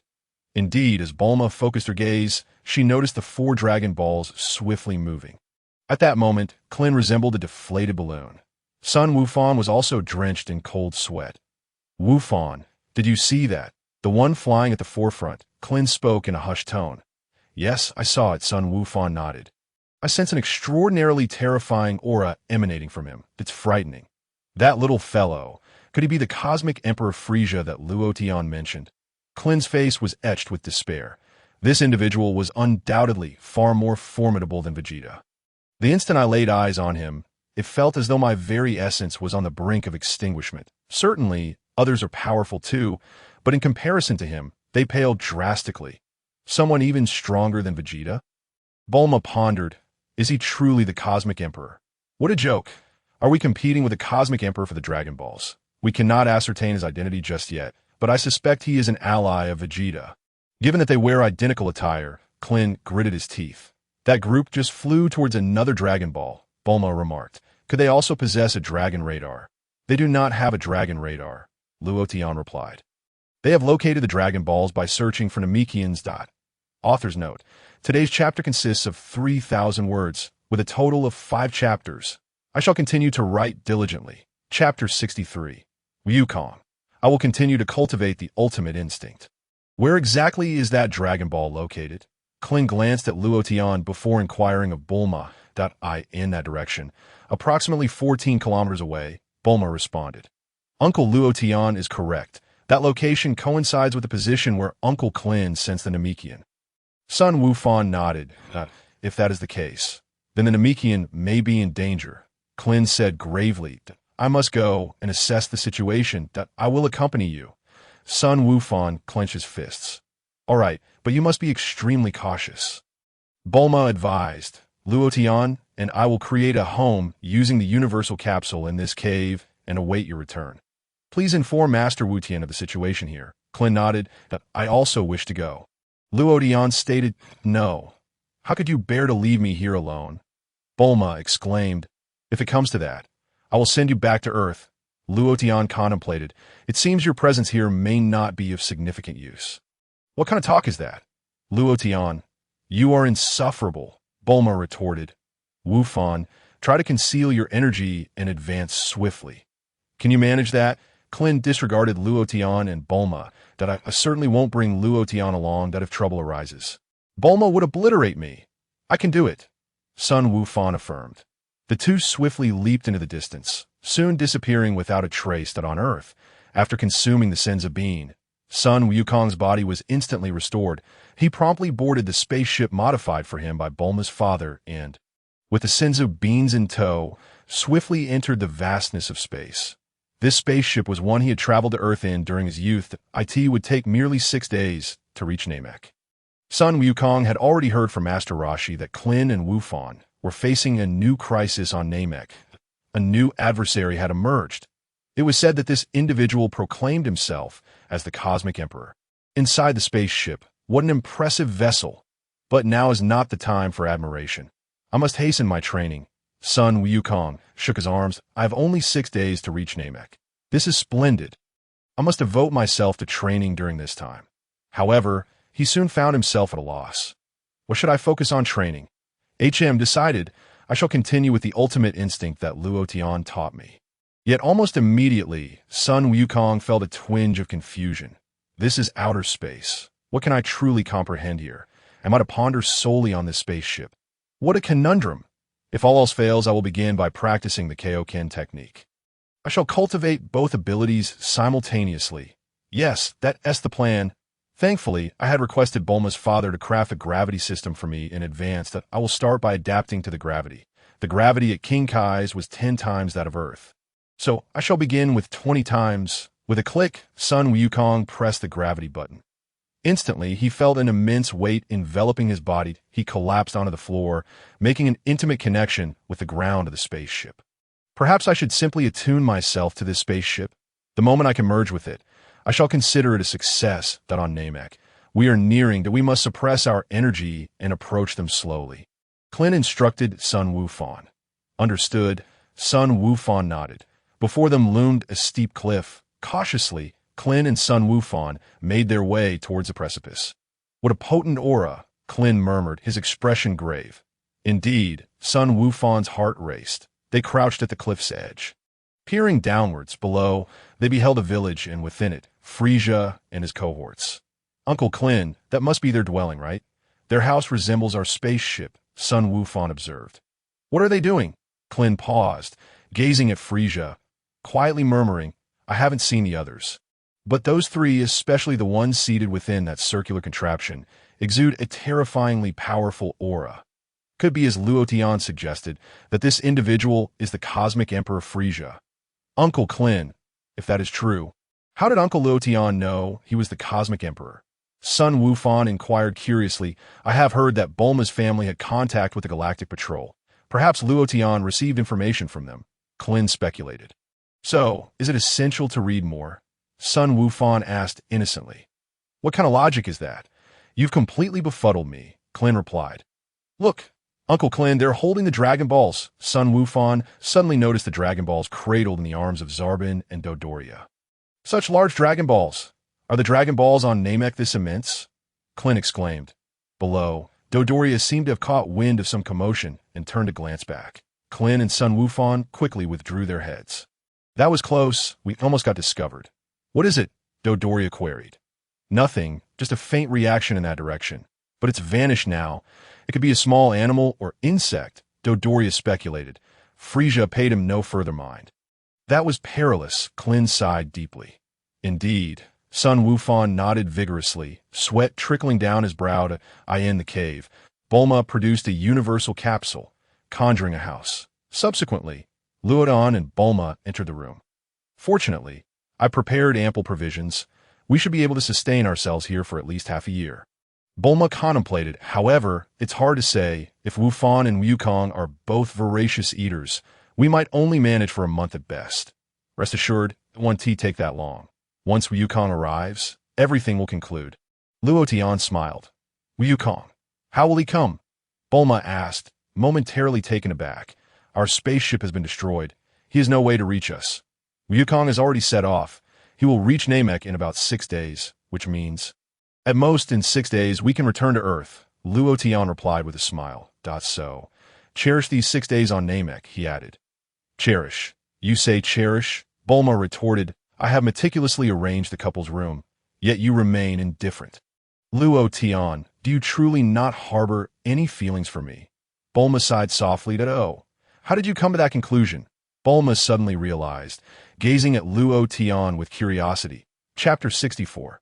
Are you familiar with the organization known as Zeta? There is nothing I am unaware of, Luo Tian replied with a smile. Then you must know that Bulma's complexion flushed with a rosy hue. By the way, Bulma, would you like to check on the situation over at Krillin's side? Luo Tian deftly changed the subject, conjuring a staff in his hand. Bulma remarked, this object has appeared again. Could it possibly be used on Namek as well? She inquired.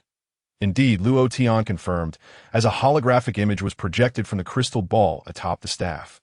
The content displayed was the scene from Krillin and Gohan's perspective. Bulma was taken aback that I always assumed this device transmitted images via satellite, but it seems that's not the case. She wiped her brow. Luo Tian chuckled lightly. Suddenly, Bulma felt a twinge of unease. The more she learned about Luo Tian, the more she sensed an air of the extraordinary about him. It was utterly bewildering. After spending so many years in close proximity to you, I now feel that my understanding of you is merely the tip of the iceberg.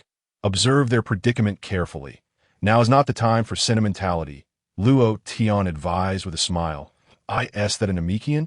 They resemble Piccolo quite closely, Bulma exclaimed, pointing at several Namekians appearing in the image. Indeed, Luo Tian nodded. Hurry. If you wish to survive, come out immediately, someone shouted. And in the next moment, several Namekians were seized by Frisia's forces. What do they intend to do with those Namekians? Bulma felt a sense of foreboding. Luo Tian offered no response. Uncle Krillin, are they all Saiyans? Gohan suddenly asked within the image. No, although they were the same battle armor. They are likely not of the same race, Krillin replied. It seems that only Vegeta remains of the Saiyans, apart from you and Goku. Gohan remained silent. By the way, Goku's brother once mentioned exterminating all the inhabitants of habitable planets and selling them to extraterrestrials. Perhaps they are those extraterrestrials, Krillin speculated. It seems Vegeta is not here. He is likely searching for the Dragon Balls. Have the Saiyans truly become limited to just Vegeta and Goku? Bulma inquired. Gohan could be considered a Saiyan, but he is more akin to a Terran. No, there are a few surviving Saiyans, but they may be unaware of it, Luo Tian replied. More? Bulma was taken aback, looking at Luo Tian. Yes, at least 4 or 5 more. Luo Tian smiled. Where are they? Bulma asked. Does their location truly matter? You cannot defeat them anyway, Luo Tian replied with a grin. Bulma retorted, Luo Tian, you have a knack for extinguishing the conversation. Is that person truly the Emperor of the Universe? Bulma pointed at Frisia, who was seated in the spacecraft. Indeed, Luo Tian nodded. Then I fail to understand. According to Goku's brother, he intends to annihilate the inhabitants of habitable planets and sell them to extraterrestrials. Bulma pondered aloud. He is the Emperor of the Universe. Who else could he possibly sell this to? An organization named Zeta specializes in gathering resources from across the universe. Frisia is merely in a cooperative relationship with them, Luo Tian explained. Zeta? Who are they? Bulma wiped her brow. Are we introducing yet another enemy? Do not worry. By the time Zeta appears, it will likely be over 20 years from now, Luo Tian chuckled. Bulma asked, Luo Tian, are your words truthful or false? I suddenly feel as though you are deceiving me. Yet I find every word you say to be quite reasonable.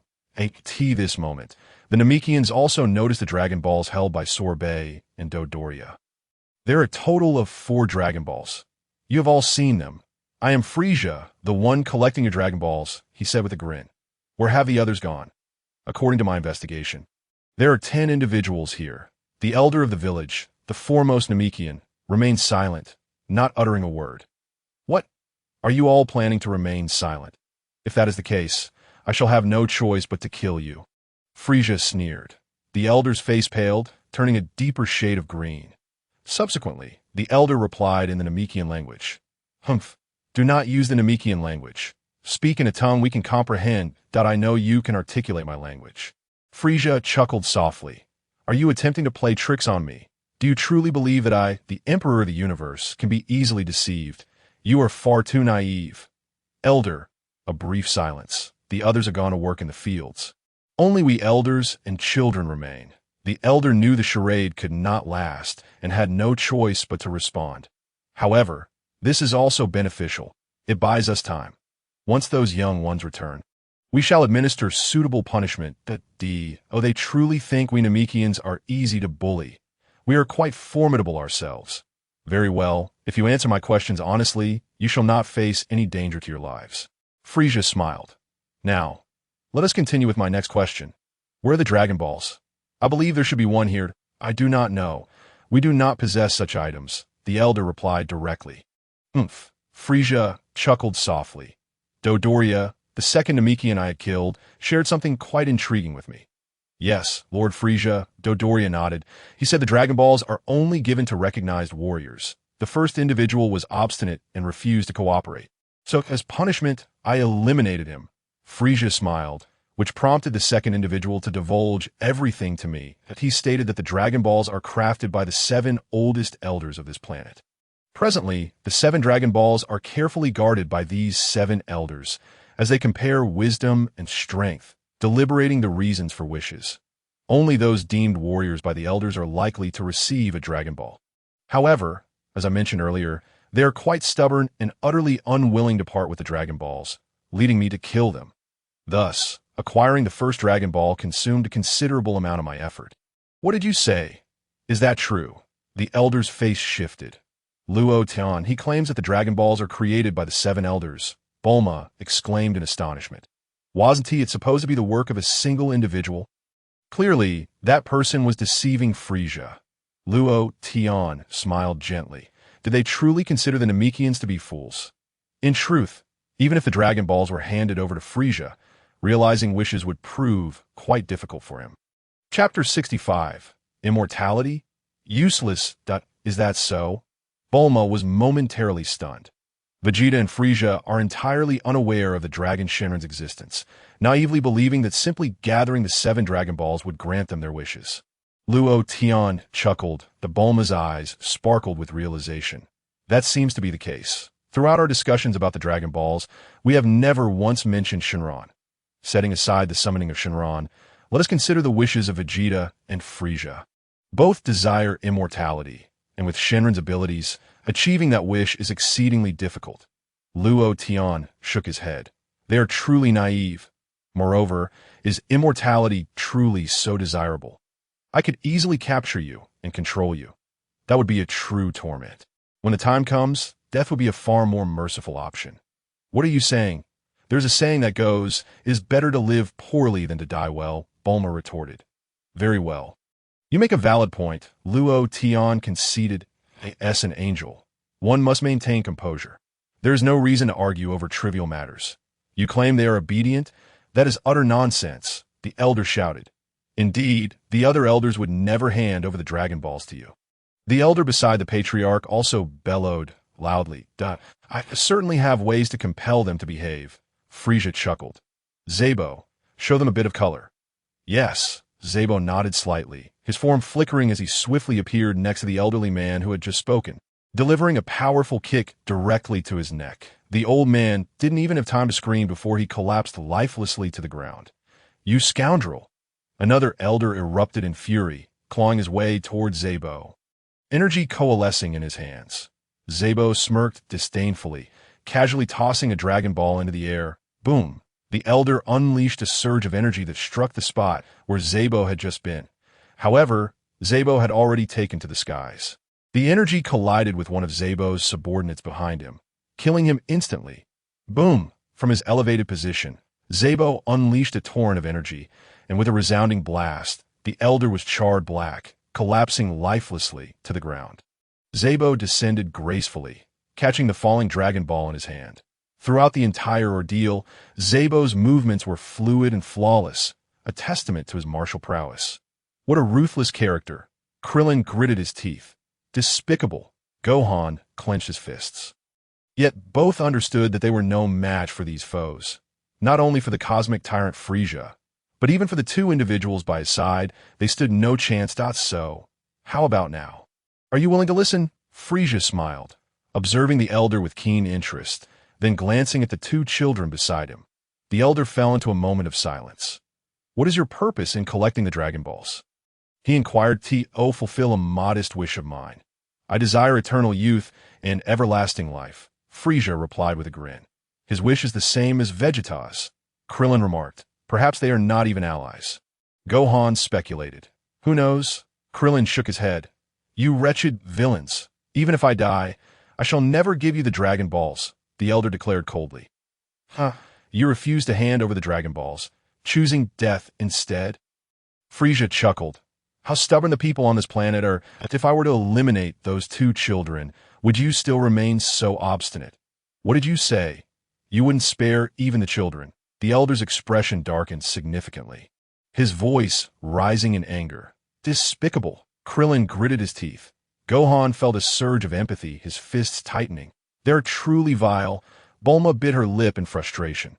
Luo Tian remained silent, not out of indifference, but because he perceived many matters as part of the cosmic cycle. You could save them all. And then what? Go on to eliminate Frieza. Such actions would lead to no progress for the seventh universe. If it were to continue as such, it would bring no benefit to the entire cosmos. Thus, Luo Tian needed to cultivate Goku, empowering him to drive the advancement of the universe. Of course, he also needed to find time to chastise Beerus, that slothful fellow. It was all Beerus's fault that the seventh universe languished near the bottom among the 12 universes. Before reprimanding Beerus, however, he needed to surpass him in strength. It would be quite embarrassing to be outmatched by Beerus. Luo Tian, someone is approaching. Bulma suddenly pointed at the horizon in the holographic projection, her face alight with excitement. Beep beep. Dodoria immediately detected several power levels through his scouter. Such formidable power. Lord Frieza. Who are they? Dodoria asked, momentarily taken aback, upon seeing the three young Namekians appear in the sky. A look of joy spread across the elder's face. They have arrived. The elder seemed to have spotted a savior. It's the Namekians. They are here to rescue us, Bulma exclaimed with enthusiasm. Luo Tian remained silent. I won't dishearten you just yet. If you knew how feeble those three Namekians truly were, you would not be so exhilarated. The three youthful Namekians wore expressions of rage, especially upon seeing the two elders sprawled on the ground, their foreheads bulging with veins, seething with fury. I had a foreboding feeling, and it proved true. I heard that someone was attacking the village and stealing the Dragon Balls, and now it has come pass. I will never forgive you for disrupting the peace of Namek. Each of the three spoke in unison, glaring at Frieza and his cohorts. What a nuisance, just as the Dragon Balls were within reach. You come here to seek death. Why not simply toil away in the fields? Frieza sighed. Be cautious in your battles. They're quite powerful. The elder warned the three young Namekians. Good luck, cheered the nearby child.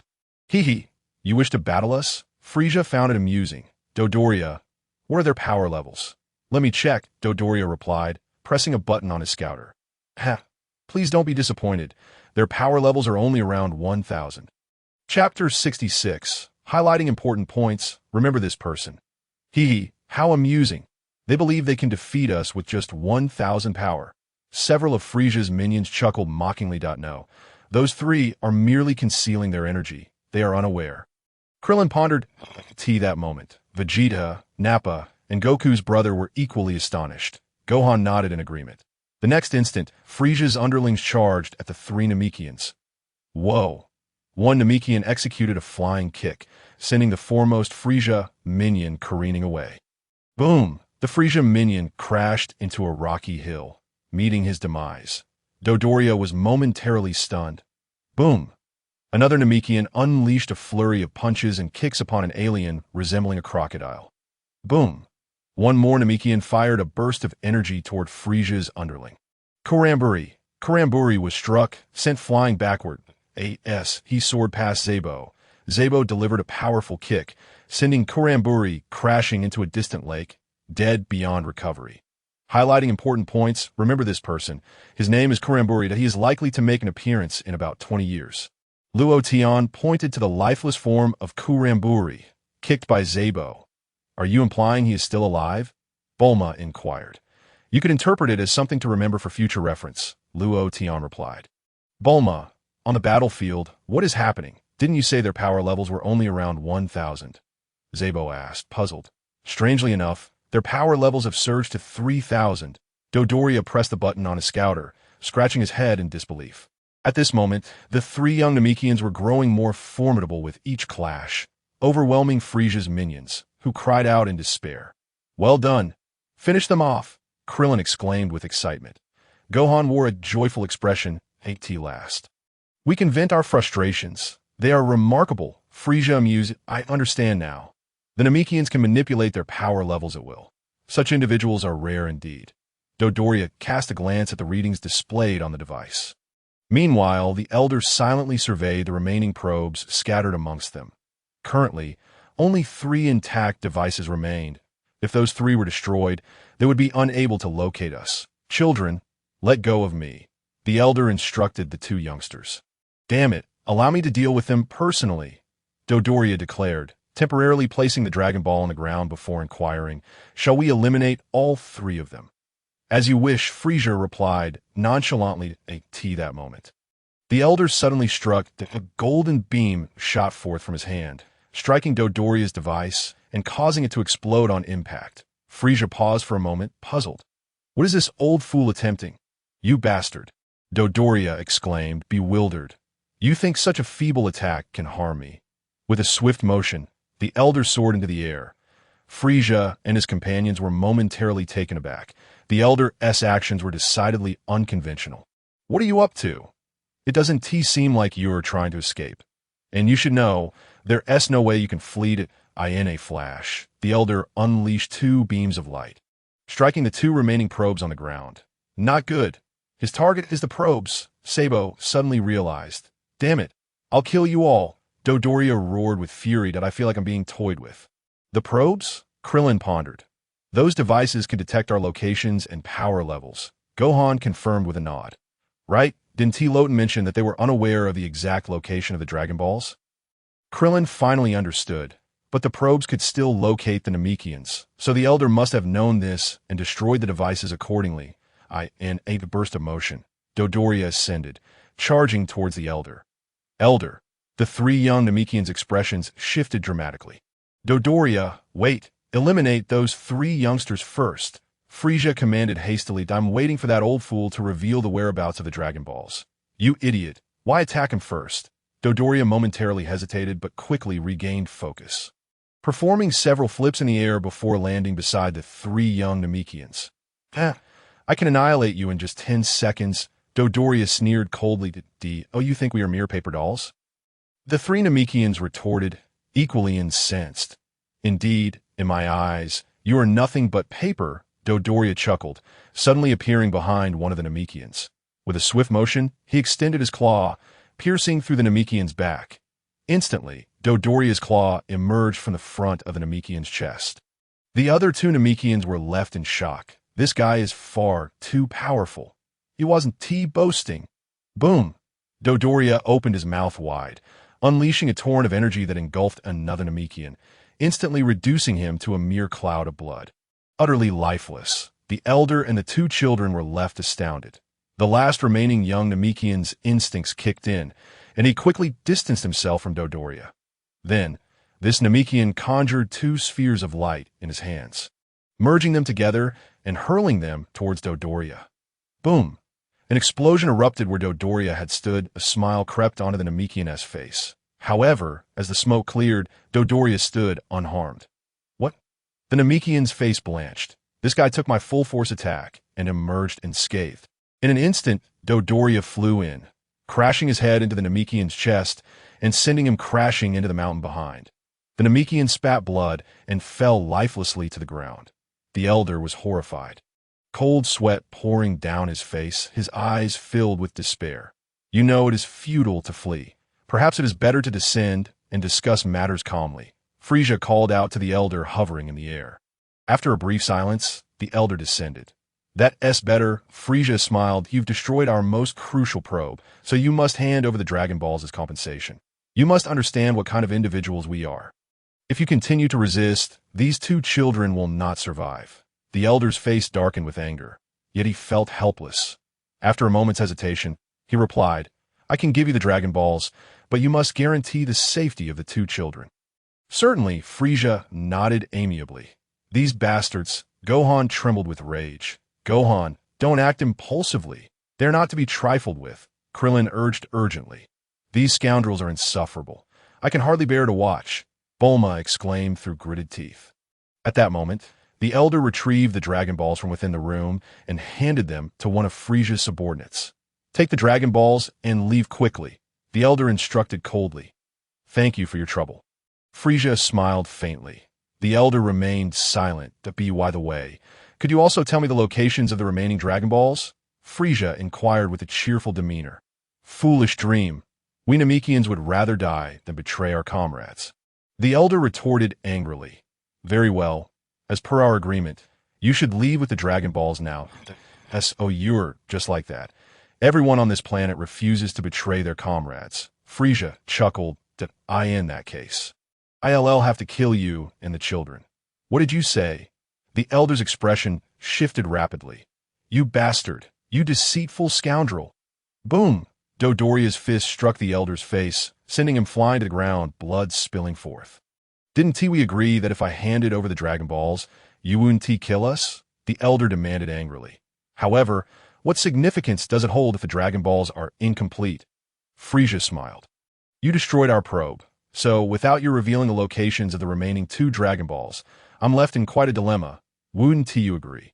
You see, I am quite reasonable that I've said, even in death. I will not betray my comrades. The elder gritted his teeth defiantly. The two children clung tightly to one another in fear. Very well.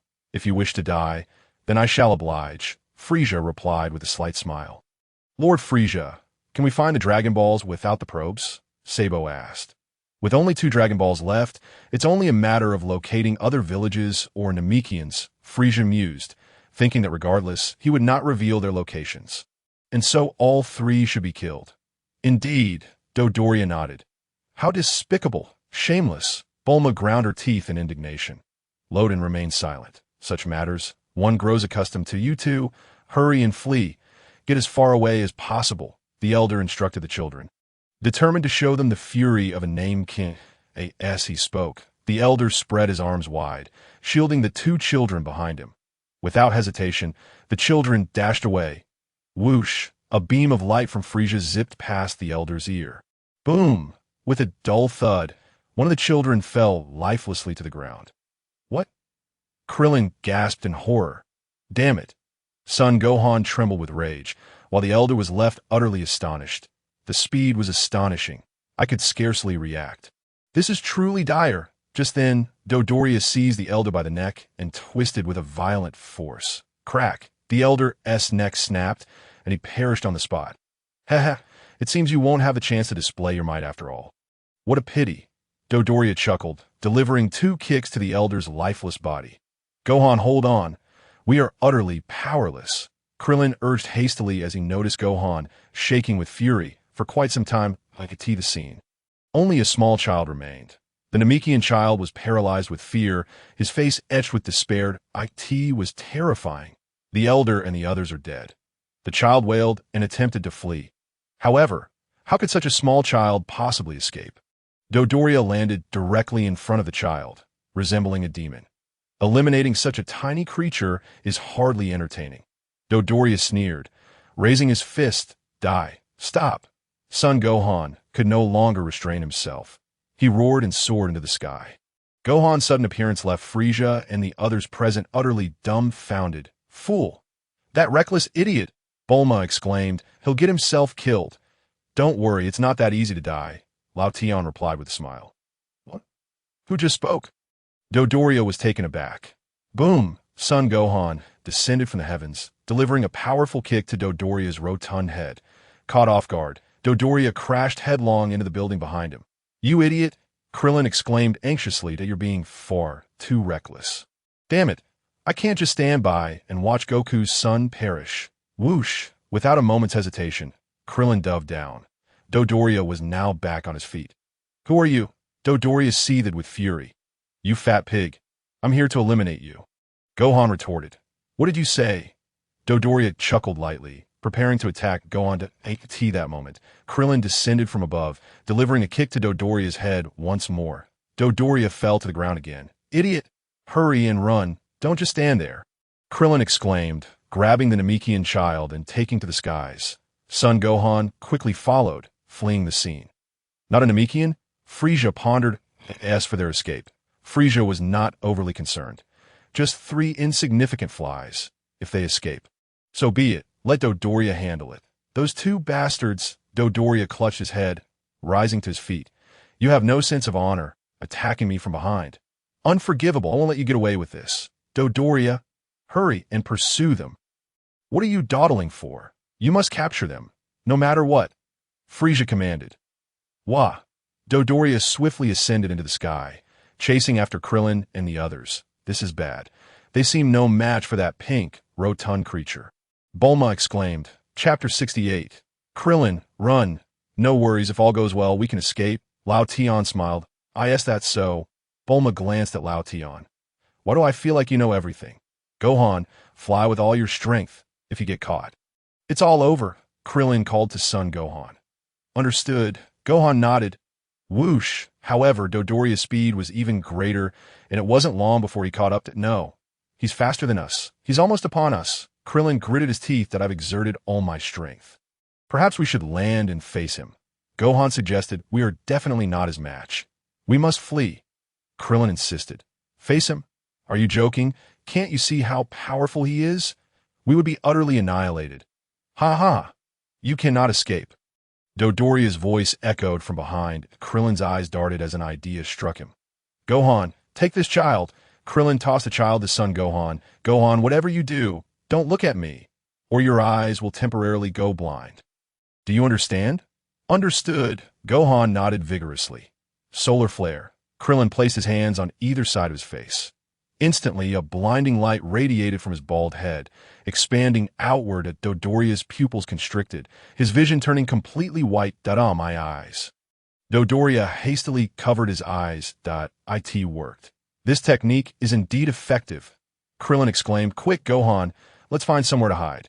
The 3 swiftly descended to the ground, seeking a concealed spot. Well done. Krillin is quite clever, Bulma sighed in relief. We should be safe for the time being. Oh dear. If only I had followed up the solar flare with a Kienzin, that guy would have been finished. Luo Tian smiled. Kienzin, is that the disc-like energy attack Krillin used? Bulma asked, momentarily puzzled. Indeed, Luo Tian nodded. That seems to be the case. Bulma agreed, then marveled that solar flare was incredibly dazzling. It's fortunate our projection wasn't affected.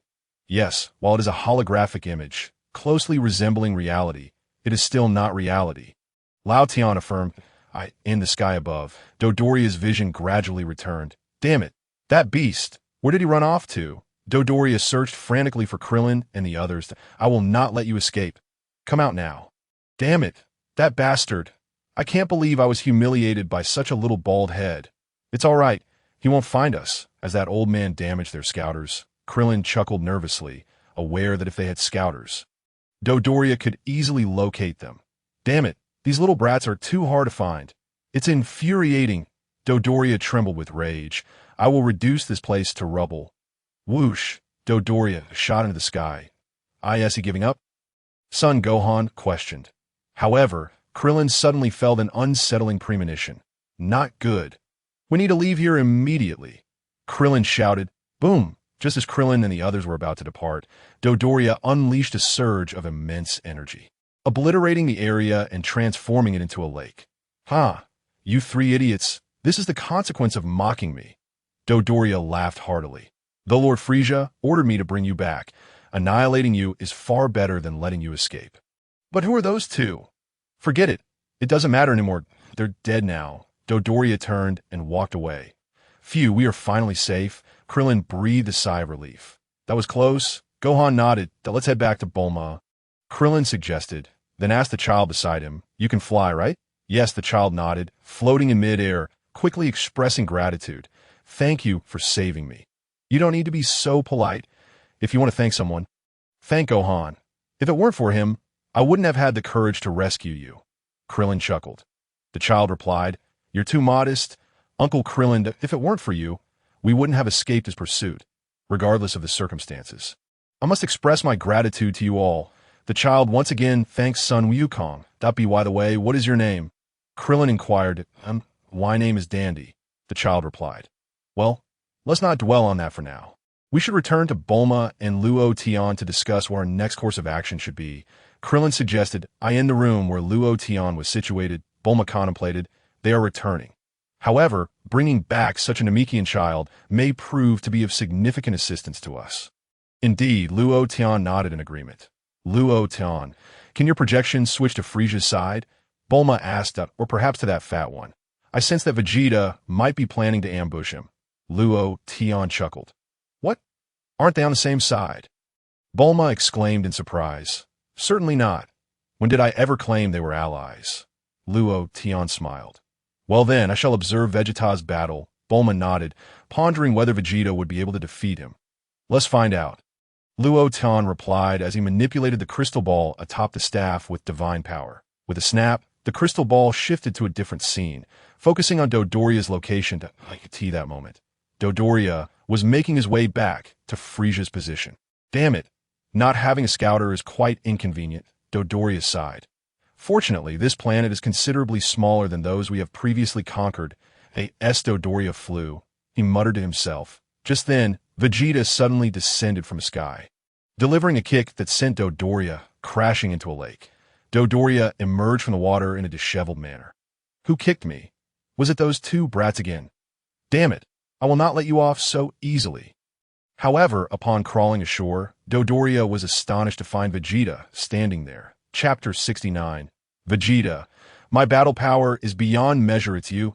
Vegeta, you scoundrel, taking advantage of my unpreparedness, Dodoria shouted. Dodoria, it has been quite some time since we last met. Vegeta grinned, finally seizing the opportunity to confront him alone. Humph, what do you intend to do? Dodoria retorted coldly that I intend to obliterate you. Vegeta replied with a smirk. Saiyans truly are arrogant, Dodoria chuckled. Hand over your scouter, and perhaps I shall forgive your earlier rudeness. That it. I was wondering why I suddenly stopped receiving your signals. I thought it peculiar. Vegeta smiled. Your scouter has been destroyed. No wonder you were oblivious to my approach. What? You were eavesdropping on us. Dodoria's voice turned. I see why it will take you several days to return to Planet Frisia to retrieve your scouter. Won't it? Vegeta said as he removed the scouter from his face. He hadn't originally planned to take it, but realizing its utility, he brought it along. Thank goodness I did. Otherwise, I would have been unaware of Frisia's movements. You desire this. Vegeta tossed the scouter to the ground. You are surprisingly agreeable. Vegeta, if you surrender your scouter, I might speak favorably of you before Frisia. Perhaps you one team meet your demise so swiftly, fool. Vegeta scoffed, stomping on the scouter. With a crunch, it shattered instantly. What? Dodoria was left speechless. What does Vegeta intend to achieve by destroying the scouter? Bulma asked, equally perplexed. He has learned to sense ki. Luo Tian responded. What? So he can sense Krillin and Gohan's ki? Bulma asked in astonishment. Indeed, Luo Tian nodded. This is problematic. We need to find a way to notify them both as soon as possible. Bulma's face paled. Hey Vegeta, are you insane? Even if you don't give it to me, you need not destroy the scouter. Dodoria shouted furiously that I no longer require such a device. Vegeta replied with a gentle smile. What? Were you also planning to search for the Dragon Balls? Without a scouter, how will you locate Lord Frisia and those Namekians? Dodoria queried. Fool, when I arrived on Earth, I observed that the inhabitants could sense their opponent's strength and position without a scouter, Vegeta said with a grin. The Saiyans residing on Earth possess this ability, and thus, I am capable of it as well. Dodoria fell silent. This fellow, if that is the case, we are in serious trouble. It's quite simple to learn once you grasp the concept, Vegeta chuckled. You and Frieza are mistaken to focus solely on energy. That is far from sufficient that I used to think the same. You have indeed hit the nail on the head, Luo Tian, Bulma remarked, astonished as she gazed at him. Have I not often been correct? Luo Tian smiled. Bulma pondered for a moment. It seems you have been quite accurate indeed. You are like a prophet now. She laughed. I see now. The little fellow I was chasing earlier must be a human from Earth. Dodoria suddenly realized, astounded that Vegeta had allied with a human, not a human. Vegeta was taken aback for a moment. How could a human possibly come here? Spare me your fantasies. If humans existed, I would have annihilated them long ago. I care not for your nonsense. Leave at once if you wish to live. Dodoria barked. I have decided to spare you, so you should be grateful. Humph. What are you afraid of, Dodoria? Vegeta laughed lightly. Why do you hesitate to attack me? I understand. You must have learned of my formidable power through my battle with Chio-E, which has instilled fear in you. You have certainly realized my battle power now, haven't you? That reading is inaccurate. The scouter must be malfunctioning. Do not underestimate me. Dodoria seethed with fury, his hands surging with a massive energy that he hurled recklessly toward Vegeta. Fool, I am behind you. Vegeta's voice rang out from behind Dodoria. Dodoria's expression changed as he hastily swung his fist toward Vegeta, who effortlessly blocked the attack and delivered a kick that sent Dodoria crashing to the ground. Dodoria rose, wiping the blood from the corner of his mouth, his face reflecting sheer terror. Humph. Dodoria, it seems your strength is rather meager. I expected far more from you. Vegeta sneered dismissively. Damn it. Dodoria gritted his teeth. By the way, what was the reading of my battle power that you saw on your scouter? Vegeta asked with keen interest. Huh? What do you mean by that? Dodoria was confused by Vegeta's inquiry. Fool, that was merely a fraction of my true power, Vegeta chuckled. Now my battle power has reached at least 50. What? Dodoria's pupils dilated in disbelief. We Saiyans grow stronger with each battle. The mightier the opponent, the more powerful we become. Vegeta smiled slightly. I nearly perished on Earth. My strength has indeed increased significantly. Now you understand what it means to be a warrior race. Don't you? You all think I am unaware. The planets you have provided me with are easily conquerable. You've stunted my growth in power for over 20 years, Dodoria thought, realizing Vegeta was no fool. I approached Earth with a merely experimental mindset. Vegeta chuckled, pleasantly surprised that he had not been let down.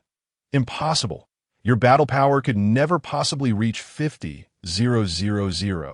That level of power is equivalent to that of the Ginyu Force. Dodoria exclaimed loudly. Think what you will, but even if it's not 50,000, any battle power will be more than sufficient to obliterate you, Vegeta replied with a light laugh, directing his hand towards Dodoria's body. Enough of this pointless chatter. May you be reborn as a good person in your next life. Chapter 70. Can Frieza become a good person? Wait, Vegeta. If you spare me, I will reveal a secret. Dodoria hastily interjected. Oh, Vegeta smirked. The secret of your Saiyan planet, Planet Vegeta. Dodoria continued. Oh, are you about to tell me that our planet Vegeta was not destroyed by a meteorite? Vegeta inquired with a smile. But rather by that scoundrel Frieza himself. It was because he feared the emergence of a Super Saiyan among us Saiyans. Am I right? Dodoria stammered. How do you know this? He felt a wave of dread wash over him. This is something that is not difficult to ascertain, Vegeta replied with a light chuckle. Given our technological prowess, while it may be rather average across the universe, it is nonetheless quite advanced that you honestly believe a mere meteorite could obliterate Planet Vegeta? Surely my father would have known of its impending arrival. Dodoria thought to himself, when did this guy become so intelligent? Just thinking about how I was exploited by you all since childhood makes my blood boil. Thus, you should just die. With a cold snort, Vegeta unleashed a surge of energy, obliterating Dodoria into mere ashes. What a terrifying individual, Bulma gasped. He kills without a moment's hesitation. You think he will truly become a good person in the future? Luo Tian inquired with a grin. Believe it? I believe you are dreaming, Bulma retorted. Can such a vicious fiend truly transform into a good person? And what of that cosmic tyrant?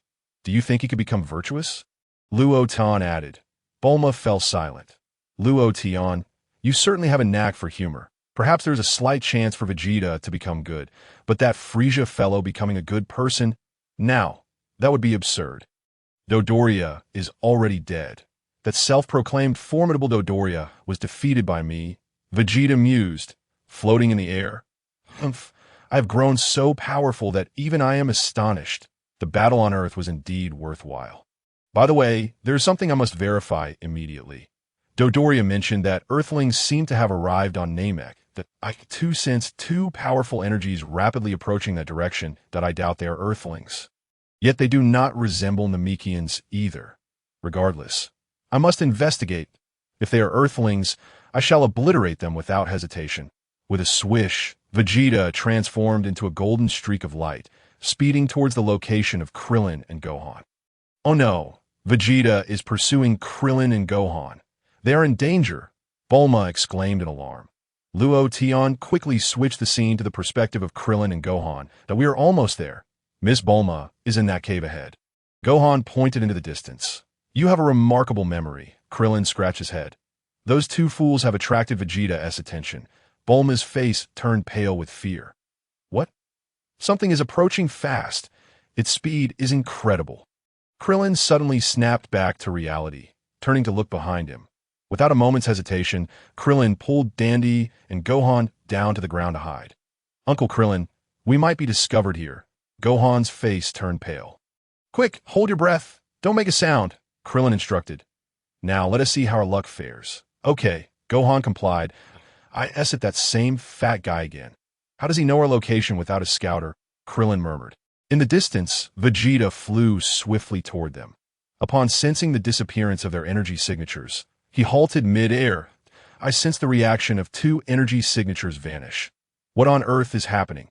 Vegeta was momentarily taken aback.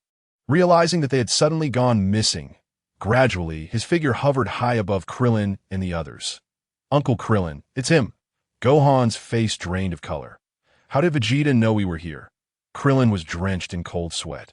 Noting that Vegeta was not wearing a scouter, he is still searching, Gohan trembled in fear. The three of them curled up at the base of the mountain, shivering. High above, Vegeta scrutinized the area. I at my perception that is flawed. He muttered, It seems my sensing abilities are not yet refined enough. How vexing. I should not have destroyed that scouter. Oh no. This guy has developed the ability to sense energy. We're doomed, Krillin lamented. What? Gohan's expression shifted in alarm. Even if we completely suppress our energy, Dandy, Krillin shot a glance at Dandy, wishing he could strangle him. Dandy replied, What do you mean? What can I do? No, I should step out. I sense a faint energy signature. This time, it must be right. Vegeta continued speaking to himself. I'll head down to investigate. With that, Vegeta flew toward the direction of Krillin and the others. Oh no.